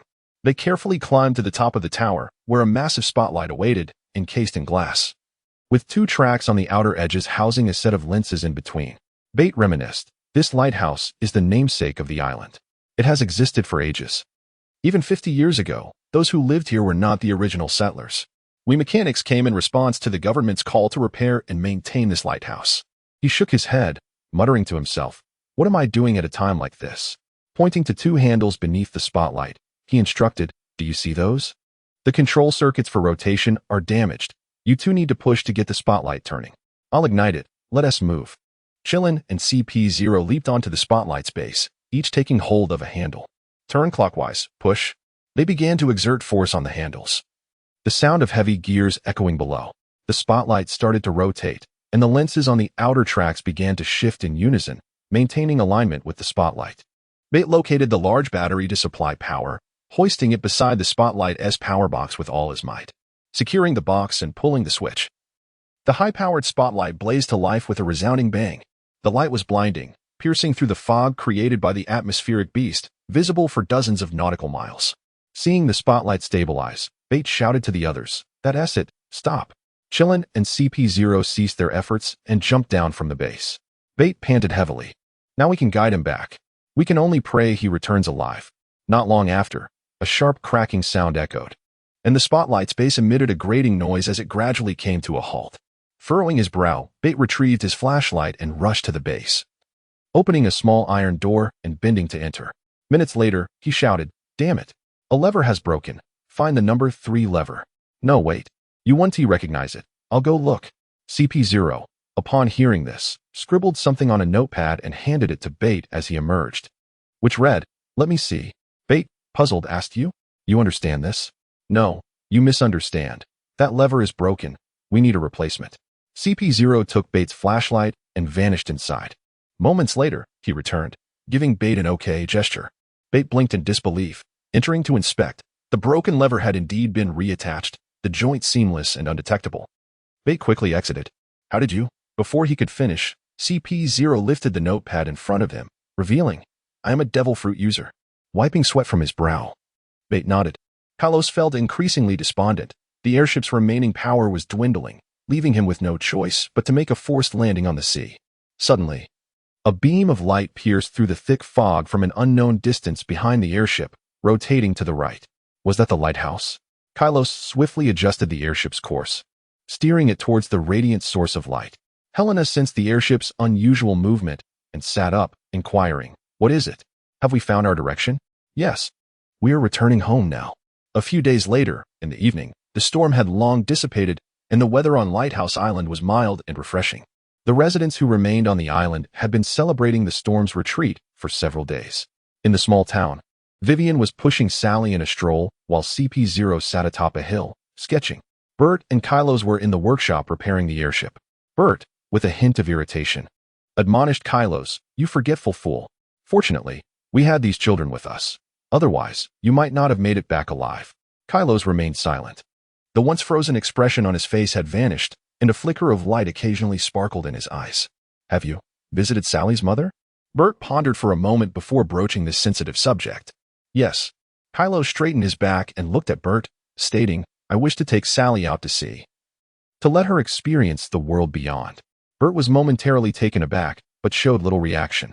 After a pause, he asked, "Is Sally's leg manageable? That is why I seek your assistance in crafting a prosthetic for her." Bert turned to him, his gaze trembling slightly, speaking with a hint of uncertainty. "Why come to me? You know, I haven't dealt with such matters in many years. Yet you have been researching it all along, haven't you? How did you find out?" "Aunt Olivia informed me." In an instant, Bert's mind conjured the image of the elderly woman from the town's grocery store, wearing a disdainful expression. Dreadful. As the sun sank beneath the horizon, the world gradually descended into twilight. Helena gazed at the moon suspended in the sky, attempting to summon the power of the penumbra. Qianlin stood several hundred meters away, gripping his blade, his focus unwavering as he fixed his gaze upon Helena. Minutes passed, yet Helena remained motionless. Qianlin's taut form relaxed slightly as he called out, "Is it not ready yet?" Helena responded somewhat awkwardly, No changes." Qianlin, puzzled, straightened up. When Helena pulled her over to test her new form, she surprisingly found herself unable to activate it. Helena closed her eyes, summoning the energy of the lunar eclipse within her, seeking to rekindle the sensations of that moment. The lunar eclipse energy surged through her body with increasing velocity and intensity. Upon reopening her eyes, they were suffused with a radiant violet glow, transforming into her beastly human form. The purple lunar eclipse energy coursed through her entire being, manifesting luminous violet patterns upon her skin. Seeing this, Qianlin understood that Helena had successfully unlocked the new form she had mentioned. The blade was once again positioned before her, ready to confront Helena.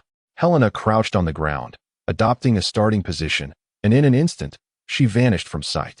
Qianlin was taken aback, unable to perceive any trace of Helena's movement. Suddenly, her view was obstructed by a towering figure as Helena reappeared before her. Instinctively, Qianlin swung her blade, only for the edge to slice through Helena's form. Alarmed, Qianlin quickly realized something was amiss. The blade met no resistance, and Helena's body remained motionless, as if devoid of sensation. Was this merely an illusion? Just then, Helena's figure dissipated, and a chilling aura enveloped Qianlin from behind. As the aura faded, Qianlin turned to find Helena standing behind her, her fist hovering mere centimeters from the back of Qianlin's head. How astonishingly swift! Qianlin couldn't help but exclaim in awe.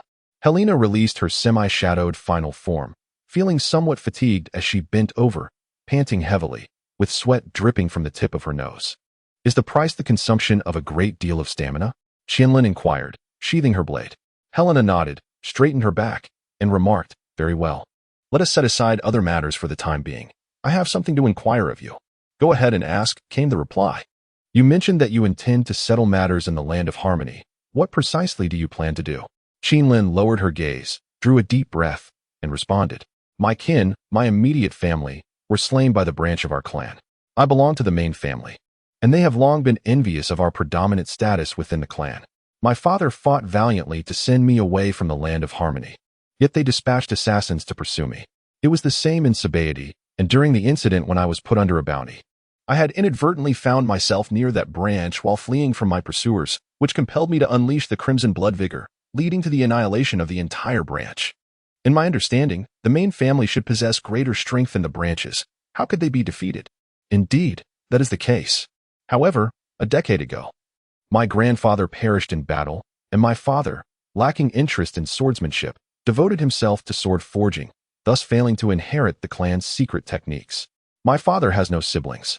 After he fathered my sister and me, we were unable to inherit that secret art, the crimson blood vigor. Therefore, after my grandfather's death, the branch could no longer contain their ambitions and expelled us from the clan. Within months, they conspired to eradicate us."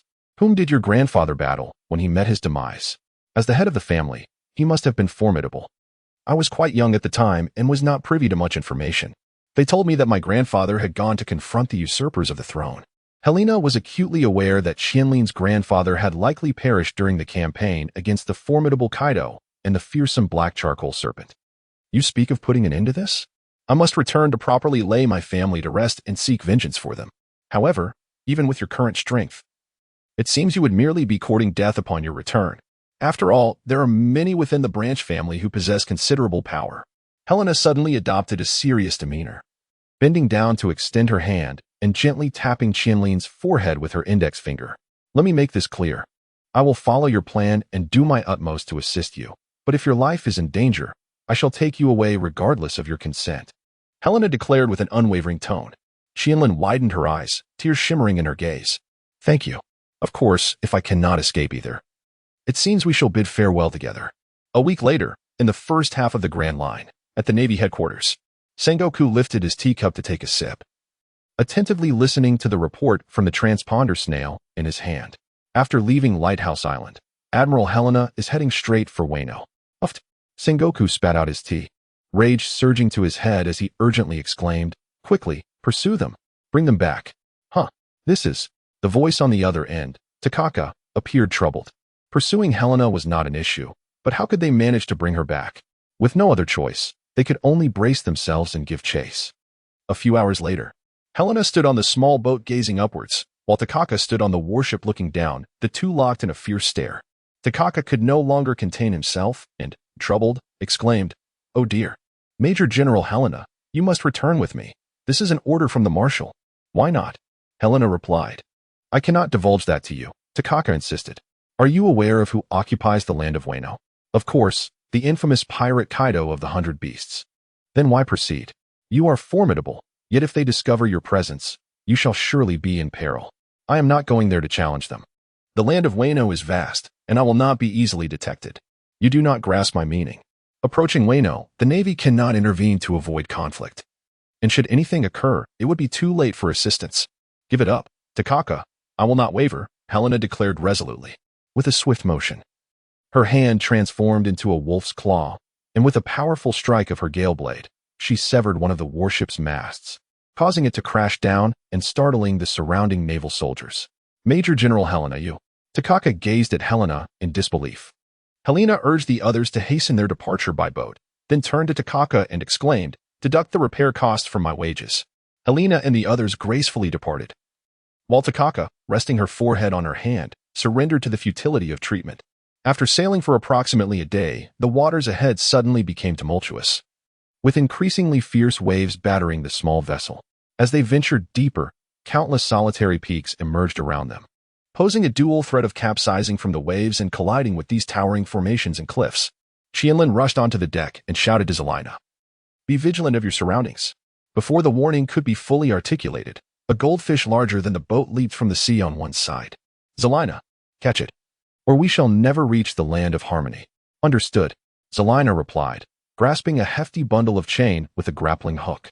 She spun it gracefully in the air before launching it, ensnaring the fish by its mouth, causing it to thrash and leap in distress. Helena clung tightly to the chain, but it was evident that she could not hold on for much longer. Vivian hurried over, carrying a large bundle of rope. One hand felt the chain while the other explored the rope. In the next moment, the rope transformed into an identical chain. Qianlin rushed forward, seized the chain, and swung it a few times before casting it to hook the other end of the goldfish's mouth. CP0 steadfastly controlled the ship's helm, preventing the small vessel from capsizing. Ahead loomed a colossal waterfall, with countless giant carp leaping from the sea to ascend its cascade. And the one Helena had captured was no exception. The small boat followed suit up the waterfall, tilting upright as Helena and Qianlin pressed against the railing at the bow to avoid falling. The carp soared high, vaulting over the waterfall and plunging into the nearby seas of Wano. Helena and Qianlin relinquished their hold on the chains, and the carp swiftly swam away, vanishing from sight. "Be cautious. There is a massive whirlpool ahead," Qianlin called out. CP0 returned to the helm, steering hard to one side. "We must traverse from the north to the other side of this country. My family resides in Suzu, in the eastern part of Wano, presently. We are near the western region of Kuri." "Suzukawa and Yuki country?" Helena inquired. How do you know?" Qianlin asked, puzzled. I met individuals from Wano while serving in the Navy, so I could discern your origins from your name," Helena replied, a hint of fluster crossing her face. Qianlin gazed at Helena for several seconds in silence. A few hours later, the ship docked at a small port in Kuri, where the inhabitants wore tattered garments and sported traditional Japanese hairstyles. Whispers circulated among them. "Outsiders have arrived. Quick, hide. If they clash with those bandits, we shall suffer the consequences." By the time Helena and her companions disembarked, only a few souls remained visible at the port. How could it have deteriorated to this extent? "This is not the Wano I remember," Qianlin lamented, unable to bear the sight of the dilapidated port. Although Wano had been rife with turmoil at that time, it was far from the desolation that now prevailed. Upon disembarking, CP0 inscribed on a board, "We need to change our attire. Parading about in these clothes will surely attract attention." "I shall procure some garments," Qianlin volunteered. After a brief interval, Qianlin returned, shouldering a large bundle, and the group went back aboard to change. Qianlin donned the attire of a Ronin, Vivian wore a hakama, and CP0 dressed in loose-fitting clothing typical of a child, donning a straw hat and a fox mask. The three simultaneously turned their gaze toward Helena, who, exasperated, approached and playfully poked Qianlin's forehead, exclaiming, "Why am I the only one without a change of clothes? I genuinely could not find anything in your size. I only managed to buy men's clothing that would suffice," Qianlin explained apologetically. Helena rolled her eyes, expressing her exasperation with her height. What will you do about it? Qianlin inquired softly. Helena let out a sigh, and suddenly a radiant white light enveloped her. As the luminescence faded, a small, pure white wolf floated gracefully in the air, accompanied by several delicate clouds of mist. The wolf's violet eyes gazed sorrowfully at Qianlin, who was oblivious to the fact that she did not wish for anyone to witness her in such a form. Well, I can only operate in this guise, Helena remarked with a hint of annoyance. Qianlin, observing Helena, felt a flush of warmth rise to her cheeks as she slowly extended her hand. Do not touch me. Oh, Helena exclaimed as Qianlin seized her, playfully pinching the little wolf's belly. So adorable. Do not dare call me cute, Helena protested, breaking free from Qianlin's grasp, her voice laced with displeasure. Yet, to Qianlin's eyes, Helena's current irate demeanor appeared exceedingly charming. Helena shook her head with a dismissive huff and flew to perch on Vivian's shoulder. Vivian, her eyes sparkling with amusement, glanced at Qianlin before stealing a look at Helena. Let's go. We have several days' journey ahead of us. They were bound for the capital of Wano, the city of flowers. In a tea house, Muzong sat with Liang Quan, who was indulging in pastries while Muzong sipped his hot tea and set the cup down. Why return? What is so difficult about catching up and dealing with her? Isn't it because of you? Who do you think caused that dreadful state she's in, with those burns all over your face? Muzong said, exasperated. Liang Quan awkwardly scratched his head as Muzong picked up the cup without drinking, continuing, moreover, she is not alone. There is a formidable woman by her side. They could easily rally their forces for an ambush. After finishing his tea, Muzong stood up and announced, All right, we should leave. Your father was urging us yesterday. Meanwhile, a few streets away, Qianlin and the others strolled along with the beastly Helena. Helena, lying atop Vivian's head, surveyed the surroundings and mused. It really feels like I've stepped into ancient Japan. Suddenly, a loud shout broke through the air as a man, rubbing his hands, darted out from a shop and approached them. What a rare beast. I've never seen anything like it. The man, sporting a handlebar mustache, fixated on the beastly Helena, mumbling inaudibly. Little girl, is this wolf yours? He asked Vivian with a sycophantic grin. Before Vivian could respond, the man continued. This is indeed a rare creature. Are you interested in selling? He made no effort to conceal his intent to purchase Helena. No, I will not sell, Vivian replied bluntly. The price is negotiable. Business is all about discussion, the man insisted stubbornly. Qianlin stepped forward, unbuckling the sword from his back and resting it on his shoulder, his expression impassive. We are not selling, he stated resolutely. The man squinted at the sight, beginning to retreat. Oh, fine. I won't pressure you any further. Farewell. He turned to return to the shop, whispering to another man, Follow them and contact me through the snail. Hours later, Qianlin and his companions exited the city and walked along the main road. Not far along, a group of masked bandits brandishing knives emerged from the roadside. Helena rolled her eyes, incredulous that such audacity existed in broad daylight. Hey, don't resist. That woman, throw your knife over here. One of the bandits shouted arrogantly. But Qianlin stood still, ignoring him. Hey, didn't you hear me? Throw your knife. The bandit advanced toward Qianlin, who swiftly stepped forward and delivered a punch to the man's face, sending him screaming backward. The others rushed in, shouting in panic. Ah, my arm. Qianlin brushed off the dust from his clothes and surveyed the groaning bandit sprawled on the ground. CP0 produced a length of rope, while Vivian gathered a heap of branches, crafting dozens of identical ropes. CP0 then joined the ropes together. The group bound the bandits and hung them from a tree by the roadside, leaving them to their fate. Let us go, Qianlin called. After they departed, a distant observer spotted the bound bandits and hurried back to the City of Flowers to report to the man interested in purchasing Helena. What? All those sin have been defeated? The man rose from his seat, leaving the shop and heading towards the city's outskirts. In the southern seas of Wano, an island shaped like a gigantic skull with horns stood, a notorious pirate haven known as Onigashima, the base of the beast pirates. A group of henchmen traversed the corridors when suddenly, the sound of combat erupted in the distance. Let us see what is happening, they exclaimed. Upon arrival, they witnessed a striking woman clad in white, with golden eyes and long white hair tinged with blue, wielding a spiked bat and wreaking havoc among the pirate henchmen. With a fierce swing, she sent several pirates flying, shouting, Get out of my way. Lady Oni Princess, please stop. A pirate pleaded. I have no time for your nonsense. Move aside. The woman raised her weapon high and slammed it into the ground, shattering the floor within a radius of several meters, causing the pirates to topple over.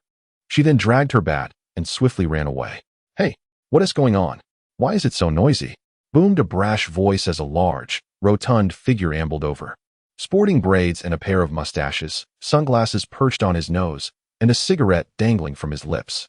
"Lord Queen, the Oni princess is causing a ruckus up ahead," a pirate reported. Just then, the woman charged toward them, bat in hand. Queen stepped forward, raising his voice. "Hey, enough already." The woman leaped into the air, her bat enveloped in a dark aura. "Don't block my path," she thundered, bringing her weapon crashing down on Queen's head. Bang!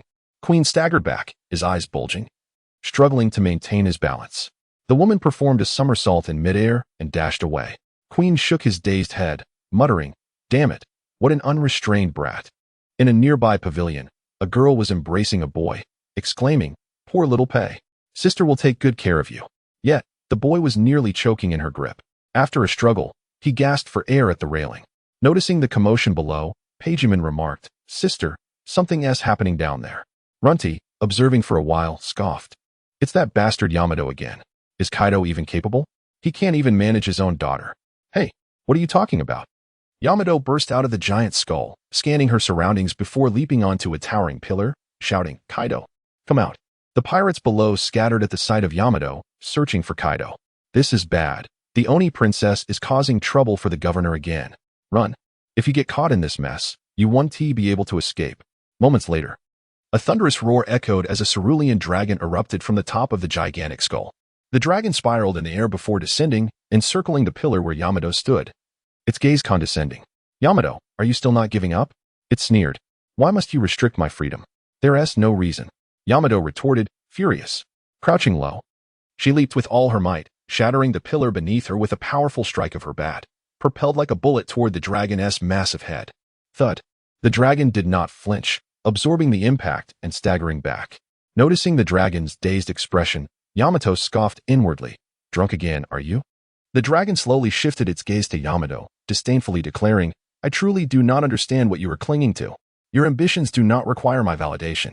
With a heavy swing of the Wolf Fang Club, Ming Di unleashed an arrow-shaped shockwave that struck the jaw of the Azure Dragon, causing its head to tilt backward. The time for this foolishness was nearly at an end. Kaido returned his head to its rightful position, opening his gaping maw to gather energy. The scorching breath erupted forth.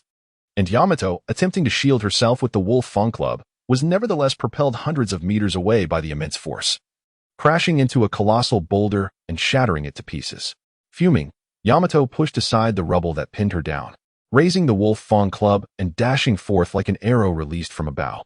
Kaido, reverting to his human form, bore a slight flush on his face and let out a belch.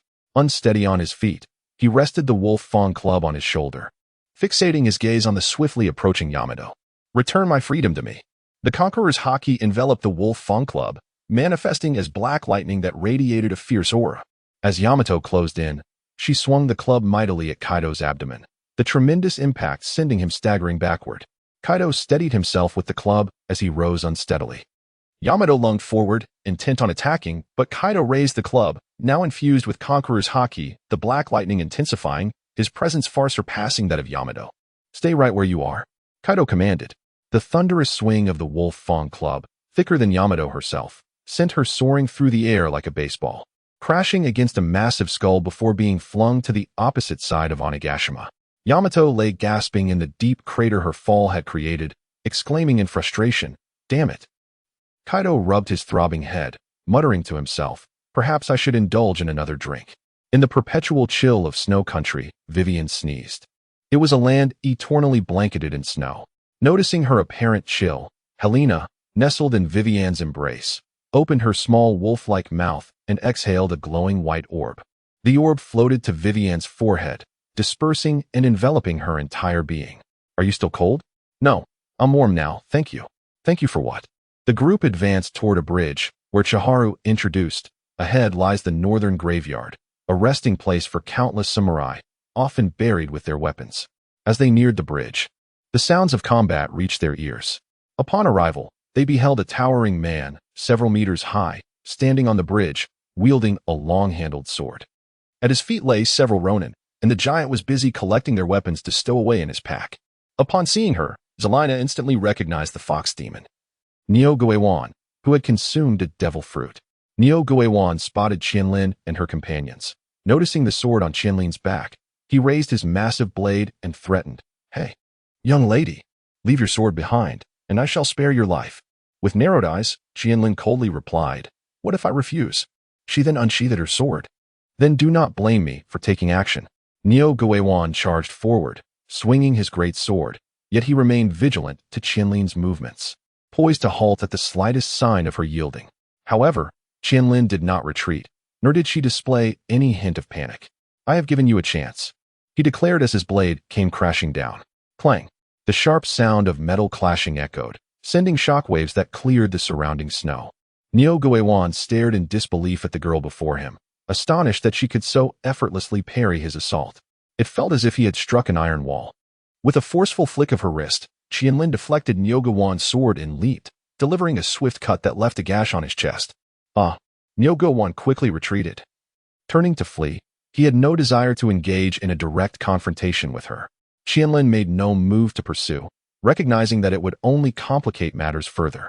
In the distance, perched atop a tree, Muku felt the aura of battle emanating from Qianlin's direction, squinting his eyes as he murmured to himself, "Well, has she dared to return?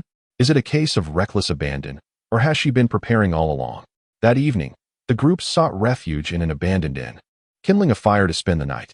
With a resounding pop, Selena transformed back into her human form, stretching languidly before settling beside Qianlin. "Pray tell your plans," she inquired. "You seek vengeance. Surely it cannot entail merely confronting your enemies at your family's doorstep and battling to the death?" Upon hearing this, Qianlin lowered her gaze. Her cheeks flushed with embarrassment. Helena's initially teasing expression gradually shifted to one of incredulity as she inquired, "Surely, you do not intend to proceed in such a manner?" Qianlin, filled with a sense of shame, nodded in affirmation. "I truly find myself at a loss for words to commend you." "Listen, Helena," Qianlin suddenly interjected. "What is it?" She replied, her curiosity piqued. "I may indeed be venturing into a one-way journey. With your formidable abilities, I am certain you can extricate yourself unscathed. You must not risk your own safety. You are the sole person who still cares for me, and you cannot afford to come to harm." Qianlin, filled with emotion, gazed up at Helena's violet eyes. Helena's eyes sparkled as she locked her gaze with Qianlin's. After a prolonged moment, she slowly raised a hand and placed it on Qianlin's forehead. "All right, I shall heed your words." At midnight, a luminous full moon hung in the sky, while snow continued to fall around them, accompanied only by the occasional whisper of the wind. A group of more than 10, clad in cloaks and wide-brimmed hats, traversed the snow, which reached up to their calves, yet their pace remained unimpeded. Armed with katana, their intentions were ominous. Upon arriving at the inn where Helena and her companions resided, the group swiftly surrounded the premises, effectively sealing off all exits. "Attack," commanded the leader, prompting all the samurai to draw their swords, with several stepping forward to kick down the inn's door. What? Nestled within the mountains was a grand estate situated halfway up a slope, with structures extending all the way to the mountain's base. The main city of the Wuma clan was populated by family members, while those below were civilians under the clan's protection, gradually forming a fortress-like settlement centered around the main city. At the highest level of the main city, two individuals were seated on tatami, indulging in sake. One was a tall, robust middle-aged man, whose countenance exuded a sinister aura. This man was Wuma Ichuan, the current head of the Wuma family. After downing a cup of sake, he set his cup down and looked up at Mokuzu, saying, "Mokuzu, given your capabilities, your handling of this matter leaves much to be desired." Mokuzu remained silent, his gaze fixed on the swirling snow outside. After a lengthy pause, he turned and remarked, "My lord, the Ronin you hired may not suffice to resolve this issue." "Oh? What more can they stir up?" Wuma Qianlin possessed some strength, and the two accompanying her were enigmatic figures. "Do you have any thoughts on the matter? Regardless of her intentions, she will inevitably seek out the family. We need only wait for her to come to us." At that moment, a knock echoed from outside, with a voice reporting, "My lord, the Ghost Island has sent someone. Tell him I will be there shortly." With that, Wuma Ichuan rose and strode toward the door. Upon entering the reception hall, he was greeted by a towering figure over 6 meters tall, clad in a black warden's uniform, complete with a mask and a sheathed sword, and sporting a pair of immense black wings from which flames emanated. "Mr. Jean, what brings you personally here?" Wuma Ichuan said courteously. Enough with the pleasantries. You know better than I what your family has done. That sunken ship? Indeed, Mr. Kaido desires those 2 fruits and that sea stone. Take the rest. And this is our greatest concession. Jean insisted firmly. Please, do not rush. We are allies with the beast pirates. We would never act behind your back to your detriment. It better be so. The salvage crew returns tomorrow. I will send what you require. No need. I shall come personally tomorrow. With that, Jean turned and departed without awaiting Wuma Ichuan's response. Ichuan coldly observed Jin's retreating figure, disdain swirling within him. Humph, just a mere pirate. The samurai, gazing at the empty inn, stood in shock. The leader soon regained his composure and shouted, "This is bad. We've been discovered." No sooner had he spoken than several screams pierced the air from outside. The samurai inside rushed out, only to witness a Ronin-clad woman wielding a katana. Those remaining outside attempted to retaliate, but were unable to breach her defenses. Within mere seconds, 5 or 6 fell. Qianlin, brandishing her sword, launched an offensive, swiftly dispatching the samurai, who could not land a blow on her. As the numbers dwindled to 3, a live figure suddenly appeared behind them. CP0 swiftly touched the trio, manifesting 3 threads in his hands. With a sharp tug, the 3 collided and fell to the ground, their garments entangled inextricably. As silence fell, Vivian emerged from the shadows, cradling a small wolf-like Helena. Qianlin approached, placing her blade against the neck of the lead samurai, her icy gaze fixed upon him. Suddenly, she inquired, "Was it the Wuma clan that sent you?" The samurai remained silent, his eyes momentarily flickering. Qianlin deduced that he was indeed dispatched by the Wuma family. After shaking the blood from her blade, she sheathed it and approached Vivian, with CP0 drawing near as well. "Tomorrow, I intend to confront them directly at the family's stronghold. At the entrance, there are 2 samurai statues, serving as defensive mechanisms that automatically attack intruders. I hope you will assist me in neutralizing them, allowing me to conserve my strength," Qianlin stated. Helena soared from Vivian's embrace and landed upon Qianlin's shoulder, exclaiming, "I shall maintain this form as we enter, providing them with a delightful surprise. If possible, could you refrain from using your strength?" Helena gazed at her and let out a sigh. "Very well then." The following day, atop the highest tower of the Wuma citadel, Wuma Ichuan reclined, sipping from a cup of wine while contemplating the 2 chests before him, each containing a devil fruit. Is this what those pirates desire? Consuming it grants extraordinary powers. Does it not? Wuma Ichuan spoke slowly.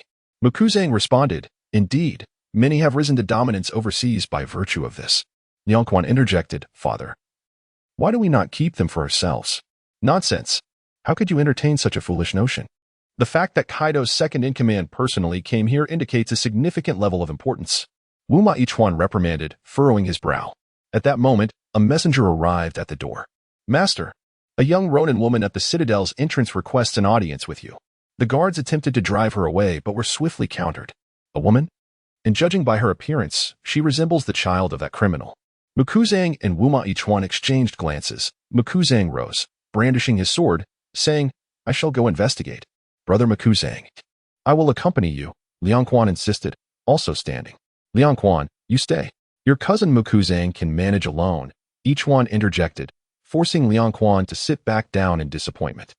At the citadel's entrance, Qianlin wielded her sword, having already incapacitated several guards, while dozens of armed individuals stood before her.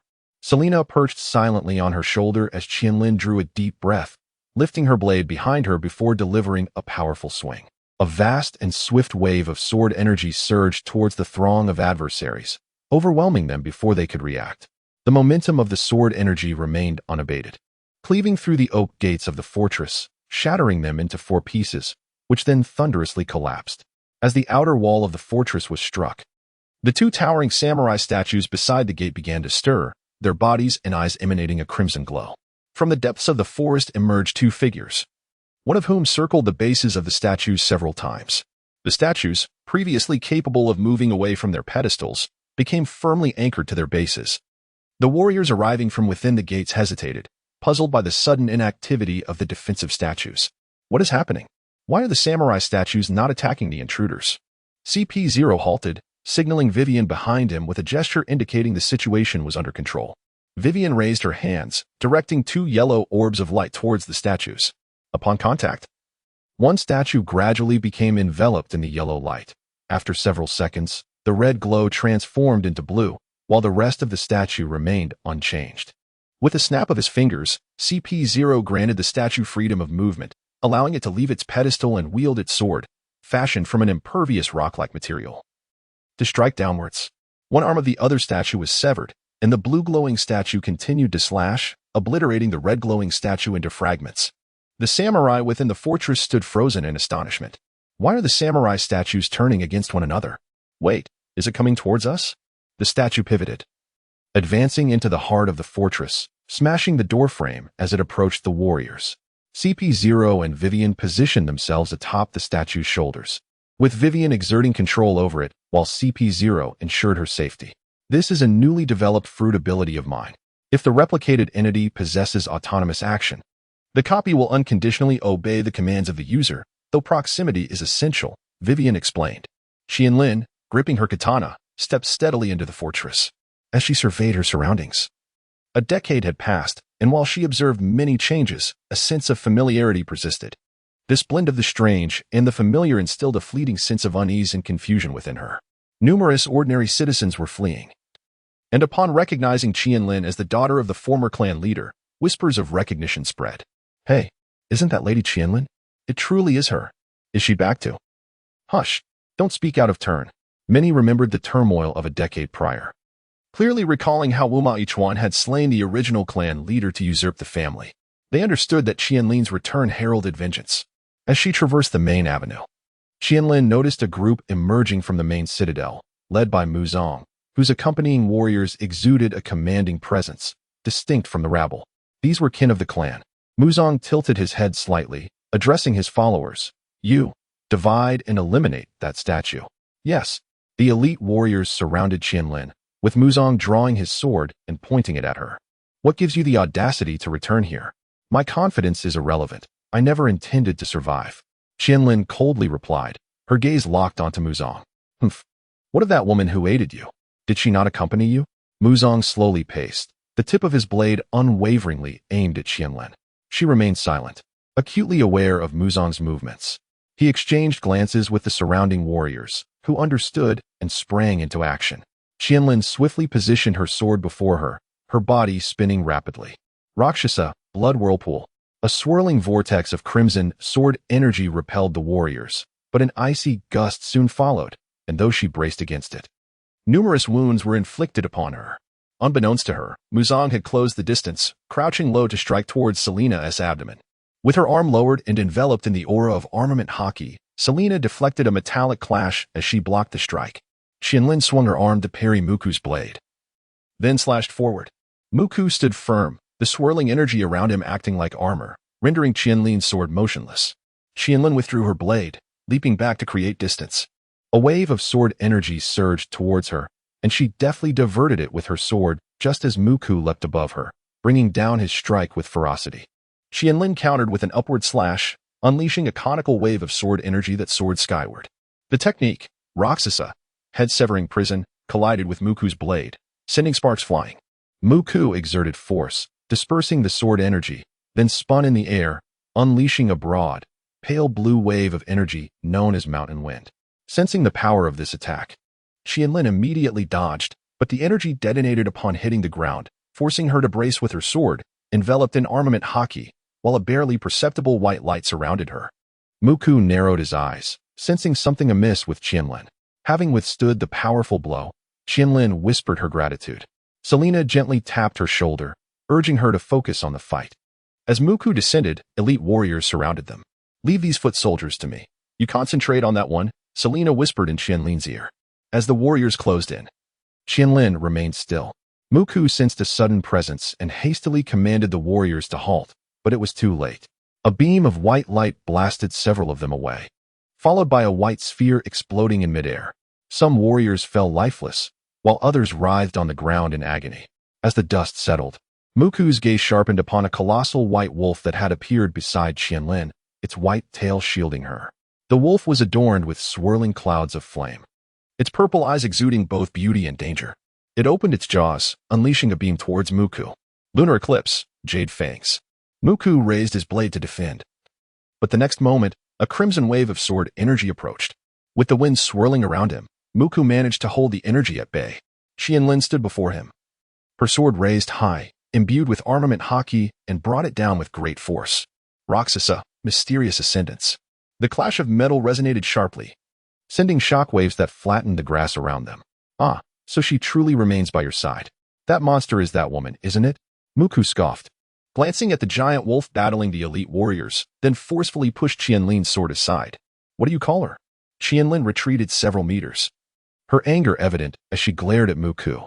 For you, the monster is merely an insult and mockery. Her mother, after being wed to her father against opposition, had been regarded as a curse by many in the family, both covertly and overtly labeled a monster. Qianlin was acutely aware of her mother's uniqueness, for instance. Her mother's legs transformed into a beautiful fishtail in water. Even Qianlin herself excelled in aquatic agility compared to other family members, leading her peers to label her as a monster's bloodline, due to her father's lack of swordsmanship and the family's disdain.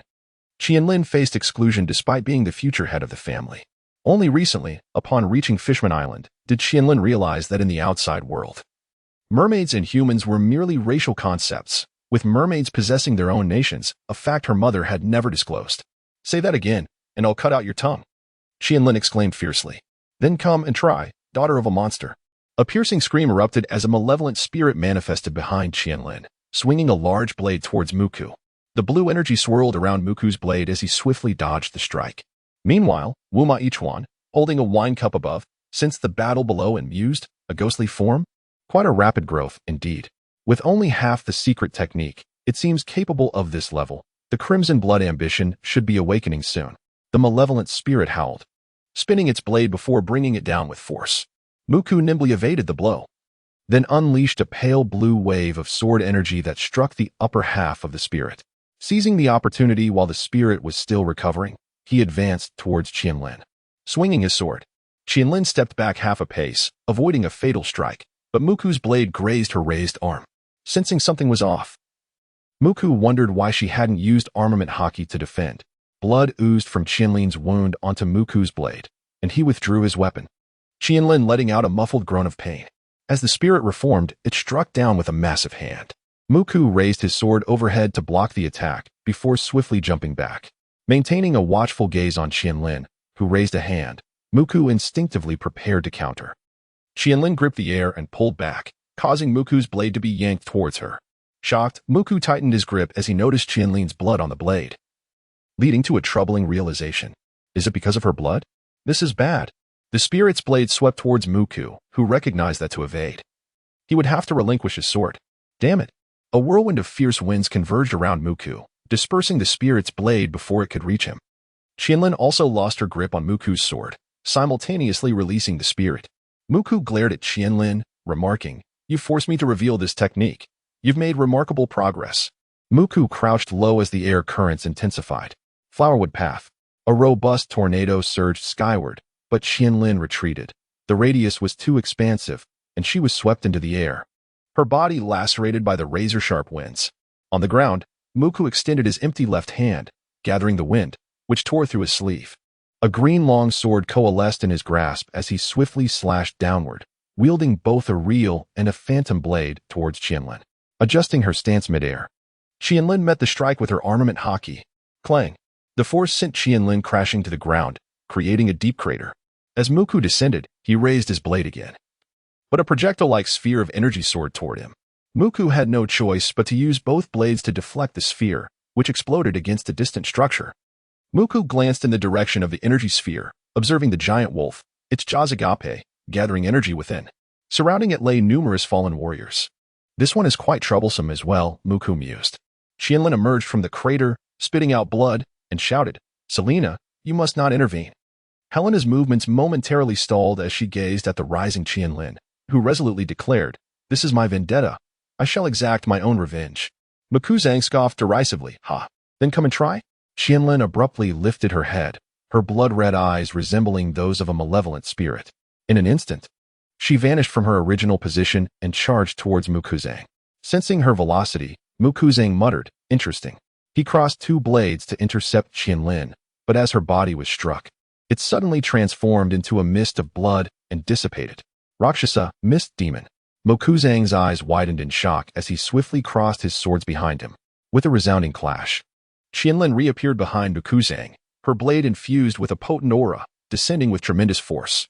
Mukuzang narrowly evaded the attack, channeling a surge of air around himself that erupted violently, pushing Qianlin back. Gathering ruin, Qianlin executed a somersault in midair, launching herself anew at Mukuzang, her blade trailing behind her, radiating a vibrant crimson energy. Rakshasa, Knight of the Musty. Mukuzang retaliated by gripping his sword in reverse and thrusting upwards, sending forth two intersecting waves of sword energy. Emeraldwood, Flying Bird. Qianlin dispersed the sword energy, gliding past Mukuzang with astonishing speed. A blood arrow shot forth, slicing into Mukuzang's right arm. "Damn it!" Mukuzang exclaimed, astonished as he regarded the now formidable Qianlin. No longer underestimating her, he spread his arms wide and began to spin rapidly like a drill, hurtling towards Qianlin. Bird. A multitude of sinister spirits enveloped Qianlin's body, climbing up the blade of her sword, which she lifted high above her head, radiating an awe-inspiring presence before bringing it down with great ferocity. Rakshasa, Blood Demon Incantation. The clash of their formidable attacks generated tremendous turbulence in the skies above the encampment. The spirits from Qianlin's blade surged forth, ensnaring Mukuzang and gnawing at his flesh. Though his body remained intact, the agony was unbearable. As he descended from the air, Mukuzang struggled to rise, shattering the spirits with his overwhelming will. Unbeknownst to him, Qianlin had already closed the distance, her eyes ablaze with crimson energy. The blade was raised high, and in an instant, it descended, so swift that even Mukuzang could barely perceive a fleeting shadow. Great Demon Blade, Profound Cut. With a sickening sound, blood erupted as a horrific gash extended from his right shoulder to his left flank, sending Mukuzang hurtling backward. Lying on the ground, he attempted to rise, but the searing pain from his wound was relentless, and he glanced down to see the gash surrounded by a swirling crimson energy. Qianlin stood before him, her foot planted upon his chest, her red eyes fixed intently on him. "Damn it," Mukuzang thought defiantly, lifting his arm in a futile attempt to break free from Qianlin's grasp. In response, she severed his right arm with a swift stroke, then viciously stomped on his wound. "Ah!" Mukuzang cried out in agony as Qianlin raised her blade, poised to take his life. Suddenly, a blue sword energy crackling with electric arcs hurtled through the air, its rapidity forcing Qianlin to parry with her blade. Evasion was impossible.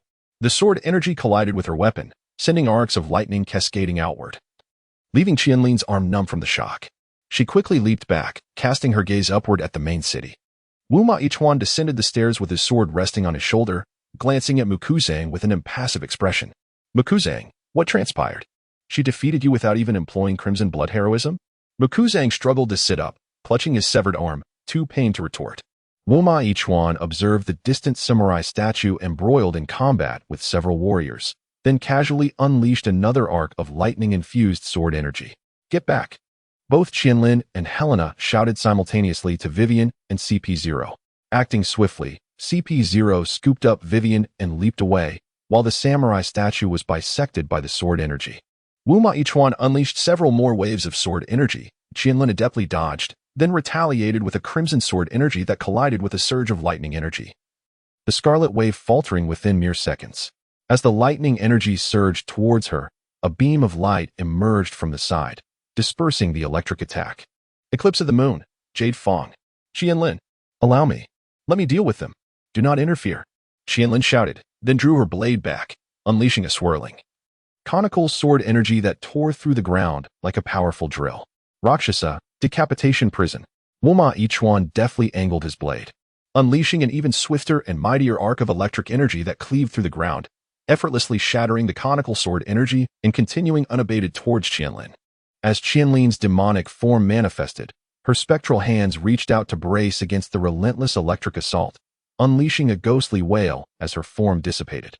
Though she was not directly struck, the scattered lightning still left her reeling. Regardless of the circumstances, Helena opened her wolf-like maw to gather energy. Wu Ma Yichuan cast a fleeting glance at her, and in the next moment, he was enveloped in blinding lightning, swiftly appearing before Helena at a speed imperceptible to the naked eye. Helena was utterly unable to keep pace with him as Wu Ma Yichuan swung his blade. The lunar eclipse, restoration. A white energy barrier shielded her front. Wu Ma Yichuan's strike met the barrier with increasing force, shattering it like glass. Helena transformed into her beastly form, her arms enveloped in a protective aura, preparing to withstand the blow. Clang! Helena felt a tremendous force collide with her arm, and in an instant, she was rendered momentarily unconscious by the electric shock from the blade. Seizing this fleeting opportunity, Wuma Ichuan clenched his fist, surrounded by crackling lightning and armed hockey, and struck Helena squarely in the abdomen. She was propelled hundreds of meters away, crashing through several buildings and becoming buried under the rubble. After a few moments, she managed to push aside the debris and crawl out, gasping for breath while clutching her stomach, cold sweat beading on her forehead. "How formidable," Wuma Ichuan remarked disdainfully, resting the blade on his shoulder. "You still dare to dream of revenge at this level?" Qianlin refrained from rashly intervening to confront him. One could only employ the fervor of a steadfast heart. Just then, a piercing sound sliced through the night air as darkness enveloped the world. In the distance, a bright point appeared in the sky, moving with astonishing speed, and before long, it hovered above the encampment. Helena gazed upwards, her eyes catching sight of a colossal, toothless pterosaur spiraling through the sky, flames flickering behind its neck. It was Ember. Helena instantly recognized it as Kaido's right hand, one of the three calamities. The flame calamity Ember. What could possibly draw Kaido's minion to this place? Was it the allure of battle? Helena pondered in confusion. Ember transformed into human form, landing gracefully upon the ground. He surveyed his surroundings and addressed Wuma Ichuan, stating, "I have come to retrieve what rightfully belongs to us." Wuma Ichuan shrugged, gesturing to the chaos around him. "As you can see, I am currently entangled in a bit of a predicament. Could you possibly wait a moment? Enough with the pleasantries. Hand over the item now." Ember retorted sharply. Wuma Ichuan pointed towards the distant figure of Qianlin.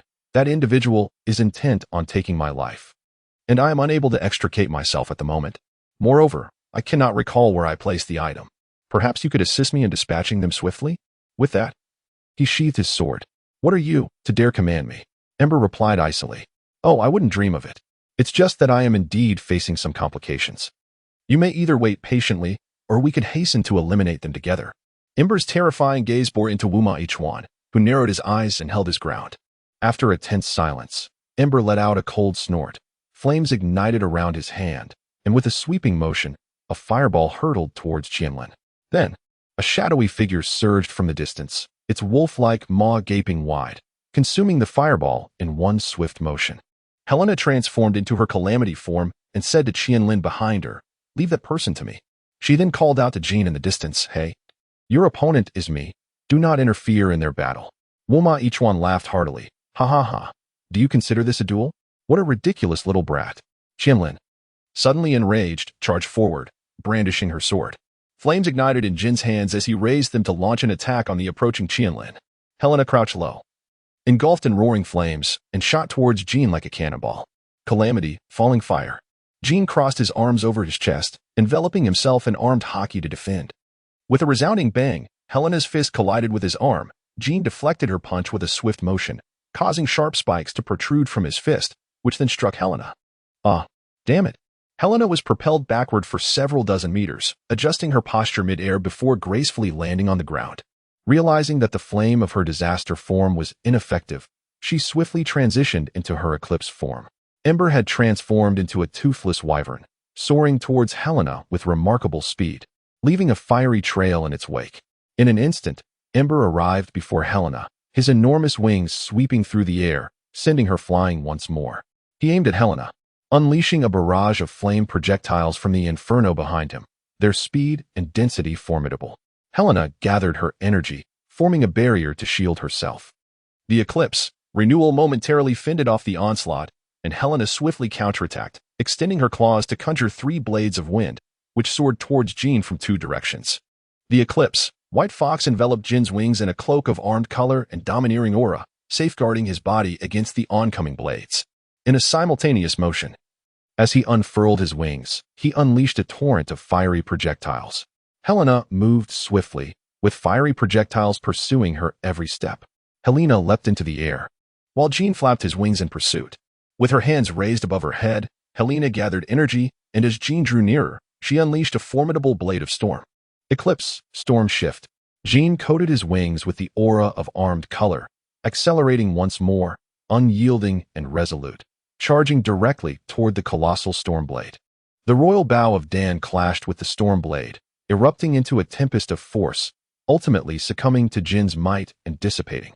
Jin drew his head back, coiling like a slingshot, and then with a resounding boom, a powerful shockwave erupted, shooting towards Helena like a beam of laser light.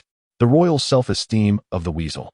Helena raised her arm, enveloping it in a layer of armament hockey for defense. The shockwave pierced directly through her shoulder, causing her to emit a pained grunt as she lost her balance, tilting her body toward the ground. Jin seized every opportunity, once again wielding his wings to unleash the dual emperors of blades, a countless barrage of fiery projectiles hurtling toward Helena. Helena was incessantly struck, crashing with a resounding thud against a building that crumbled under the impact, plunging into a temporary silence. With a sharp clang, Qianlin braced herself against her katana, endeavoring to fend off Wuma Yichuan's assault, yet the electric currents coursing through his blade inflicted unbearable pain upon her. It is not easy to kill you overseas, yet you have returned to seek your own demise. Wuma Yichuan taunted, delivering a kick that sent Qianlin sprawling. She rolled on the ground several times before gradually rising, while Wuma Yichuan refrained from continuing his onslaught, seemingly amused by the spectacle. Suddenly, Qianlin's eyes were filled with a crimson energy, her teeth sharpened, and her entire demeanor transformed into something fearsome. Wuma Yichuan, wielding his sword, observed her with keen interest. "Oh, at last, you are willing to unleash your bloodthirsty ambition?" She vanished from sight, reappearing above Wuma Yichuan, her katana extending dramatically as she struck down with force. Demon blade, Shin cut. The clash of scarlet energy and electricity erupted, and upon realizing her attack was futile, Qianlin swiftly distanced herself. In midair, she pivoted and unleashed a crimson specter towards Wuma Yichuan. Demon blade, slithering ghost. Wuma Yichuan deftly parried, cleaving the scarlet specter in two, which carved deep furrows into the earth behind him. With a disdainful smile, he summoned a flickering blue sword, energy shaped like an eagle's head, propelled by a fierce current toward Qianlin. She crossed her blade before her, spinning at high speed, resembling a meat grinder. Demon blade, blood surge. The eagle's head collided with the whirling katana, unleashing a torrent of energy. Although the sword energy was incessantly sliced, the electric currents left numerous scars upon Qianlin's body. As she descended, her vision was drenched in crimson, and she tapped her head to retain her sanity. Observing her, Wuma Yichuan burst into laughter. "Ha ha ha ha ha, dear Qianlin, how long do you think you can maintain your composure before succumbing? Killing you would suffice." Jin transformed into his human form, standing before the ruins left by Helena's crash. The wreckage was suddenly blasted open, and Helena emerged, clutching her shoulder. Jin drew his sword, pointing it at Helena. "Hey, you. Are you with the Navy?" Helena lifted her gaze to Jin, remaining noncommittal. "You are the recently renowned general, are you not?" Jin pressed on. "What is your true purpose in the land of harmony?" He bellowed. "It has nothing to do with your beast pirates." Helena retorted, "Whether it is related or not, any navy daring to intrude upon the land of harmony shall meet their demise." With that, the flames behind him extinguished in an instant, and in the next moment, he had appeared behind Helena, striking down with his blade. Helena crouched low, narrowly evading the deadly blade. Jin lifted his leg and swept it towards her. She raised her arm in defense, yet was still sent flying by the force of the kick. Jin pursued relentlessly, striking with his sword, while Helena dodged left and right, seeking an opportunity to counterattack. It was futile. His speed was overwhelming. "I must create some distance to utilize that," Helena thought, just as a blade came crashing down above her. One hand, enveloped in hockey, blocked the incoming strike, but the tremendous force forced her knees to bend. With her other hand, she concentrated her energy, conjuring a luminous orb. Moon eclipsed. Radiance. She pressed the sphere against Jin's blade, resulting in a violent explosion that compelled Jin to retreat, allowing Helena to quickly distance herself. She gazed up at the moon, allowing its light to bathe her eyes, while simultaneously the moon began to be consumed. Jin noticed the moon's peculiar state and, upon observing Helena's strange demeanor, immediately brandished his sword and lunged forward. In the blink of an eye, he was upon her, slashing horizontally.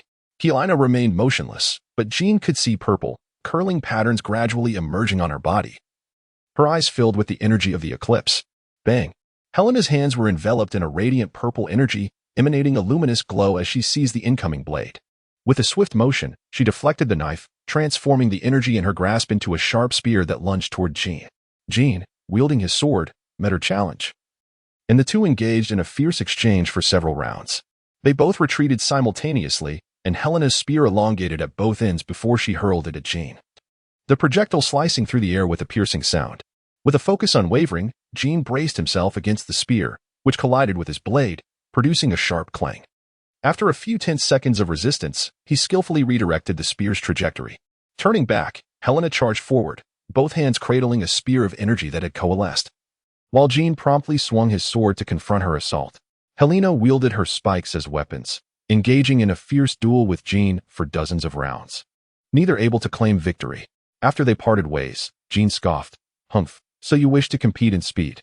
With that, he transformed into his beast form, merging his arms with his wings, reaching the pinnacle of velocity. Helena spat, gathering her strength, and surged toward Jean like a bullet. To onlookers, there appeared to be no one around. Only two indistinct silhouettes moved at an astonishing speed, punctuated by intermittent explosive sounds. Suddenly, a house collapsed. Yet the origin of the attack on the structure remained unseen. Jean ceased his winged flurry, unleashing powerful gusts in the form of razor winds, which Helena either deftly evaded or deflected with the sharp spikes she had conjured in her hands. The two remained locked in a stalemate, their battle far from over. On Ghost Island, Kaido rested his head on his hand, observing before him as Runny animatedly conversed with him, while Peggy once stood beside her, visibly alarmed, attempting to prevent her sister from continuing. "Hey, Kaido, didn't you promise to let us have the devil fruits today? Why are we left waiting for so long?" Runty boldly interrogated Kaido without a hint of fear. Peggy won, her heart racing with anxiety, clutched her sister, urgently advising, "Please, sister, don't say any more." Kaido regarded Runty, raising a hand in a soothing gesture. "Do not fret, Runty. Jean has gone to retrieve them personally." His absence indicates he must have encountered some unforeseen circumstances.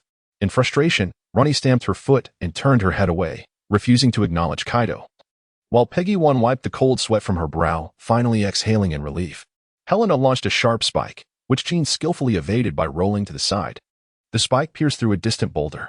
Jean flapped his wings, unleashing a flurry of wind blades, while Helena fortified herself with a layer of armed color to withstand the assault. Jean ascended above Qianlin, his wings enveloped in armed color, crossing them as he swept down. Dan Gong Huang.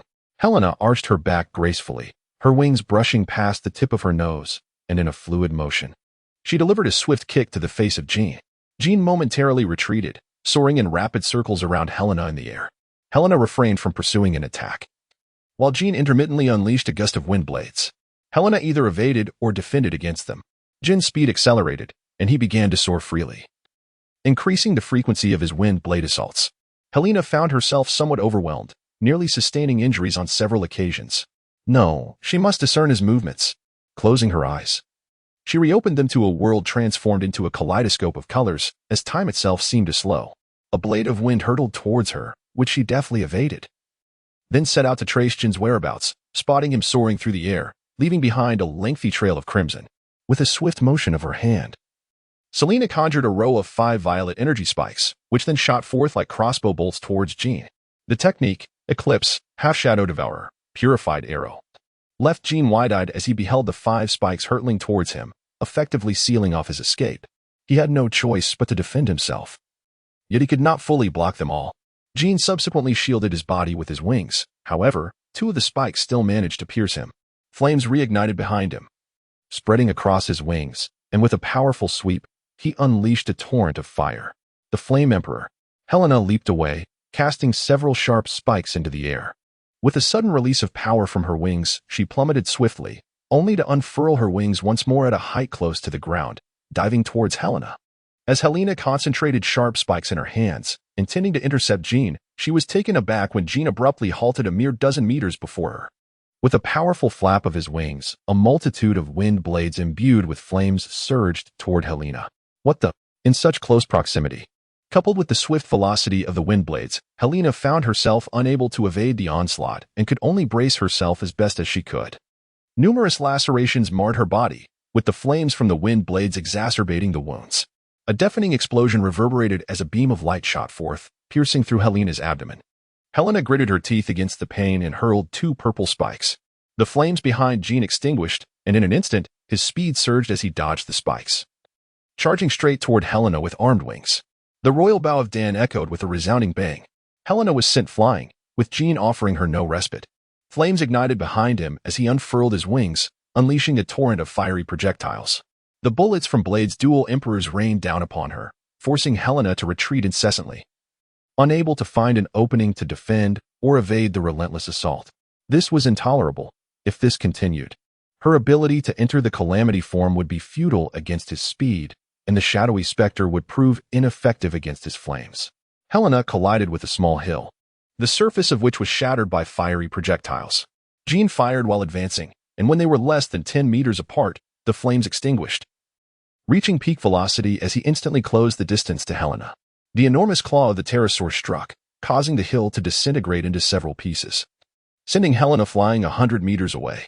Jean intended to rush forward and continue his assault, hurtling at high speed, with his massive wings poised to strike Helena.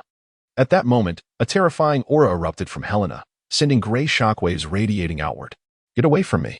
Helena roared, and Jean felt his entire being tremble, cold sweat breaking out on his skin, forcing him to halt his forward motion and allow Helena to descend back to the ground. Helena descended upon a clearing, kneeling on one knee as she pressed her hand against her wounded abdomen, channeling the energy of the lunar eclipse to mend her injuries, all the while gasping for breath and keeping a vigilant gaze fixed upon Jean.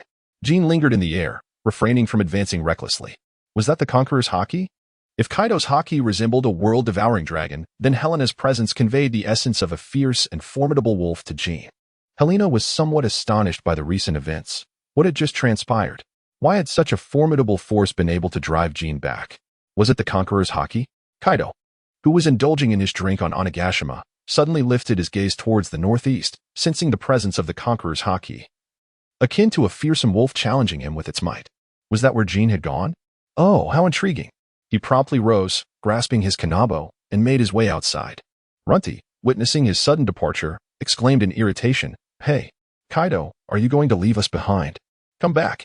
Peggy-wan, startled, hurried to cover her sister's mouth, whispering urgently, "Sister, what are you doing?" Kaido turned to Runty, stating, "I wish to witness certain matters for myself. You all wait here."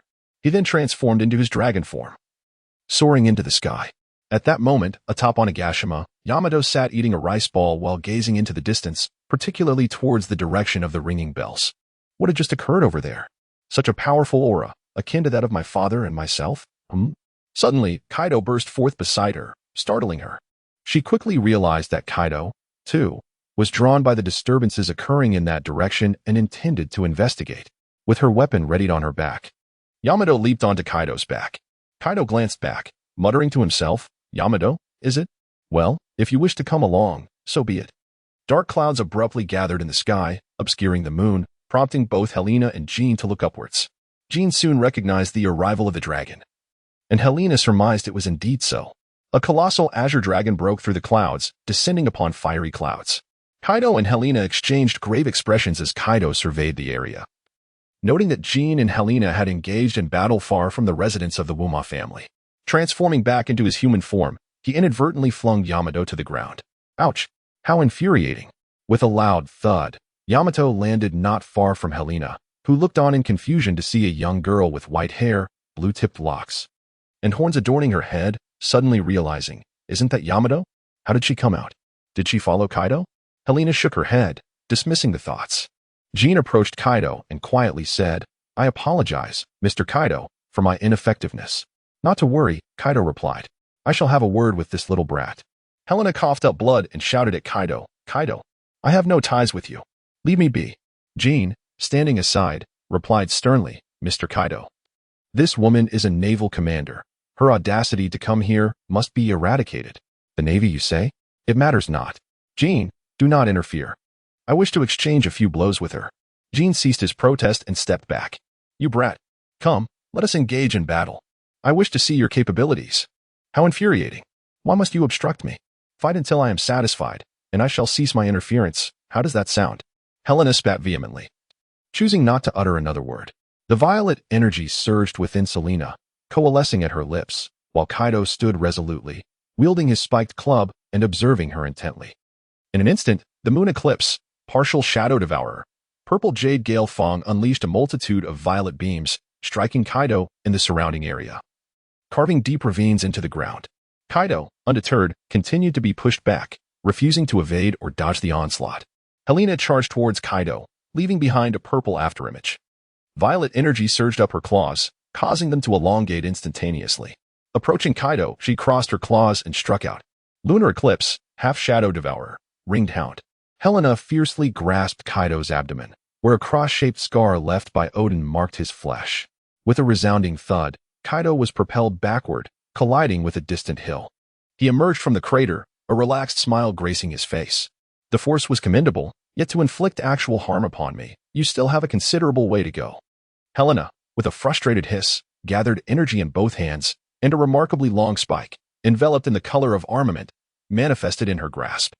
She hurled it with tremendous force, far surpassing the potency of her previous projectiles. Lunar Eclipse, half-shadow devourer, purple malevolence, Kaido chuckled softly, finding the situation intriguing. He raised his spiked mace, and the sharp point collided fiercely against it.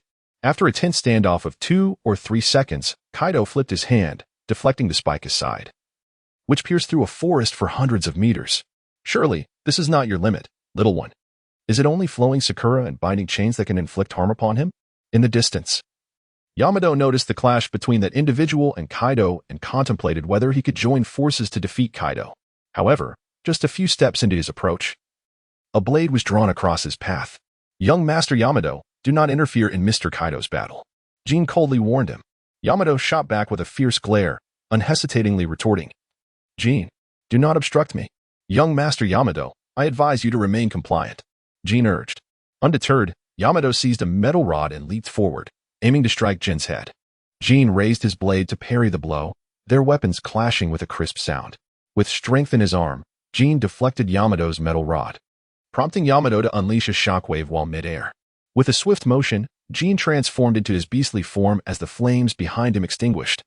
Evading the shockwave with such speed that only an afterimage remained, he swiftly maneuvered behind Yamato, unleashing a powerful strike with his massive wings. Yamato, shrouded in the color of armament, raised his mace behind him and blocked Jin's assault with a resounding thud. Although Yamato's speed could not match Jin's, his reflexes were remarkably quick. Jin attacked several times, all of which Yamato successfully defended against, leading both combatants into a stalemate. Helena felt the surging power coursing through her veins, attempting to harness it. In the original text, it spoke of converging it into a singular point and then releasing it with focus. Helena endeavored to summon her domineering aura within her grasp, concentrating for an extended period. Yet it merely enveloped the surface of her entire hand. How infuriating. Kaido suddenly surged forward, wielding his club with ferocity, the black lightning crackling from the spiked mace. Thunderous combat offers no respite for experimentation, you brat. Helena raised her arms in defense, and with a resounding crash, she felt as though a mountain had descended upon her hand. The ground beneath her feet shattered like glass with alarming ease, and Helena found herself on the verge of collapse. The spiked mace pierced through her defenses, toppling her as the overwhelming power of the Conqueror's haki bore down upon her, shaking her very spirit.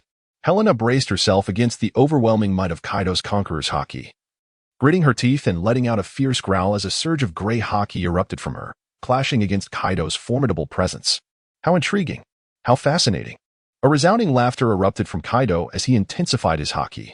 With every ounce of strength, Helena endeavored to unleash her own Conqueror's haki to its fullest potential. As their haki collided and subsequently dissipated, Kaido raised his spiked club, while Helena lay in a vast crater, gasping for breath. Hey kid, how about joining my pirate crew? Kaido extended his invitation. Helena clung to the edge of the pit and rose, glancing up at Kaido as she declared, I refuse. Kaido chuckled and inquired, what is it? Is there something in the Navy that you truly care about? For me, steadfastly upholding the Navy's principles is my duty, Helena replied earnestly. An intriguing response. It reminds me of you, that naval prodigy. Oh, let me witness what other talents you possess. Within the residence of the Wuma family, a bolt of lightning cleaved the sky, sending Qianlin hurtling backward. She rolled several times before managing to rise unsteadily. Now battered and bruised, her body bore numerous cuts and marks from the lightning strikes. In stark contrast, Wuma Ichuan stood at a distance, largely unscathed. Though no longer as composed as at the outset, he still appeared remarkably at ease. Your willpower is quite formidable. You still maintain your composure, Wuma Ichuan remarked lightly. Qianlin gasped for breath, her eyes ablaze with a crimson energy. Her emotions spiraled increasingly out of control, and she erupted in anger several times. Am I on the verge of losing my sanity? It seems my abilities fall short, Qianlin pondered as her awareness faded. Ahead, Wuma Yuan's lightning-infused sword energy surged toward her. but she could no longer command her body to evade. Clang. Crackle. At that moment, Qianlin instinctively raised her blade to intercept the sword energy. The accompanying lightning surged through her, yet she showed no reaction. As the sword energy dissipated, Qianlin hunched over, dragging her weapon along the ground, staggering forward as if intoxicated. Suddenly, she looked up at Wuma Yichuan, her once bright crimson eyes now devoid of life, letting out a guttural roar as she lunged at him like a true demon. With a thirst for vengeance, Wuma Yichuan slashed multiple sword energies to block Qianlin's path. Remarkably, she leapt into the air, evading every strike. Raising her blade, she charged toward Wuma Yichuan on the ground. Bang! A sharp metallic clash rang out, sending a shockwave through the air. Qianlin's strength far exceeded her previous capabilities, forcing Wuma Yichuan's arm down. Have you finally lost your grip on sanity? Wuma Yichuan remarked, lightning crackling around him as he blasted Qianlin away. She fell from the sky without adjusting her position, landing hard but immediately rising again. Her injuries did not impede her movement. In her current state, she felt no pain. Only the exhaustion that would eventually force her to halt. Once more, she charged at Wuma Yichuan, reaching her peak speed, relentlessly swinging her blade. Wuma Yichuan blocked her strikes to either side, retreating to dissipate the ferocity of her assault. Qianlin's attacks were wild and unrestrained, revealing all her vulnerabilities. Seizing the opportunity, Wuma Yichuan executed a roll, gliding past Qianlin's left side, and delivered a heavy blow to her ribs. Qianlin retaliated with a backhand strike, but Wuma Yichuan ducked, countering with a cut to her abdomen. Blood flowed freely from her wounds, yet this only fueled her frenzy. Her breathing quickened, and crimson veins appeared on her skin, pulsating ominously. After a brief pause, Qianlin let out a chilling scream, raising her blade to strike down on Wuma Yichuan. He had already leapt aside, and her blade struck the ground, unleashing a wave of red sword energy that carved a terrifying chasm several meters long. Staggering forward, she suddenly shot out like an arrow. Dragging her blade, her face contorted in rage, her teeth sharpened. Locking onto Wuma Yichuan, she advanced with a terrifying intensity. He unleashed a flurry of sword energies, but their impact was minimal, merely slowing her pace. As she closed in, she swung her blade, but Wuma Yichuan sidestepped, delivering a palm strike to her abdomen. Gathering all the lightning into his palm, he unleashed a violent explosion at her core, sending Qianlin flying. Lying on the ground, she stood upright, blood seeping from her mouth. Yet she charged at Wuma Yichuan once more. TCH, truly troublesome. Engaging Qianlin head-on is perilous. I must wait until her strength wanes before subduing her. Wuma Yichuan deftly retreated, evading her fierce onslaught as her attacks began to reveal signs of fatigue. Qianlin swung her blade, and Wuma Yichuan leapt aside, causing her to miss and momentarily lose her balance. A perfect opportunity. Wuma Yichuan's katana crackled with lightning, emitting a blinding light as he brought it down with tremendous force.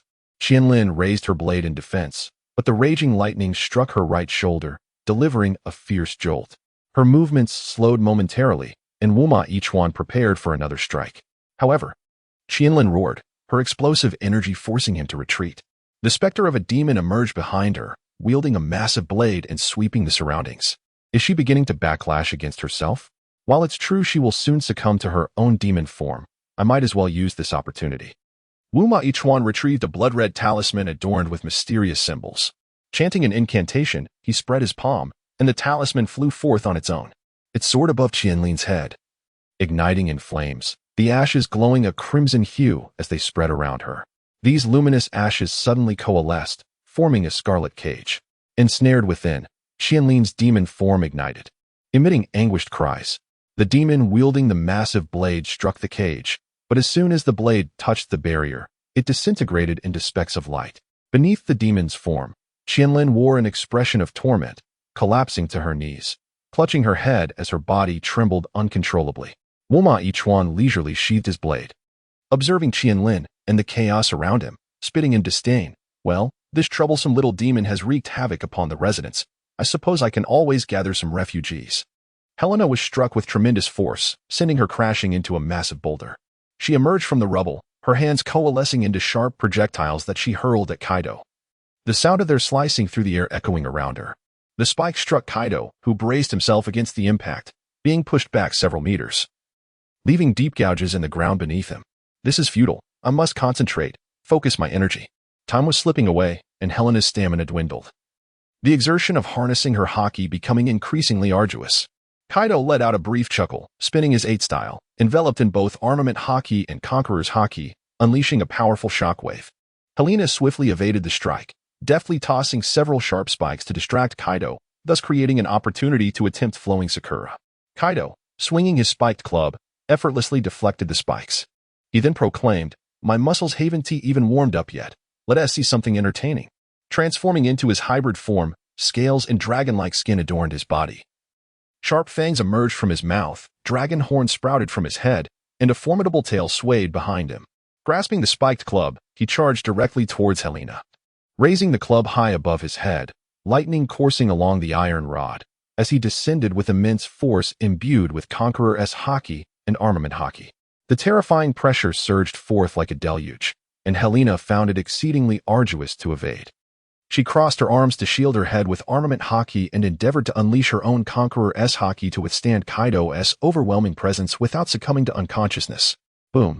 The ground within a radius of hundreds of meters fractured into a spiderweb of cracks, and the powerful shockwave sent surrounding snowflakes spiraling away, momentarily creating a vacuum. Helena's consciousness flickered, swiftly followed by an intense wave of pain. Her hands, devoid of any sensation beyond pain, hung limply at her sides. The bones in her arms lay shattered, unable to lift, while her entire body was engulfed in excruciating agony. Helena could only persevere, fighting off the urge to faint. Yet she found herself utterly incapable of movement, rendered vulnerable and at the mercy of her adversary. Kaido refrained from launching another assault. Instead, he rested his spiked club upon his shoulder, silently observing Helena. After a considerable pause, he finally spoke, inquiring, "Have I been too harsh?" Helena trembled as she lifted her head, her violet eyes locking onto Kaido's gaze. Under the scrutiny of those wolf-like eyes, Kaido felt an unusual hint of menace. He chuckled. "Despite being too weak to move, you still emanate such an aura. I shall ask you one final time, will you join my pirate crew?" Coughing up a few mouthfuls of blood, she merely fixed her gaze on Kaido, offering no reply. "I see, what a pity. It seems you are not the one after all," Kaido remarked, raising his kanabo and casting a regretful glance at Helena. Meanwhile, from a distance, Yamato struck Jin back with a powerful blow and turned to this scene, witnessing Helena on the verge of being slain by Kaido. A look of reluctance crossed Yamato's face. Unable to bear the sight any longer, Jin, too, took note of the situation, and upon seeing Yamato halt, he ceased his assault as well. Helena no longer gazed at Kaido, closing her eyes. To perish beneath Kaido's club would not be in vain. In this lifetime, she had indeed made a name for herself. Helena found solace in her lack of fear in the face of death. Had it been her former self, she would have undoubtedly succumbed to tears and cries of terror. In her mind, Selena recalled the memories of her past life, the images now somewhat blurred. The girl who once concealed herself in a hood and the cloak of night, seeking solace solely in the realms of games and anime, felt both strange and profoundly familiar. Indeed, she had undergone a complete transformation, compared to her former self. Chilan had changed drastically. Selena hoped fervently that she would succeed in her quest for vengeance, and that they would never meet again in the depths of despair. Amidst the ethereal haze, a hauntingly beautiful voice resonated, deep and captivating. What could this sound be? Selena pondered with curiosity. Suddenly, her consciousness was enveloped in a vibrant, kaleidoscopic space, boundless and devoid of substance. From an unknown origin, 2 luminous orbs approached her, gliding like fish. One orb shimmered in hues of white and purple, while the other flickered in shades of black and red. These spheres danced around Selena's consciousness, leaving her in a state of bewilderment. Gradually, the surrounding points of light coalesced into a singular golden orb, with the 3 orbs swirling around her mind in a harmonious ballet. In an instant, the golden light burst forth, saturating the entire expanse. As Kaido's spiked club descended, in that suffocating moment, a surge of golden energy erupted from Selena. She opened her eyes. Her pupils transformed into radiant gold. The mysterious and noble golden energy repelled Kaido, who staggered back, momentarily astonished, before erupting into a hearty laughter. What is this? A fruit ability? This is indeed a formidable power. How intriguing. He bellowed with glee. Helena transformed into her beast form, a colossal wolf adorned with a lustrous golden sheen upon its pristine white fur, intricate golden patterns shimmering across its body. A magnificent tail, enveloped in golden light, swayed gracefully, while majestic golden antlers sprouted from her head. The great wolf howled to the heavens, leaping into the air where golden clouds manifested beneath its paws, allowing it to float serenely above the ground. In the distance, Jean and Yamato stood in stunned silence, bewildered by the unfolding spectacle. The divine wolf gazed down at Kaido. Hovering quietly in the air, the dog fruit, mythical Zoan, Tengu form, divine spirit. Suddenly, Qianlin jolted awake, gasping for breath as she surveyed her surroundings. All around her was an impenetrable darkness, devoid of any light. Lowering her gaze, she discovered herself kneeling in a pool of blood. Her hands raised only to find chains reaching from the shadows, binding her tightly. She struggled against the chains, but to no avail. The sound of metal clashing echoed in the vast emptiness. A chill coursed through her, causing her to tremble as she murmured, "Where am I?" A piercing scream reached her ears, the voice of a demon, growing increasingly chaotic. A crimson light flickered before her, revealing a colossal malevolent spirit kneeling. Its blood-red eyes fixed upon Qianlin. This was the embodiment of the demon? Qianlin recognized the formidable figure as the manifestation of the demon's essence. What on earth was happening? The malevolent spirit slightly parted its maw, foul saliva dripping into the sea of blood below. With a thunderous clap of its enormous hand, the blood splashed onto Qianlin, igniting an unbearable searing pain that escaped her lips in a pained gasp. Time slipped away as the demon let out a roar, causing the surrounding blood to ripple violently. Withering hands emerged from the blood, reaching for her. One such hand grasped her ankle, its razor-sharp nails piercing her skin.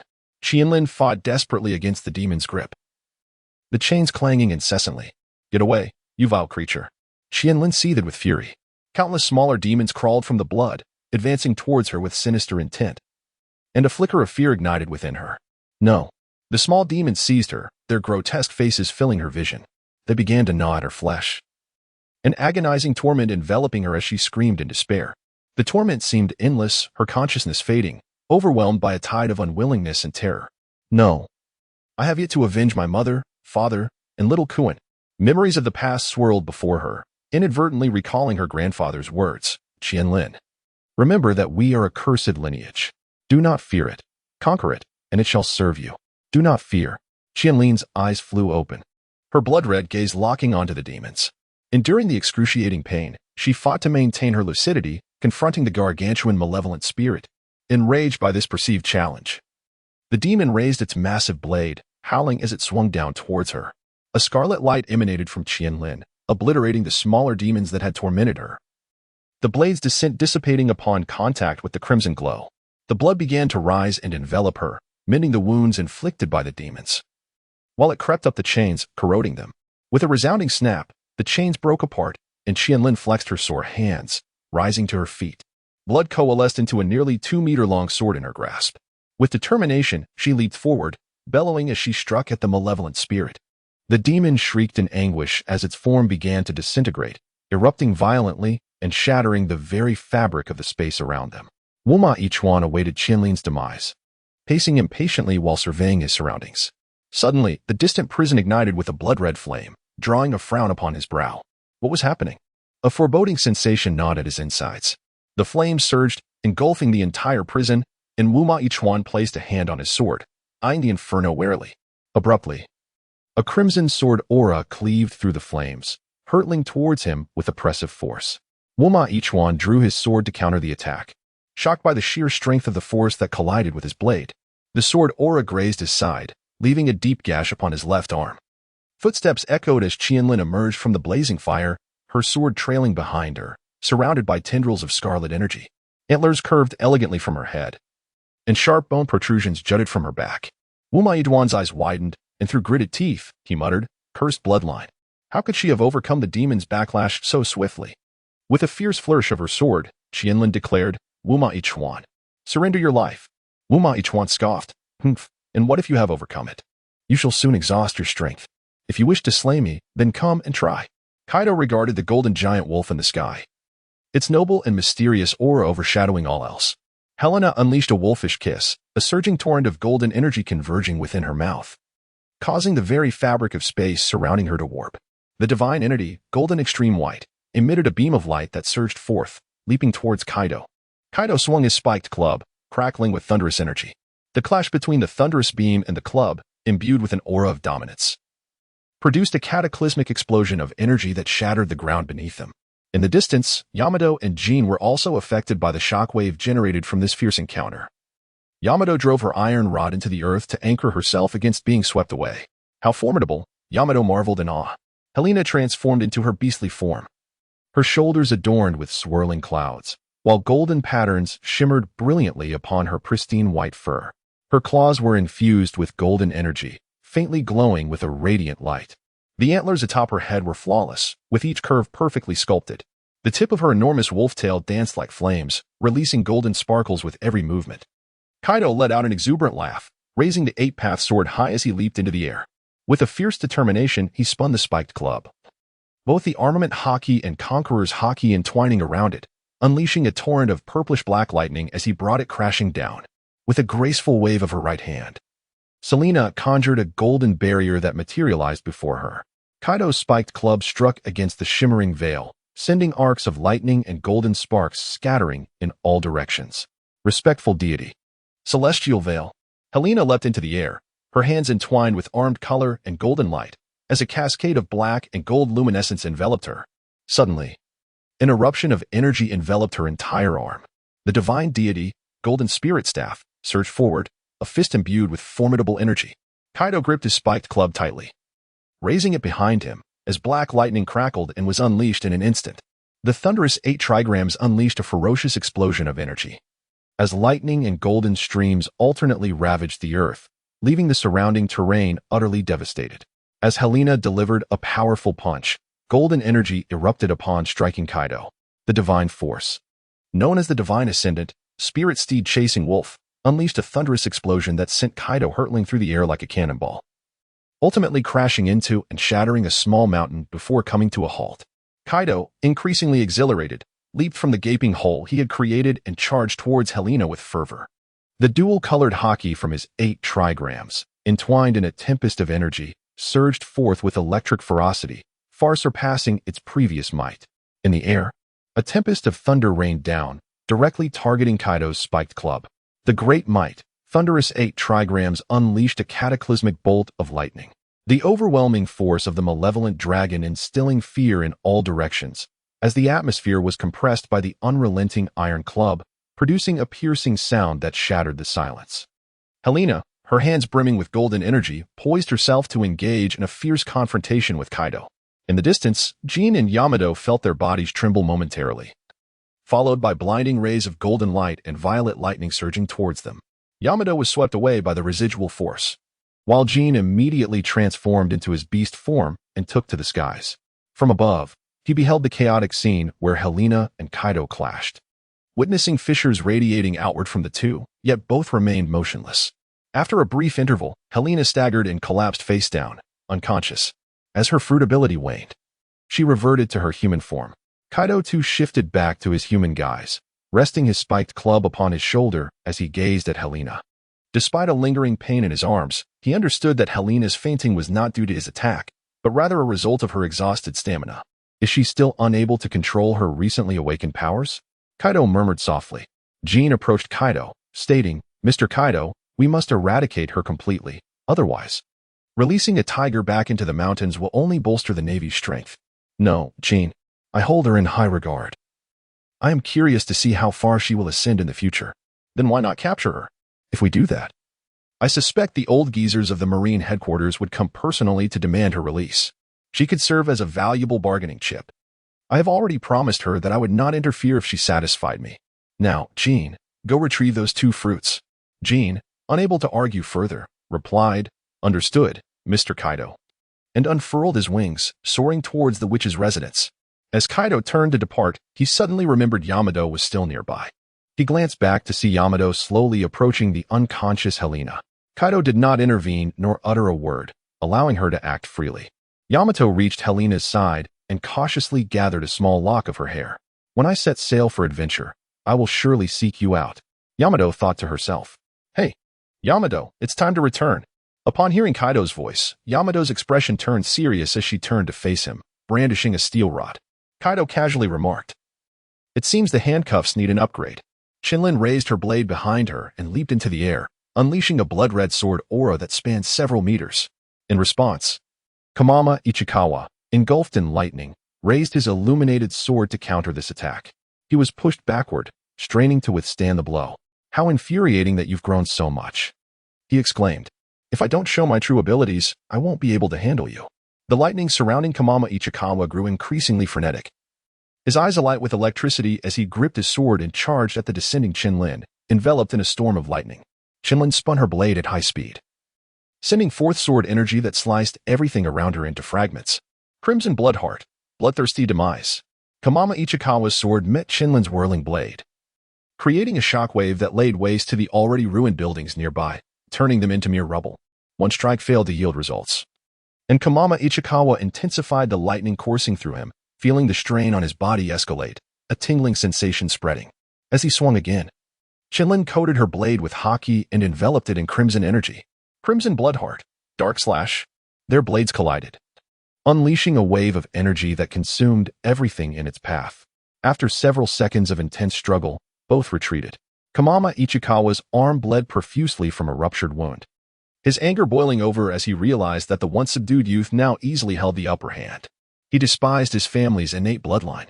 Qinlin seized the initiative, raising her sword as crimson energy coursed up its blade, causing it to extend dramatically before she slashed downward with immense speed. Crimson Bloodheart, slaughtering Azura. The sword energy capable of severing all struck toward everything in Qinlin's direct path, producing a deafening clang. In its wake, structures were sliced cleanly and began to collapse in unison, including the main town. Kamama Ichikawa summoned all his lightning to brace against this assault, but after a violent collision, he was sent sprawling to the side, his veins ruptured from the impact. Meanwhile, Liangquan, stationed in the main city, greedily examined one of the two devil fruits before him. Consuming this grants power? How extraordinary. The price is the inability to swim? What a trivial cost. He smirked, opening his mouth to consume it. Suddenly, a flash of red light caught his eye, followed by a deafening clang. Liangquan jumped back in shock as the ceiling above him began to cave in. He pushed aside the debris trapping him, bewildered by the unfolding chaos. What on earth is happening? His surroundings dimmed abruptly as a massive black dragon descended before him. Jean surveyed the scene and approached the two devil fruits on the ground. Hey, pirate, don't move. You can take them when I say so. Did you hear me? Liangquan shouted defiantly. Ignoring him, Jean continued toward the fruits. How dare you disregard me? Liangquan seethed, his fury boiling over at the audacity of this filthy pirate. Drawing his sword, he leaped at Jean, who, with a flick of annoyance, unsheathed his own blade and swiftly struck, severing Liang Juan's body in a single blow, leaving him lifeless on the ground, blood pooling around him. Observing the battle below, Jean decided to avoid complications and swiftly departed with the two devil fruits. Meanwhile, Kamama Ichikawa stumbled from the ruins, his body marred by injuries sustained during the clash. His observation haki sensed an assailant approaching from behind, sending a shiver down his spine. He raised his sword to counter the attack. With a missed strike, Qinlin crouched low, aiming for his legs. Kamama Ichikawa's eyes widened as he reinforced his legs with haki to defend against the blow. Thud! Two jets of blood erupted as his legs were sliced, leaving him reeling from the pain. Helena raised her hand and struck Wuma Ichuan squarely in the face. Blood spurted from his mouth as Qianlin swung a blade towards him. With a thunderous roar, Wuma Ichuan unleashed a burst of electricity to deflect the attack. Qianlin seized Wuma Ichuan's right arm, twisting it forcefully, causing him to cry out in pain before she kicked him away. The sword slipped from Wuma Ichuan's grasp and fell to the side. As he attempted to rise and retrieve it, a wave of sword energy struck, sending the blade flying. Qianlin positioned the sword against Wuma Ichuan's neck, who was filled with resentment and rage, never expecting to be bested by this young girl. Coughing up blood, he suddenly erupted into laughter. Ahaha. You came looking for your monstrous mother and useless father, didn't you? Do you know how I killed them? My father outsmarted your father first. And then, before he could finish, Qianlin severed Wuma Ichuan's head with a swift strike and flicked the blood from her blade. As the crimson blood hero form dissipated, Qianlin collapsed to the ground, lying there to rest. Tears streamed down her face as she recalled her deceased parents and sister. Footsteps approached, prompting Qianlin to raise her guard. It was Vivian. Squatting down, Vivian offered her a handkerchief to wipe her face. Qianlin inquired, "Where is Helena?" "She is not dead, merely unconscious. Do not dwell on it. Just rest," Vivian replied. "Yes, the strikes must be steady. Otherwise, one may reveal vulnerabilities. Pay attention to your footing." Suddenly, a crack resounded as the wooden sword in young Qianlin's hand was knocked away, causing her to tumble backward and land on her rear. "Grandfather, this wooden sword is too light." She pouted, displeased. Wuma Qianlin's grandfather, Wuma Shanming, pondered for a moment before turning to retrieve a wooden katana, presenting it to Qianlin. How about this weight? This is perfect. Thank you, grandfather. Her father, Wuma Yuzheng, seated nearby, spoke up. Father, I shall forge a katana for young Qianlin. Wuma Shaming nodded in agreement. Sister. A 6-year-old girl dashed out from behind Wuma Yuzheng, followed by a beautiful young woman. Xiao Qian, slow down. An anxiously voiced Ayan cautioned as Qianlin's sister, Wuma Shuangxian, approached her, excitedly showing her something in hand. Look, sister. This little bug is so beautiful, she exclaimed. Just as the ladybug took flight. Oh no, it flew away. Sister, can you help me find another one? In the distance, Wuma Yichuan passed by, casting a cold glance at the cheerful scene before turning away. Wuma Yuzheng noticed his departing brother, and the smile on his face gradually faded, his expression shifting to one of complexity. 6 months later, Qianlin looked at her father with eager anticipation. Wuma Yuzheng smiled and patted her head, saying, Do not rush. He carefully retrieved a katana, the hilt a dark crimson and the blade a vibrant red, radiating an aura of danger. I have named this blade Bloodstill Azura. From this day forward, it belongs to you. Qianlin swallowed hard, lifting the sword with solemnity. Before the two women could utter a word, Qianlin's mother knocked on the door from outside, announcing, The head of the family seems to be going out for something. Yuzheng, go take a look. What happened, Ayan? Wuma Shanming led the clan's elite forward, while Wuma Yuzheng emerged from the side, with Ayan and Qianlin in tow. Shanming halted upon seeing him and said, Yuzheng, I was just looking for you. The two leaned in closely, whispering for an extended period, while Wuma Yichuan observed coldly from behind. All right, it's settled. Let us depart. With that, Shanming led the elite away from their residence. Father, where is grandfather going? Ah, it's nothing. You should try your sword. Yuzheng urged Qianlin to leave, yet remained behind to watch Shanming's group depart. Ayan led Qianlin away, but she turned back to glance at her father, noticing the worry etched on his face. Days later, the returning group came back, but their numbers had dwindled significantly. Yuzheng stepped forward to greet them, but did not see Wuma Shanming. He seized Wuma Yichuan, who was at the front of the group, demanding, Where's father? Wuma Yichuan glanced up at him, tilting his head aside. Yuzheng looked over and saw a stretcher bearing a figure covered entirely by a white cloth. In disbelief, Yuzheng fell to his knees, engulfed in sorrow. 2 years later, on a stormy night, Yuzheng sat atop the main city, drinking alone in despair. Wuma Yichuan entered, sword in hand, pushing the door open. Yuzheng looked at him, bewildered. As Wuma Yichuan placed his hand on the sword, standing before him. Brother, I have come to discuss something with you. He drew the sword, dragging his hand along the blade, causing sparks to fly. What do you wish to discuss? Yuzheng anticipated the answer, his brows furrowing as he fixed his gaze on Wuma Yichuan. Yield the position of family head to me. Wuma Yichuan suddenly pointed the sword at Yuzheng. Humph. Why should a worthless fool like you be granted entry into the main family, while I languish in the branch family? Tell me. Yuzheng's face darkened with anger. After a long pause, he closed his eyes and suppressed his fury, stating, Even if I agree, the elders of the clan will not. Them? Huh. That is no longer an issue. What do you mean? Yuzheng was taken aback. I have but one condition, protect my family. Wuma Yichuan smirked. Fine. I accept. Yuzheng carried Shuangxian, with Ayan and Qianlin following closely behind, as they trudged through the heavy snow to an old house deep within the forest. Father, where is this? Why have we come out here? Shuangxian asked, sneezing. Little Qian, we will be living here from now on. You must be obedient, all right? Understood, father. It's so cold. Let us hurry inside. Months passed, and one night, Qianlin awoke suddenly, her senses heightened with the awareness of impending danger. She ran barefoot to her parents' room, rousing them. Father, mother, wake up. I think someone is coming. Yuzheng stood, moving to the window, poking a hole in the paper to look outside, but saw no one. After a moment of hesitation, he chose to trust Qianlin's instincts. Turning to Qianlin and Ayan, he commanded, Qianlin, go wake up little Qian. My dear, gather your belongings. We must leave quickly. Where are we going? To the City of Flowers. There are many people there. They will not dare to act recklessly. Hurry. Qianlin dashed back to their room, shaking her sleeping sister awake. Sister, what's wrong? What happened? Sister. Shuangxian, still groggy, was pulled up by Qianlin, who hurriedly dressed her while urgently explaining, Little Qian, do not cry or make a fuss. We must follow father and mother and leave quickly. Do you understand?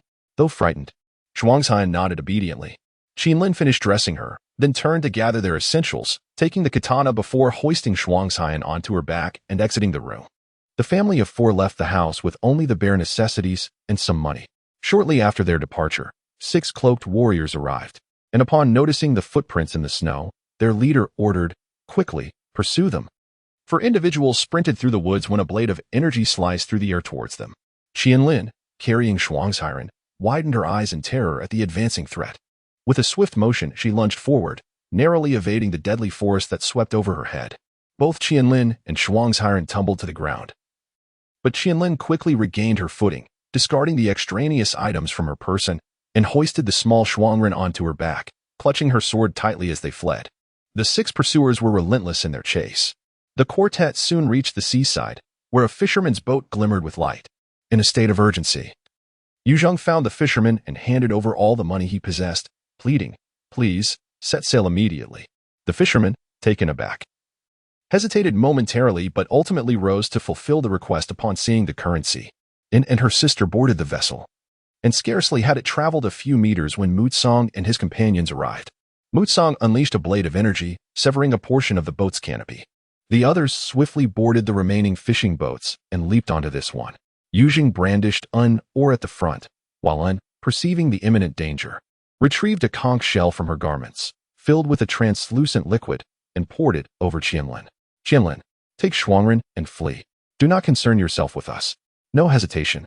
Do you hear?" A tear glistened in the corner of Qianlin's eye, while Shuangren, overwhelmed, burst into tears. At that moment, Yu Zheng was subdued and the assailants captured him. In a desperate bid, and thrust both Qianlin and Shuangren into the sea. As they plunged into the water, the transparent liquid enveloped them, expanding into a protective bubble. The bubble was tossed about by the waves, with Qianlin holding Shuangren tightly. Suddenly, the bubble collided with a reef, bursting with a resounding crash, allowing the water to rush in. Even Qianlin, who was adept in the water, found herself helpless against the turbulent currents. Upon regaining consciousness, Qianlin discovered her hands and feet bound, imprisoned within a ship's cabin. A figure entered, and, judging by their appearance, they appeared to be pirates engaged in smuggling between Hua and foreign lands. The individual tossed a hard piece of bread and a bottle of water to Qianlin before departing. After the door closed, Qianlin overheard voices outside. "Hee, who would have thought we could catch a child? We could sell her as a slave for a nice profit." Fear gripped her heart, yet she soon realized that she could easily escape her bindings with a bit of effort. That night, the ship docked. With a determined tug, Qianlin broke free from the ropes binding her wrists, then swiftly freed her ankles. She approached the door quietly, carefully pushing it open to find the corridor deserted, allowing her to slip outside unnoticed. The scene along the shore was alien to her, and her heart sank as she realized she had left Hua behind. Once her eyes adjusted to the darkness, Qianlin began her search for her sword. The vessel was not large, and she soon spotted her treasured blade leaning against a wall in a storage room. By a nearby table lay a drunken pirate. Qianlin stealthily approached the sword, gently lifting it, only to turn and find the pirate slowly raising his head. "Huh? What? Don't move. Help. Someone help." The pirate shouted in panic. Qianlin felt urgency well up within her. If others were summoned, her escape would be thwarted. In a moment of desperation, she gritted her teeth and plunged the sword into the pirate's chest. His cries were abruptly silenced, blood spilling from his lips as he collapsed lifelessly to the floor. Panting heavily, Qianlin steadied herself against the wall to recover before making her exit. She leapt over the side of the ship and plunged into the sea, swimming toward the shore. In Hua, Adju Li, a tall and graceful woman cradled the still-dazed Shuangren, having already changed the child into dry clothing. Such a young child. Wuma Yu Zheng mused, wandering aimlessly, feeling frustrated after his father had just imparted sword techniques to him and his brother, yet he had learned nothing. Will I never become a worthy warrior? He pondered, braving the heavy snowfall as he departed his family's stronghold, heading toward the coast, the frigid air invigorating him somewhat. Upon reaching the shore, he gazed into the distance, spotting what appeared to be the wreckage of a ship, half submerged in the water, its design unfamiliar to him. Could it be that a foreign vessel has met with misfortune? I hope all aboard are safe. A voice emerged from beneath a cluster of rocks, and Wuma Yu Zheng leaned down to investigate. There lay a blue-haired woman, clad only in a damp, thin garment. Rushing to her side, he called out, "Miss, are you all right?" "I'm coming." As he approached, he removed his cloak, ready to drape it over her, but gasped and stepped back in shock. A sea demon. A monster. He was taken aback by her exquisite beauty, yet horrified to see that her lower half was a fish tail. The mermaid quickly interjected. I am not a monster. I want to harm you. She gazed up at him with a hurt expression. Yu Zheng, still stunned, noticed her frail form trembling from the cold. And as she sneezed, he tossed the cloak toward her, saying gently, Please, cover yourself. The mermaid wrapped the cloak around her shoulders and, noting his reluctance to approach, said with a hint of sadness, Please don't be afraid. I don't eat humans. Have you never seen a mermaid before? Are you from overseas? I was to be captured and sold into slavery, but then the shipwreck occurred, and I escaped here, she explained. Slavery? In overseas lands? I'm not sure how to describe that, Yu Zheng replied, bewildered. It's a common occurrence, she elucidated, though many are aware of our existence. I apologize. This country does not harbor your kind, but there are legends of sea demons. Perhaps someone in the past encountered your kin, he speculated. As she sneezed again, he remarked, Ah, you must be freezing. Can you survive on land? The mermaid nodded, and her fish tail gradually transformed into 2 long, slender legs. Yu Zheng stared in astonishment. The maiden blushed and instinctively drew her legs together. Realizing his rudeness, Yu Zheng quickly apologized. I'm so sorry. I didn't mean to be impolite. Would you like to walk, or shall I carry you? I can help you find a place to stay. The maiden hesitated, but Yu Zheng reassured her, Trust me. I mean you no harm. After a moment of contemplation, she nodded. Please carry me. I haven't walked much. All right then. My name is Wuma Yu Zheng. And you? I am in an inn. Wuma Yu Zheng brought a bowl of hot soup and some food to An, who was curled up under a blanket. Upon catching a whiff of the delicious aroma, she peeked out from her cocoon, inching towards the table to grasp the bowl of soup. Just as she was about to drink, she hesitated, feeling it might be impolite to eat directly. She glanced at Yu Zheng, who had just taken a seat, and said, Go ahead, eat. Don't mind me. Aren't you going to have something? She inquired. I'm not hungry, he replied, a hint of distress in his voice, which did not escape her notice. After sipping a few mouthfuls of soup and nibbling on some food, An watched Yu Zheng, who seemed lost in thought, gazing out at the swirling snow. Do you have something on your mind? She asked. Huh? Oh, no, nothing, he stammered. Your face looks as if you swallowed a bitter octopus. It's clear something is troubling you. If you don't wish to discuss it, I want to pry. And continued to eat. Yu Zheng hesitated for a moment but felt the urge to confide in someone. So he said, My family hails from a lineage of warriors. Warriors? Yes, my father is a formidable swordsman, and he teaches my brother and me the art of swordsmanship. My brother is exceptionally talented, while I seem to struggle to learn anything. An blinked but remained silent. Moreover, if nothing unexpected occurs, I am destined to inherit this family legacy. Yet the idea of a swordsman being inept is utterly absurd. Yu Zheng fell into silence. After a while, An spoke up. Do you have any other skills you excel at? This question sparked enthusiasm in Yu Zheng. Of course. Although my swordsmanship is lacking, I have a passion for forging blades. The swords I craft are quite popular in Jiuli and Huazi City. However, my family considers blacksmithing a lesser profession, so they do not support me. And leaned closer to Yu Zheng, gazing intently into his eyes as she earnestly said, If you love it, pursue it. Do not leave yourself with regrets. If being the family head matters little to you, then chase after what you truly desire. Initially feeling bashful due to her proximity, Yu Zheng, moved by her words, replied, Thank you for encouraging me. No, I should be the one grateful for your rescue. And took a large bite of tempura and exclaimed, Delicious. She picked up another piece and offered it to Yu Zheng. Here, you should try a bite. Yu Zheng cautiously accepted the piece of tempura, and both of their faces flushed. They had spent a month together, falling for one another without openly acknowledging it, yet both were acutely aware of their feelings. Yu Zheng glanced at the bustling streets of Huazi City below and couldn't help but smile. This past month had been the happiest time of his life. At that moment, a carrier pigeon flew in and landed by the window. Yu Zheng immediately noticed the family crest hanging from its neck. His smile faded as he retrieved the letter from the pigeon's leg and began to read. After finishing the letter, he turned to An, who had been watching him with a hint of anxiety. What is it? Is something wrong? Ah, it's nothing. My family wants me to return, claiming I've been living recklessly outside for too long. And lowered her head, trembling slightly, and after a brief silence, she said, So, we must part ways? Yu Zheng took a deep breath, contemplating before resolutely declaring, No, I want to take you with me. I do not wish to separate from you. Your family will never accept me. Then we shall leave, away from my family. Though there are many things I cherish there, I feel like an outsider, an anomaly. The time spent with you has been the happiest of my life. And stood up and embraced Yu Zheng, beginning to sob. But I don't want to be the reason you lose what you deserve. Yu Zheng whispered gently in her ear, but I cannot bear the thought of leaving you. And gazed in awe at the imposing warrior statues at the entrance of the Wuma family residence, having imagined Yu Zheng's family to be substantial, yet realizing that an entire city belonged to them. Yu Zheng took her hand and said, "Let us go inside." Beside the fortress, a river cut through the city, and on a nearby bridge, a group of children were playing. Suddenly, one child accidentally fell off the bridge and into the water. "Help! I'm drowning!" the child cried out. While nearby women, busy washing clothes, were unable to swim and could only scream in alarm. And Yu Zheng happened to be passing by, and as Yu Zheng prepared to jump in, and had already shed her outer garment and dashed forward. Before he could react, she had already leaped some distance ahead. Wait. She reached the riverbank and leaped into the water. For a few moments, there was no sign of movement, but soon resurfaced, dragging the child to the surface. She swiftly swam to the shore and handed the child to a bystander. "Thank you for saving him," the woman exclaimed, having seen N's lower half submerged in the water. The crowd immediately recoiled, whispering, "A monster! A monster!" Yu Zheng rushed over, fearing exactly this. A group of people approached from afar. It was Wuma Ichuan, returning with several warriors. Upon hearing of the drowning incident, they hurried over. Getting closer, he saw his brother pulling a girl onto the shore. "Wuma Yu Zheng? When did he return? Wait, what is that?"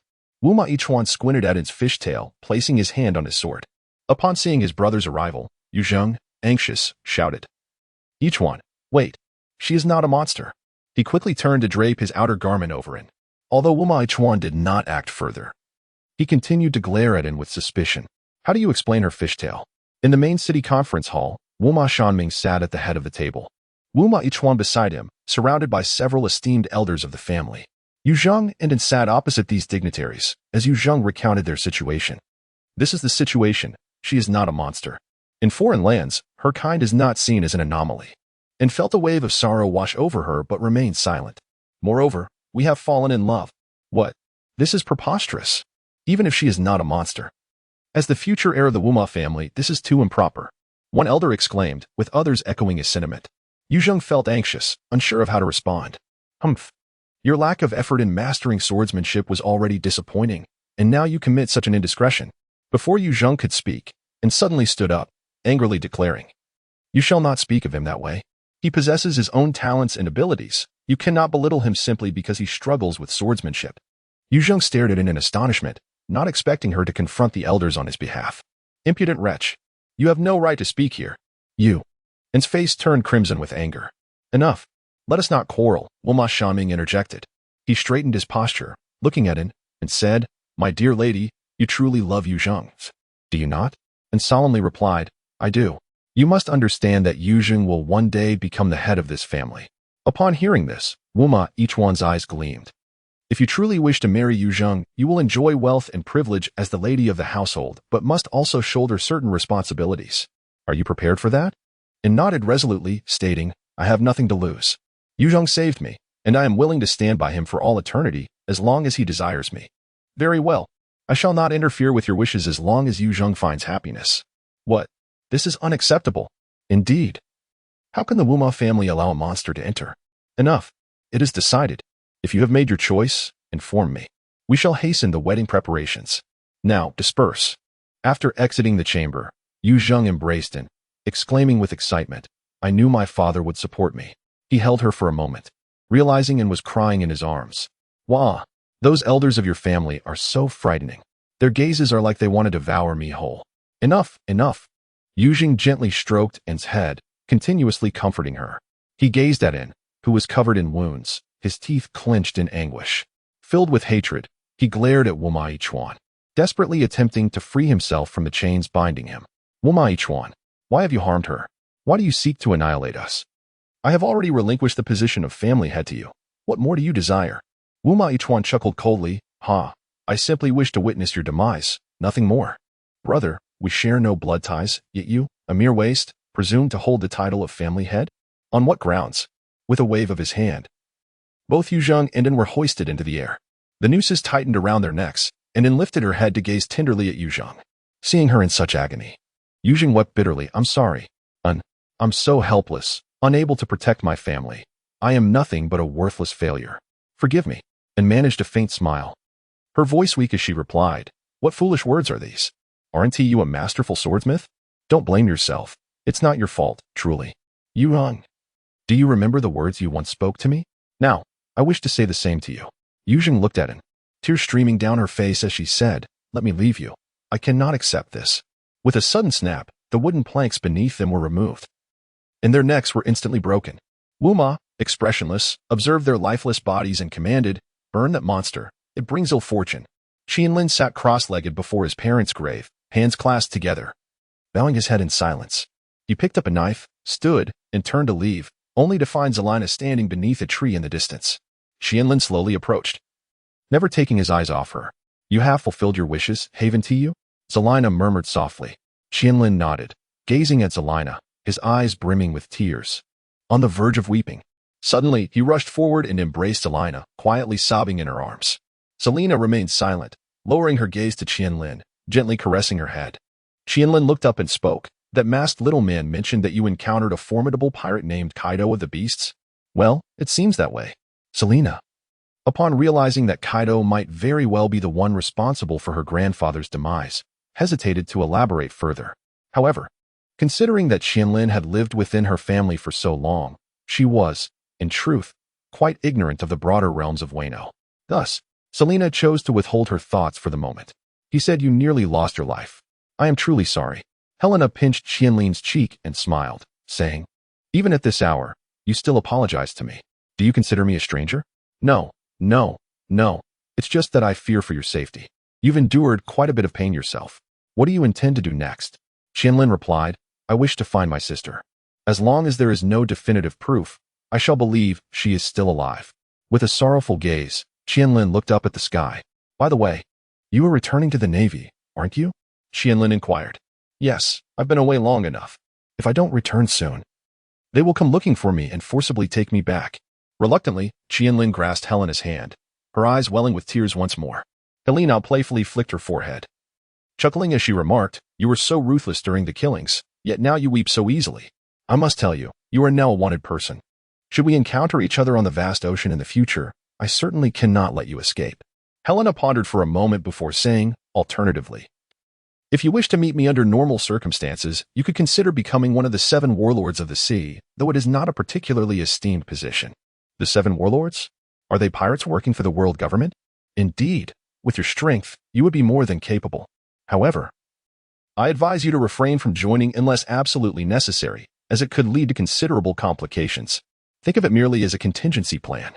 On the shores of Wano country, Chiharu waved towards the ship on the sea and called out, "Helena, thank you. We must meet again." Helena leaped to the pinnacle of the mast, exclaiming with fervor, "Of course." Tears glimmered in Qianlin's eyes as she gazed longingly at Helena, watching her until the ship plunged over the great waterfall. Over a month later, in Mary Geoise, Takaka looked helplessly at Helena, who was slumped in a chair, wearing a despondent expression. Helena muttered anxiously, "What to do? What to do? Sengoku is surely going to deal with me severely. What can I do?"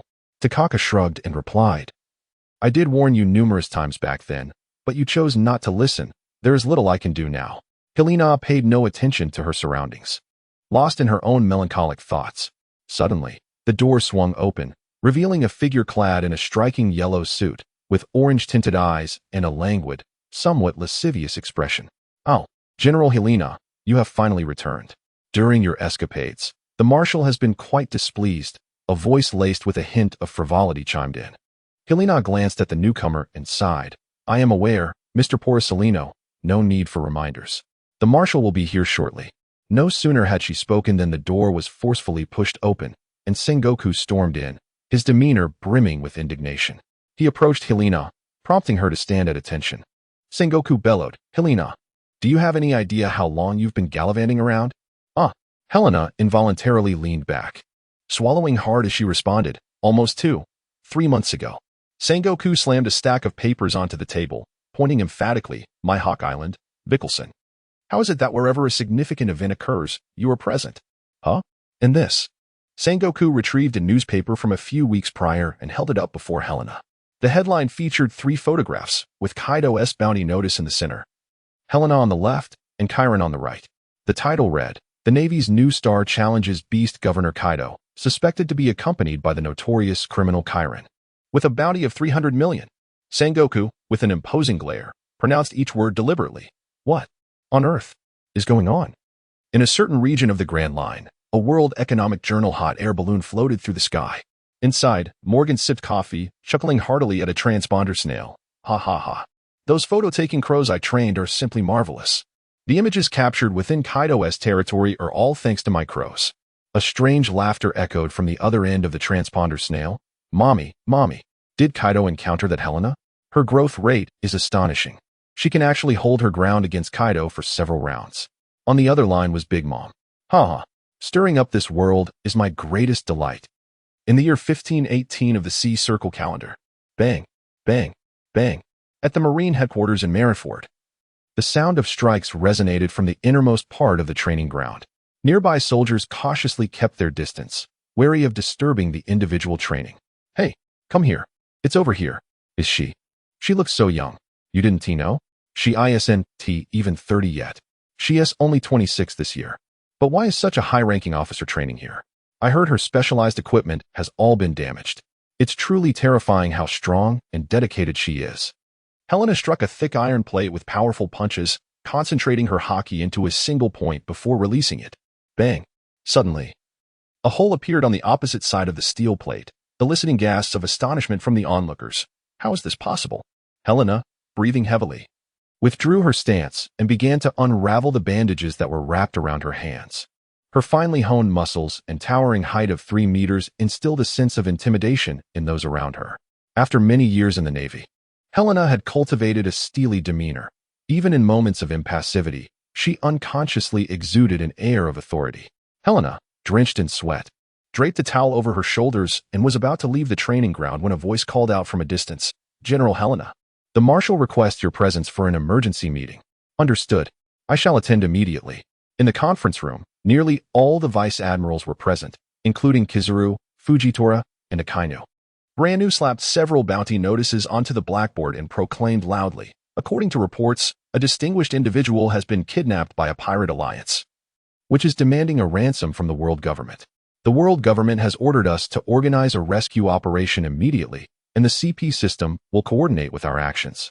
CP? This person must be of utmost importance. Indeed, it cannot be trivial. Brand New continued. Intelligence indicates that the main members of this pirate alliance include the notorious Bad Tooth Goddess, with a bounty of 870 million, and Blast Sterling, with a bounty of 1 billion. Their leader, the infamous Silver Axe, a former member of the Rocks Pirates, has a staggering bounty of 2.5 billion. In addition, there are 30 other pirate crews involved. Sengoku, arms crossed, surveyed the room and spoke in a somber tone. Borsellino, you will serve as the commander of this operation. Doberman, Spider, and Weasel, take your respective units and follow him. Fire Fist, Steel, and Bastille remain on standby. Yes, the 3 stood up to acknowledge their orders. Suddenly, Kizaru raised a hand, indicating he wished to speak. I propose we also include Helena in this operation. The room turned to him, puzzled by his suggestion. In the event of an incident, let Helena take the lead while I cover her. How does that sound? No, Sengoku replied sternly. The target we are attempting to rescue is too significant. We cannot act recklessly. Why should she go? Well, should Helena achieve a remarkable feat, it could elevate her to the rank of Admiral, Kizaru remarked. The others were surprised, including Helena herself, who was bewildered by Kizaru's sudden mention of this. Sengoku furrowed his brow, seemingly contemplating Kizaru's words, while Akiji and Akaina remained impassive. Kizaru continued, Helena has served in the Navy for only 10 years. Yet her accomplishments surpass ours from the beginning, particularly in the eyes of outsiders. She has faced off against the Yonko Kaido and managed to escape from Big Mom with minimal injuries, though her strength may be slightly lacking. Defeating a major pirate would certainly validate her capabilities. From Helena's perspective, Kizaru's tinted glasses reflected the light, obscuring his eyes. Sengoku squinted and asked, why the sudden proposal? The Navy's tasks are becoming increasingly demanding, with the Yonko of the New World and the multitude of pirates arriving at Paradise, not to mention the revolutionaries scattered about. All require the Navy's manpower. Many of Vegapunk's developments are not yet ready for practical application. Sengoku closed his eyes and rubbed his temples. After a moment of silence, he said, we will discuss this matter later. After all, the position of Admiral is of great significance. For now, let us focus on completing this mission. Helena will accompany you. Yes. After the meeting adjourned, Sengoku and Tsuru remained in the conference room. What is Borsellino up to? Sengoku murmured, puzzled. Tsuru adjusted her collar and replied slowly. What he desires is likely a more balanced navy. However, Helena is a rather unstable variable. It may not unfold as he anticipates. In a certain maritime region of the New World, a mid-sized island named Spring Island was home to a ruggedly constructed fortress. Numerous ports surrounded the island, with over 30 pirate ships lurking nearby. Within the fortress's largest building, a banquet was underway. At the banquet, a colossal figure hoisted a wine glass taller than a person and gulped down the liquor, spilling it across his beard. This giant, over 10 meters tall, was bare-chested, with a massive machete resting beside him, its blade riddled with scars. Badtooth Guttis, a Zoan-type user of the crocodile fruit, boasted a bounty of 870 million. Hailing from Elbath, he was once a member of the giant warrior pirates, escaping during the amnesty. After consuming the devil fruit, he wreaked havoc on several navy bases and has remained active at sea ever since. The pirates below were reveling when one individual, tinkering with several chemical vials, suddenly leaped up, shouting frantically, "It's going to explode! It's going to explode!" He casually tossed the vial, which shattered and erupted, creating a hole in the floor and injuring several nearby pirates. Blas Derlink, a long-armed tribe chemist and the creator of Imperial explosives, was an expert in explosions and a madman who enjoyed destruction. He has collapsed numerous landmark buildings, directly or indirectly causing the deaths of tens of thousands. Derlink, if you keep throwing those things around, I'll crush you underfoot. Guttis thundered, clearly displeased. Don't be alarmed, it was merely a little jest. In stark contrast to the revelry outside, a quiet room within the fortress housed a blue-haired youth locked in a cage. The dim surroundings were illuminated only by a few scattered candles, revealing a tall, muscular silhouette, seemingly clad in armor. Atop the island's watchtower, a pirate devoured meat while casually glancing at the sea, spotting several distant specks on the horizon. He discarded his meat, grabbed a telescope for a closer look, and upon confirming they were Navy ships, immediately sounded the alarm. A piercing alarm resonated throughout the island. At sea, 7 warships approached, 4 in front, 3 behind. The number of ships approached the standard for a major operation, with an exceptionally lavish officer configuration, 7 vice admirals and 1 admiral. The well-informed Morgans had reported the previous day, a significant operation. The Navy deploys 7 vice admirals and 1 admiral, potentially preparing for battle against the infamous pirate Silver Axe and his crew. Kizaru held out a newspaper to Helena, saying, "See, the external attention on this matter is considerable. Whether this is your defining battle or a misstep, it all hinges on your performance." Helena glanced at the newspaper, but offered no reply. Although Kizaru had explained in the meeting why he proposed her for the admiral position, she remained skeptical of his motives. "If you mess this up, I may share in the misfortune," Kizaru added, "though I trust it won't come to that." A messenger rushed over, standing at attention to report to Kizu. Report. Vice Admirals Fire Fist, Steel, and Bastille have arrived at the designated standby location and request to halt progress. Permission requested to prepare all warships for potential combat. After the messenger departed, Helena inquired, "Mr. Kizaru, why do you and Admiral Sengoku both believe these pirates will strike?" "Well, it's merely speculation. However, you are not the only one preparing for a defining battle." "What do you mean?" The infamous Silver Axe, a former member of the Rocks Pirates, was once associated with the legendary figures of the Golden Lion and Whitebeard, who were later joined by Big Mom and Kaido, all recognized as Yonko. Wang Ji occupied the Rock's former stronghold, Hive Island, gathering a host of ruthless pirates. Captain John has been slain, and the notorious Silver Axe has long remained in obscurity. His recent brazen provocation of the world government suggests he either possesses formidable strength or is foolishly oblivious to his own standing. Nevertheless, both possibilities serve a singular purpose: to establish a name and attract talent in the era of grand piracy. By the way, what is Silver Axe's true name? His bounty notice provides no insight, leaving it a mystery to this day. Indeed, since his emergence as a pirate, he has donned a suit of gleaming silver armor that envelopes his entire form. No one has ever beheld his true visage, nor has anyone heard his name. He wields an extraordinarily resilient silver giant axe, which is the origin of his moniker.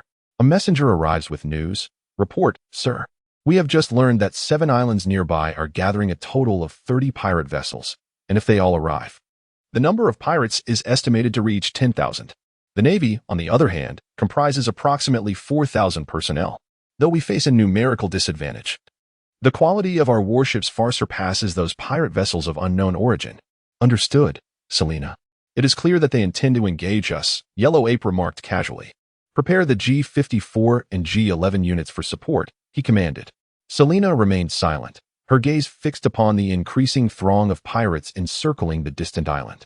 Within the fortress on the island, Silver Axe rose from his seat, each movement accompanied by the metallic clinks of his armor. He grasped the iron cage containing the blue-haired youth, hefted his massive silver axe, and stepped outside. The fortress gates creaked open, and Silver Axe emerged, dragging his weapon with deliberate strides. Outside, a sea of eager pirates, brimming with enthusiasm for battle, erupted into cheers upon the sight of their leader. Silver Axe, lead us to victory against the Navy, they shouted. I hear the Navy has dispatched a vice admiral. They cannot possibly rival Silver Axe. Silver Axe remained unresponsive, indifferent to the boisterous proclamations of his crew, and made his way to the dock where his ironclad flagship awaited.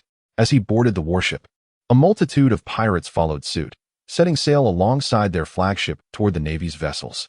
On the shore, Guttis and Dueling oversaw the pirates as they prepared the coastal defense cannons, each equipped with Dueling's specially crafted ammunition, renowned for its impressive range and devastating power. The pirates, brimming with anticipation, awaited their captain's command. Above, the sky was shrouded in ominous clouds as the two fleets drew perilously close. The Navy's flagship nearly colliding with the ironclad warship of the pirates. Kazara stood at the bow of the Navy vessel, while Selena observed from below, her attention fixated on the imposing figure clad in silver armor at the prow of the opposing ship. Silver Axe leaned on his axe with one hand, while clutching the cage with the other.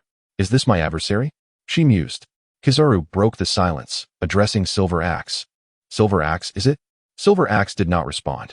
Where is the person we seek to redeem? Let us first ensure his safety, Kizaru continued, his tone unhurried.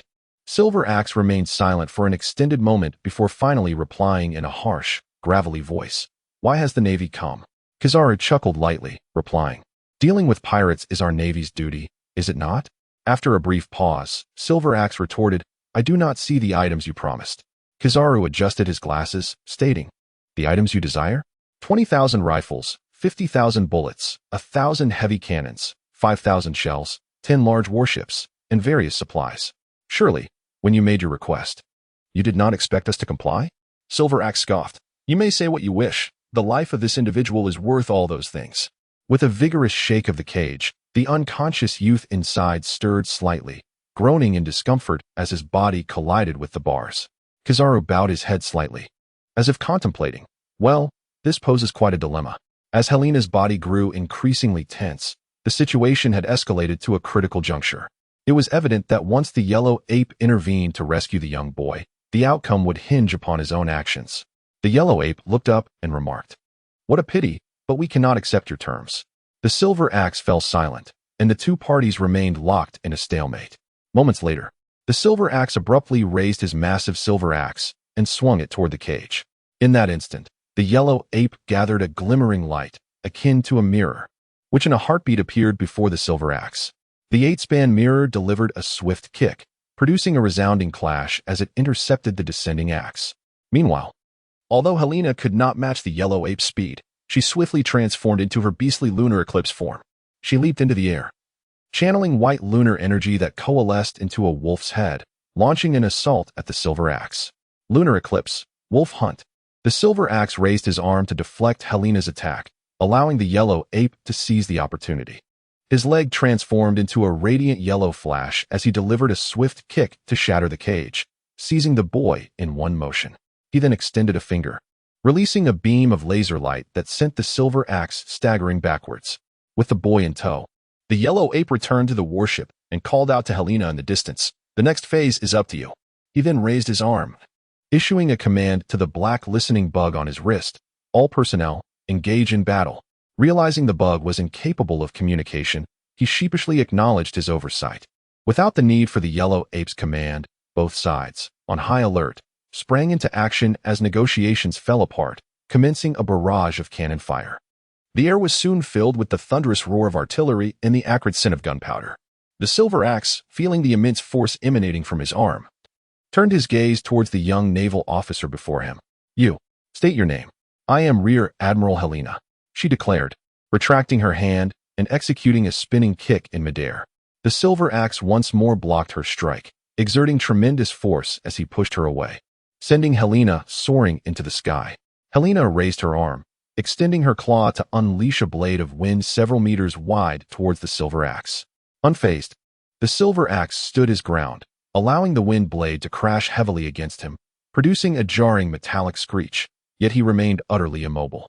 As the wind blade dissipated, Helena suddenly appeared before him, descending from the air, her hands clasped together, and struck down forcefully upon the silver axe's head. The entire ironclad warship buckled under the impact, its bow sinking while the stern lifted. The metallic floor beneath the silver axe bowed under the pressure, yet he merely inclined his head slightly, as if nothing had transpired. In an instant, the silver axe extended his massive hand, seizing Helena's arm and flinging her away with great force. Helena adjusted her posture, pivoting to brace against the wall, then propelled herself forward with vigor, transforming into her calamity form mid-flight. Flames ignited around her, enveloping her entirely. The silver axe raised his silver axe to block her assault. Helena collided with the axe handle, flames bursting forth, yet she was unable to inflict any damage upon the silver axe. Meanwhile, heavy artillery onshore began to unleash its fury. With a shell striking a naval vessel, the force immense. The pirate fleet, retreating steadily, managed to withstand the naval onslaught thanks to the support of these coastal cannons. A naval ship would likely succumb after being struck 5 or 6 times by those heavy shells. Observing the situation, Kizaru soared into the air. Gazing at the multitude of incoming shells, he raised both hands, fingers twisting as he launched a flurry of light projectiles. All the shells were intercepted, and Kizaru, gathering radiance in his hands, shot forth a beam of light, instantly reaching the sky above the island. With a finger raised, Kizaru unleashed a laser beam that obliterated several coastal cannons, the ensuing explosion affecting hundreds around. At that moment, the pirates realized their adversary was now upon them. Some raised their guns to aim at Kizaru, who allowed bullets to pass through his elemental body unscathed. As he prepared to fire another laser beam, he sensed an attack from behind, imbued with haki. Utilizing his powers, he vanished from sight, narrowly avoiding a colossal blade that cleaved through the air. "Oh, how terrifying," Kizaru remarked, nearly caught by the strike. He turned to see a bare-chested giant wielding an enormous sword, also infused with haki. "You must be Bad Tooth Goods?" Before he could finish his sentence, Kizaru appeared before Goods in an instant, delivering a kick to his face. With a resounding thud, Goods fell backward, his massive frame crushing several pirates who had failed to escape in time. Goods quickly regained his footing, while Kizaru, unhurried, fired a laser beam at a distant target, demolishing several coastal cannons. At the island's central fortress, Drink commanded a group of pirates to bring forth a fearsome, large-caliber cannon. He nervously patted the cannon barrel, shouting, "Fire! Fire! Fire!" Hee. The pirates readied themselves, aiming at a cluster of ships, indifferent to enemy or ally. Boom. The cannon's terrifying recoil caused the entire structure to tremble slightly as the shell soared toward the battlefield. Aboard a pirate ship, someone heard the shell whistling through the air and looked up in horror, exclaiming, "Imperial explosive. It's the Imperial explosive." Kaboom. The shell struck the pirate vessel, detonating with a cataclysmic explosion that reduced the ship to mere splinters. The massive blast generated towering waves, causing surrounding ships to sway perilously. With several capsizing, Kizaru gazed at the explosion at sea with mild astonishment, muttering to himself, "Oh, how terrifying, the power of that shell. It must be that Drink at work." The cannon fired again, unleashing a series of black smoke clouds upon the sea. A naval ship was hit, its hull snapping in two. Kizaru traced the origin of the cannon fire, unleashing a thicker laser beam. Drink, seemingly foreseeing the attack, shouted as he leaped off the top of the structure. The massive cannon and pirates left behind struck by the blast, collapsing half the building. However, Drink had long since fled, disappearing from sight. Turning back, Kizaru dodged a massive creature swinging its blade towards him, glancing at the beast. The creature was covered in scales, with a long, thick tail trailing behind and a crocodile-like head. Goods, an alligator fruit user in his long snout alligator form, transformed into his hybrid beast form, resembling a prehistoric giant. Goods gripped his blade tightly, striking at Kizaru, who slightly twisted his body, evading the blow as the blade grazed the sleeve of his justice coat. The blade struck the ground, creating a tremendous sound, and sending shards flying, carving a trench in the earth. Kizaru fired a laser beam at Good's chest, but it failed to penetrate his tough skin. "Ah, such formidable defense," Kizaru remarked casually, sidestepping another of Good's attacks. Good opened his enormous mouth, coated in haki, his jaws and teeth gleaming with a metallic sheen. He lunged forward, his powerful jaws snapping shut with a thunderous crack, sending shockwaves through the air. A cluster of light points gathered above Good's, as Kizaru's right leg glowed with yellow light, delivering a swift kick to Good's head. Good merely sensed a disturbance above him before his head crashed down with a thud, creating a large crater as his body lifted off the ground. Dazed and disoriented, Good struggled to respond. Kizaru glanced at the coastal cannons still firing in the distance, raising his hands to unleash a multitude of light projectiles. In the distance, Doberman, witnessing the series of violent explosions on shore, understood that Kizaru was clearing the coastal cannons for them and immediately commanded, "Advance." 7 relatively intact naval ships surged forward, their artillery far surpassing the subpar cannons wielded by the pirates. The crew from the shattered ship had mostly transferred to other vessels, and on the periphery of the battlefield, more pirate ships and reinforcing naval vessels sped toward the fray. Bang! The silver axe landed a punch against Helena's crossed arms, which she had reinforced with haki. In response, she flipped and kicked the silver axe on the head, feeling as if she had struck a solid iron mass. The material of his armor was undoubtedly not ordinary metal. Helena noticed that her attack left not even a scratch, which was highly unusual. The silver axe swung his massive axe in a horizontal arc, leaving Helena with no avenue of escape, forcing her to lean back to avoid the strike. "This won't do. I cannot unleash my full potential here. I must find a different battleground." Helena radiated a divine golden energy, forcing the silver axe to retreat under the tremendous impact of her power. Embracing her divine sovereign form, she extended her hand, and the golden energy coiled around it, manifesting into a colossal golden hand that seized the silver axe. Divine sovereign, colossal spirit. Helena raised her silver axe and hurled it with great force, sending it soaring from the ironclad ship to strike another pirate vessel, shattering its mast. Just as the silver axe began to rise again, Helena appeared before him, her legs infused with a wild, golden energy.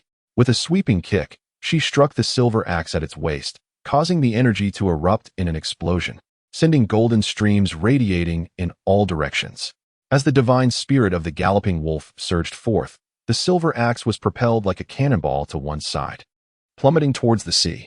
However, during its descent, the silver axe adjusted its position and remarkably landed steadily on the water's surface, defying the depths below as if something unseen supported it, allowing it to float gracefully upon the ocean.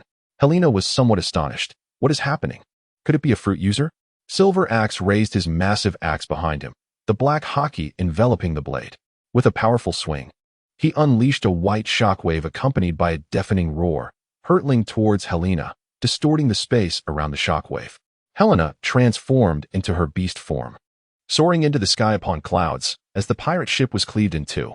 The debris was overturned by the residual force of the shockwave, capsizing into the waters below, while the pirates aboard plunged into the sea, some drowning on the spot. Helena gathered energy within her mouth and unleashed several arcs of golden beams, which struck the surface of the sea, conjuring towering waves. The divine being, Silver Axe, positioned his massive axe across his chest, enveloping it in a layer of black haki. The beams collided with him, propelling Silver Axe backward by several dozen meters. However, he remained steadfast, his stance unyielding, with both his body and the axe unscathed. Truly formidable. Helena discerned the unusual resilience of Silver Axe, but did not relent in her assault. Transforming into her beastly form, she surged towards Silver Axe like a bullet, gathering haki in her hand to execute Flowing Cherry Blossom. Approaching Silver Axe, she delivered a powerful punch, haki infiltrating the armor and erupting from his back, carving a chasm into the sea behind him. For the first time, Silver Axe's body quivered slightly. It worked.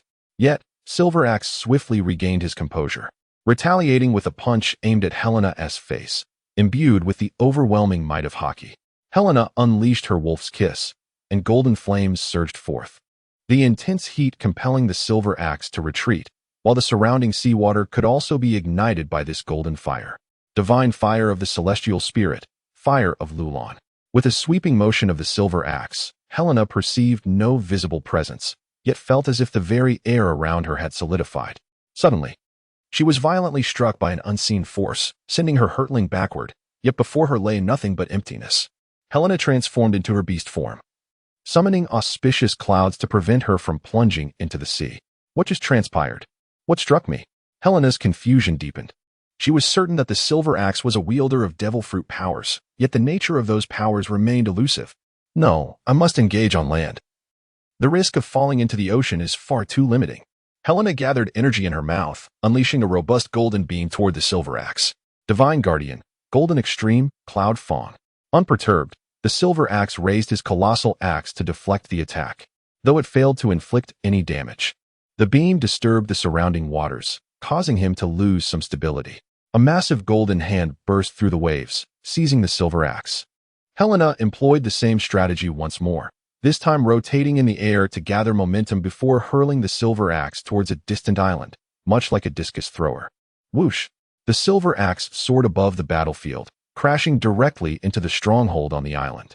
Kizaru glanced upward, casually kicking away a large sword swung by Geoise, and remarked, "Ah, they've made it this far." The silver axe pushed aside the debris and emerged step by step, his armor, aside from being dusted, bore not a single mark of damage. Helena approached like a shooting star, crashing into a building, her golden light dissipating. She clung to the exterior wall like a monkey perched on a tree, while the other half of her body dangled in midair. She cast her gaze downward at the silver axe, which leisurely rested on his shoulder, as if to say, "Come on, show me what you are capable of." Helena released her grip and descended to the ground. Once she regained her footing, she raised her paws, golden energy entwining around her hands. With a powerful grasp, she unleashed 10 towering golden shockwaves that surged toward the silver axe, accelerating as they advanced, leaving a trail of deep ravines in their wake. The Divine Sovereign, in all its authenticity, wielded the colossal axe, striking against the 10 shockwaves. With a resounding clash, they met, resulting in a brief stalemate. After a few seconds, the shockwaves were repelled, crashing into other areas and causing considerable destruction to numerous structures. Helena stamped heavily upon the ground, unleashing a torrent of golden streams that surged forth from beneath her feet, akin to a multitude of colossal whips striking at the silver axe. The deity of the heavens, God Cloud, summoned the myriad rivers as the silver axe relentlessly wielded its massive axe and fists to fend off these assaults.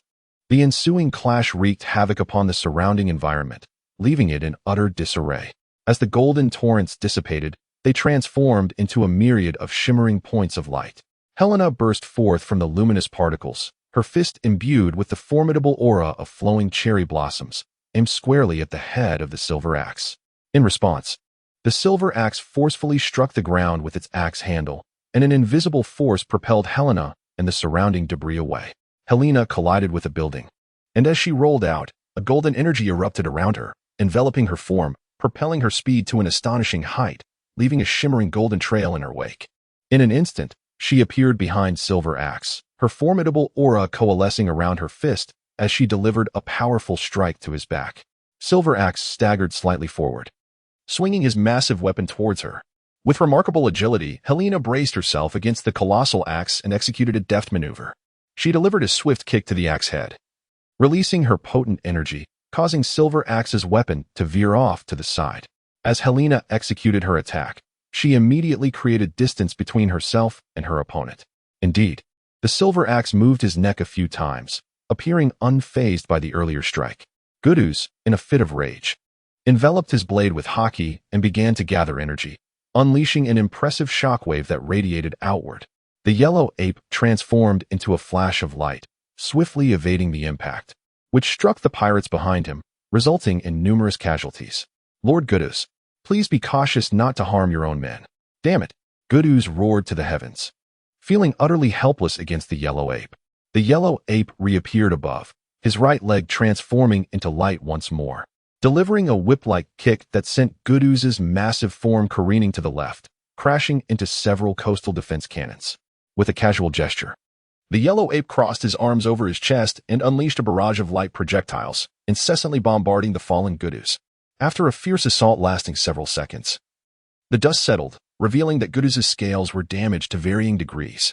Though he could still rise, he gasped for breath, utterly powerless to retaliate.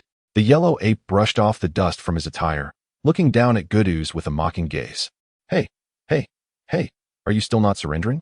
Then I must escalate my efforts. Raising his hand, a radiant beam of laser light illuminated him entirely, his orange glasses concealing his eyes perfectly. The powerful laser beam shot forth from his fingertips, striking Geoise squarely in the chest. The immense destructive force peeled away layers of earth, injuring nearby pirates while blinding those further away with its brilliance. The beam illuminated the entire area along the shore. As the light dissipated, Geoise lay unconscious, his chest a mangled mess. The yellow ape, with his hands in his pockets, casually remarked, "Ah, it seems I've exerted quite a bit of effort." Out at sea, the pirates, lacking the support of the coastal cannons, found themselves unable to contend with the naval fleet and began a gradual retreat. However, newly arrived pirate ships temporarily staved off the retreat, while naval reinforcements required more time to arrive. Rather than dealing with the pirate ships, the yellow ape soared toward the center of the island, seeking out Helena and the silver axe, who were engaged in combat. With a fist imbued with golden energy and black hockey, he struck, producing a resounding explosion. The silver axe swung his massive weapon, the blade colliding with the fist. The two stalemated for several seconds before being thrust apart, only to engage in several more exchanges without gaining the upper hand. Suddenly, the silver axe unleashed a fierce attack, bringing his giant axe down upon the ground, fracturing the surface like a spider's web.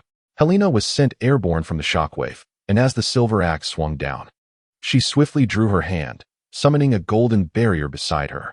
Divine decree, celestial veil. With a thunderous crash, the giant axe struck the barrier, the violent collision scattering golden sparks in all directions. Helena descended to the ground, and before she could make any move, Silver Axe took a step forward, coiling his fist at his waist, and unleashed a remarkably swift and powerful punch. Although Helena was positioned more than 10 meters ahead, the punch did not physically connect with her. However, it was as if an invisible drill surged towards her from Silver Axe's presence. The ground was plowed into an exceptionally deep and wide chasm, propelling Helena backwards in a sudden, forceful motion. Throughout this encounter, Helena perceived nothing, completely unaware of Silver Axe's actions. Emerging from the ruins, she did not recklessly advance. Instead, she activated her unique vision, transforming the world into a kaleidoscope of colors. Before her, she discerned an absence of tangible matter, only the subtle hues of the air swirling gently.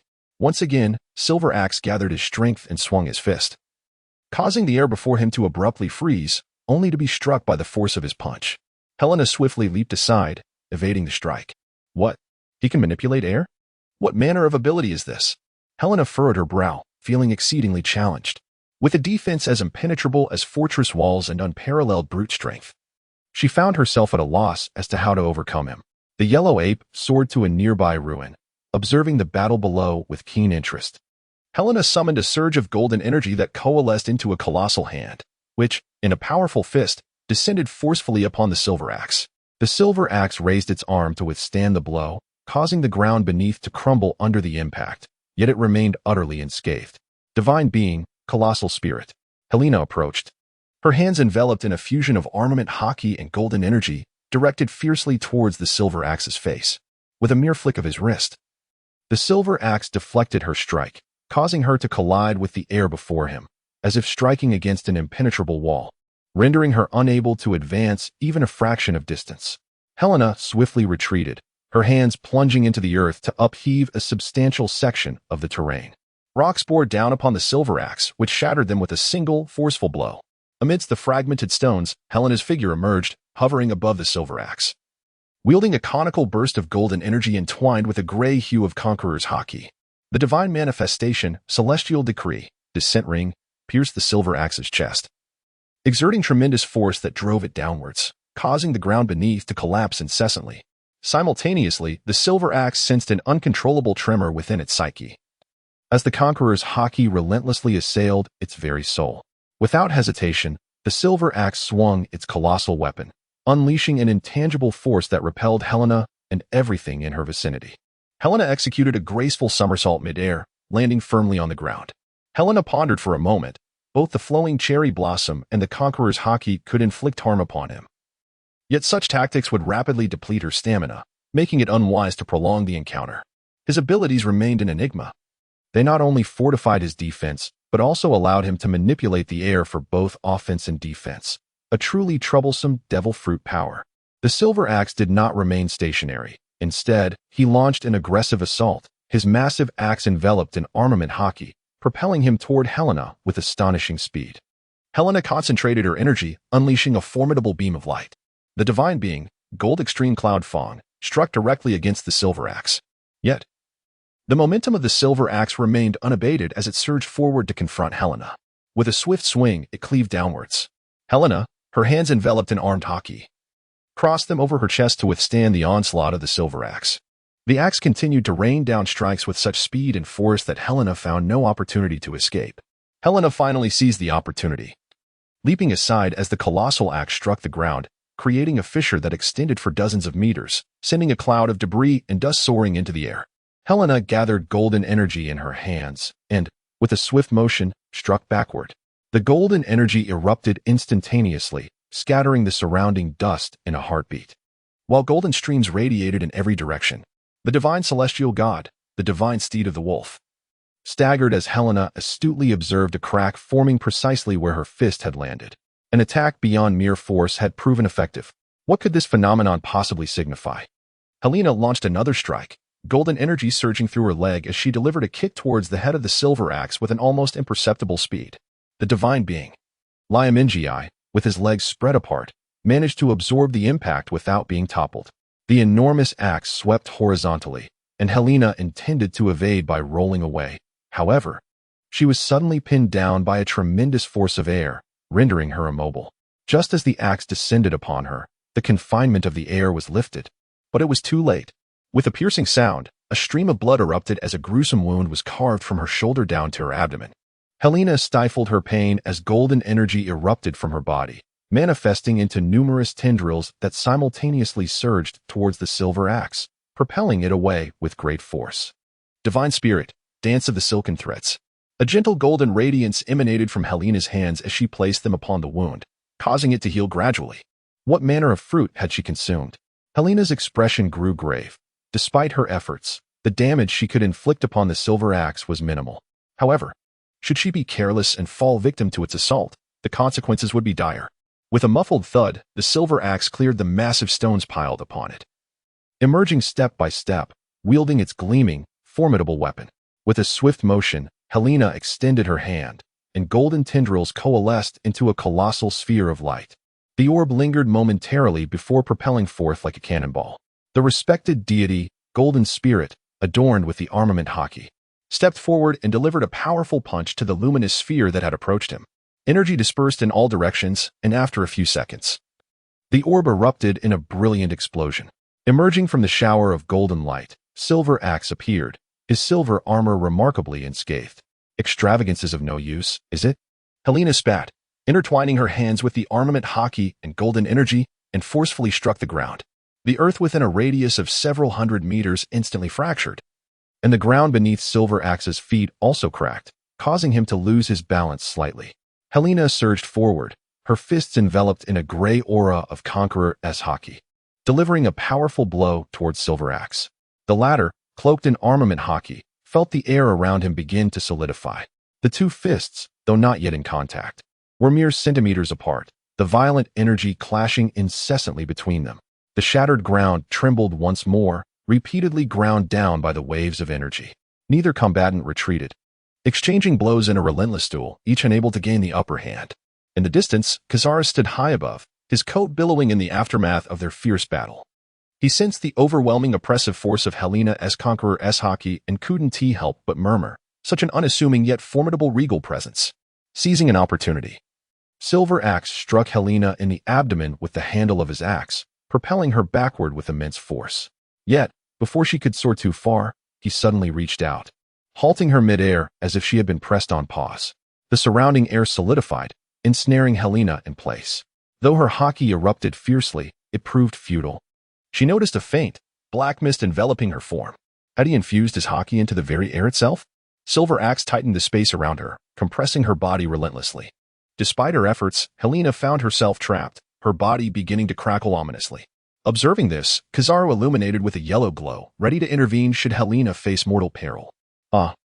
Helena roared, unleashing her conqueror's haki without reservation. A gust of wind swept through, shaking Kizaru's soul with its intensity. The mere fact that a target not aimed at him could evoke such a response was indeed terrifying. Far out at sea, numerous pirates and Navy personnel suddenly felt a tremor of power that sent shivers through their spirits, causing many to pause and gaze toward the island. They were struck by the conviction that a primordial beast lay hidden within. Silver Axe was forced to relinquish his grip, staggering backwards several paces, his hand trembling slightly. Though he quickly regained composure. As the target of Helena's unleashed conqueror's haki, Silver Axe felt as though he were being stalked by a ferocious and merciless wolf. Helena descended back to the ground, panting heavily. The recent exertion of her conqueror's haki had proven somewhat overwhelming for her. She knew she had to give it her all. Helena entwined her hands with golden energy and flowing cherry blossoms, propelling herself towards the Silver Axe like an arrow released from its bow. The Silver Axe raised its enormous silver blade and swung down, unleashing a white shockwave that surged towards Helena. Her fist collided with the shockwave, sending ripples that lifted the debris scattered on the ground around them. Helena did not falter. Golden energy surged from her being as she leaped into the air, hovering gracefully. With her arms outstretched, the golden energy coalesced behind her into 4 formidable blades, each measuring over 10 meters in length, entwined with a gray hue of Conqueror's haki. The divine entity, Heavenly Sovereign, the Purple Emperor, thrust her hands forward, and the blades descended upon the Silver Axe below with the wrath of celestial judgment, exuding an aura capable of annihilating the very heavens and earth. The Silver Axe raised its massive weapon above its head, and with a resonant thud, a shield of black haki intertwined with silver currents manifested around it. The 4 blades struck the shield, unleashing bursts of gray lightning that obliterated everything in their vicinity. The ensuing shockwaves were potent enough to devastate the surroundings entirely. Witnessing the imminent peril to his position, Kizaru swiftly relocated using the 8-fold mirror, retreating to a safe distance just as his den mushi rang. Kizaru, what is the status on site? Has the target been successfully rescued? Yes. The target has been saved, but the battle is still ongoing. And Helena? She is engaged in combat with the Silver Axe. As of now, the outcome remains uncertain. Kizaru, if she is overpowered by the Silver Axe, rescue her immediately. There must be no errors. Do you understand? Understood. As the dust settled, the Silver Axe's once mighty weapon lay shattered, its handle broken and its silver armor marred with cracks. He casually discarded the severed axe halves to the ground. In a surge of energy, the fractures in his armor multiplied, ultimately erupting in a spectacular explosion, scattering debris around him and revealing an incredibly muscular physique beneath. The helmet of the Silver Axe had also shattered, unveiling his true visage, a bald head adorned with tattoos, features exuding an indomitable strength. Yet his chin and neck were fashioned from silver, suggesting a form of augmentation. Helena descended gracefully to the ground and, after landing steadily, lifted her gaze towards the distant Silver Axe. Both understood that the moment for a decisive confrontation had arrived. Silver Axe assumed a horse stance, his fists drawn close to his waist, gathering strength for a brief moment before unleashing a straight punch imbued with the power of armament haki. The dark, swirling air carved a gash into the earth as it surged forth towards Helena. As Helena's golden energy coalesced in her hand, she opened her palm to intercept the force of the punch, neutralizing it. The golden energy surged skyward, accompanied by a gray hue of Conqueror's haki, forming a colossal wolf's head that lunged toward the Silver Axe. The divine being, Fade-Out God-Wolf, saw the Silver Axe push both hands outward, causing silver and black currents to swirl around him, colliding with the approaching giant wolf's head. As the wolf's head dissipated, a massive golden hand suddenly grasped the Silver Axe firmly within its grip. The divine being, Dueling God, felt the muscles in the Silver Axe tighten, veins bulging as he exerted all his strength, shattering the giant hand with his haki. He then raised his hand in a sweeping motion, causing the black currents to press down upon Helena. Kneeling on one knee as if supporting a mountain, Helena accumulated golden energy in her mouth, directing it toward the Silver Axe. The divine being, Jinjian Fang, unleashed a thick beam of golden light that compelled the Silver Axe to cross his arms defensively.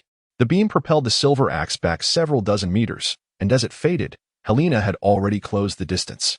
With a fist wrapped in haki, she struck down heavily, while the Silver Axe retaliated with a punch imbued with his own haki. The 2 fists collided with an explosive sound, sending haki scattering in all directions. They exchanged blows relentlessly until the blood vessels in their arms ruptured, leaving them drenched in crimson. Helena was panting heavily, her strength depleted from the relentless exertion of her conqueror's hockey. Meanwhile, Silver Axe staggered, having endured the continuous onslaught of her formidable presence, his spirit teetering on the brink of collapse. Helena summoned every ounce of her strength, roaring as she infused her hands with the conqueror's hockey once more, delivering a powerful blow to the abdomen of the Silver Axe. Though the Silver Axe attempted to raise his hand in defense, it was already too late. Both body and mind suffered a devastating impact, and consciousness finally crumbled. Like a kite severed from its string, he was sent hurtling backward, crashing through several buildings before falling silent. Helena steadfastly remained there, awaiting the emergence of the Silver Axe. After a prolonged wait, she could no longer endure and sank down onto the ground. The transformation from beast form had dissipated, leaving her hands nearly devoid of sensation, her entire arm drenched in blood. Beside her, a flickering yellow light heralded the appearance of the yellow monkey, who leaned casually against a wall. "Ah, Helena, congratulations on vanquishing the Silver Axe. The position of general is surely within your grasp." Helena lacked the strength and inclination to respond to Kizaru, merely resting in place. Kizaru glanced into the distance and remarked, "Well, you may rest here. I must attend to the battle over there." Amidst the ruins, dueling emerged, dragging the unconscious Silver Axe away inch by inch. At sea, reinforcements from both sides had arrived. The Navy had lost 6 warships, while the pirates had already seen over 20 of their vessels rendered incapacitated. The disorganized rabble of pirates, akin to a scattered sand, could not compete with the well-trained and disciplined Navy. Their only advantage lay in the sheer number of ships. A streak of yellow light sliced through the sky above the battlefield, followed by a multitude of illuminating projectiles cascading from the heavens. The shining orbs struck the pirate ships with the force of bullets piercing through paper, rendering them almost defenseless. Following this barrage of light, hundreds of laser beams descended upon them. The pirates shrieked in terror, abandoning any notions of pirate alliances or loyalty to Silver Axe, swiftly turning to flee. The Navy commenced their pursuit, with Kizaru continuously sinking pirate vessels from above using lasers and light projectiles. On the opposite side of the island, dueling had already loaded Silver Axe onto a small submarine, which then submerged and drifted far from the island. Beneath the fortress at the heart of the island, a vast chamber was filled with royal explosives, containing within it a timed bomb. Helena rose to her feet, her hands trembling, realizing that remaining in this place was untenable. She resolved to make her way towards the shore. Suddenly, a shiver ran down her spine as she sensed an ominous presence. She turned to survey her surroundings, but found no immediate threat. Yet, a deafening roar began to swell in her ears, and an intense light suddenly illuminated a spot before her. Boom!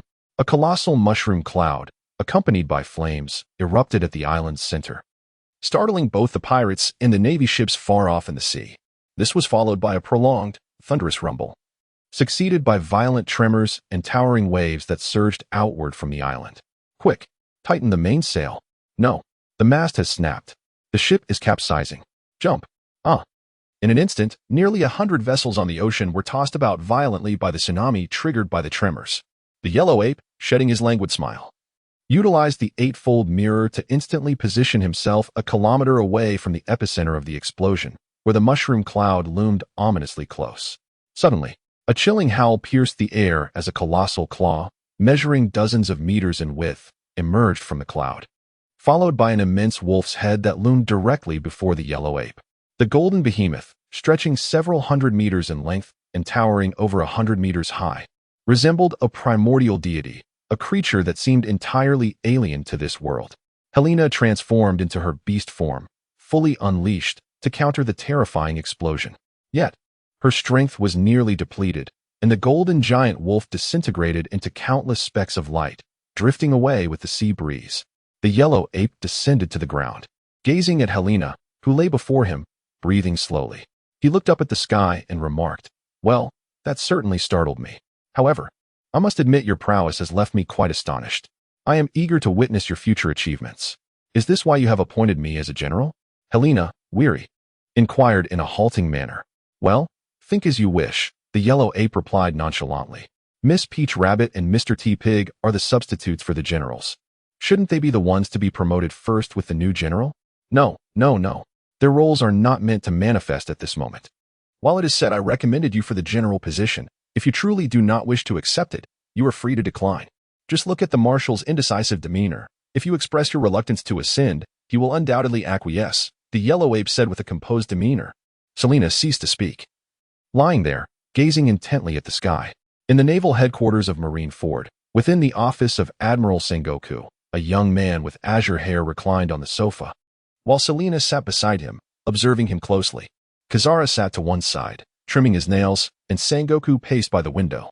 A knock echoed through the room. "Come in." Two figures clad in white entered. The diminutive CP0 member accompanied by another individual wearing a mask, whose posture and attire suggested she was a woman. As they stepped inside, the CP0 member offered a token gesture of respect to Selina, and the masked woman spoke. "It has been a long time, Miss Selina. Are you Vivian?" Selina inquired. "Indeed," the woman affirmed. It was noteworthy that after returning to Mary Geoise 2 years prior, CP0 had taken Vivian away, and this was their first reunion since then. Sengoku approached and asked, "Are you the ones here to escort him?" The CP0 member wrote on a notepad, "Yes, you need only leave everything to us from here." The two led the azure-haired young man out of the room, and before exiting, the CP0 member glanced back at Selina. Helena stood up after a moment and said, "I shall take my leave now." "Very well, you may go," Zhangguo nodded, gazing out of the window and remaining silent. Upon reaching the door, CP0 was indeed waiting outside. He revealed a notepad on which was inscribed, "The Holy Minzelin is already aware that the Navy is preparing to promote you to the rank of Admiral. The esteemed one hopes you will contemplate this matter with great care." Without waiting for Helena to respond, CP0 made a gesture of farewell and departed. Helena stood on a terrace, her expression a tapestry of emotions. In the distance, the sun dipped below the horizon, casting an orange glow upon the right side of her face, prompting her to squint slightly. The promotion to general had garnered the tacit approval of the higher-ups. Now, it merely awaited Helena's own consent. It was only at this moment that she recognized she was but a step away from the very epicenter of this world. This turbulent era. Reflecting on the 18 years since her arrival in this realm, she momentarily felt a sense of disorientation. It seemed she had experienced everything and witnessed it all, yet what had she truly gained? This was indeed a matter worthy of contemplation. Nevertheless, she had forged a bond with a comrade who had stood by her through thick and thin, and the image of a crimson garment paired with a cascade of raven-black hair surfaced in her mind. Helena involuntarily let out a soft chuckle, uncertain of Qianlin's whereabouts at that moment. A sound of footsteps approached from behind, prompting Helena to turn and behold Akainu, Mr. Sakazuki. He merely nodded indifferently in acknowledgement. "What brings you here?" he inquired, his voice devoid of emotion. "I was pondering the matter of the admirals. It concerns you, as well as Mr. Kazan and Mr. Borsellino. Do you not find it somewhat unjust? 10 years ago, I was merely an apprentice officer under your command, and now I am nearly on par with you. Fairness? Who defines it? If you question whether you are qualified to be an admiral, the answer is unequivocally yes. However, do you believe that attaining the rank of admiral grants you possession of all that we have?" After a moment of silence, Akainu responded. Helena raised her gaze to him, where Akainu was observing her with a meaningful look. "Nothing possesses solely a positive aspect, especially someone as unique as you." After leaving this remark, Akainu turned and departed. Helena gazed at the receding figure of Akainu, her resolve gradually solidifying.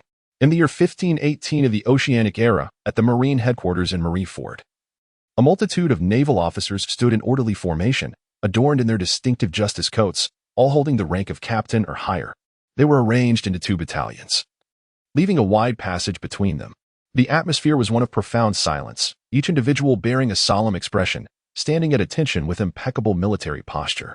A group ascended the elevated platform, with Fleet Admiral Sengoku and Chief of Staff Tsuru at the forefront, followed closely by Garp and the 3 admirals, and behind them, a contingent of vice admirals. The core leadership of the Navy had assembled, forming a precise alignment on the platform, with the vice admirals arranged in 2 rows. Sengoku positioned at the front, flanked by Garp and Tsuru, while the 3 admirals maintained a considerable distance behind. Helena arrived at some point behind the 2 formations, standing in the very center of the passage. Helena donned an impeccable white suit, draped with a coat of righteousness. She set aside her previously casual demeanor, embodying elegance and exuding an extraordinary presence, while retaining the resolute strength of a soldier and the spirited essence of a woman. Her beautiful visage bore an air of seriousness as she lifted her leg, advancing towards the elevated platform with the most precise stride. Her statuesque figure, standing at an impressive 3 meters, stood out remarkably amongst the crowd, prompting nearby naval personnel to steal glances at Helena as she passed. Excitement rippled through the sailors. It is her. Goodness, we finally meet her in person. Hush. Quiet. A restrained murmur arose in the arena, swiftly yielding to silence once more. Helena ascended the platform step by step, her gaze unwavering as she fixed her eyes upon Sengoku, finally standing before him. Sengoku regarded Helena with a complex expression, while Crane silently observed the exchange between them. Admiral Helena, I ask you, do you possess the confidence to uphold the banner of justice? To become the harbinger of righteousness that clears the world of evil? I am confident. Do you possess the resolve to lead? To command the valiant and fearless naval soldiers in battle? I am confident. Sengoku stepped forward, personally draping the exclusive insignia of an admiral around Helena's shoulders, affixing the epaulets and medals upon her. Henceforth, Helena shall be promoted from Rear Admiral to Admiral of the Navy Headquarters, bearing the codename Geoise. Helena turned her gaze to survey the ranks of generals flanking her on either side. Whether their looks were filled with admiration, jealousy, curiosity, or indifference, she was acutely aware of the extraordinary nature of the moment.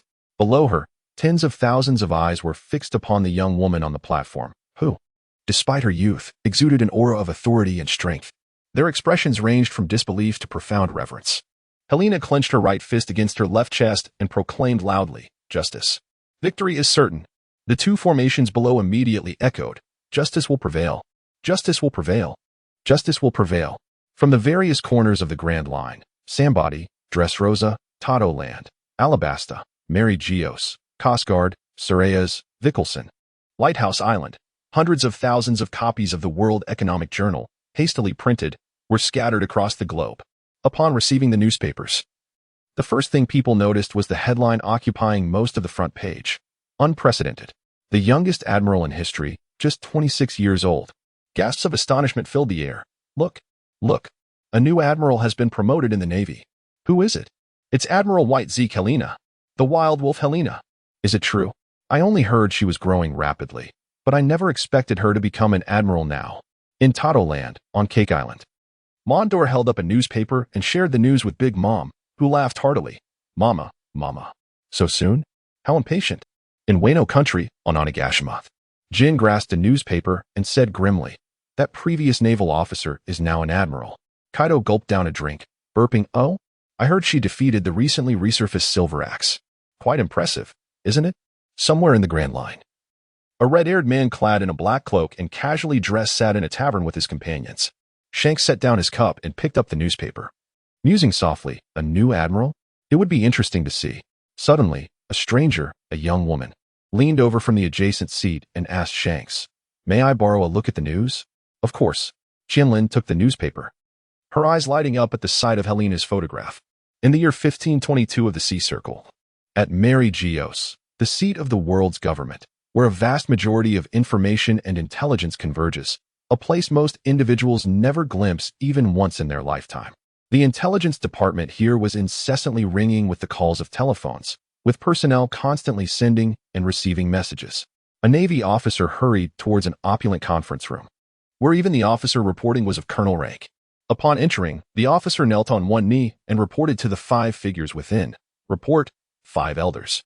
The fleet dispatched to the New World 2 days ago has been completely annihilated. Red-haired Shanks and Whitebeard are about to make contact. What? A green-haired elder exclaimed, his expression grave as he sat up. Another bald elder, seated cross-legged on the sofa with a knife in hand, tapped his forehead with 2 fingers in contemplation before issuing a command. Quickly notify Marineford. Have Sengoku take action and monitor the movements of red-haired Shanks and Edward Newgate. Ensure all incidents are prevented. Yes, on the vast ocean, 2 ships, one large and one small, were on the verge of meeting.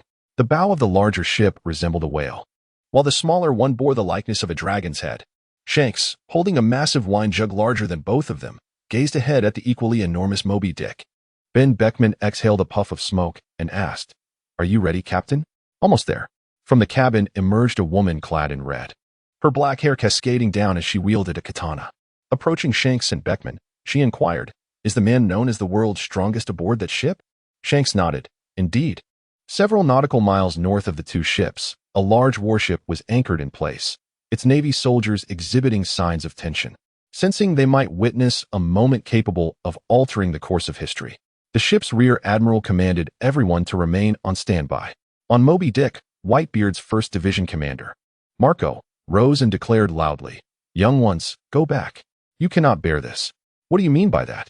Just then, weaker pirates began collapsing as red-haired Shanks approached, jug in hand. "My apologies for making an entrance like this upon boarding an enemy vessel." Before Shanks sat a towering elder, over 6 meters tall, adorned with numerous forge rips, his signature crescent mustache unmistakably identifying him. "Seeing your face brings back the pain from the wounds that bastard left me," Whitebeard rumbled. "I brought healing water, harboring no intention of combat. I wish to discuss matters with you." Are those the words of a man radiating such overwhelming power? "You bastard." Whitebeard chuckled. "Hey, Shanks, what have you done to our ship?" Marco shouted in dissatisfaction. "Ah, it's you, Marco of the 1st Division. Care to join me? Enough of this. What about us, Dad?" "Well, he isn't here to fight, so let us speak privately." Once everyone else had exited, just as Shanks was about to sit down, he suddenly sensed something and remarked, "It seems someone else wishes to listen in. We should ask them to leave." Whitebeard raised an eyebrow. "Is it that bastard Sengoku?" "Yes. Tell his people not to cause trouble." Shanks lifted his gaze towards the Navy's ship, his conqueror's haki surging forth, pressing down upon the anchored vessel. The crew aboard sensed an overwhelming force approaching, and just as the soldiers felt they might crumble under the pressure, a gray conqueror's haki erupted from within the ship, countering Shanks's aura and shielding the crew. The two forces clashed fiercely upon the ocean's surface. Although the gray haki was slightly inferior, Shanks could not completely overpower it. Both Shanks and Whitebeard were taken aback, then simultaneously broke into laughter. Shanks remarked, "It seems an interesting individual has arrived. This sensation is rather unfamiliar. And I have a hunch. That person, I have heard of them, so young yet drawing so much attention." Aboard Shanks's ship, Qianlin, seated on the railing, had been lost in thought as she stared at the sea when she suddenly sensed a familiar presence accompanied by the conqueror's haki surging toward her. She sprang to her feet and gazed towards the Navy's ship. Could it be her? On the warship, the soldiers stood frozen in fear. The captain's quarters door swung open, revealing a tall woman bending slightly as she emerged. Beneath her coat of justice, she wore a white suit, albeit with an unbuttoned collar, giving off an informal impression. With her hands in her pockets, the sound of her black-heeled boots echoed against the wooden deck as she stepped forward, spreading her legs and standing tall, facing the two emperors. "Everyone, pull yourselves together, don't be stunned. Ah, it's her. I had no idea our commanding officer was her. Is she not a rear admiral? Why? Did she secretly board?" Before them stood Admiral Shirina Hiron of the Navy headquarters. As both Red-Haired and Shirina dismissed their conqueror's haki, Red-Haired observed that Shirina made no further movements. He remarked, "It seems she is merely here to observe us and will not interrupt our conversation. Let us commence." Helena slowly approached the ship's railing, leaning against it, while the surrounding Navy personnel stared at her, hesitant to move. She glanced around, blinking, and inquired, "What's the matter? Is there something amiss with me?" The sailors regained their composure and replied that nothing was wrong before returning to their posts. Takaka walked over, hands on her hips, and exclaimed, "Honestly, I thought I could bask in the spotlight a bit longer." Helena chuckled and patted her shoulder, saying, "Let us not dwell on that." As they conversed, dark clouds suddenly gathered above, and Helena sensed two formidable presences colliding in the direction of the four emperors meeting. The sky appeared to be tearing apart. After a while, the two ships chose their respective courses and departed. "All right, it's time for us to leave as well." A week later, on a small island near Water 7, there lay a town encircled by massive stones, now reduced to ruins with several boulders toppled. Numerous remnants of houses bore signs of scorch marks, resembling the aftermath of a fierce battle.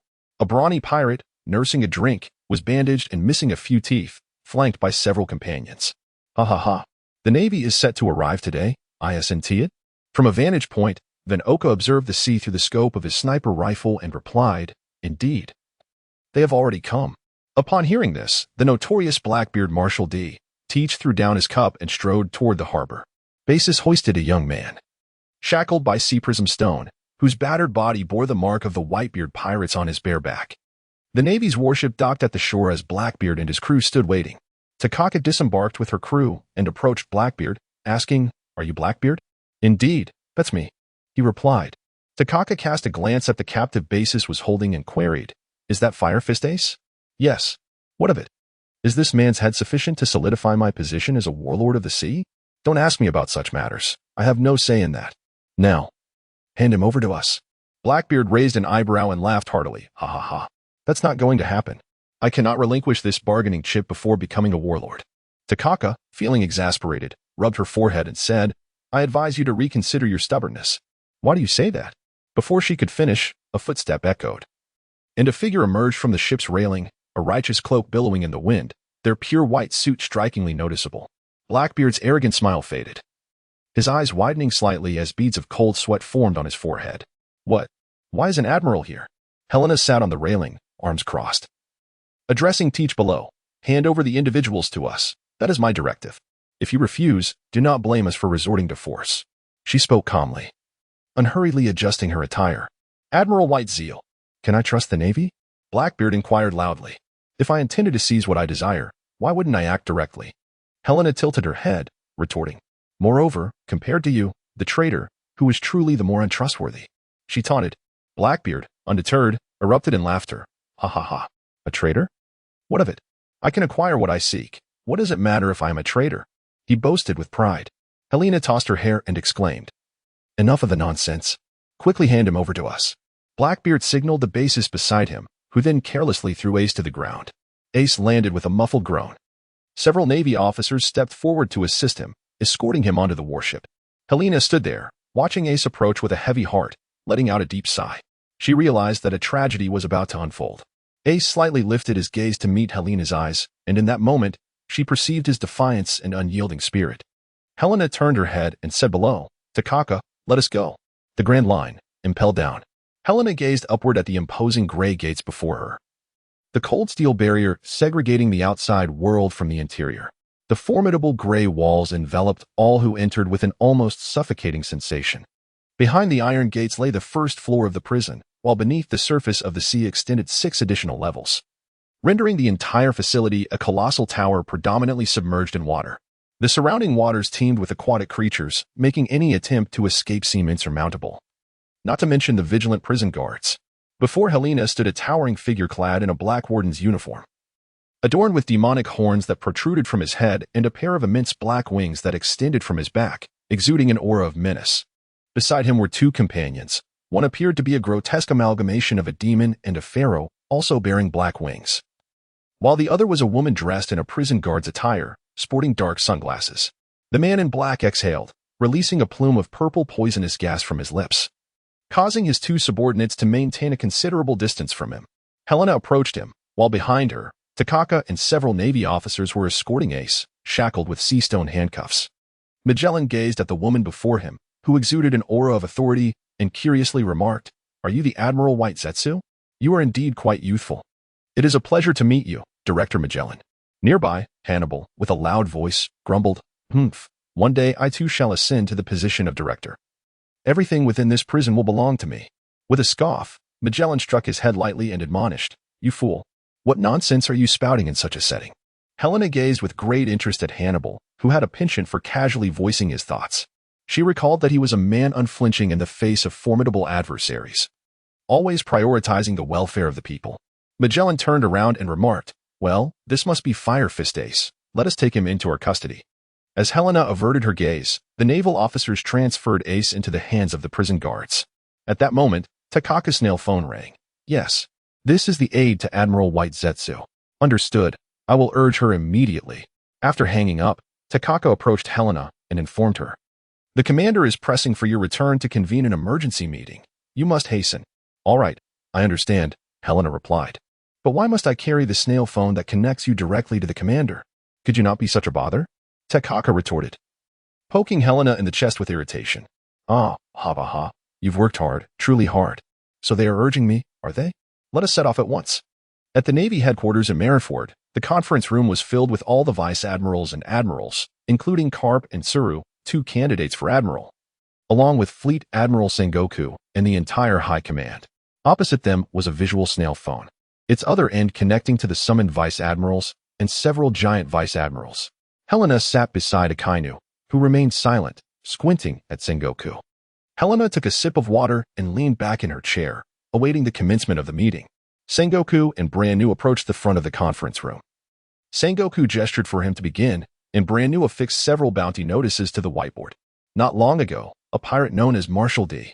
Teach, self-styled as Blackbeard, had defeated Portgas D. Ace, the 2nd Division commander of the Whitebeard Pirates, and had requested to become one of the 7 warlords of the sea. The world government has now granted his request, but of greater concern is how to deal with Fire Fist Ace. Akiji interjected, stating, "Isn't this individual already being escorted to Impel Down by Helena? What is there left to discuss?" Sengoku cleared his throat and replied, "Indeed. I have conceived a crucial strategy. The Whitebeard Pirates, of which Fire Fist Ace is a member, have always prioritized the lives of their comrades, especially someone as significant as the 2nd Division commander. Whitebeard treats these individuals as family, and should their lives be jeopardized, he will undoubtedly take action." Sengoku paused momentarily before continuing. "Therefore, I have decided to publicly execute Portgas D. Ace to lure the Whitebeard Pirates into a rescue attempt, while we prepare for battle, aiming to annihilate the Whitebeard Pirates." Upon hearing this declaration, the majority of those present were taken aback, unable to fathom that the fleet admiral would possess such audacity. Daring to challenge one of the emperors of the sea, particularly Whitebeard, whose renown rivaled that of the Pirate King, Roger. Helena cast a glance at Garp, who sat in silence, his gaze fixed on the table. It was evident that he and Sengoku had discussed matters privately. Nonetheless, his emotions must be quite tumultuous, for Ace held a place in his heart akin to that of a grandson. Sengoku also glanced at Garp before continuing. "Not only must we execute a public sentencing, but we should also invite the media to report on it, maximizing the notoriety of the execution. Should we truly go to war with Whitebeard? This confrontation will undoubtedly shape the course of an era." At that moment, Branu produced Whitebeard's bounty posters along with over 50 others, scattering them across the table. These represented the bounties of Whitebeard, the captains of his pirate crew, and the 43 captains of the New World pirate crews under his command, each one formidable in their own right. Sengoku took the floor to discuss the Navy's battle preparations, deploy 50 large warships to protect Marineford, and summon 100,000 naval officers of at least lieutenant rank from the New World and the Paradise. All vice admirals and admirals present will serve as the main force. You must ensure the smooth execution of Fire Fist Ace. Furthermore, we shall forcibly summon all 7 warlords to assist in battle. Notify all naval families within Marineford to seek refuge in Sabaody, where we will set up a projection for the Din Din Mushi for external viewing." At this juncture, Helena raised her hand to speak, and Sengoku nodded in agreement. She remarked, "I would like to remind everyone to be wary of Blackbeard." Sengoku inquired, "What do you mean by that?" "His ambitions are vast, yet he has shown remarkable patience over the years, which is quite alarming. Moreover, his goal is clear, to become one of the 7 warlords. I fear that the warlords may merely serve as a stepping stone for his ambitions," Helena cautioned. Sengoku nodded, acknowledging her concerns, and the group proceeded to deliberate on further specific details. Days later, Helena perused the latest bounty posters, her eyes widening as she recognized the very first name. Captain Eustace Kidd? Bounty, 315 million berries. Wait, these bounties are listed from highest to lowest. The next one cannot possibly be. She swiftly turned to the next page, and indeed, a broad grin filled her vision, the cheerful young man exuding an impression of innocence and sunshine.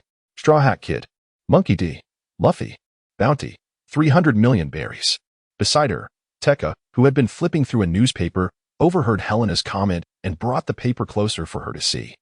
He remarked that Captain Kidd, along with the previously notorious Straw Hat Luffy and 10 other pirates, all boast bounties exceeding 100 million. They are referred to as the supernovas. What a tumultuous year this has been. Helena exhaled softly. Calculating the time, it was indeed the moment when the Straw Hat crew arrived at Sabaody. Wait, aside from Kidd and Luffy, there are still 10 others? Aren't the supernovas a total of 11? Helena did not inquire with Takaka. Instead, she continued to peruse the bounty notice in her hand. I recall that the 3rd highest bounty at that time belonged to the fortune teller Hawkins, did it not? The next bounty notice did not feature the striking blonde man, but rather a young woman with raven black hair and captivating crimson eyes, whose beauty was truly extraordinary. Upon her first glance, Helena trembled slightly. The visage was strikingly familiar, leaving her momentarily at a loss. Is this Qianlin? No, this cannot be her. Qianlin's bounty notice does not resemble this. Hastily, she glanced at the name on the bounty, Xian Yashuang, with a reward of 280 million. Could it be? Knock, knock, knock. Someone rapped at the door. "Come in," Helena said, and the individual entered. It was Vivian, who addressed Helena. "Miss Helena, the Holy Minzelin wishes to see you." On the archipelago of Sabaody, beneath the 24th red tree, a restaurant thrived in this lawless territory, attracting many pirates. A red-haired man with an intimidating demeanor was drinking when he suddenly noticed, at the adjacent table, a long-limbed creature dressed in an absurd manner, its teeth resembling piano keys. "Hey, who is that guy?" "Oh, that's Apulu, the sea howler." Apulu seemed to have caught Kid's gaze, raising a finger in a provocative manner. Kid set down his cup with a wicked grin. Boom. An explosion rocked the tavern as a wall was blown apart. Apulu tumbled out, landing gracefully. Kid emerged through the breach, his interest piqued as he regarded Apulu. Pointing at Kid, Apulu declared, "Heh, if you want to fight, I'm always ready." Kid unsheathed a knife from his waist, coldly responding, "You scoundrel, I'll put you down." In the distance, a tall middle-aged man brandished a massive stone pillar. Sporting a pair of wings on his back, evidently hailing from the Sky Island. Opposing him was a masked figure, wielding a pair of spinning blades. As they clashed, a man donned in a Zorro-like outfit, bearing an X-shaped scar on his chin, intervened. "If you wish to battle, take it to the New World." Ulki maintained his unchanging smile as he looked at the man before him, remarking, "It is the fallen Navy captain, Drake." Drake sheathed his weapon and began to lead his crew back, accompanied by a young man wearing a sealskin-patterned hat, his arms adorned with tattoos. The young man grinned at Drake. "You're in high spirits today, Captain Drake. Did you take down a few?" Before Drake could respond, a shadowy figure approached. Clad in a black trench coat and mask, with raven hair and crimson eyes, her tall frame exuded an aura of cold danger. She bore 2 black long swords on her back. Trafalgar Law recognized her, exclaiming, "Oh, is that Xian Yishuang? This is quite the spectacle." Shuang stepped in front of Law, who squinted at her, inquiring, "What brings you here? Are you seeking me for something? You are a doctor, are you not?" Her voice rasped, as if it had endured severe damage. "And what of it?" Law retorted. "I wish to request your assistance in healing someone," Shuang persisted. "Oh, I am not a benevolent soul with time to spare for someone unrelated to me," Law replied bluntly. "I will cover all costs. Or if there is anything else you desire, I can provide it," Shuang insisted. Law raised an eyebrow, asking, "Can you guarantee that treating this individual will not lead to my trouble?" Shuang nodded slightly, indicating he could rest easy. Law scrutinized the emptiness in Shuang's eyes for a moment, intrigued, before rising to his feet. "Take me to see them." Without a word, Shuang turned and made her way towards a throng of people, who instantly parted like the sea upon her arrival. "Hey, don't get close to her, that's her." "Oh my, how terrifying. I've never seen anything like this." Law listened to the hushed murmurs around him, sensing something amiss. He observed the enigmatic woman ahead. Public information about her was nearly non-existent, with officials deliberately concealing all incidents related to her, much like his own homeland. Shaking his head, he noticed Shuang had halted. Before them lay a man, and as Law approached, his eyes widened slightly. The man's veins protruded grotesquely, pulsating beneath his skin with each heartbeat. A knife wound marred his right arm, the injury blackened and the entire limb tainted a sickly purple. His expression was one of agony. Eyes bulging as if they might burst, mouth agape, frothing white foam, completely unconscious. Furrowing his brow, Law donned gloves and a mask, advancing to examine the man. After drawing some blood for analysis, he stood up and asked Shuang, "What poison has afflicted him?"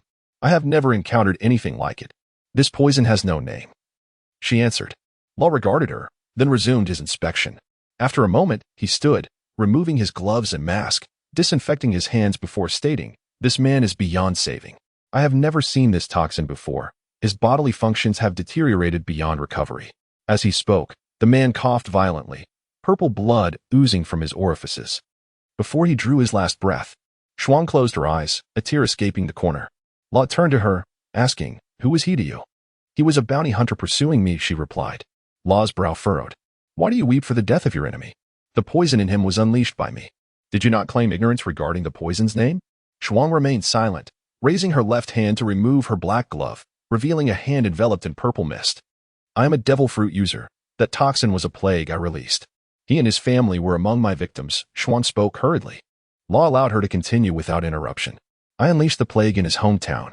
Everyone there, including his family, perished by my hand. If it is your ability, why not revoke it?" "I cannot. He pursued me, and I resorted to the plague again." "What manner of fruit could possess such terrifying power that even the user cannot dispel it?" Shuang retrieved a bottle of liquor, pouring it over the corpse, then ignited it, incinerating the body to prevent the spread of the plague. "Doctor, I appreciate your assistance. Your compensation? No need. I have done nothing of worth. It matters not.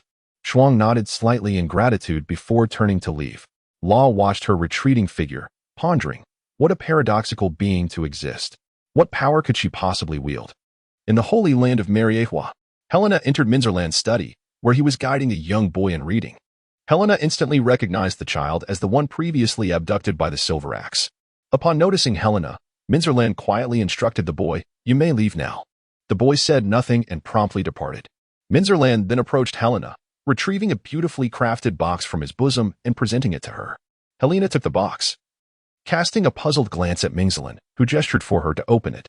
As Helena gently lifted the lid, she beheld a resplendent gemstone, a brilliant kaleidoscope of colors, masterfully cut with exquisite precision. "Take this gem to the North Sea," was all I could reveal. It is not that I withhold more, but rather that I possess no further knowledge. Helena was somewhat at a loss for words. Is that all there is to it? Furthermore, is it true that your navy is about to engage in battle with one of the four emperors? You must ensure your own safety. Do you understand? Helena was quite certain that he was not genuinely concerned, yet she still nodded in acquiescence. Departing the room, Helena made her way to a reception area. Upon pushing open the grand door, she found Sengoku and Kizaru engaged in a leisurely tea session. "Oh, Helena, what brings you here?" Kizaru casually inquired, while Sengoku remained silent. "Oh, nothing much, just here to find someone," she replied. At the Sabaody archipelago, in the auction house, a colossal transparent tank housed a young merman with green hair. The audience below was in an uproar as one individual tugged at another, a boy clad in shorts and a blue cardigan, sporting a straw hat. The boy shouted, "Cammy, I'm coming to rescue you." The one pulling him back had an elongated mouth and persistently cautioned, "No, you can't act recklessly, straw hat." During their struggle, for additional hands inadvertently emerged from beneath the assailant's clothing. "Ah, it's a merman. Why is a merman here? Get back to the sea." "Indeed. It's disgusting. Leave." The scene left Shachi bewildered, while Luffy continued his charge towards Cammy. Suddenly, a gunshot rang out, causing Luffy to halt and glance back, witnessing Shachi slowly collapsing, rolling down the stairs. Above them, a celestial dragon, dressed akin to an astronaut and possessing an exceedingly unattractive appearance, was bouncing about, seemingly lacking intelligence. "I've captured a merman. I've captured a merman." Without spending a dime, Luffy turned and, step by step, approached Charlos. As he passed by Shachi, who was desperately struggling to clutch Luffy despite his injuries, he urged, "Straw Hat, don't intervene, no matter what happens to anyone before you. Didn't you promise me? Don't provoke the celestial dragons." Shachi continued to apologize, yet Luffy merely crouched down to ensure Shachi was settled before rising to confront Charlos. Catching sight of Luffy, Charlos pointed his gun at him, exclaiming, "Huh? How dare you look me in the eye? Can't you see me? Ah, you're infuriating." He fired several shots, all of which Luffy effortlessly evaded. "What?" Luffy advanced towards him, gritting his teeth as he channeled all his strength into a fist, landing a heavy blow on Charlos's face, leaving an irreparable mark. A few seconds of stunned silence followed, then the audience erupted in gasps. "Heavens! What has he done? How dare he strike a celestial dragon?" Both Law and Kid, present at the scene, couldn't help but laugh, intrigued by Luffy's audacity. Another celestial dragon leaped up, brandishing his gun and firing in retaliation.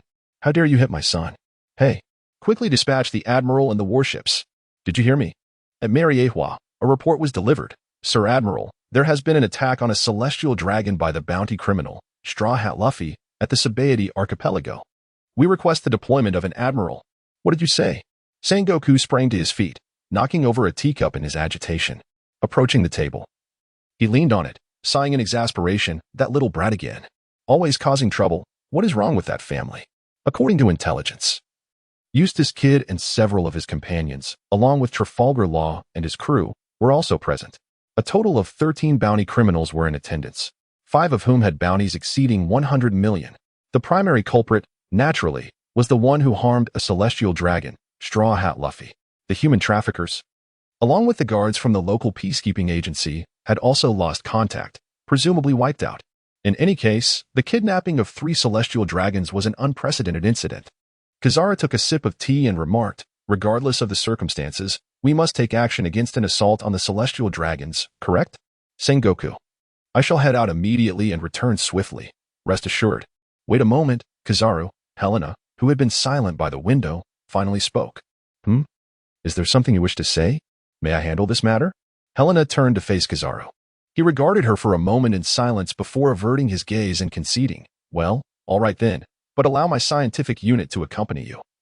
It will be a good opportunity to test the pacifists. Understood. Sengoku observed Helena, remaining silent. Several hours later, a military ship sped toward the Sabaody archipelago. Its heavy artillery relentlessly firing shells. The people on the shore scattered in panic, creating a scene of utter chaos. Run. The Admiral and his troops have arrived. We're doomed. We can't escape. That wretched Straw Hat, what has he done? A fireball surged forth at an incredible speed, far surpassing the artillery shells, crashing into the coastal town like a meteor. The surrounding populace, terrified, dared not approach, and from the smoke and flames emerged a towering figure. Helena strolled out with her hands tucked into her pockets, casting her gaze around as she murmured to herself, "Where are you?" It was only then that the surrounding crowd reacted, shrieking in terror and fleeing, leaving the area desolate. From a nearby alley, an individual raised his firearm, aiming it squarely at Helena's head, his mind racing with the thought, if I could eliminate the general with a single shot, I would achieve unparalleled fame. Bang! The bullet, accompanied by a spark, hurtled towards Helena, who stood there, unflinching and unyielding. The shooter, exhilarated, rose from his crouch, oblivious to the imminent danger of being discovered. Helena instantly raised her hand, catching the bullet as if it had simply veered off course, leaving no trace of impact. As she relaxed her grip, the bullet fell to the ground, and remarkably, she remained unscathed. The shooter stood frozen in disbelief, while his companion was the first to react. Hey, hurry and run. The two fled the alley, only to hear a sharp sound overhead, and then Helena descended slowly before them from the sky. It was you who shot at me just now, wasn't it? Helena remarked leisurely. The two men stunned for a moment, then, terrified, they turned and fled. Helena did not pursue. Instead, she raised her left hand, which transformed into a white wolf claw, as a luminous white energy converged towards her palm. Lunar eclipse, radiant light. The white orb was instantly unleashed, soaring through the space between the two fleeing figures before hurtling towards a colossal red tree, its trunk measuring 100 meters in diameter. Mere moments later, a fierce explosion severed the tree's trunk, causing it to slowly topple to one side. The soldiers aboard the distant warship gaped in disbelief, unable to comprehend the astonishing spectacle before them. This, Madame Bizet has truly gone too far. Beside Helena, on a nearby building, AP and his companions observed the scene. AP could not help but exclaim, "Is this what a general does? Truly chaotic." The anxious individual beside him urged, "Captain AP, we should make haste. We too are in peril." AP playfully wrapped his arm around the man's neck and replied, "Heh, where's the thrill in that? It's far more entertaining to provoke the enemy before we flee." Helena restored her hand to its original form and tucked it back into her pocket. Casting a glance at the interrupted red tree, she curled her lips in disdain and prepared to depart. At that moment, the transponder snail entrusted to her by Kizaru began to ring. However, Helena chose not to answer. She had matters of her own to attend to. Perched atop a rooftop was a portly and robust figure, wielding a massive axe and sporting a mushroom-shaped haircut. In his hand, he held the transponder snail, incessantly calling out, "Hello, Baishi. Hello, Vice Admiral Baishi. Darn it, what's going on? Why is he just like the old man, refusing to answer his transponder snail?" As Selena turned around a corner, she beheld a group of individuals clad as if attending a cult gathering. In their midst sat a golden-haired man, engrossed in manipulating cards for divination. Upon noticing Selena's presence, the onlookers were struck with alarm. One exclaimed, "Oh no, it's Bizet. Captain, you must flee. We shall handle this." Hawkins, however, remained impassive, leisurely continuing his divination. "Do not be concerned. Today is not my day of sacrifice," he stated, unfazed. Selena glanced at him, approached, and bent down to inquire, "Excuse me, do you know where mysterious Crowfrost is? I am familiar with the person you mentioned, yet I am unaware of her current whereabouts. By the way, you are also a wanted criminal, are you not, Magician Hawkins?" Selena's words resonated in the ears of Hawkins' crew like a voice from the depths of hell. As Selena unleashed a sweeping kick imbued with the energy of a lunar eclipse, Hawkins was propelled sideways, crashing through the wall of a building. Simultaneously, at a nearby port, an individual engaged in unloading cargo was unexpectedly hurled aside, shattering a wall before plummeting to the ground, instantly meeting their demise. Selena was acutely aware that she could not inflict harm upon Hawkins at that moment. Nevertheless, she conjured a luminous sphere enveloped in flames and launched it forth. The radiant sphere detonated, engulfing the entire edifice in smoke and fire. On the rooftop, AP could not help but exclaim in astonishment, "How formidable!"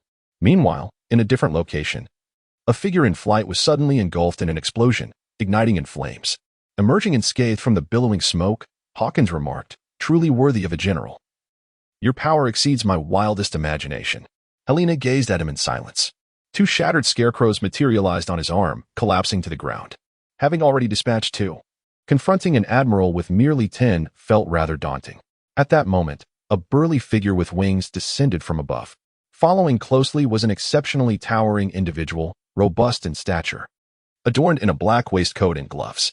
He wore a rectangular hat, his eyes gleaming white, with two barriers protruding from the top of his head. This was a pacifist modeled after the tyrant Bartholomew Kuma of the Seven Warlords, and also a new type of war weapon proposed for experimentation by Kizaru. Lying on the ground, Urki lamented, "Defeat is inevitable. He is truly formidable." Hawkins, standing nearby, interjected, "There are even stronger foes." What? Urki turned to see the imposing Helena standing not far away. Could that be Admiral White Tiger? How unfortunate. We are caught between an admiral and a warlord. Is our end nigh? Not yet. You have not met your demise, Hawkins reassured Urki. Is that you, Hawkins from the North Sea? Even as foes jest with me, I find a strange sense of gratitude. Suddenly, the pacifist sprang into action, delivering a powerful punch towards Urki. At that moment, a figure leaped forth, wielding a sword and battle axe, delivering several blows to the pacifist before kicking him away. "Is that all the strength you possess, monk?" Drake taunted Urki. "Oh, it's you again."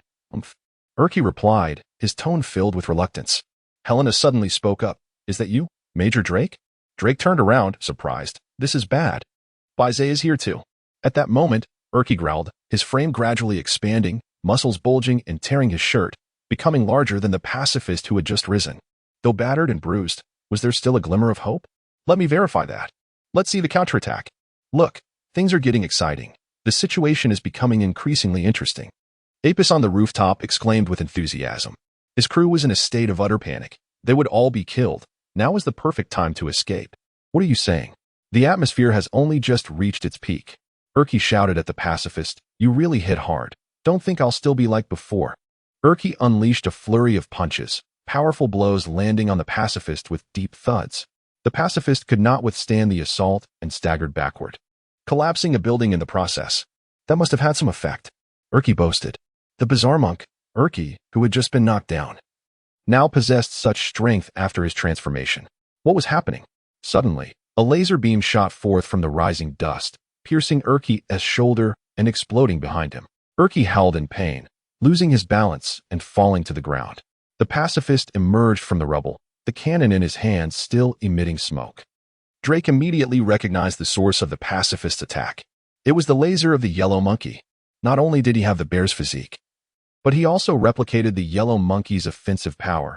Vegapunk had elevated the pacifist's capabilities to such an extent. Drake discreetly glanced at Helena, who remained still nearby. "All right, the games must come to an end."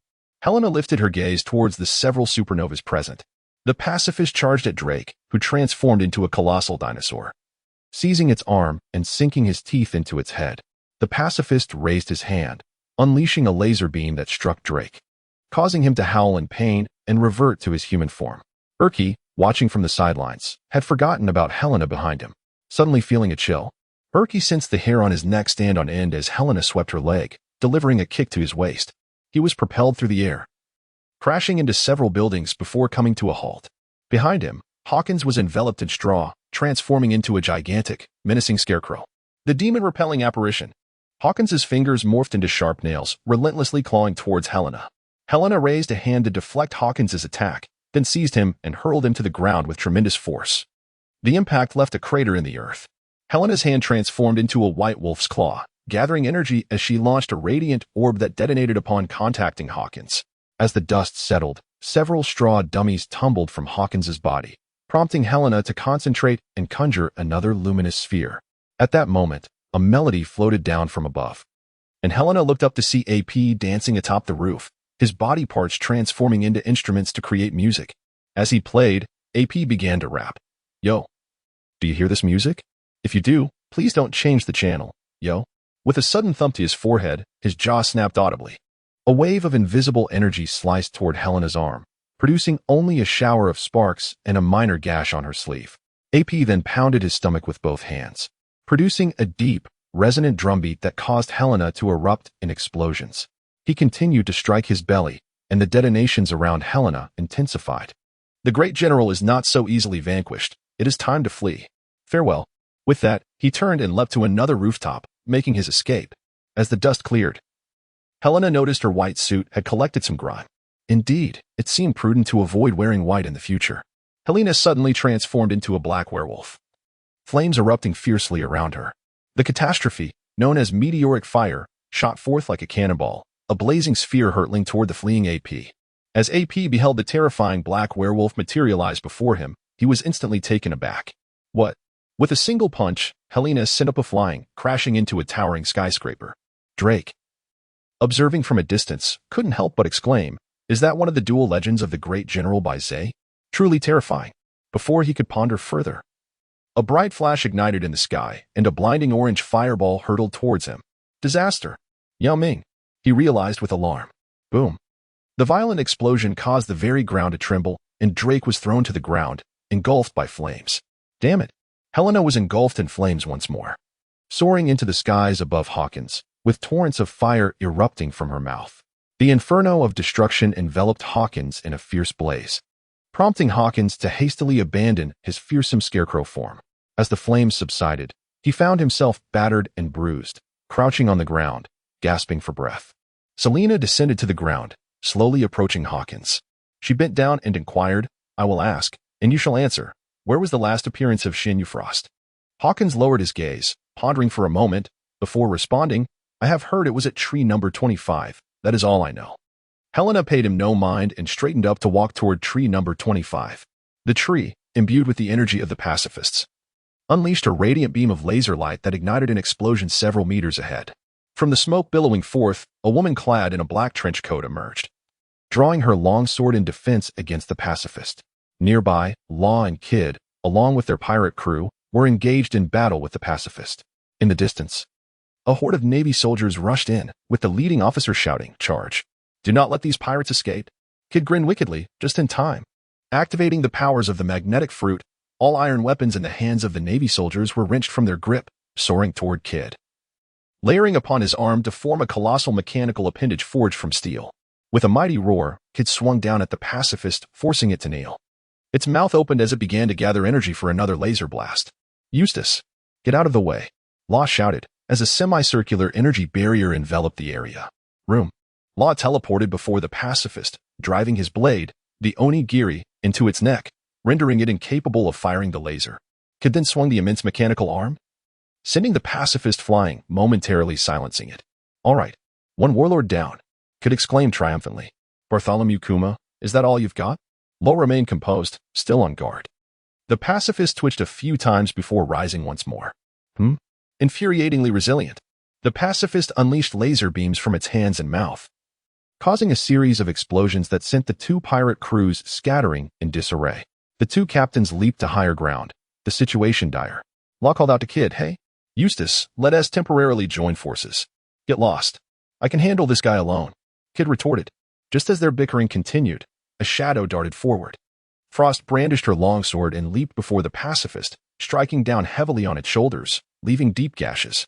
The pacifist retaliated with a laser blast, but Frost deftly sidestepped and slashed twice beneath its left rib. Law turned to Kid. "She's already engaged. We should join her and finish this fight. We're targets too." Before he could finish, a hoarse voice echoed, "Stay back." Frost commanded them to maintain distance. "Hey, Shienya, you can't take him down alone." Law began, but Frost removed her right glove, revealing her hand enveloped in a gray energy resembling a swarm of insects. The pacifist fired a beam, but Frost evaded, leaping high to strike down upon its body. Decay. The area where she struck became marred with gray blemishes, which began to spread. Where the blemishes reached, steel began to rust, clothing and flesh rotted.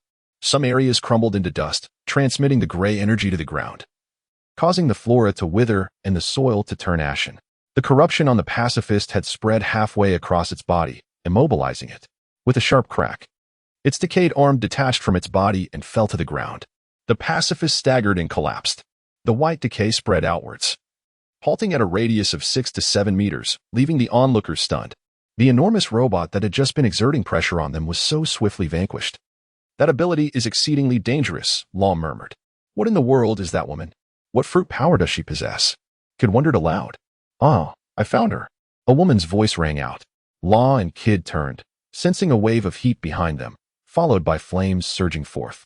They dodged the fire, glancing back to see a towering silhouette amidst the roaring inferno. Helena stepped forward, surveying the individuals present, her gaze ultimately fixating on Frost in the distance. Indeed, it was striking. Both Law and Kid recognized her simultaneously. What? It's an Admiral. Law lowered his head, his expression grave, as expected. The Straw Hat Kid has drawn significant attention. Just look at the trouble you've caused. An Admiral, is it? How infuriating. They're all here. Though Kid maintained a hardened demeanor, beads of cold sweat began to form on his forehead. He was impulsive, yet not a fool, fully aware of the Admiral's formidable prowess. Law and Kid sensed a gust of wind beside them, and in an instant, Helena had vanished from sight. How swift. Where has she gone? Law searched frantically for Helena, only to hear a voice behind him. Turning around, he found Helena standing directly before Frost. Aren't we the targets? Frost furrowed his brows tightly, removing his right glove, attempting to repel Helena. Bang! Helena's hand radiated an overwhelming force as she swiftly seized Frost's wrist. Frost found herself unable to withdraw her hand. With her left hand, she swung her sword, but Helena raised her other hand to block the strike. Luo observed as Helena yanked Frost backward and whispered something in her ear. Subsequently, Helena forcefully pressed Frost's head into the ground, creating a crater upon impact. Frost lay there momentarily motionless, while Helena stood up and tilted her head to gaze at Luo and Kid in the distance. Suddenly, her hands transformed into wolf-like claws, and she unleashed two razor-sharp gust blades towards the duo. Room! Luo shouted as he exchanged positions with a distant stone to evade the attack, while Kid positioned his immense mechanical arm in front of him. The gust blade struck the mechanical arm, shattering it into countless pieces of scrap metal. Eustace, be careful, Luo warned loudly. Kid looked up to find Helena hovering above him. With a resounding thud, she delivered a powerful kick to Kid's head, causing blood to spew from his nose and mouth. Ugh! Kid was propelled sideways, crashing into the trunk of a crimson tree, falling silent thereafter. Helena turned her head and saw Ro and his pirate crew already making their escape. Helena raised her hand to gather energy, and a luminous orb flew towards the Red Heart pirates. How infuriating. Room. Law expended a considerable amount of stamina, teleporting all members of the pirate crew away. Upon landing, Law, exhausted, collapsed to the ground. Helena chose not to pursue further. She cast a glance back at the recovering Frost and took out her phone bug to contact Bartolomeo. Hello? This is White Zara. You finally picked up. What is going on? We have pinpointed the locations of the Straw Hat Kid, Captain Kidd, and Trafalgar Law. Which direction should we head? Let us go towards the Straw Hat Kid first. Helena concealed her intentions. A green-haired swordsman was desperately sprinting while carrying a long-nosed figure, accompanied by a tall skeleton.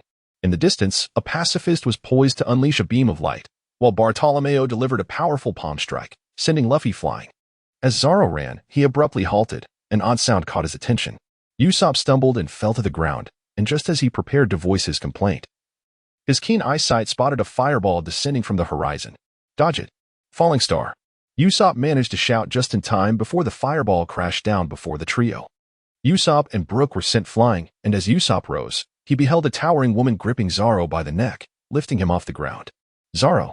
Usopp exclaimed, drawing the attention of the Straw Hat crew from afar. Robin turned her gaze, her pupils constricting in alarm as she shouted, "This is bad. It's an Admiral!" Everyone was in disbelief, and Luffy, in a state of despair, cried out, "Zaro! Run away! Zaro!" Helena gazed upon the familiar faces, shaking her head slightly with a sigh. She never anticipated that their first encounter would unfold in such a manner and under these circumstances. Usopp, trembling, drew back his slingshot and shouted at Helena, "Release Zaro at once." Receiving no response from her, Usopp gritted his teeth and launched a fiery star in her direction. Helena raised her hand and effortlessly caught the incoming small bomb, which erupted with a resounding bang in her grasp. Helena's hands remained untouched by even a speck of dust. Without a hint of hesitation, Brook brandished his slender sword and charged forward. Helena lifted her left foot and, with a sudden stomp, unleashed a wave of force that exploded outward, sending Usopp and Brook hurtling through the air. Helena turned her gaze towards the raised Zaro, who, despite his severe injuries, bitterly thought to himself, "Damn it, it's actually an Admiral." Robin crossed her arms, utilizing the powers of her fruit, 20th flower. Helena was ensnared by 10 pairs of arms that bound her limbs and neck. With a surge of overwhelming power, Helena caused all the arms to transform into delicate petals that scattered into the air. Robin, too, suffered a devastating blow and collapsed to the ground. Unable to maintain her stance, Helena surveyed her surroundings, feeling exasperated as she thought, "Where are they? How dreadfully slow." She then raised Zaro's hand, transforming it into a wolf's claw, gathering energy. Usopp, in a state of despair, shouted, "Zoro!" Just as Zoro was on the verge of being slain by Helena, a figure surged forth like a tempest from the distance, delivering a swift kick towards Helena. She raised her arm, utilizing Haki to block the strike. The individual executed a swift maneuver, delivering another kick, prompting Helena to release Zoro and intercept the attack with her other hand. Once both stood firm, Helena spoke. "Have you finally arrived? Old Rayleigh, or should I refer to you as Dark King Rayleigh?" Rayleigh chuckled in response. Helena. I never expected that little brat from back then would grow to become an admiral in the Navy. I presume you had already discerned my identity back then, hadn't you?" Selena, non-committal, closed her eyes for a moment before reopening them and inquired, "Mr. Rayleigh, do you truly intend to obstruct me? Indeed, do not pluck the tender shoots. Their era has only just begun. Those who are already part of the past still wish to stir up some waves. If the Navy could rescind the bounty on my head, I could retire in peace. You are aware that such a possibility is unattainable. It appears you have no intention of letting them go, do you?" Helena shrugged, remaining silent. At that moment, Luffy shouted from a distance, "Usopp, Brook, quickly take Zaro and run." Usopp rushed forward, lifting Zaro and Brook as they sprinted away. "Everyone, focus on how to escape. We are not yet a match for these foes," Luffy shouted hoarsely. The Straw Hat crew scattered in various directions as Luffy called out from afar, "Uncle, I beg you. Wishing you safe travels." Rayleigh waved goodbye. Helena muttered to herself, "This is truly troublesome." Flames ignited around her as she transformed into her beastly combat form. Just as she leaped to charge at the fleeing crowd, Rayleigh unsheathed his sword and struck towards her. Helena, cloaked in an aura of dominance, crossed her arms. With a resounding ping, her blade met the hardened armor, producing a crisp sound that reverberated through the air. The ensuing shockwave sent the surrounding grass bowing low to the ground. "You shall not catch up to me. It has been quite a while since I wielded a sword." Helena struck the ground with both palms, causing the surging flames to spread outward. Rely leaped backward to evade. Hualuli, with a swift motion, Rely soared into the air, and with a flourish of his sword, unleashed an incredibly formidable wave of sword energy directed at Helena. With an air of dominance, Helena coated her hand in power and deftly deflected the sword energy. Helena transformed into her eclipse form, gathering a tumultuous surge of energy in her mouth, and unleashed a beam of light directed at Rayleigh. Eclipse, Radiant Fang. Rayleigh raised his sword, the beam striking against the sword imbued with formidable aura, dispersing energy in all directions. With a swift motion of his sword, Rayleigh completely shattered the energy. As the remnants fell to the ground, Helena had already surged forward, closing the distance. A radiant white energy enveloped Helena's hand, coalescing into the form of a wolf's head. Lunar Eclipse, Wolf Hunt. Rayleigh raised his sword and struck, unleashing a surge of energy that marred the ground with countless scars. The two engaged in a relentless duel, with neither emerging victorious for the moment. In the distance, the Pacifista unleashed a laser beam towards Sanji, while Bartolomeo pressed closer to the fallen Luffy. In a fit of rage and despair, Chopper consumed 3 rumble balls, transforming into a colossal beast towering several meters high. The Pacifista scanned the area, unable to discern the nature of the creature. Taking advantage of the situation, Usopp hurriedly called out to the unconscious figures sprawled on the ground, "Hey, Sanji, Zaro, Brook, wake up quickly, we must escape now." The Pacifista turned its attention, locking onto the group on the ground, raising its hand as it began to charge the laser beam. Just as the beam was about to be unleashed, footsteps echoed from behind, accompanied by a commanding voice, "Halt, PX-1. Usopp turned to see an identical figure to the Pacifista standing there, but adorned with gloves and holding a book. Another one had appeared. "What in the world is happening? I can't take this anymore. How many of these creatures are there?" Zoro struggled to rise, his gaze falling upon this figure, his heart sinking. This was the original. The newcomer was none other than the warlord of the sea, Bartholomew Kuma. Zoro recalled his harrowing experiences aboard the thriller bark. "Roronoa, you are still alive," Kuma stated. his expression devoid of emotion. Zorro laboriously replied, "Thank you for your mercy." Usopp, filled with anxiety, interjected, "Hey, Zorro. This isn't the time for idle chatter. If we were to escape, where would you wish to go?" Kuma, removing his gloves, replied, "Zorro, now is the time to flee." Before the last words had left his mouth, Kuma delivered a swift strike, producing a sharp sound as Zorro vanished into thin air. Usopp stood frozen in disbelief, unable to comprehend what he had just witnessed. Selena and Rayleigh's fists met the sword, resulting in a stalemate. In the distance, Kuma was effortlessly sending Luffy's companions flying one by one, yet Rayleigh found himself temporarily unable to disengage. A peculiar situation had unfolded over there. Age truly takes its toll, rendering him unable to extricate himself. Selena exerted pressure with her hands, forcing Rayleigh to retreat. A few beads of sweat appeared on Rayleigh's forehead, and his breathing grew somewhat labored, indicating considerable exertion. "Are you indeed the Dark King, Rayleigh?" A voice suddenly resonated. Kuma materialized between the two, whispering something into Rayleigh's ear. "Do you expect me to trust your words? Whether you believe it or not is entirely your prerogative. My current position is rather precarious. Kuma, please do not interfere," Selena warned, fully aware of Kuma's true intentions. "I have no obligation to heed the Navy's commands," Kuma replied with an unruffled demeanor. Helena narrowed her eyes, raising her hand towards the distant Nami and Frankie as energy coalesced within her palm. A luminous sphere shot forth. Lunar eclipse, radiant light. Nami and Frankie had no time to evade. Nami was paralyzed with fear, while Frankie clutched her arm, intending to flee, just as the sphere was about to strike them. Kuma teleported behind, raising his palm to deflect the orb, which ricocheted upwards and collided with a crimson tree, shattering it and causing it to topple. "Indeed," Helena murmured. "They are willing to confront the Navy directly to ensure their departure." Kuma turned, using both palms to send Frankie and Nami away. Luffy, witnessing the agony of losing his comrades, was consumed by rage. He unleashed his second gear and charged at Kuma. "You bastard." With a rubbery jet pistol, his arm elongated, the speed of his fist akin to a bullet fired from a gun. Kuma raised his hand, deflecting Luffy's punch elsewhere. Luffy leaped, roaring with fury as he swung another blow, yet Kuma effortlessly blocked it, sending Luffy flying once more. As Luffy regained his footing, Chopper in his gigantic form aimed a claw at Kuma. "Chopper, no!" Luffy screamed in desperation. With a sharp pop, the colossal chopper vanished in an instant. Kuma turned, advancing towards Robin step by step, while Luffy, numb and helpless, pleaded, "Stop, stop, please stop." Another pop echoed as Luffy collapsed, pounding the ground with his hands and head, weeping uncontrollably, berating himself for failing to protect his companions. "So, you intend to merely swat him away? Have you considered how you will explain this? It is a grave matter," Helena admonished Kuma. Ignoring her, Kuma approached Luffy and said, "We shall not meet again, Straw Hat. Farewell." With a final pop, the evening glow bathed the surroundings in silence. After a long pause, Kuma turned and departed, while Rayleigh remarked, "That is enough. I hope you will cease to disturb me, Helena. If we wish to capture you, we must devise a proper plan. Rest assured," Rayleigh said, sheathing his sword and leaving. Bartolomeo approached Helena, saying, "Hey, White Fox, the Straw Hat crew is out of reach now. What about Law and Kid?"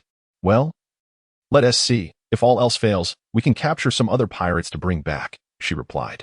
In a secluded alley of Sabaody, Frost leaned against the wall, her head injured and bleeding. "Quick, pursue. She must be here." Outside the alley, the shouts of the Navy hunting pirates rang out, but Frost paid them no mind. Her thoughts consumed by what Admiral White Fox had told her, "Your sister is searching for you." The next day, in a certain sea area of the New World, Shanks was perusing a newspaper with the headline detailing the gathering of 12 supernovas at Sabaody and the incident involving the celestial dragons. Shinran passed by, glancing at the paper in his hand, suddenly trembling and freezing in place. She seized the newspaper from Shanks, who looked at her in confusion. Shinran stared at the photograph of Frost, repeatedly confirming its authenticity, her hands shaking as the paper rustled softly. After a long moment, she turned to Shanks and declared, "Sir Shanks, I must bid you farewell. 2 days until Ace's execution. Holy Land, Mary Geoise." Helena perched upon the sofa in the banquet hall, observing the individuals before her, Bartholomew Bear and the enigmatic Hawkeye, clad in silence, while the ostentatious Don Quixote Doflamingo, draped in a flamboyant pink feather coat and donning sunglasses, exuded an air of arrogance. A confrontation ensued between him and the imposing Moonlight Moria. "Doflamingo, what did you say?"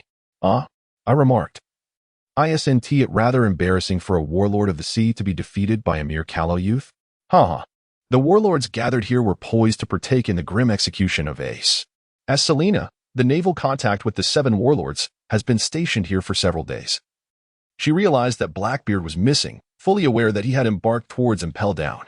The sound of high heels echoed, and Selena turned her gaze to see Hancock entering, accompanied by her large serpent. Hancock was no longer the young girl she once was. She had transformed into the proud empress of the pirates, with her head held high. She looked down upon everyone in the room. Upon her entrance, Doflamingo chuckled and remarked, "Look who has arrived. Is this not the beloved Miss Boa?" Hancock disdainfully lifted her chin towards him and retorted, "Silence. How dare you be so disrespectful to me?" Helena rose from the sofa, a smile gracing her lips as she addressed Hancock. "It has been quite a while, Hancock." Hancock cast a sidelong glance, her eyes widening in astonishment. "Helena. It is truly you. I never expected our reunion to unfold under such circumstances. You've ascended to the rank of a warlord of the sea." Hancock offered a subtle smile and replied, "You have become an admiral. There's no need to draw attention to my achievements." As the conversation progressed, Helena recalled a recent encounter with Mr. Rayleigh. "Was it something that transpired at Sabaody?" Hancock inquired. "Indeed, I had an unfortunate incident with Mr. Rayleigh. He was in the midst of safeguarding a pirate crew." Hancock lifted her gaze towards Helena, intrigued. "A pirate crew?" Helena confirmed. "Yes, it was the Straw Hat Pirates, led by none other than Captain Luffy." Upon hearing that name, Hancock felt as though her heart had been struck, her pulse quickening and a flush of color rising to her cheeks. Helena chuckled softly and inquired, "What's the matter? Do you know this person?" No. I don't recognize them. They're merely a newcomer." Helena ceased her teasing as a quarrel erupted on the other side. Moria slammed his hand upon the table, causing several black bats to take flight behind him. In a fit of rage, he shouted, "Doflamingo, do you dare believe that I will tear your mouth apart?" Doflamingo chuckled incessantly, rising from his chair and kicking it aside. He raised his hand, his fingers deftly moving, as threads of silk danced at his fingertips.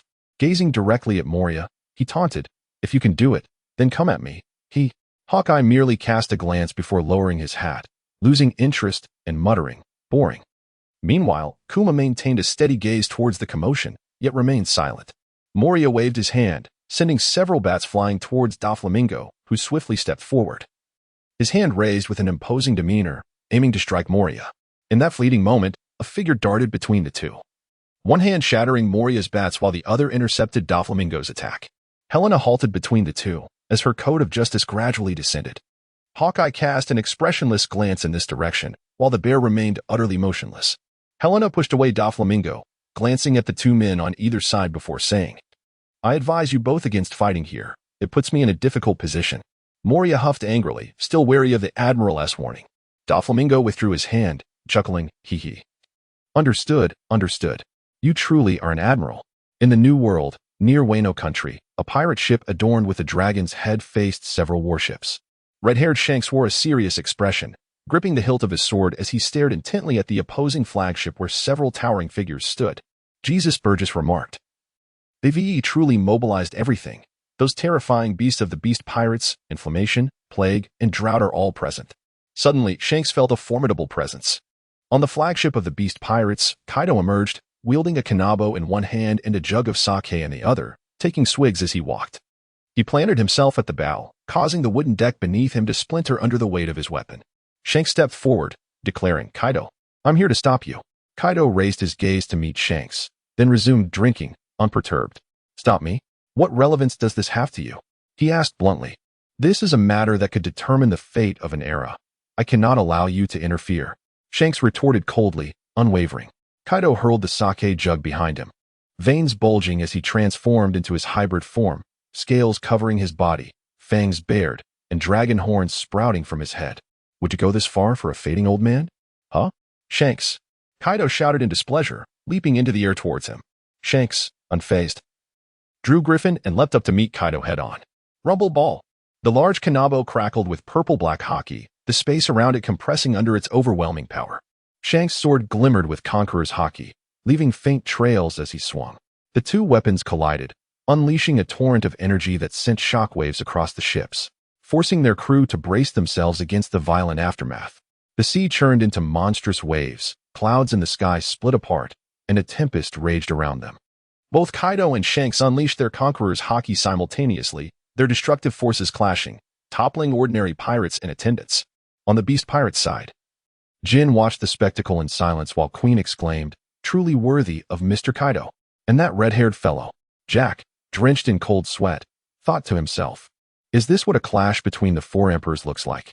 Meanwhile, on Sabaody Archipelago, 3 enormous screens broadcast the events at Marineford, packed with spectators eager to witness this historic moment. Reporters shouted amidst the din, anxious not to miss any significant moment. "Hey, look, it's Fire Fist Ace." Ace stepped onto the execution platform, inciting a stir among the gathered Marines and onlookers.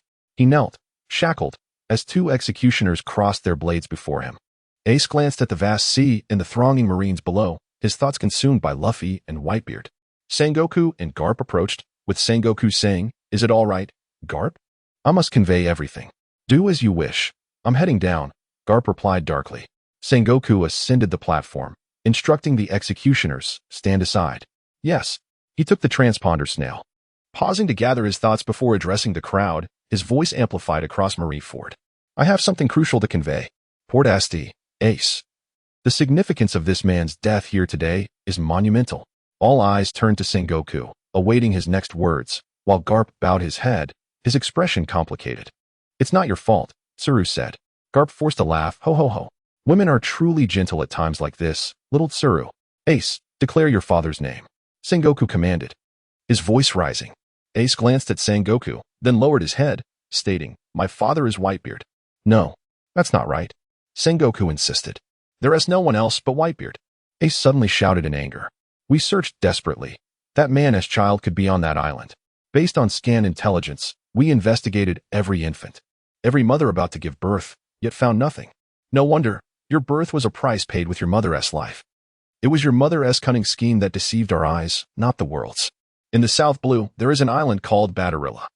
And your mother-s name was Port Asti, Rouge." Upon hearing this, Ace's eyes widened in shock, his entire being trembling. The actions of this woman transcended all common understanding. She devoted herself entirely to her child, allowing you to remain in her womb for an astounding 20 months. Ultimately, she gave birth to you, and, in doing so, succumbed to exhaustion and perished. Ace clenched his fists, gritting his teeth. A mere year and 3 months after his father's death, the scion of the most malevolent lineage in the world was born. That scion is you. You cannot claim ignorance of this. At that moment, Garp recalled that fateful night. He stood before the imprisoned man, who implored him, "The child in my womb is innocent. Garp, I beg of you, my child." Garp could not bear it and shut his eyes tightly. "Your father is." Sengoku continued mercilessly, "The Pirate King. GOLD. Roger." After a brief silence, the square erupted in exclamations. Reporters snapped back to reality, scrambling to jot down notes. One reporter, in disbelief, stared at the screen, dropping his notepad to the ground. "Is the bloodline of the Pirate King still alive? Isn't he Luffy's elder brother?" Hancock murmured, as the wind began to rise. Garp glanced up at Ace on the execution platform, his face obscured by the sun, and memories flooded back. He recalled carrying a lantern through the dark prison, stopping before a cell to set it down. "Garp, can I trust you? My child is about to be born, but unfortunately, I will no longer be in this world." Garp sighed in feigned indignation. "Why do you say such things to me? A Navy officer, Roger? His mother, the woman connected to you, will surely be executed. That is why I must tell you." Roger rose and approached Garp. "The government will undoubtedly investigate my whereabouts over the past year and find her, killing her. But the child in her womb is innocent." Their faces were mere inches apart. "Garp, our bond is forged through countless battles. You are as trustworthy as my comrades." Garp, unwilling to acknowledge this, turned his head away with a huff. "You must protect her," Roger said with a smile. Garp stepped forward, gripping the iron bars of the cell, shouting, "Don't act on your own." Roger locked eyes with Garp, resolutely declaring, "No, you will help me." Garp stumbled back, recalling his visit to Rouge, witnessing Ace's birth. He remembered bringing Ace to Dayton, seeking her assistance in raising him. He also recalled meeting Ace not long ago in Impel Down, when Ace had said, "The troubling part is that both Luffy and I have inherited the bloodlines of world-class criminals. Even if I carry the name Portas, a name that bears immense significance to me, I refuse to acknowledge the lineage of that scoundrel father of mine." Ace had smiled at Garp, saying, "Old man, my father is none other than Whitebeard." Returning to the present, Carp could not help but cover his face. Tsuru glanced at him and softly remarked, "Carp." "About 2 years ago," Sengoku continued, "when you sailed the seas as captain of the Spade Pirates using your mother's name, showcasing remarkable speed and strength. We finally realized that Roger's bloodline had not been extinguished. Yet, Whitebeard, aware of this fact, aimed to nurture you as the next pirate king, allowing the son of his rival to board his ship." Ace bellowed, "That is not true. I boarded that ship to help my father become the pirate king. That is only your perspective. The truth is, we cannot act against you at will because you are protected by Whitebeard. If we let this go, you will undoubtedly rise to the pinnacle of the next pirate era. Thus, executing you here today carries monumental significance. We will not hesitate to wage war against Whitebeard." The Marines erupted with fervor, cheering loudly. Someone rushed to the execution platform to report to Sengoku. "Report. The gate of justice has inexplicably opened." "What did you say?" At that moment, the entirety of Marineford and the surrounding seas fell into a profound silence. Doflamingo remarked, "What an unusually quiet atmosphere." The Marines held their breath, remaining vigilant over the sea. Those on lookout scanned the waters with binoculars. As thick fog rolled in, dark clouds gathered above. Suddenly, they spotted dozens of shadows bursting through the mist. The alarm sounded, signaling the arrival of enemies. "There are 43 pirate ships, all manned by bounty criminals from the New World. We have not sighted Whitebeard or his commanders," the scout reported. Tsuru shook her head, stating, "What is there to panic about?" Tears welled in Ace's eyes. "Can you all see little Ace?" "Ace, we're coming." The Marines heightened their alert. "Should we attack?" "Wait. Whitebeard must be nearby. He surely has some plan. Keep a close watch on the sea." Doflamingo chuckled. Hee. This is becoming more interesting." "How thrilling. Come on, Whitebeard." At that moment, enormous bubbles began to rise from the depths of the ocean, and the 4 admirals sensed the unusual activity below. Could it be? As it turned out, their ship had emerged from beneath the sea.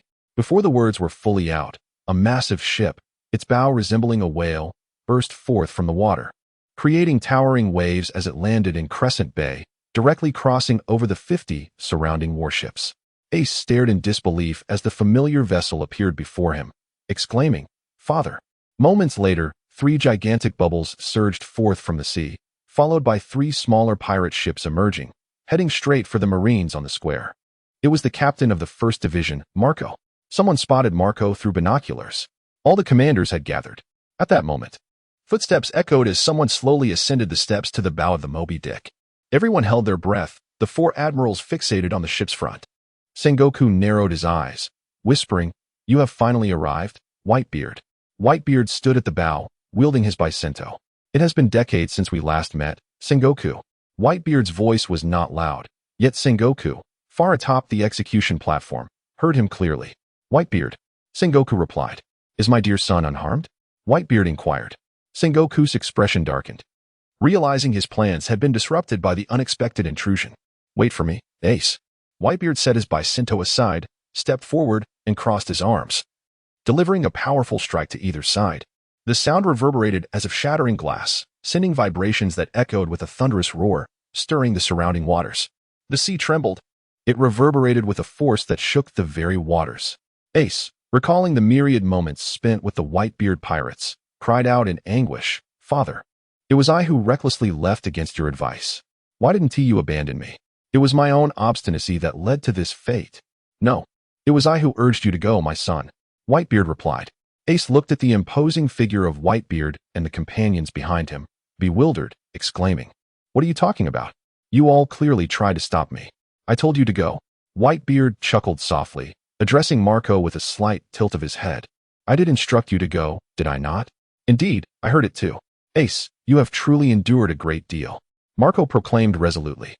"In these vast seas, one ought to understand the consequences of laying hands on our comrades. We shall not spare anyone who harms you, Ace. Await our arrival, for we are coming to rescue you." The members of the Whitebeard pirates erupted with fervent cries, vowing to save Ace. "A formidable group has been summoned," remarked Akiji. "Why bother with such words at this point?" Akainu responded, his irritation palpable. Kizara tapped his temple with a finger, stating, "It is indeed quite uncomfortable to witness." Helena cast a glance at the 3 individuals and remarked, "Esteemed seniors, you seem rather unconcerned." To which Huang Yuan turned his head slightly and chuckled, "Are you feeling anxious, little Helena?" Helena chuckled softly, uncertain whether it was anxiety or excitement that stirred within her. Youth, after all, can be unpredictable. What was there to be so exhilarated about? Moria boomed. Before us stands the pinnacle of power, a formidable alliance of the 7 warlords in the Navy headquarters, including 3 admirals and 100,000 elite troops. Opposing us are the Whitebeard pirates along with over 40 other ships. How will you dare to advance, Whitebeard? This is truly thrilling. Doflamingo licked his lips, glancing at Mihawk beside him, and inquired, are you planning to merely observe from the sidelines? Surely you are here to pass the time? Mihawk paid him no heed, prompting Doflamingo to shrug dismissively.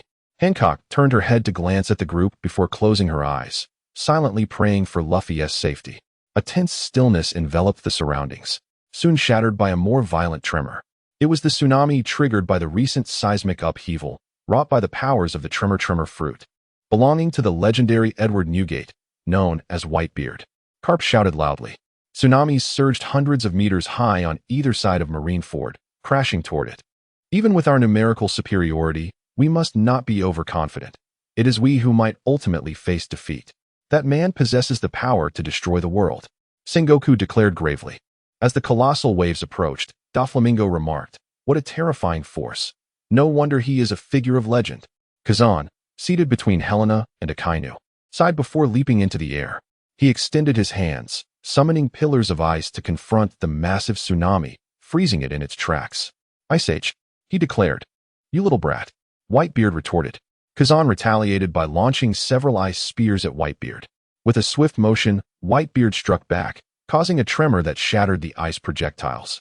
The shockwave reverberated through Kazan, who immediately transformed his body into an elemental state. Alas, my attack was thwarted, Kazan lamented, as he was fragmented into numerous ice shards that cascaded toward the ocean, where he reformed himself. Kazan plunged his hands into the seawater, instantly freezing it into thick, solid ice that gradually spread, encasing the entire bay. Fire! Destroy the Moby Dick. The Navy commenced their cannon fire. The crew of the Whitebeard pirates watched anxiously as their ship was immobilized by the ice. This creates an opportunity for us. Let us move, a captain shouted. And the pirates followed suit, leaping onto the icy surface to advance toward the square.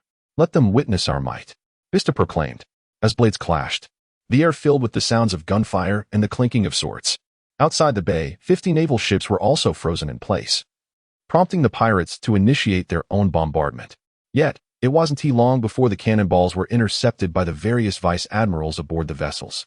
The pirates, having secured their ships alongside the ice, jumped into battle against the Navy. At that moment, Mihawk ascended a platform, capturing the attention of those around him. Oh, how rare indeed, the yellow monkey remarked. Akainu added, that reckless man has chosen to join the fray. Helena could not help but remark, he might be interested in Whitebeard. Kizaru turned to glance at Helena and casually replied, indeed, it appears so. Looking at Mihawk, Doflamingo inquired, are you going to step up? Just to test the waters. Came Mihawk's emotionless response. The man before them, how great was the chasm between us? Mihawk fixated on Whitebeard. Though he revealed little, the underlying eagerness in his words was palpable. Even the strongest would tremble at the sight of his eyes, paralyzed by fear.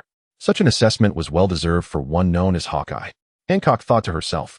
Below, the swordsman Vista also noted Mihawk's movements. I've long wished to cross blades with him.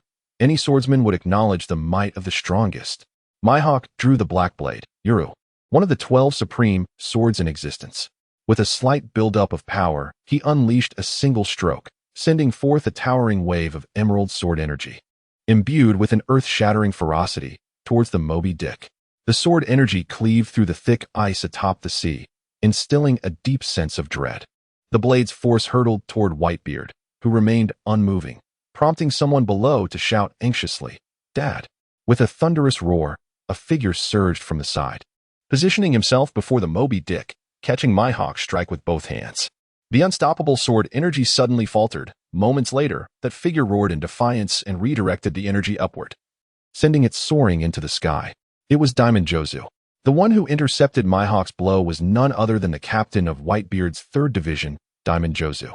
Mihawk sheathed his blade, observing the man whose body had largely transformed into diamond. Jozu grinned with pride. Sengoku took a couple of steps forward and initiated his strategy. How foolish. Are you attempting a frontal assault? Artillery unit, commence bombardment on the incoming pirates. Frontline soldiers. Prevent them from reaching the square. The battle below raged fiercely, with the captains moving through the Navy ranks like tigers among sheep.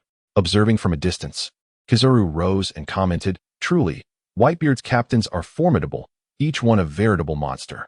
To minimize losses, we must capture the king before the thieves." With that, Kizaru turned his gaze to Whitebeard and, in a flash, appeared above the battlefield. Helena cast a glance at the immobile Akainu and inquired, "Has Mr. Borisolino also taken action? Mr. Sakazuki, are you still unmoved? What is the rush? There will be plenty of opportunities ahead," Akainu replied with an expressionless demeanor. A blinding light illuminated above Whitebeard as the figure of Kizaru appeared. "Hey, what's going on? It's so dazzling," exclaimed Whitebeard. "It's Kizaru. Kizaru has arrived." Kizaru pinched his fingers, and with a flicker of brilliance, countless light projectiles shot towards Whitebeard. Suddenly, a shadow of a bird swooped in, blocking the onslaught in midair. The light projectile struck it, shattering its form into fragments. As the radiance faded, Kizaru beheld the silhouette engulfed in blue flames, its wings also composed of azure fire. How terrifying! The mythical Zoan fruit. "Members of the Whitebeard pirates truly resemble monsters," Kizaru remarked. Marco observed Kizaru and exclaimed, "How could you interrupt our captain so soon?" As the wounds on Marco's body mended from the light projectiles, he transformed into his phoenix form and soared towards Kizaru. Kizaru unleashed another barrage of light projectiles, yet they failed to harm Marco. With a surge of haki, Marco delivered a sweeping kick to Kizaru's arm, which he had raised in defense. Kizaru chuckled lightly. "Oh, this technique seems to have worked." Marco retorted, "Stop deceiving," and with a powerful kick, sent Kizaru flying. Kizaru transformed into a sphere of light, crashing into a structure and triggering a tremendous explosion. Emerging from the ruins as a flash of light, Kizaru playfully remarked, "It seems it's not so easy to take me down." Marco let out a brief laugh, but his expression shifted abruptly as he witnessed a massive blade of wind soaring towards the Moby Dick, its momentum striking awe in him. Whitebeard noticed the blade, sensing its formidable energy, and realized that the Moby Dick might not withstand such an attack. With a sweeping motion of his hand, he struck the air with a mighty punch. The space began to fracture, and the powerful vibrations shattered the blade, scattering countless energy waves and leaving the surrounding ice riddled with destruction, accompanied by cries of agony. The Moby Dick suffered considerable damage as well. Both Whitebeard and Marco turned their gazes towards the execution platform below, where Helena had assumed a stance, her hands transformed into white wolf claws. "Is that the young child who has just become an admiral? Quite impressive," Whitebeard mused as he observed Helena. Marco, finding the situation challenging, muttered, "Tch. Not a single one of them is easy to handle." Helena retracted her hand. It was hardly surprising that the probing gust of wind was effortlessly deflected by the old man. Akainu glanced at Helena and remarked, "You are not like that unreliable fellow. Borsellino, your actions were rather hasty." Helena chuckled softly and remarked, "Ah, I understand. I merely wish to witness the world's strongest." At that moment, Diamond Jaw's arms transformed into diamond, striking the icy surface with tremendous force. A profound fissure curved outward, ultimately forming a breathtaking circle. Jaws plunged his hands into the crack, roaring as he painstakingly extracted the colossal ice blocks, hurling them towards the square behind him. "Taste this." The massive ice block, with a diameter of several hundred meters, rendered even the giants among the crowd seemingly diminutive. Should the ice block descend unchecked, the casualties would be catastrophic. Akainu gazed up at the impending ice mass, rising to his feet with evident displeasure. "Everyone is abandoning their posts. If we all leave, who will guard this place?" With his right hand transforming into lava, he swung his fist towards the gigantic ice block, his molten fist expanding as it approached. Great eruption. The immense lava fist collided with the ice block, shattering and evaporating it until little remained. The pirates below watched in disbelief, terror gripping them as the disintegrating lava hand scattered into countless meteors raining down upon the battlefield. Both pirates and some members of the Navy scattered in fear, the entire scene resembling an apocalyptic nightmare. Boom! A meteor struck one of the Whitebeard pirates' ships, obliterating its front half and snapping the mast. Another meteor hurtled towards the Moby Dick, only to be intercepted as Whitebeard brandished his sword, slicing through the air and extinguishing the flames with a powerful gust. "Go light some candles on your birthday cake, you magma brat," Whitebeard mocked Akainu. The latter, returning a chuckle, replied, "What? Do you not fancy a grand funeral? Whitebeard? The battle raged on, with captains of the Whitebeard pirates charging forward relentlessly, while the vice admirals outside the bay staunchly resisted the pirates' advances. Suddenly, the ice began to tremble violently. Helena glanced towards the bay's exterior, where an immensely colossal figure advanced towards the coastal artillery. Here it comes. At last it has arrived. Little Oars Jr. The thunderous roar of Little Oars echoed across the battlefield as he raised his several-meter-long sword and brought it down with tremendous force, shattering the coastal cannon and a warship in one fell swoop. Is that the descendant of Oars? I had thought to claim his corpse. Moria greedily mused, while Doflamingo licked his lips, saying, "My hands are itching a bit." Little Oars gazed at Ace on the execution platform and whispered, "Ace is the kindest. I will not let you die." The giant vice admiral surged forward, charging at Little Oars. He approached a massive warship, gripping it as though it were weightless, impervious to the cannon fire directed at him. Sengoku remarked to Ace, "You certainly brought quite a formidable ally." Ace paid no heed to Sengoku's jibe and shouted to Little Oars, "Oars, your immense size will make you an easy target. Oars, wait for me. I will come to rescue you." Little Oars summoned all his strength to lift the warship, taller than himself, and hurled it with great force, repelling the advancing giant vice admirals and creating a breach in the harbor. We broke through. Everyone, charge. The pirates outside the bay, led by Little Oars, surged through the opening. A giant vice admiral exclaimed, "This is the first time I have looked up to someone. I am heading to Ace. Do not obstruct me." Little Oars declared, "I shall block you here." A giant vice admiral raised his blade and charged, engaging Little Oars in combat. However, even the giants appeared as mere children before Little Oars, who struck them back relentlessly. With a resounding clash, the vice admiral's sword shattered, and Little Oars inflicted a horrific wound upon him, sending the giant tumbling aside. "Vice Admiral Laszlo!" The other giants shouted. "Oars, that fool is truly unstoppable." Bravery and recklessness are not the same. Whitebeard called out to Little Oars, who resolutely replied, "Do not hinder me, old man. I must save him, and I shall do so with utmost speed. I know you will assist with the aftermath. Protect Oars." The giant vice admirals launched a coordinated assault against Little Oars, yet they were all repelled by his unparalleled strength. "Hey, you lot go elsewhere. This one is mine." A woman's voice echoed from above as a fireball soared from the midst of the giant vice admirals. In Helena's hands, two luminous spheres imbued with flames converged and fused into a striking orange orb. She approached the young Oz and, with a swift motion, pressed the radiant sphere against him. A violent explosion ensued, causing the surrounding ice to tremble, while the fierce flames engulfed the colossal Oz. Both the Navy and the pirates in the vicinity were toppled by the shockwave and the searing inferno unleashed by the blast. Helena gracefully descended back to the square, while Little Oz collapsed to the ground, nearly losing consciousness from the explosion. The enormous straw hat he carried on his back tumbled to the earth, and as he glanced at it, he noticed it was slightly singed. Memories flooded back of Ace crafting that very straw hat for him. No matter the scorching sun, rain, or snow, he would wear it proudly while venturing outdoors, a testament to the profound bond of their friendship. With unwavering determination, Oz rose to his feet and slowly made his way toward the gallows. "That is enough, Oz," Ace cried out, his heart shattered. Yet, Oz continued to advance, reaching out in an attempt to grasp Ace, though the gallows still loomed far ahead. "No, it isn't enough. I must take down at least one admiral." Oz fixed his gaze ahead at Helena, who unleashed a colossal fist that crashed down, obliterating a substantial area of the harbor. However, amidst the swirling clouds of dust and debris, Oz spotted a small figure soaring out, enveloped in flames, revealing a dark werewolf within the inferno. Helena approached Little Oz and, with a swift turn, delivered a powerful kick to his chest. A dull thud resonated as Oz endured the forceful impact, the area where he was struck caving insignificantly, causing him to stagger backward. However, Little Oz regained his composure and pressed onward towards Ace. Helena gazed upon the reckless Little Oars, her heart heavy with reluctance. Yet, as a commander, she had her duties to fulfill. With a resounding thud, Helena struck Oars on the back of his neck. He cried out in pain and fell forward, one hand thrusting into the square. Oars's consciousness was fading, but the singular thought of rescuing Ace sustained him. "Hee, I shall claim this fool's corpse."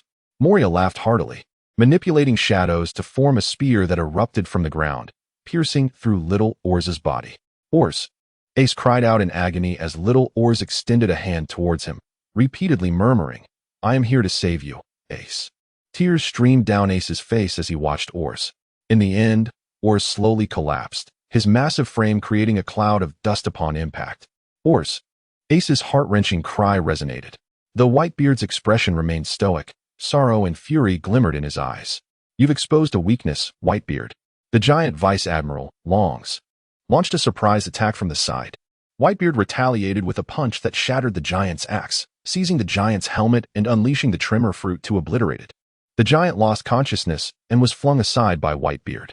The surrounding navy stared in disbelief. A Vice Admiral had been so easily defeated. Taking a deep breath, Whitebeard shouted to the pirates, "Advance over Ors's body." Fueled by rage for Ors, the pirates surged forward towards the square. Outside the bay, at the opposite end, the pirates attempted bombardment but failed to break through. A steel-hulled icebreaker approached. "Leave it to us," commanded the Ice Witch, Waydipe, directing her vessel to crash through the bay's entrance, allowing the pirates to flood in from the other side. "Report. There are breaches at both bay ends, and the pirates are entering en masse," a Navy officer reported to Sengoku. "No matter." Sengoku replied calmly, then picked up the transponder snail to address the other side, Tsuru. "The operation has commenced. The timing is perfect." Tsuru responded, flanked by several pirates resembling freshly laundered garments. "To defeat me, you still have 1,000,000 years to go. Notify all soldiers." In an instant, countless Navy personnel received the command. Whitebeard sensed something amiss, glancing at Sengoku on the execution platform, muttering to himself. "What scheme are you plotting, the wise strategist, Buddha Sengoku?" Carp's transponder snail also rang, but he disregarded it, stepping steadily onto the execution platform. "What's the matter? Do you have objections to the operation?" Sengoku inquired. "Nothing. They are pirates. They don't deserve sympathy." "Then shut up. What is wrong with me being here?" Carp interrupted Sengoku, sitting down beside Ace. Though the criminal deserved no sympathy, the family was another matter. Carp's voice suddenly turned sorrowful. Ace looked at Carp, noticing his shoulders tremble slightly, followed by the sound of muffled sobs. "What should I do?" Carp lamented, tears streaming down his face. "Ace, you rascal. Why didn't you listen to me and live?" Ace, witnessing Carp's uncontrollable tears, bit his lip in silence, unsure of what to say. "If you have any ill intentions, I won't spare you, Carp," Sengoku warned.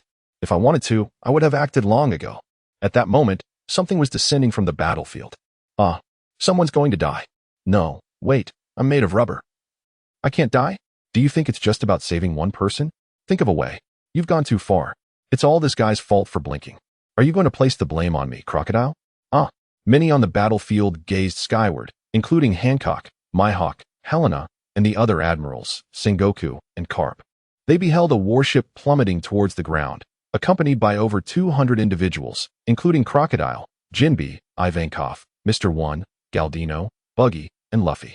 Carp's eyes widened in shock, while Helena chuckled softly. "Ah, they have finally arrived."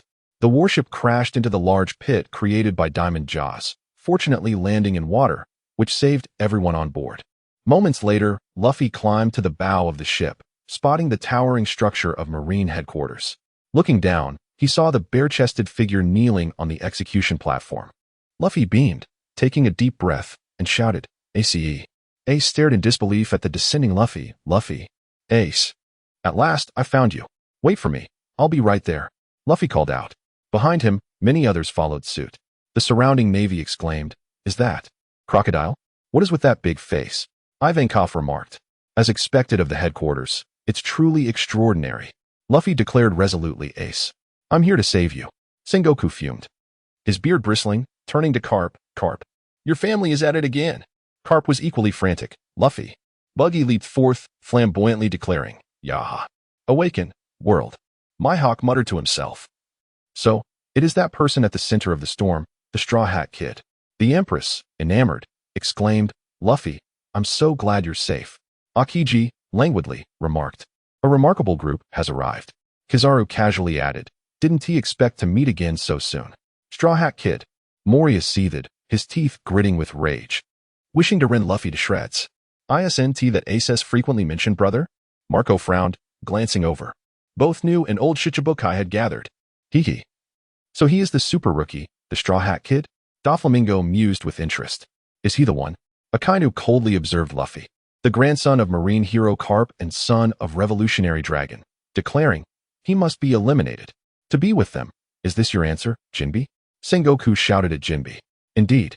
I will no longer serve as a Shichibukai, Jinbe replied.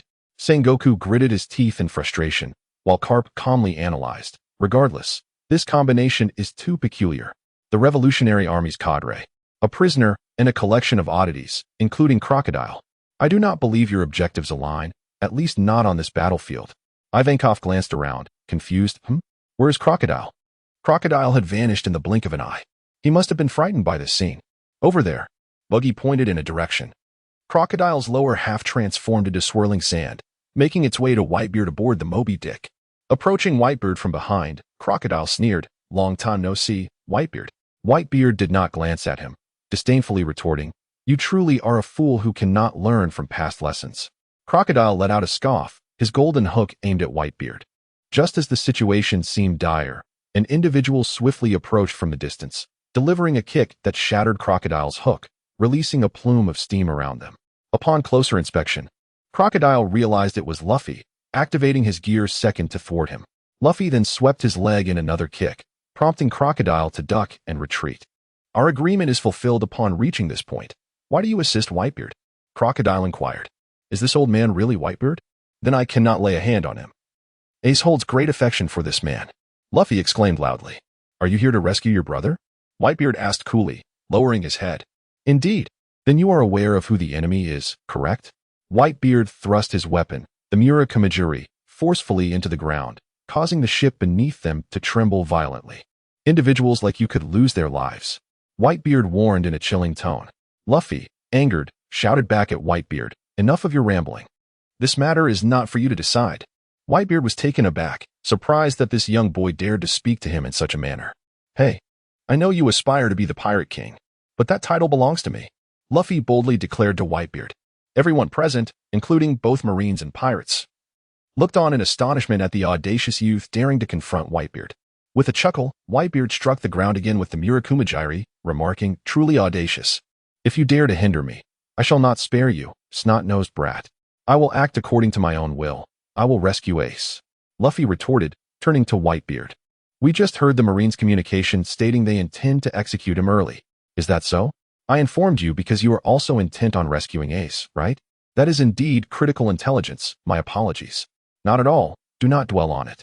In the distance, Buggy and Ivankov watched in stunned silence, with Buggy exclaiming in despair. Why can that guy converse with Whitebeard as an equal? Taking a deep breath, Luffy shouted to Ace, Ace, I am coming to rescue you, and leaped from the Moby Dick, sprinting towards the plaza. The pirates, witnessing Luffy's charge, followed suit. Sengoku muttered, is it possible for such a young boy to rally the morale? Nevertheless, did one T affect the operation. He took out a din mushi. Steadying the spirits of the Marines, remain calm. Act according to the orders. Whitebeard chuckled to himself, contemplating. That rascal Sengoku is suggesting we need not adhere to any agreements with the pirates? The pirates approached the colossal body of the fallen oars, when a yellow laser beam and a white energy sphere struck, causing a tremendous explosion that sent the pirates flying. A captain from the white team glanced over to see two towering figures standing not far ahead. Hey, there's no way we'll let you breach our defenses so easily, Kizaru drawled. Helena watched as Luffy approached, exclaiming, Ah, the Straw Hat Kid has arrived. Upon seeing Helena, Luffy was instantly reminded of his recent harrowing experience, that despicable fellow from Sabaody. The yellow monkey's legs glimmered with light, while Helena gathered white energy in her hands, both aimed squarely at Luffy. The death gaze of Ivankov winked, and an invisible wave of force sent Luffy flying. Wah! Luffy landed some distance away, as the attacks from the yellow monkey and Helena struck the very spot he had just vacated, causing an explosion that shattered the icy surface. Luffy rose, still advancing, still fighting. Ace, witnessing Luffy covered in dust and bruises, felt his heart bleed with concern. He shouted tremulously, Don't come any closer, Luffy. Luffy, astonished, glanced up at Ace, who continued, You must understand. We are both pirates, destined to roam the seas freely. I have my own adventures. I have my own comrades. You have no reason to meddle in my affairs. How dare you, coward, attempt to rescue me? Do you think I would allow such a humiliation? Quickly, return Luffy. What he left unsaid was, Please, Luffy. I don't wish to burden you. This is my folly. Yet, Luffy kept running, responding loudly, But I am your brother. The crowd gasped in astonishment. What? Brother? Then he must be Rogers, No, wait. Ace's parents died right after he was born. How can he have a brother? Luffy, irritated, shouted, I care not for the rules of pirates. Moria commanded his zombie soldiers to attack Luffy as a current surged from one side, causing the salt in the seawater to expel the shadows from the zombies. Jinbei stood by, bolstering Luffy's strength, while the Navy, witnessing this, hesitated to advance. A giant admiral approached, swinging a massive club toward Luffy. Seeing this, Sengoku seized a Den Mushi and declared, do not let a newcomer disrupt your formation. He's also a target for elimination. He's the son of the revolutionary dragon. Carp, standing silently with his eyes closed, uttered not a word. The assembled crowd was once again astonished, their gazes fixed upon Luffy. Luffy activated Gear 3rd, delivering a colossal punch that felled the giant. Ace, no matter what you say, I will save you. No sooner had he spoken than a white figure appeared before him. This is truly absurd, Luffy. Helena delivered a powerful kick, sending Luffy hurtling across the ice, where he crashed down, creating a substantial dent in the surface. As Luffy struggled to rise from the pit he had created, Helena descended gracefully before him. Running around so recklessly is quite troublesome, she remarked, brushing her hair back. How infuriating, Luffy exclaimed. He leaped into action, activating Gear 2nd. Steam erupted from his body, and his skin flushed a vivid red. With a swift extension and twist of his arm, he launched himself forward, spinning like a drill. Bang! Helena raised her hand to seize Luffy's incoming fist, yanking it backward, causing Luffy to lose control of his body and be propelled toward Helena. With an armed color, Selena delivered a sweeping kick, sending Luffy flying sideways. Damn it, that hurts, Luffy exclaimed as he regained his footing, only to find the towering woman gathering white energy in her hands. Lunar eclipsing, radiant light. The energy sphere hurtled towards him like a cannonball, prompting Luffy to leap aside just in time. The explosion sent shockwaves that lifted him off the ground.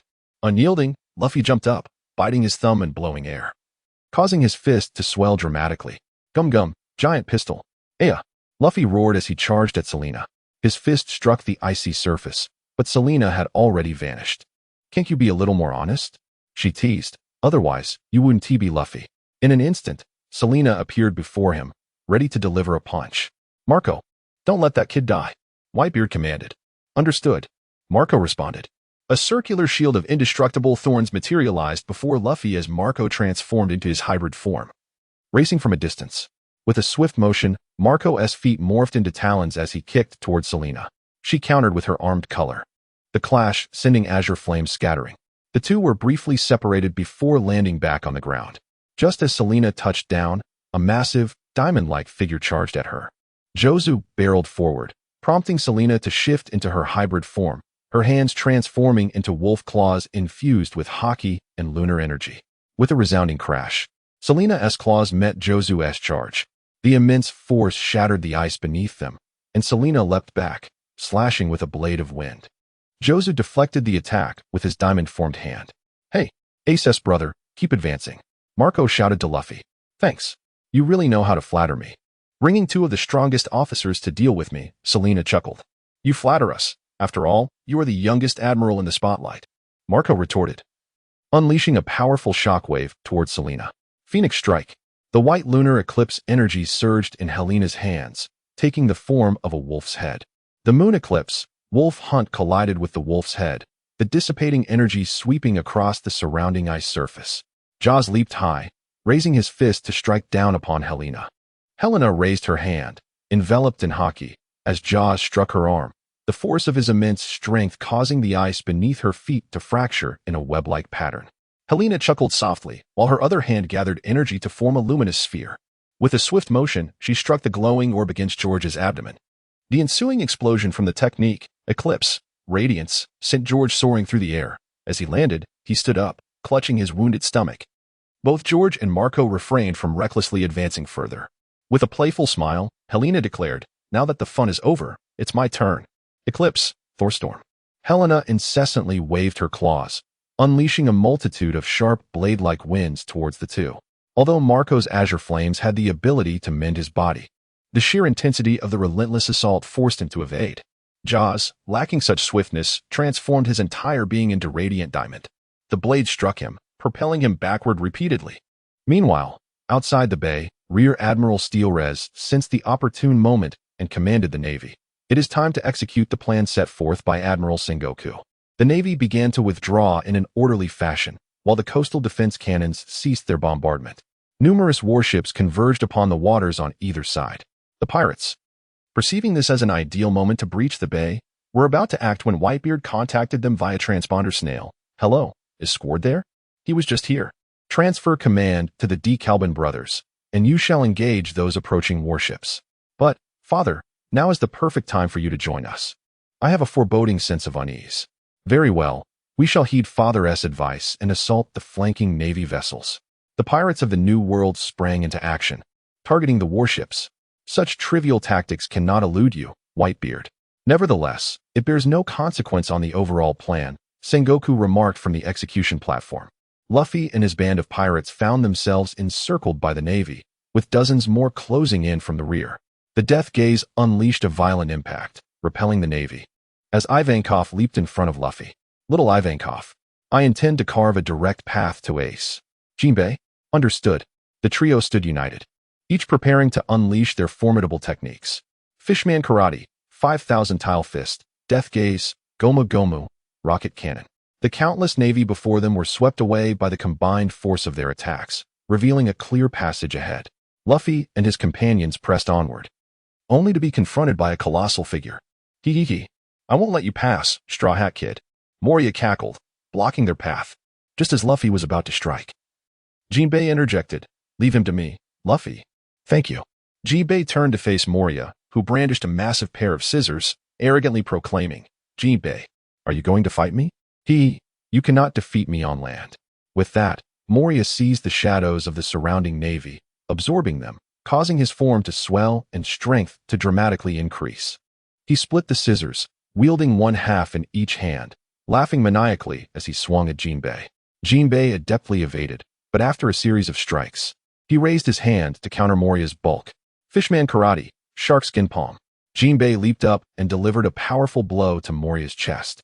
Fishman Karate, Shark Tile Fist. Moria cried out in pain, expelling the shadows he had just consumed. Jinbei regarded him, saying, "Moria, it seems your training is still lacking." "Damn it." As the two faced off, a swirling azure fireball soared past them. Marco crashed onto the ice, his azure flames raging to restore his body. Marco stood up, while Jinbei looked towards the direction of the impending danger.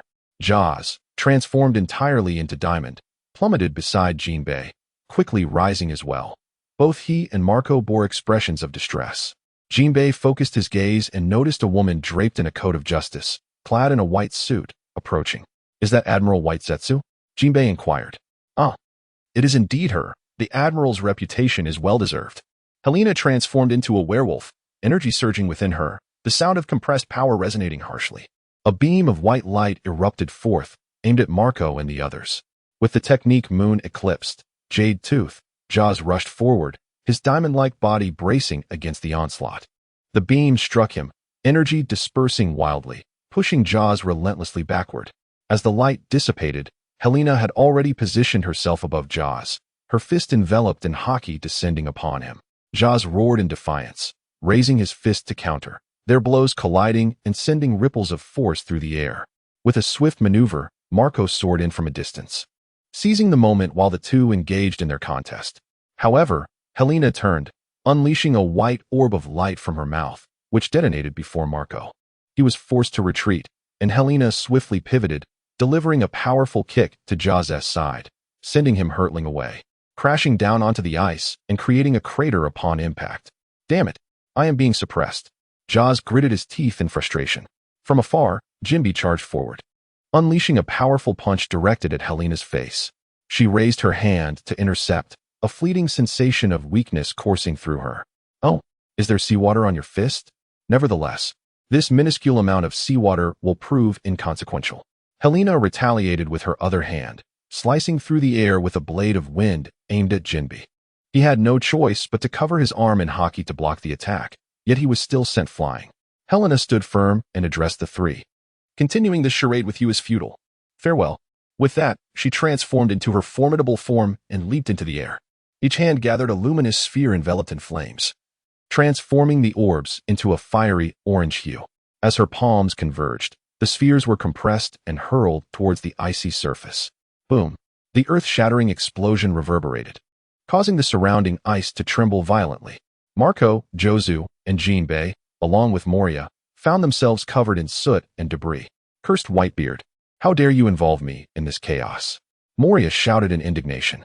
Marco, with his blue flame's wings, dispersed the black smoke before him, searching for Helena's whereabouts. Damn it! She has managed to escape. Meanwhile, Luffy, having obtained the key to Ace's handcuffs from Hancock, was overjoyed, jumping up to embrace her. Hancock, her heart aflutter, stammered. "LL Luffy, thank you so much." No, it's nothing. You must hurry and leave." Luffy replied, grateful. "All right, thank you," he exclaimed as he leaped away, leaving Hancock blissfully collapsing onto the ground, fantasizing about a wedding with Luffy. Straw Hat, don't run. Smoker watched the interaction between Luffy and Hancock, his face turning green with envy. How could a dignified warlord be so easily outmatched by the Straw Hat? Transforming into smoke, Smoker lunged forward, his hands imbued with sea stone, aiming to strike Luffy. Upon seeing this, Hancock, irate, swiftly intervened, delivering a kick to Smoker's hand. The area struck turned to stone and shattered, leaving Smoker holding two fragmented pieces of his weapon, his expression akin to that of someone who had just tasted a fly. Helena soared into the sky in search of Luffy, only to witness a green slash cleave through half the battlefield, splitting the ice and striking the harbor. Could that be Hawkeye? Luffy activated his second gear, narrowly evading Hawkeye's slash. He stretched his arm back, intending to unleash his rubber rocket. Yet, a hazy image flashed in his mind, his hand severed. In a moment of desperation, he struck the ground with both hands, sending countless ice shards flying. Luffy hesitated, gazing at Hawkeye, who remarked approvingly, "You remain quite composed." Then, with a swift stroke, a sharp clang resonated. Almost instinctively, Luffy tilted his head back to dodge, witnessing the colossal wave frozen in the distance being cleaved apart. Enormous ice chunks plummeted, crushing several warships. Although shaken, Luffy quickly regained his composure, deftly evading Hawkeye's strikes. It was uncertain whether Hawkeye was testing Luffy or merely holding back. In any case, he could not land a blow. A swirling sandstorm approached, engulfing Buggy and a multitude of prisoners. Luffy spotted Buggy and immediately extended his arm to pull him down. With a sharp clang, Luffy ducked to avoid a slash, while Buggy, cradled in his arms, was bisected, causing him to panic and weep. Rubber. Jet. Scapegoat. What are you doing, Straw Hat? What's happening? The one trying to cut you is him. Didn't you just say you came to save me? You arrogant fool. Rubber scapegoat. Luffy casually tossed Buggy towards Hawkeye, who unleashed a flurry of slashes, slicing Buggy's upper body into multiple strips. Hawkeye glanced at Buggy but remained silent. Unforgivable. You must be Hawkeye. Special Maki Cannonball. I'll blow you away. Buggy's upper body instantly reformed as he charged forward, kicking and launching a mini-bomb towards Hawkeye.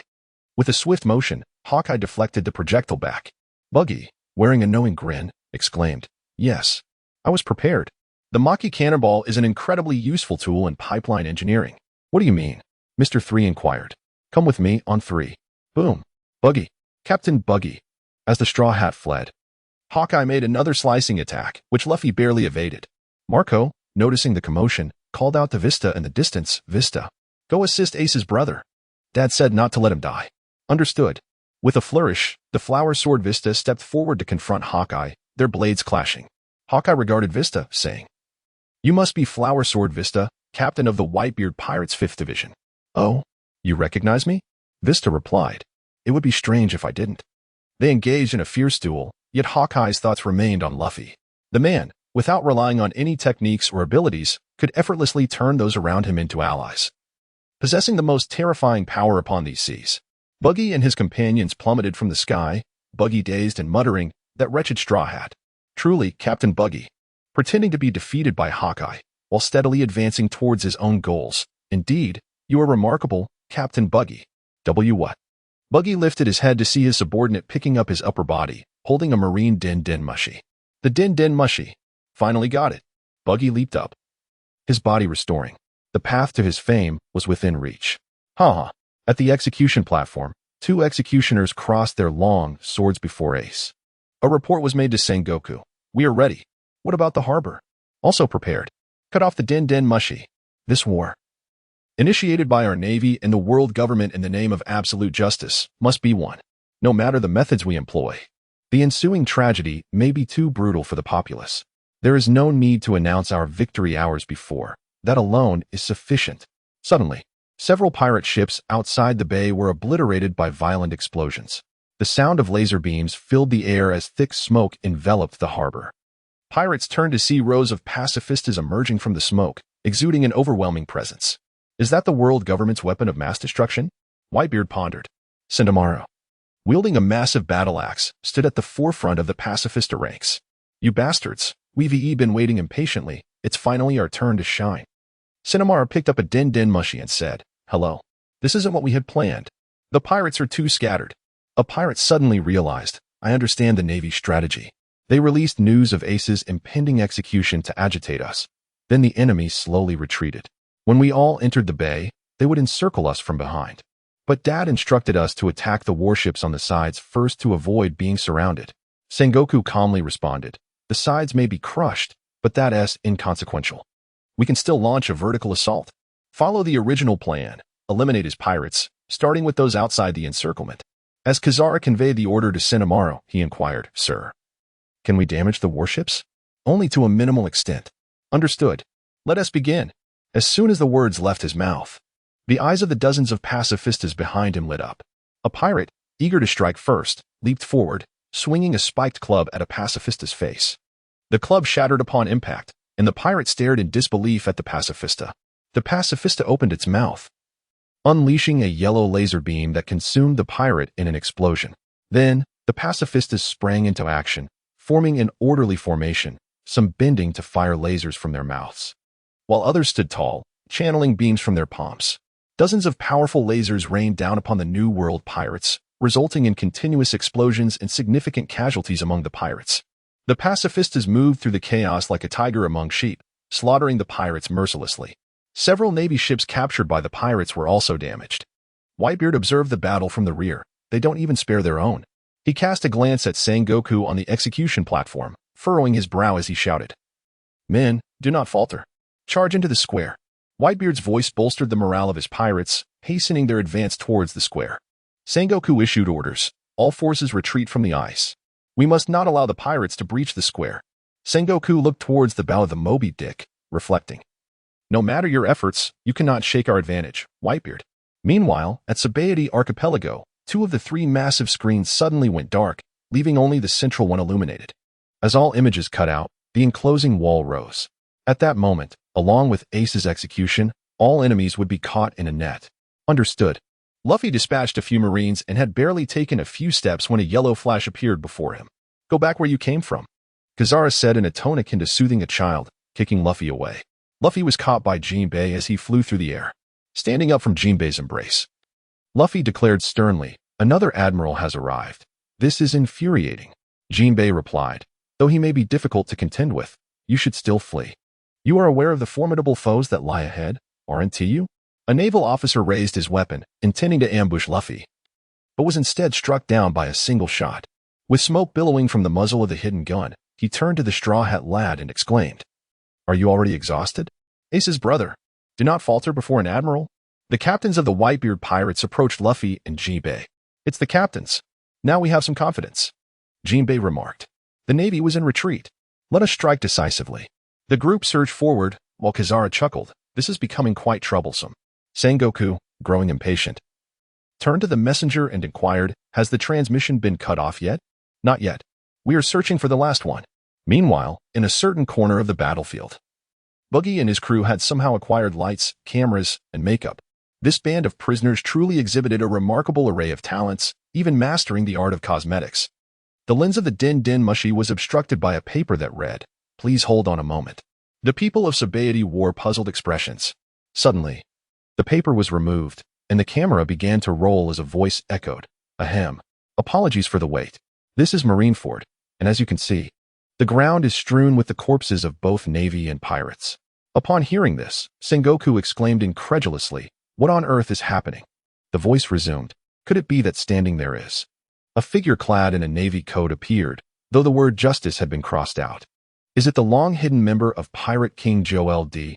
Rogers' crew, the great pirate Captain Buggy? Buggy, flamboyantly turning to face the camera, grinned mischievously. Indeed, it is I. Shouldn't the fact that I am a great pirate be concealed? Before he could finish, blood gushed from his nose as a pirate resembling a director leaped forward, shouting, "Cut! Cut!" The screen was once again obscured by a piece of paper. "What is this nonsense? Cut this ridiculous footage immediately," Sengoku roared in fury. If this transmission was not halted, the battle could not proceed. The Den Mushi had been seized by escaped prisoners from the Great Prison. "What did you say?" The prisoners readied themselves for the second act. 3, 2, 1. Action. Was the figure there truly a crew member of Roger, the sworn brother of the Yonko Shanks? The great pirate captain Buggy? Buggy turned once more, comically announcing, "Indeed, it is I." Sengoku was on the verge of madness, angrily commanding, "Stop them immediately." Boom. The sound of cannon fire erupted as a bomb exploded among the prisoners, knocking several down. "They've found us. Run." As this farce unfolded, the assault from the pacifists continued unabated. They were virtually overwhelming the pirates, inflicting minimal damage in return. Whitebeard surveyed the battlefield, gripping his sword, the Yoru, in silence when a figure approached him. "Old man," the person said. Whitebeard turned to see who it was and replied, "Squirto, are you unharmed?" "Ah, I'm just glad to be alive. I've been trying to reach you. How goes the situation at the bay?" "Our crew has suffered severe casualties. I took a shortcut to get here. Sengoku will show no mercy. He will unleash all his might against us." "Old man, have you discerned the Navy's strategy?" "Sengoku and I share a long-standing relationship." "I see." A glint of cold determination flickered in Squirto's eyes. "Being encircled from behind by the Navy suits my purposes. I shall strike back. As long as there is breath in me, I will attack. Indeed, all 43 of our pirate crews owe you a tremendous debt. For the Whitebeard pirates, we shall brave any peril." As Squirto spoke, he unsheathed his long blade. "I am sorry, but I understand. This is a battle to protect family." Whitebeard declared, "The pirates of Whitebeard shall never abandon my family. It is precisely for this reason that we have come to this hell with you." Whitebeard sighed and advanced, but Squirto continued, "If only we could be your family too." The sound of an explosion rang out as Whitebeard felt a chill in his abdomen. He looked down to see Squirto before him, his blade piercing through his body. All eyes turned to this shocking scene, and the captains of the Whitebeard pirates gasped in disbelief, rendered speechless. Squirto withdrew his sword, panting heavily, sweat beading on his forehead, as blood flowed from Whitebeard's wound. Whitebeard's pupils trembled, staring incredulously at Squirto. Below, Buggy and the others were equally stunned. As the prisoner holding the Den Mushi captured this moment, broadcasting it to satiety, the viewers, after a brief silence, erupted in chaos. "Whitebeard! Whitebeard! He has been stabbed!" Sengoku remained unperturbed, his expression calm, while Garp's eyes widened, his mind racing to analyze the situation. Squirto trembled, and Marco, transformed into a phoenix, swooped down to pin Squirto to the ground. "Squirto, why would you do this? Do you even comprehend what you have done? Stop your prattling. Wasn't it you lot who did the same to me? What did you say, old man?" Whitebeard knelt on one knee, but Marco rushed over, only for Whitebeard to raise a hand, indicating he was not gravely injured. Squirto rose, shouting, "In this farce, Whitebeard, haven't you already colluded with the Navy? The Whitebeard pirates will surely save Ace's life, won't they? They have promised, haven't they? What is that fool babbling about?" Some captains of other pirate crews exchanged hesitant glances at Squirto's words. "Listen up, all of you. We have been deceived," Squirto proclaimed, addressing the other New World pirates. "I never knew Ace was Roger's son. When you took me in, I was all alone. Do you know why I was alone? Because all my comrades who fought by my side perished at Roger's hands. You should have told me. You wanted Ace to become the pirate king. I was betrayed without even realizing it while befriending Ace. Stop fooling me. And now, for you, the ever-important Ace has been captured. Inside the bay are the Whitebeard pirates, while outside are our subordinate crews. You would trade the heads of 43 captains for Ace's life, letting your crew perish, while the Whitebeard pirates and Ace would be saved. You and Sengoku have colluded, haven't you?" Squirto glared at Whitebeard, his eyes brimming with rage. Time rewound to moments earlier, where Squirto encountered Akainu outside the bay. "Do not lie. You claim Ace is Roger's son." "Yes, and the outcome of this war has already been negotiated by those above." "Humph. Do you think I would believe your nonsense? No matter how you struggle, your fate is sealed. You will die for nothing. Shut up. Do you think I would fall for your tricks?" Squirto charged forward with his blade raised. Bang. He was sent flying, crashing against a wall. "Do you still not understand? It is not too late. If you doubt my words, take a moment to observe. The forthcoming concentrated assault will solely target your pirate crews. The Navy will not engage the Whitebeard pirates. Do you not understand that we risked our lives for Whitebeard, for Ace? Look around. Are we not the ones under attack? Squard rose, pointing towards the battlefield below. There, the pirates of the New World were relentlessly assaulted by the pacifists, their anguished cries echoing through the air. With monsters pursuing from behind and icebergs formed by towering waves blocking our escape, we found ourselves trapped. Father, is this truly the case? Please tell us this is not real. Father. Below, some captains wavered upon hearing Squard's words. With arms outstretched, Squard declared, "It is a miracle to have been struck even once. I am prepared to meet my end, slay me." The explosions continued to resound, with each passing second claiming the lives of New World pirates. The others, upon hearing Squard's declarations, could scarcely believe that their father would betray them. "Father, did you truly sacrifice us to ensure Ace's survival?" His words made it seem as though we were the only ones being targeted. "Ah, Father, speak to us. Father." I too struggled to believe it, doubting my own eyes. How could our father betray us? Squard lamented. "You fool. You have been deceived, Squard. Why do you not trust our father?" Marco rushed forward, seizing his collar, shouting fervently. "You too pretend ignorance, Marco. As a first commander, you cannot be oblivious to these matters. Marco, Ace is indeed the son of Roger." Whitebeard finally spoke. "They have manipulated those most susceptible to doubt. Their tactics are superior." Sengoku stated coldly, "We cannot hesitate." Akiji. Upon hearing this, Akiji did not respond and charged forward. "Why is he coming this way?" Buggy, watching the spectacle, turned to see Akiji rushing towards them. Akiji waved his hand, sending a chill that encased Buggy, the prisoners, and the remaining transponder snail in ice. "Activate the encirclement wall," Sengoku commanded, and the mechanisms beneath the sea began to whir into action. That man was easily stabbed by his own pirates. Crocodile, rarely losing composure, shouted at Whitebeard. "This is utterly disgraceful. Whitebeard, I refuse to be defeated by such a cowardly man." Even Ivankov, familiar with Crocodile, was taken aback by his outburst. Hearing this, Marco began to regain his composure, pondering. Yes, the issue is that he could have evaded it. If it were the usual father, no matter how unexpected the attack, even from his trusted allies, he would never have fallen victim. Marco recalled how, upon arriving, Whitebeard had torn away his healing apparatus. Exclaiming loudly, "Do you intend to garner sympathy from the enemy with these?" His condition was deteriorating. Whitebeard, with a furious strike of his weapon towards the ground, glared at Squard, saying, "Do you comprehend the gravity of your actions, Squard?" Though Squard had resigned himself to death, he could not help but feel anxious in the face of Whitebeard's fury. To turn against our father is the most foolish act imaginable. Whitebeard raised his massive hand and embraced Squard. The boy, who had closed his eyes in anticipation of death, opened them in disbelief, gazing at Whitebeard. "Even a foolish son. I still love you. Do not jest. You are leading our loyal and earnest hearts into darkness. Who is truly behind this? It is a traitor within the Navy." Moments earlier, Akina had declared, "I oppose this plan." Those ignorant of the truth refer to him as the legendary pirate. The Whitebeard you revere is, at his core, a despicable man who seeks only to preserve himself, secretly negotiating with the Navy and betraying his comrades. The legend is but an illusion. The true target of this war must be Whitebeard. We cannot allow him to escape.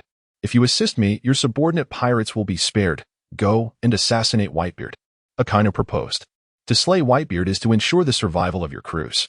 Is that what Akina said? I know your hatred for Roger runs deep, but Squard, the debts of the father do not fall upon the son. How foolish a thought. What has Ace done to you? You have shared hardships together, overcoming every obstacle as comrades, have you not? Who Ace's father is matters not. On this sea, we have crossed paths. And not just the two of you. Everyone is my child. Squard must get along. It is not only Ace who holds significance. All of you are my family. The knife slipped from Squard's grasp, clattering to the ground. Tears welled in his eyes, unable to fathom what he had just heard. Whitebeard stepped forward, gazing at Sengoku on the execution platform, solemnly stating, "My blade remains sharp, Sengoku, and you dare to claim I would sacrifice my sons." Whitebeard thrust his weapon aside, taking his stance, and struck the air with both hands, shattering the space around him like glass. The invisible shockwave rippled through the air, reaching the massive icebergs formed by the waves, causing them to fracture and tumble into the sea. Sengoku murmured, "Are you providing an escape route for the pirates?" Truly a troublesome man. Whitebeard stood tall, proclaiming, "As pirates, it is for you to decide what to believe." His voice resonated in the ears of every pirate, shattering the Navy's deceit and restoring their confidence. Squard collapsed in tears, overwhelmed by regret. He could not forgive himself for heeding the Navy's words and turning against their father. Whitebeard clasped his wound, reflecting on Crocodile's earlier words. To be called a coward, spare me, Crocodile. I am but an ordinary man with a single heart. Whether labeled a demon or a monster, it is impossible to remain the strongest forever. As long as I can sustain a young life into the future, my mission shall be fulfilled. Those willing to follow me must cast aside their lives and join me. Whitebeard bellowed, instantly igniting the battle spirit among the pirates. He took a great leap, descending from the Moby Dick. Sengoku barked a stern command. Prepare for battle. The world's strongest is about to unleash his fury. Whitebeard landed firmly upon the icy surface, standing tall, his weapon pointing towards the execution platform, then smiled gently. Beside him, a throng of pirates surged forward. 2 cannon shots rang out, and 2 cannonballs hurtled towards Whitebeard. He struck the air with a mighty blow, halting the projectiles mid-flight, then redirected them back, obliterating the coastal artillery that had fired them. Beneath the sea, the steel encirclement wall slowly ascended, yet was halted by the thick ice. Unable to rise for the time being, the Navy had retreated, and the pirates advanced. If the encirclement wall did not rise in time, there was a significant chance the pirates would storm the plaza. Damn it, is it not ready yet? I will buy some time. A voice boomed like thunder. The first Giant Vice Admiral, John Giant, strode forward, his naval uniform more splendid than that of the others. With a sweep of his mighty blade, he sent a horde of pirates flying. Under his assault, none had the opportunity to counterattack. He approached Whitebeard, swinging his sword downwards, and Whitebeard raised his weapon to block. Bang! With a thunderous crash, the ice beneath Whitebeard's feet cracked slightly. He raised his gaze towards John and remarked, "You, my friend, are somewhat in the way." With a forceful push, Whitebeard sent John sprawling aside, then swept aside the clouds with a flourish, grasping the air with both hands to unleash the power of his fruit. Pulling downwards, John felt as if the world had suddenly flipped, losing his balance in an instant. It was not just him. Everyone on the battlefield experienced this abrupt disorientation, as the entire arena in Marineford tilted precariously to one side. The surrounding sea of Marineford was also cleaved into several segments, each slanting towards different directions. Luffy stared in disbelief at this terrifying spectacle, unable to fathom that such a feat could be accomplished